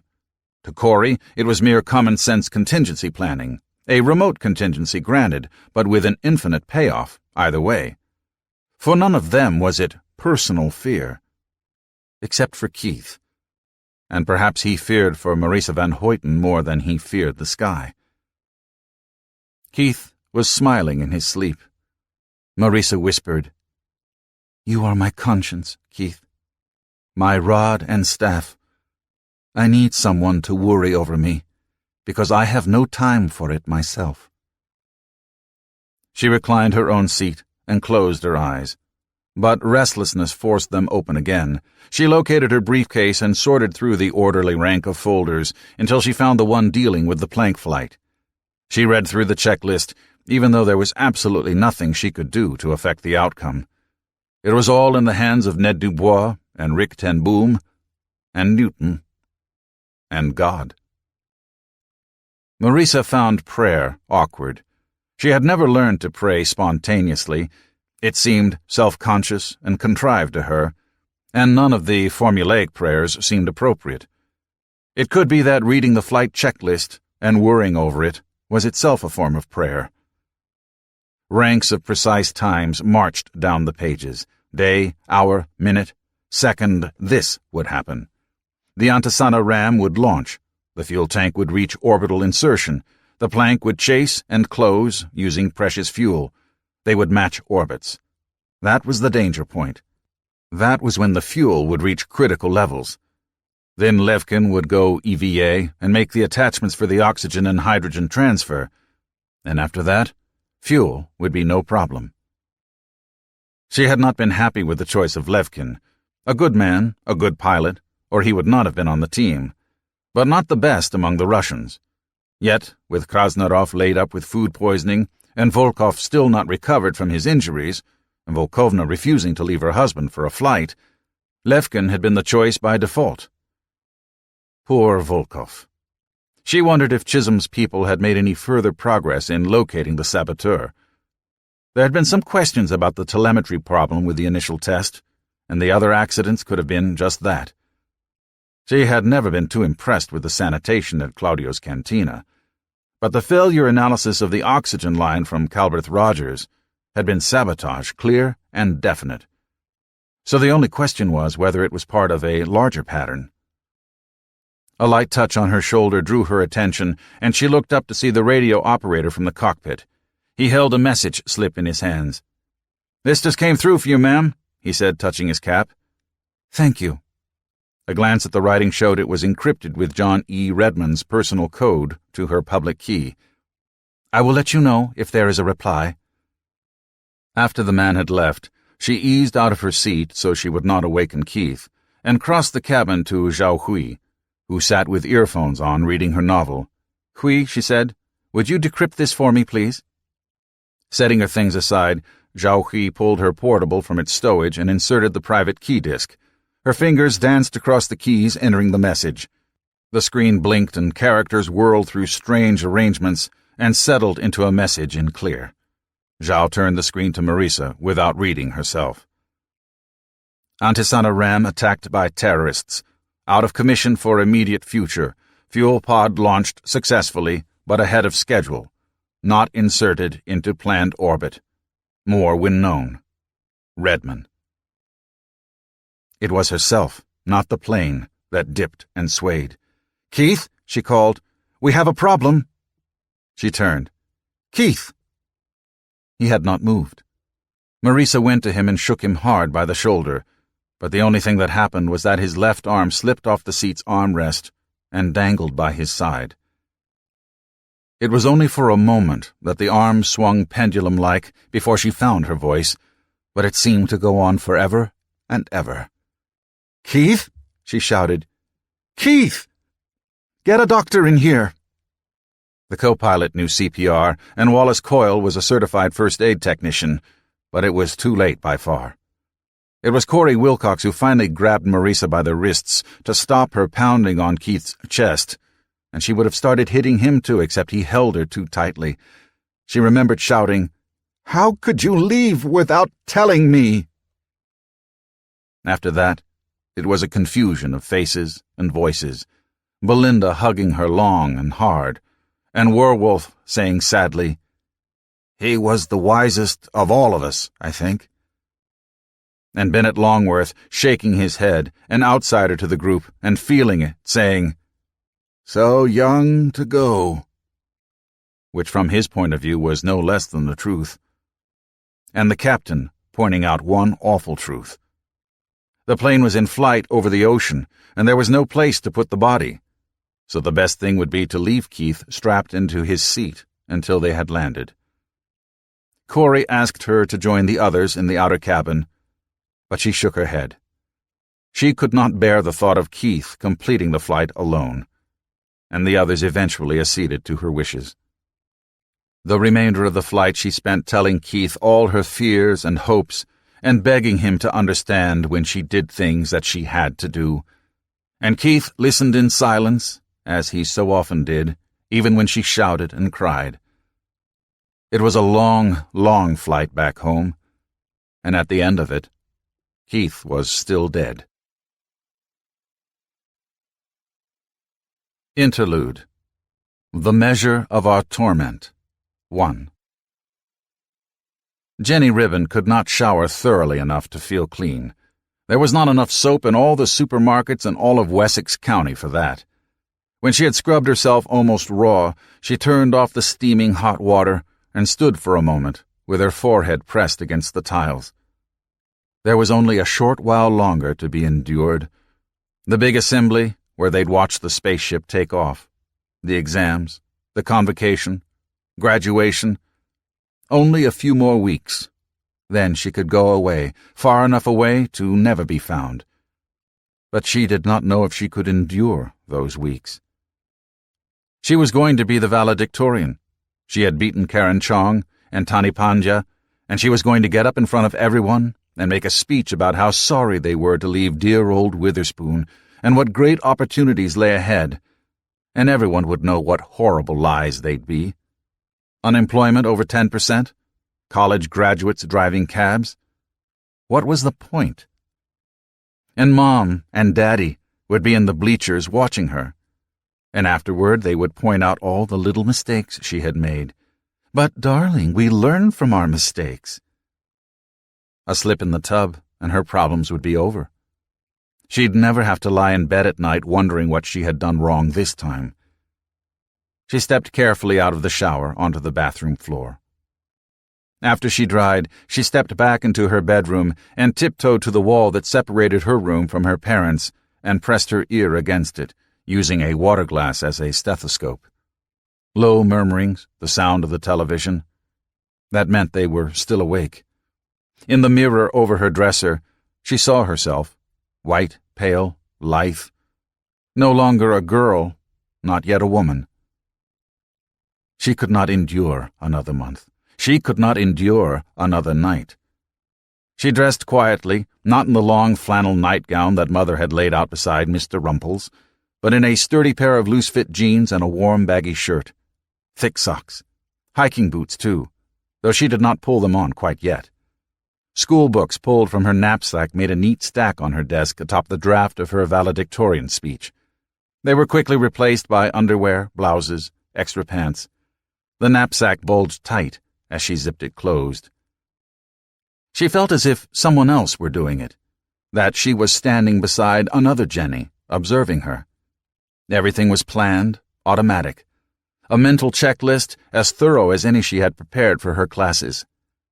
In the closet, there were lovely shoes, gorgeous, some of them, and they went so well with her dresses. But only the sneakers had gone into the pack, and none of the dresses. Mr. Rumples watched with a teddy bear's soulful eyes. She knew she could never take everything, but what could she leave behind?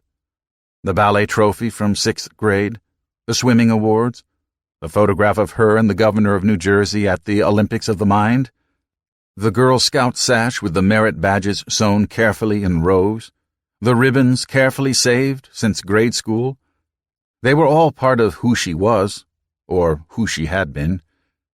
If she left them behind, she would be leaving behind a part of herself, too.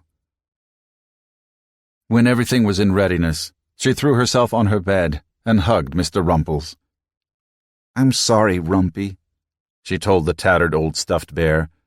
"I really am. And maybe it really is partly my fault. But I have to get away because if I don't, I may never get away at all." Mr. Rumples was her own age to the day. Daddy had bought him the same day she was born, and she could not remember a time when she had not shared her bed with him. He had been through the ringer, literally, but carried his years well. His faded eyes were at once stoic and sympathetic. She turned off the light and sat huddled on her bed with her knees drawn up until the mutter of the television in the next room stopped and she heard the sound of rustling bodies turning over. She kept her eyes fixed on the glowing dial of the clock on her dresser. Give them 1 hour. 1 hour, and they'd be fast asleep. She huddled with Mr. Rumples and told him again all the things that had happened to her. He had heard them all before, of course, but he always listened with a sympathetic ear. Finally, it was time. Jenny tied the laces of the hiking boots together and hung them around her neck. Then she shrugged into the knapsack and tiptoed to the window. The window pane lifted easily and silently. She had oiled the runners only the day before, just to be sure. She climbed out on the sill and stood poised 10 feet above the ground. With one hand grasping the window sash, one foot braced against the outside wall, groping for the tree branch that sometimes scratched the window, scaring her to death. The branch waved around now, just out of reach. A fall and a broken neck? That would take care of things, too. Then her groping hand found the branch, and she let her weight lean onto it, slipped, swung, hooked a leg around, and hung like a possum for a few moments while she collected her breath.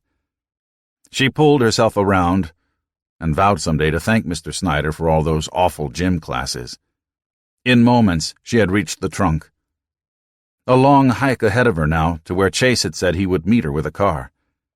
Chase had his own problems, but Chase knew about getting away.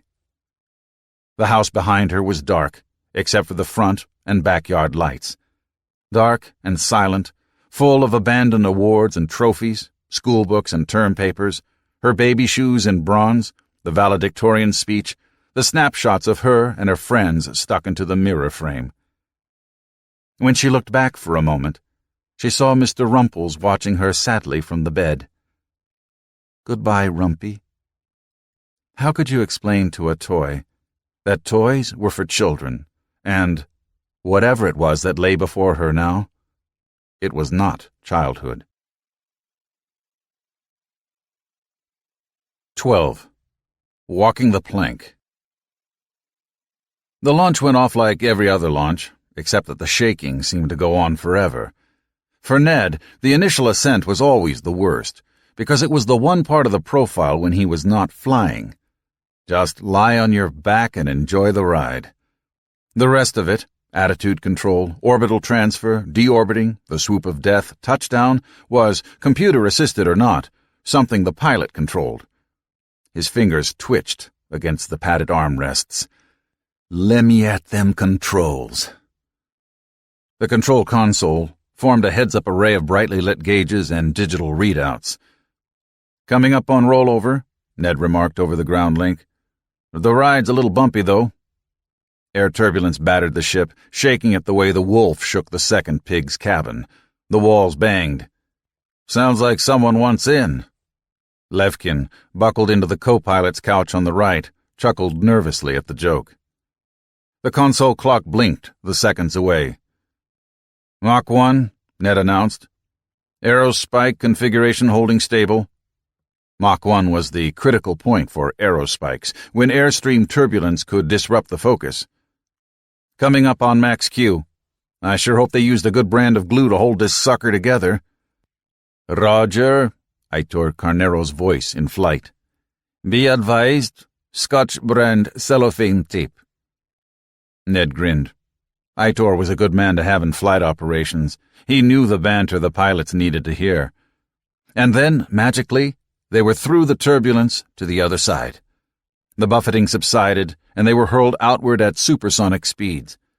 Ned thought he ought to say something memorable, just as blasé and aw shucks as all get out, like Jaeger had done in Glamorous Glennis, back when they thought there was nothing on the other side but a disintegrating air sheen. "Holy shit," Ned said. "That was one hell of a ride." So, memorable lines were not his bag. They didn't pay him to be a speechwriter. Levkin recited a series of numbers: fuel level, altitude, airspeed. Ned listened with half his attention. The other half focused on the feel of the ride. The vibrations, the hiss of air over the aeroshell, the pressure of acceleration against his face. Everything nominal. Everything right down the old groove. Just like a training sim, except you couldn't step outside and reboot if things went sour. The aerospike engines reconfigured automatically to vacuum flight mode, rotating outward to spread the exhaust footprint. The sky outside the viewports deepened from cerulean to Prussian blue, shading into violet, finally into black. Stars emerged, twinkling at first, but settling into a steady gleam even as the hiss of the air across the ship's fuselage faded into silence. Ned swallowed the lump in his throat. He had made it. He had made it at last. Not just peeking through the window in a ship pushed beyond its envelope. He had come through the front door this time. He was where God meant him to be. "Coming up on engine shutdown," Levkin said. 3, 2, 1, mark. The background roar and vibration cut off, and the ship was coasting, arcing upward into its orbital slot. The abrupt cessation of thrust gave Ned a queasy feeling, one of not quite staying put. He was falling up and around the world with his ship. It was a deliciously giddy sensation. Watch that first step. It's a doozy. Through the viewport he could see the limb of the world, bright white and blue. A ballpoint pen hung suspended, falling along with him. He and Levkin exchanged a grin, and Levkin gave him the thumbs-up sign. Then, almost reluctantly, Ned snagged the pen from the air and turned his attention to the mission checklist. They blew the checklist on the second orbit. According to the mission profile, Wilson's backup fuel tanker should have been entering the orbital plane 8 miles ahead and slightly below. But instead of a transponder signal, they received an encrypted message from Fernando, relayed across the Atlantic GEO satellite.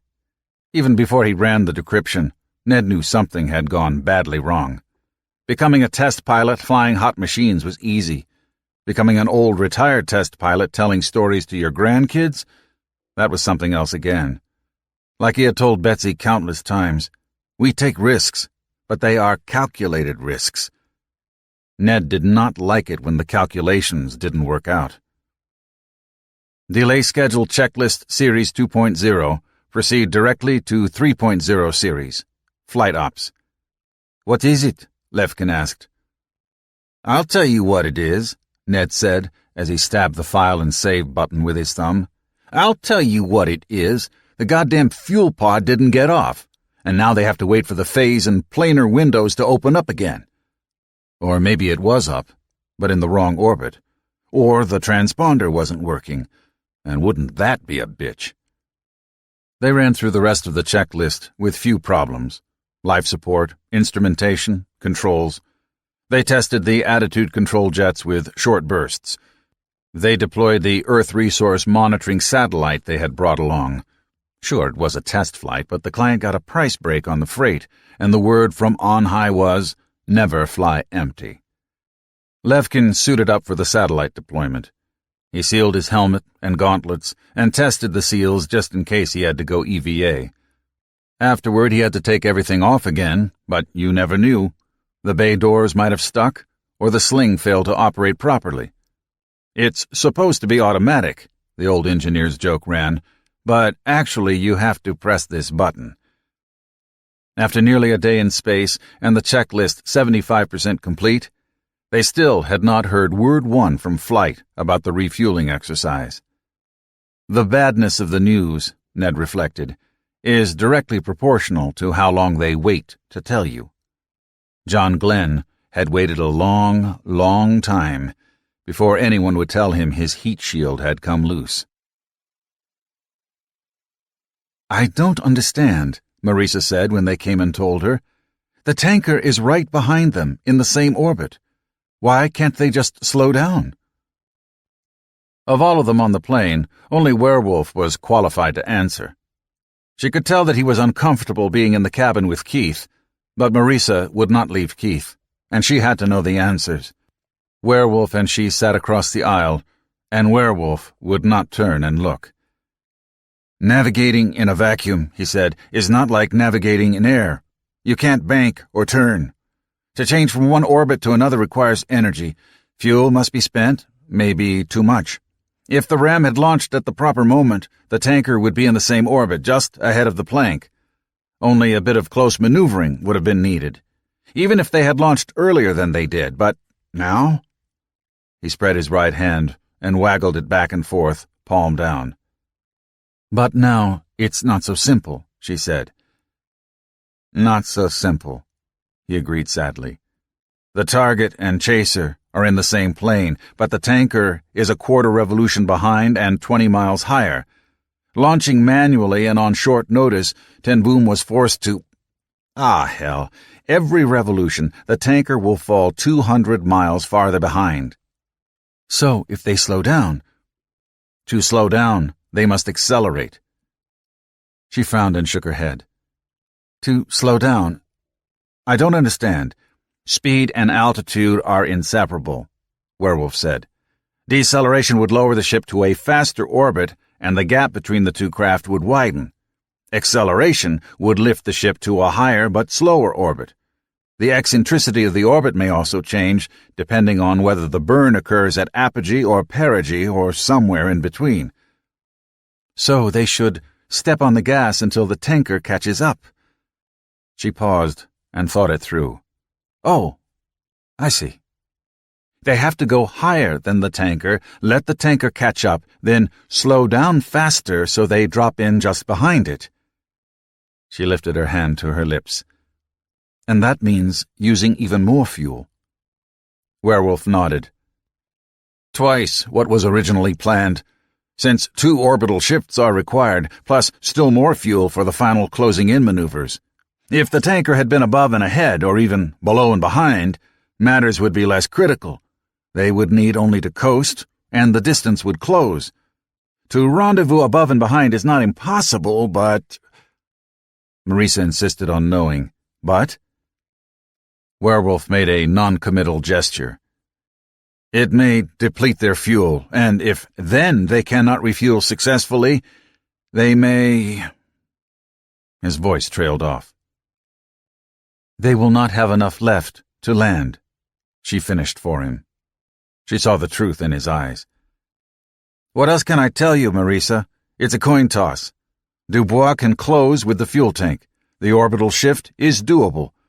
Pessoa's people found a fuzzy boundary transfer orbit, a Belbruno orbit, and Dolores concurs. The problem is he can reach the fuel tank, but if he can't refuel after he gets there, there is no reserve left for landing." "So," said Marisa, finishing his thought, "if the fuel pod was damaged in the attack, the valves or the fittings or the hosing?" "End the mission now," Will said. "Bring them down while they still have the fuel." Marisa looked across Werewolf's broad body to the sheeted figure. 12 hours, she thought. 12 hours before they could land. Whatever was going to happen, it was going to happen while they were in the air. She would have to decide before they touched down. Keith, oh Keith, what would you do? Ned watched the message roll up on his screen. Roger, Flightcom. New orbital parameters are uploading now.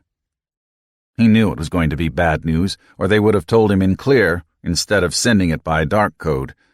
Lefkin leaned forward in his couch, and his lips moved as he read the accompanying message. Ned watched Lefkin through hooded eyes. How long before you need a decision flight? 4 orbits, DAX-27, Aitor told him. After that, divergence is too great. Through the port viewport, Ned watched the coast of Thailand approach from the east. It was easy to imagine that the plank stood still in the void and that the earth spun beneath it. He wondered how many relays the message had bounced across and how many intercepting parties were trying doggedly to decrypt it. Acknowledged. He cut the transmission and floated a while in silence. The Terminator rolled across the Andaman Sea. Bangkok glowed like a pearl on velvet. Seen from above, sunset was a gradual thing, something dark that crawled across the land. But dawn came up like a nova, exploding across the lens of the horizon. Bessie Coleman made a complete circuit every 100 minutes, and sunrise and sunset, however stunning, grew to be commonplace. Well, he said to no one in particular, they left the decision up to us. He could imagine Pessoa down below, wringing his hands like Pilate over this latest foul-up, though this time it hadn't been his fault. Who keeps count of such things? Lefkin spoke at last. I say we go down. Ned turned and regarded him but made no immediate reply. We have accomplished most of our checklist, Lefkin went on. We have proven that the ship can carry crew and cargo, deploy satellite. There is no need to chase tanker and perhaps fail. Ned shook his head. We haven't proven anything, Gregor. Nothing an unmanned plank could not have done. DAX-26 did most of it already. Then let next flight chase tanker. DAX-28 can be launched to proper intercept orbit. Mishka and Forrest can test refueling procedures. Yeah, that would be the easiest way to do it. The safest way. Though, if he could read between the lines, the ram would not be ready to launch another pod for a long time, and this one would have leached out before the next flight. Ned unfastened his harness and, free of the seat, kicked himself aft toward what they had dubbed the rec room, a small cabin behind the acceleration couches where you could relax, eat a meal, sleep attached to the bulkhead by Velcro fasteners. The crew module was bigger than the cab of a long-haul truck, but it was not what Ned would ever call spacious. 2 couches, side by side, with twin consoles and steering yokes. Between the 2 couches and below the consoles was the opening to the crawl tunnel that led to the airlock in the nose. Ned stared out the upper port at the foreshortened view of the forward fuselage. He grabbed a stanchion to steady himself. It was a glorious feeling, an ecstatic feeling, floating free above the world.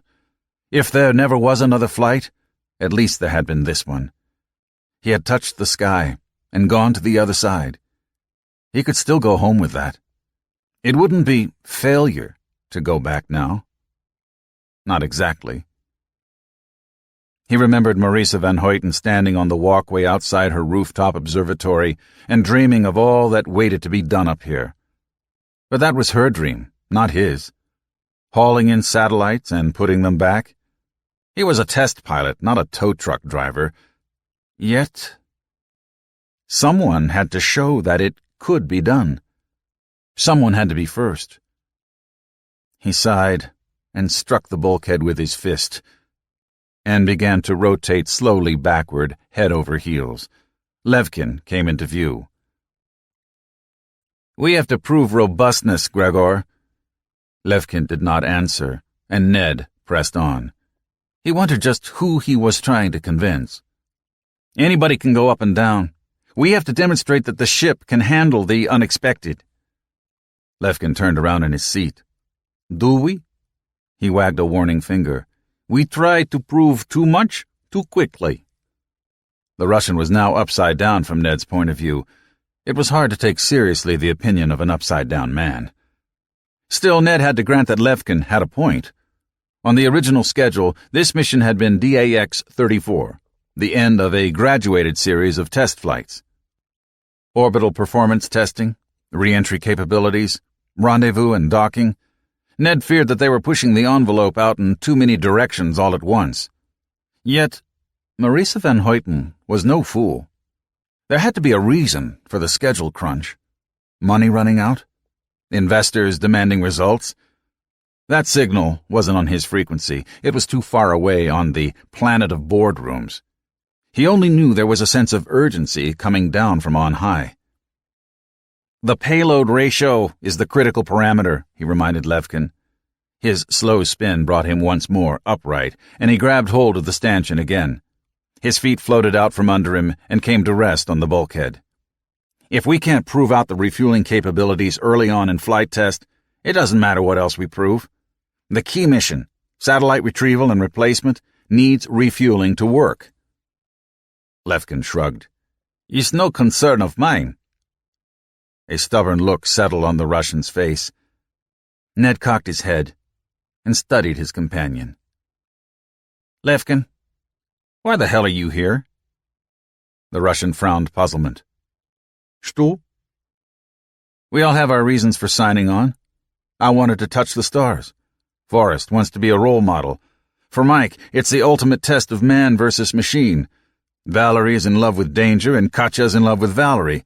Bobby's out to prove that girls can be as tough as boys. But what about you, Gregor?"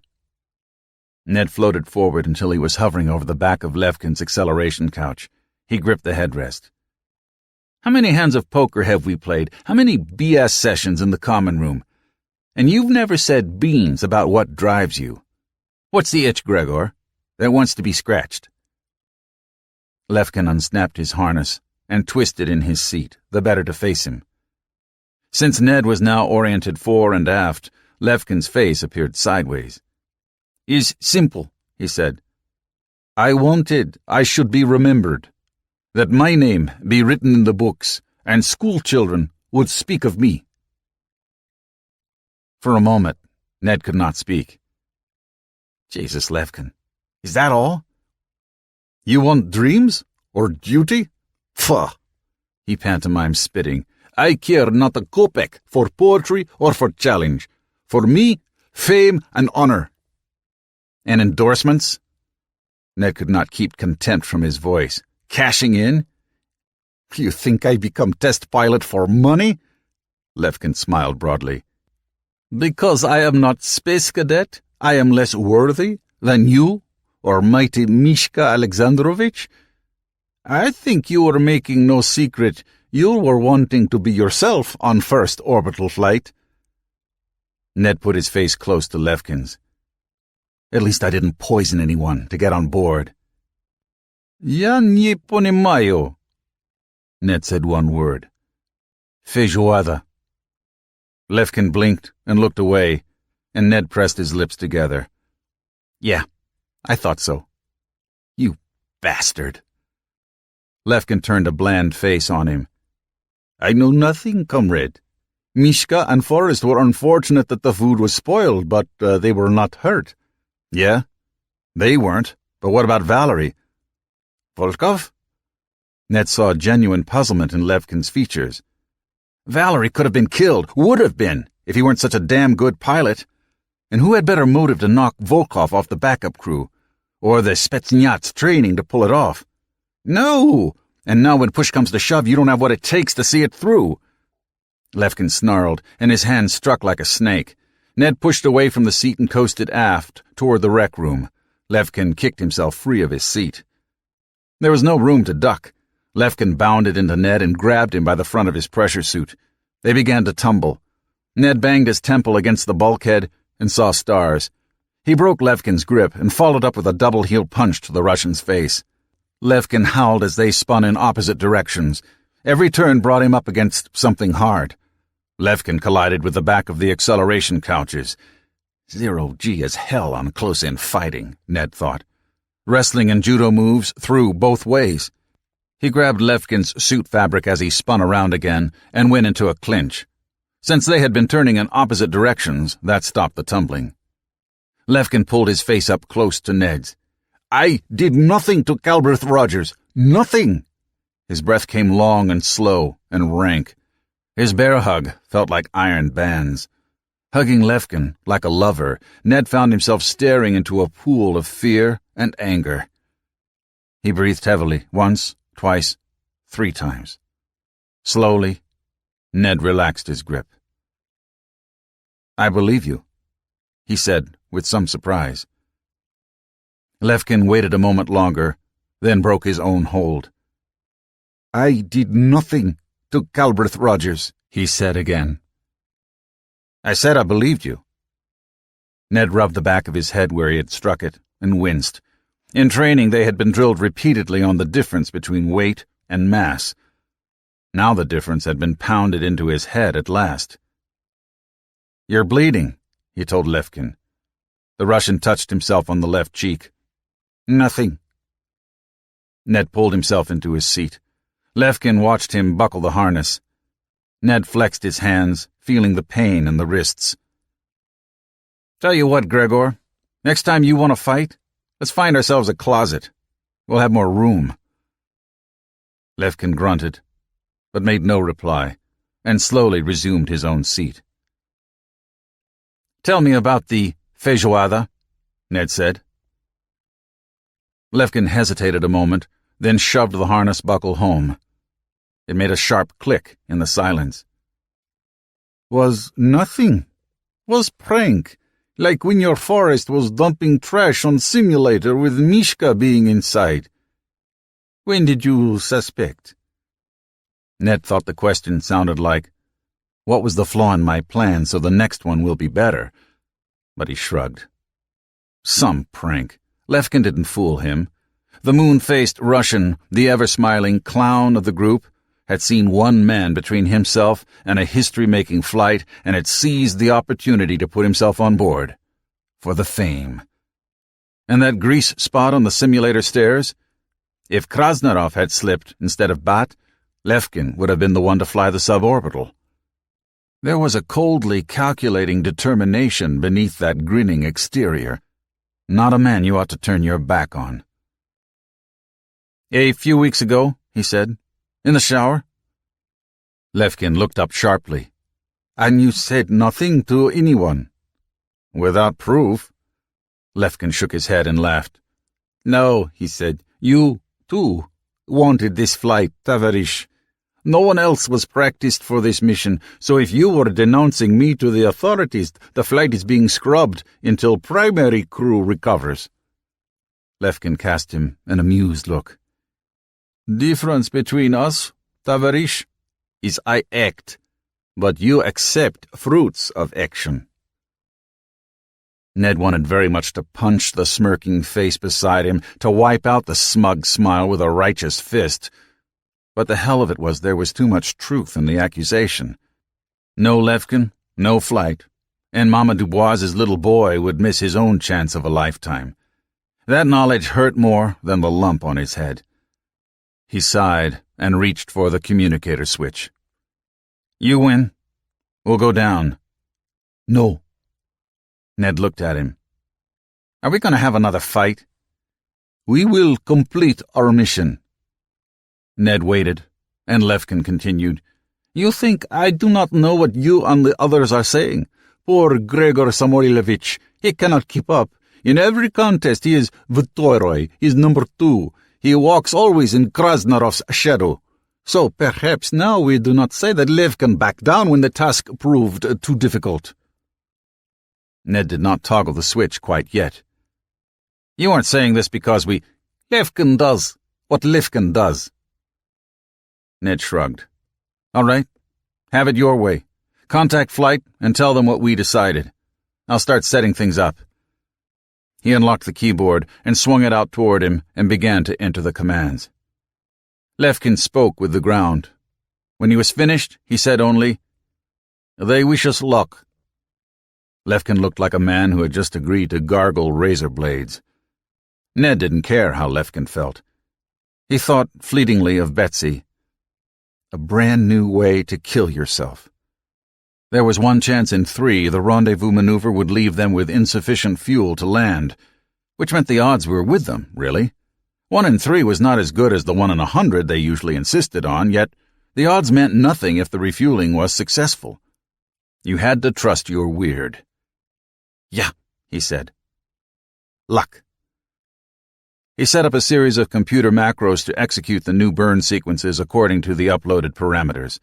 Lefkin was a strange one. The business with the food? Mike and Forrest had suffered indignity and disappointment, but no great physical harm. Claudio's business had been hurt, but that would be only temporary. And the grease spot, too. Ned suspected earlier pranks, the paperclip that had caused Forrest to blow a sim, and the drunken fight he had had that one night outside the training center. Lefkin had done what he could to bogey everyone's proficiency rating. But he had not tampered with Calbreth Rogers. He had not put anyone in deadly danger. He had sabotaged the competition, not the program. The one thing Ned had been sure of was that Lefkin would not sabotage his own flight. That was why he had said nothing. Like the old joke about smuggling your own bomb on board an aircraft to reduce the odds. But if Lefkin had not sabotaged Calbreth Rogers, who had? Some nobody, Ned realized. Somebody whose name I do not even know, who walks around the island with a hammer or a soldering gun or... Fortunately, Queen Bessie had been too well guarded to... A sudden cold certainty enveloped him, and he canceled the sequence he had been setting up. His pulse rushed in his ears. The symbols dancing on the screen froze in their antics and vanished. Quickly, he hit other keys, recalling the orbital transfer program that Aitor had just downloaded into their computer. Then he re-encrypted the program using Forrest Calhoun's public key and added a single message. "Is this correct? Ask Mendoza." Then he flagged the message urgent and hit the send button. Lefkin had watched in silence. Now he said, with an edge of worry in his voice, "What is it, comrade?" Ned gave him a brief and lifeless grin. "Paranoia, probably. But I'll feel a whole lot safer if I know we were sent the right course settings." Forrest would check it out. Forrest, and the brooding Luis Mendoza, those two Ned felt he could trust. Mendoza's face grew steadily darker as he studied the code comparison on his laptop. Any darker, Forrest reflected, and the man sitting beside his clinic bed could be a soul brother. The file comparison program rolled through the code that Ned had beamed down from Bessie and matched it, line by line, instruction by instruction, against the master copy on Mendoza's sealed disk. Finally, Jaguar eyes lifted from the screen and said flatly, "The orbital data has been altered." Forrest Calhoun had not thought it was possible to feel any worse than he already did. Jesus fucking Christ. Joao Pessoa, standing in the doorway of the clinic room, struck the doorframe with his fist. Aitor Carnero grimaced. Kirby Wells, the investigator down from Cerberus Security, scribbled a note on his pad. Forrest thought his goddamn clinic room was turning into a goddamn convention center. "No mistake?" the security man said. Mendoza turned to him. "Big mistake." Wells blinked. "No, I meant, I make no mistake. The alteration is real. The alteration is no mistake. It was done with purpose. But this man," he licked a blunt forefinger at the laptop screen, "this man has made a mistake." "How do you know the alteration was not accidental?" Carnero asked. "A keystroke error." But Mendoza shook his head. "Not random error. Purpose makes pattern. I smell his footprints." Silence fell. It was not, Forrest reflected, a statement on which much commentary could follow. There were two Mendozas. One, lab-coated, analytical, precise, painstaking, a product of the universities and the cities of the coast. The other, a patient creature from the jungle riverbanks, though perhaps no less precise and painstaking for all that. Forrest was just as happy Mendoza was not stalking him. "What if Ned had executed the program?" Forrest asked. Mendoza shrugged, and his eyes danced over the lines of code. "Wrong orbit, no tanker, no fuel, orbit decays." Forrest shook his head. "Thank God for Ned's twisted little suspicious mind." Aitor Carnero said, "We ought to abort. Who knows what other problems exist we do not yet know of?" Joao Pessoa nibbled on his lip and he brushed his thin mustache absently with the back of his hand. "Perhaps we should think upon it more. Ask Bonifacio for his—" "If you will not speak up to the Signora, Seu Joao, I will." Forrest pushed himself semi-erect in the bed. "God damn it," he said, and the others turned and looked at him. "You gave Ned and Gregor the choice. It's still their call. Give them the information they need to make it, because I tell you, you dick around too much longer, and it'll be too late to make the transfer anyway, and whoever it was that tried to screw us over will have won." Sunlight in space was an absolute sort of thing. There was searing brightness, and there was invisible darkness. Let a thing once fall in shadow, and it was lost to the eye, except as it might occlude the stars.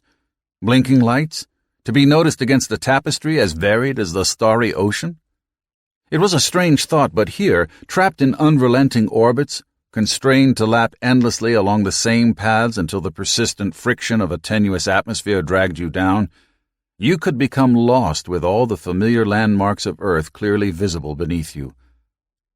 Somewhere 150 miles behind them coasted the fuel tanker they sought. It fell, so flight ops assured them, in a co-elliptical orbit 10 miles below their own. "The hurrieder I go, the behinder I get," Ned muttered to himself. Lefkin said, "Excuse?" Ned grunted. "Just an old Pennsylvania Dutch proverb. My mother's family var Pennsylvanisch. It's appropriate, though, don't you think?" Levkin grunted. "Fuel at 47, he said.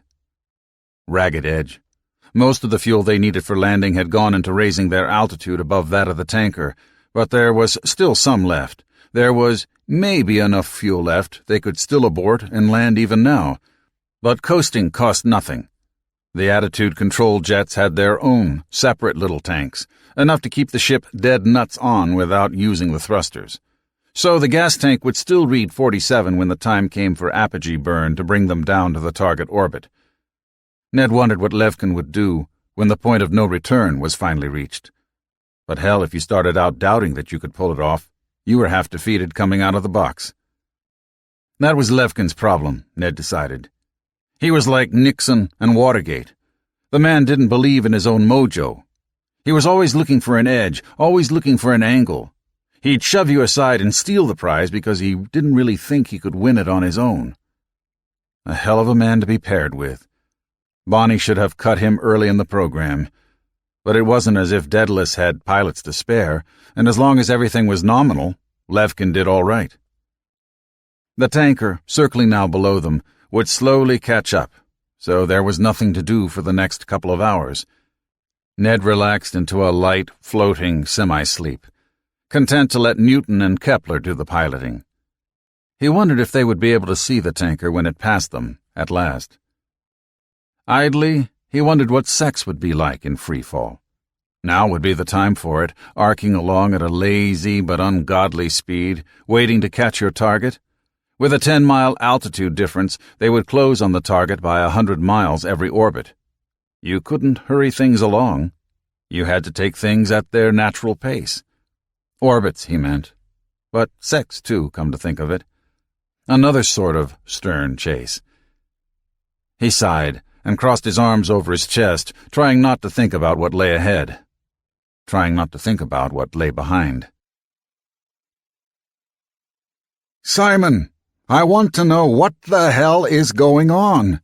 What were Henry and Cynthia doing down in Ecuador with a missile launcher, for God's sake? Who financed it? If the money came out of Crusade's funds, there will be hell to pay. Yes, I know we were crusading against the cannon, but they killed a man, Simon. I know it was an accident, but we lose the moral high ground when we stoop to violence. I want answers, Simon, and I want them fast. DAX-27, this is Flight Ops. Prepare for apogee burn. Ned's eyes flipped open at the voice over his earphones. Raj. He glanced at Levkin, who sat rigidly in his seat. He wondered if Levkin had gotten any sleep at all. The console clock showed a bright 30 sec that blinked slowly toward 0. Last chance, Gregor. Yay or nay? Levkin snorted. Ned had only a few seconds to reflect that since Levkin had trained to do the refueling, Ned was putting his life in the hands of a man whose abilities he did not respect. And wasn't that a hell of a note? 6, 5, initiate burn. Ready? Mark. The computer kicked off the thrusters, even as Ned hit the manual backup. The familiar roar of the engines shook the craft, and acceleration pressed him into the seat. 6 meters per second burn, Levkin announced. Ned acknowledged. 20 feet per second. A wasteful burn, not the subtle, economic approach originally planned, but there was no help for it now. A miserly burn would still leave them short, and it didn't much matter when you ran out of fuel whether you were 2 miles up or 200. According to the Global Positioning Network, the target was now somewhere ahead and below. A retrograde thrust at apogee would put them in a lower, faster, and more eccentric orbit. By the time they made a half revolution, they would have dropped to the target orbit, 1 mile down for every 2 feet per second burn. They would find themselves just below and slightly ahead of the tanker just as they reached perigee and began to slow for what Forrest liked to call the far turn. Another sharp thrust at perigee, and the orbits would be matched. After that, closing in was all in how good the pilot was. What is your take on VHI's effort, Mr. Atwood? I will be frank, Mr. Koppel. I hear rumors that the whole program is on the edge of disaster. Corners have been cut and risks taken that a properly regulated government program would never attempt. Do you have any response to that, Mr. Redman?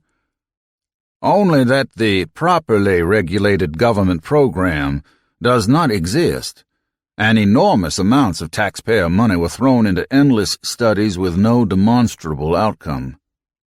Of course, Mr. Redman does have a financial stake in VHI's venture, which means that my lifestyle will suffer if it fails, not the taxpayers. It might also tickle the fancy of an investigative reporter to ask where Mr. Atwood's financial interests lie, and how a successful VHI program would impact them. It is not only the advocates on the one side of a controversy who have something to gain or to lose. The transponder beep brought a satisfied smile to Ned's lips. At least something was working according to plan. The fuel tanker beacon was responding on the proper frequency. Forward radar had it bracketed, sending out pulses and hearing that beautiful, beautiful beep coming back. The tanker was a lover waiting in the dark, whispering, "Here I am. Here I am." Ned and Levkin scanned the sector indicated by their instruments. "Show yourself, baby. Come to Papa." Why couldn't they have painted the damn thing so it'd be visible? Sure, regular paint would have burned off from the heat of passing through the atmosphere at ram velocities, but there had been a special ablative coating developed for the old X-15 that turned the bird bright pink. Of course, when old Pete Knight saw that, he said he wasn't going to fly any damn pink airplane. They were coming up on orbital dawn, so both the ship and the tanker were still in shadow. The rendezvous had been timed so that they would have maximum daylight to carry out the refueling, but that also meant their initial approach was in darkness. It would be a hell of a note if they actually rammed into the damn thing. Radar said they were okay, but Ned would feel a whole lot better when they made visual. "There," said Levkin, pointing. Ned squinted in the direction indicated, which took in about 20% of the known universe. "Where?" A small cluster of lights. 1 o'clock, slightly high. 5 red lights in a perfect pentangle. Yeah, I see it. And just then, the approaching dawn sprayed the tanker with daylight and threw it into sharp relief. Being a few dozen feet higher, it caught the sun first. The tanker was a bright orange, bullet-shaped cylinder, seared with black streaks and surrounded by a glittering cloud of particles. Paint? Surface ablation? Condensation? Ned had no idea. An off-colored band around the middle showed where the pumping and delivery connections were installed, between the bulkheads that separated the hydrogen and the oxygen compartments. Ned began setting up the navigational computer. All right, Lefkin, let's pull over to the rest stop and gas up. Lefkin was working his hands, rubbing the fingertips against the thumbs. A brief smile chased itself across his lips, and he took his gauntlets from their compartment. Ned engaged the computer so it could lock on the guide stars. Immediately, an attitude control jet fired, and the craft began to yaw. Ned slapped the red cutoff button without thinking. That had not been right. Lefkin said, "Что это?" Ned studied their target, so tantalizingly close. He re-engaged the nav comp and shut it off when it again fired the attitude jets. For the next several minutes, he played with the yaw and pitch controls on computer-assisted manual to damp out the rotation that the misfires had imparted. A part of his mind marveled at how controlled he was. Just like a training sim. When he had the craft stabilized and had re-engaged the gyros, he sat and pulled his lower lip while he studied his quarry. The gyro controls worked fine, so the problem was in the nav comp. "I think," he said slowly, "we have a problem." Corey, his cell phone in his hand, stuck his head inside the cabin. "There's a problem," he said. "Dubois is in trouble. A cloud of reflective particles, perhaps fragments of the ablative coating, perhaps condensate from a leak in the tank, is confusing his navigational computer with extra stars." Marisa nodded. "Keep me informed," she whispered, without turning her head. Keith had been part of Prometheus, and Prometheus part of him. There was nothing she could do for him now but continue to dream his dreams, and her nightmares. There was nothing she could do for Ned but wait and pray. She had not felt so helpless in a great many years. Ned brought the ship in by hand. It wasn't impossible. It wasn't even improbable. They had simmed contingency plans in case of sensor breakdowns, and what with the burn charts from the computer library, and Lefkin calling off the tanker's elevation angle and angular rate across the sky, it was just a matter of goosing the engines a little bit at a time. He was hardly aware of the passage of time, only of the feel of the rack in his hands or the engine keys under his fingertips, only the monotonous chant of Lefkin's voice singing out angles as he peered through the cross-haired close-approach viewfinder. The forward radar gave him heads-up closing velocities and distances. 50 meters, 20, 10. Only when he had matched velocities at last, and the plank was hanging in space, a scant 6 meters below the dully gleaming tanker, did Ned release his hold on the controls and find that he could barely unflex his fingers. He played with the attitude jets until the tanker was directly overhead, visible through the upper viewports. Then he shouted, "There she blows!" and Lefkin engaged the harpoon. The magnetic grapple shot from its port and closed on the tanker, unreeling the tether behind it. It struck and held. Carefully, Ned took up the slack. The last thing he wanted to do was give a sharp tug and yank the fuel pod toward the ship. No friction to stop it from drifting into them. Finally, he relaxed, letting his arms float and his head loll back. Chaser and target raced ahead into nighttime. "We did it," Lefkin said. He didn't sound like he believed it. "I'm good," Ned told him. "Damn good." And he felt good, too. He felt like he did after sex. It would be something to tell his grandchildren about. Assuming he ever got back down. "How's the fuel, Gregor?" The long pause before the Russian answered told him all he needed to know. There had been maybe 2 chances in 3, according to the computer sims, that they would end the maneuvering with enough fuel to land anyway. But the sims were based on deterministic models, and real life was too damn fuzzy. A little variation here, a little variation there, the velocity a little higher, nozzle efficiency a little lower, the angle a few seconds off the beam, it all added up. It put you on the wrong side of the line. Ned smiled. Well, we were planning on refueling anyway. That was the whole point of coming here. He tried to convince himself Levkin could pull it off. He had done it in the water tank simulations again and again. Levkin had practiced with greater intensity because Levkin had known the backup crew would fly. But space was not water. There was no resistance to play against, no waves, no goddamned octopus staring you in the face, waiting for you to fail. And now that all their options had run out, and they were irrevocably committed, Levkin became a different man. Focused, deliberate. He pulled on his helmet and methodically fastened the seals one by one. His lips moved as if he were reciting the procedure to himself. Or a prayer. Then he pulled his gauntlets on and fastened those as well. Ned imagined him a knight preparing for battle. When he was finished, he went through the checklist again. Ned didn't begrudge him the double check. Hell of a thing to wait until you were outside to find your shoelace was untied. Finally, Levkin took a long breath and let it out. He looked at Ned through his gleaming faceplate. "Ready," he said with a curt nod. Ned clapped him on the shoulder. "Let's make it happen." Levkin unbuckled and floated free of his seat into the space between the 2 pilot couches. Feet first, he pushed himself into the tunnel that led to the airlock in the nose. Birth canal, Ned thought. Breech baby. When Levkin's head had disappeared, Ned levered the safety plug into place. It was a truncated cone, small end facing forward, that pulled from a recess in the side of the tunnel. If, for some reason, the airlock doors in the nose failed to engage properly, and the hydrogen storage bay went to vacuum, the cabin air pressure would push the plug firmly into place, giving Ned a chance to don his own helmet and gloves. He felt as if he were sealing Levkin into a tomb, rolling the stone across the entrance.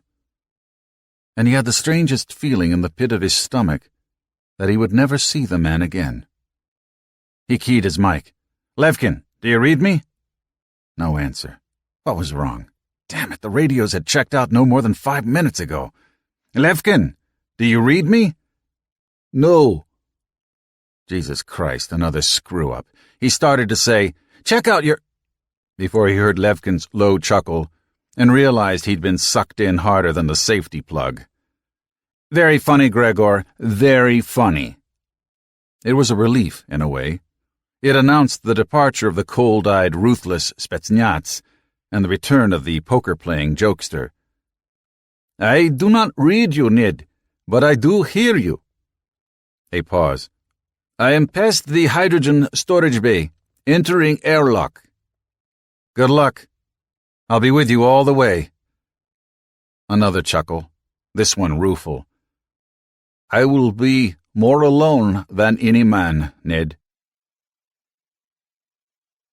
Styx was helping Beth fold the laundry when, to Beth's annoyance, the rerun episode of Cagney and Lacey on Lifetime suddenly broke off for a special announcement. The astronauts in the corporate spaceship had just begun their previously postponed refueling. One of the 2 men had just gone out into space to hook up the fuel lines and pumps. Beth snorted and said it was a waste of money, but Styx thought it was cool beans. The old cop show resumed, and Beth gave her attention back to the screen while she folded with mechanical precision. But every now and then, for no damn reason at all, she looked up at the ceiling. Levkin slid along the grappling line with short bursts from his jetpack, clipped to the line with a chock and a tether. Ned watched him through the viewport, offering occasional observations and encouragements as he kept the plank oriented and on station. Levkin looked like a hulking monster with the jetpack strapped to his back and the toolkit around his waist. The equipment had been stowed in a locker just after the airlock, but accessible from the outside. No point trying to climb in and out of the ship wearing that monstrosity. Lefkin had had a bad moment trying to open the storage door with the turnkey, spinning counterclockwise when he tried to turn the handle the other way.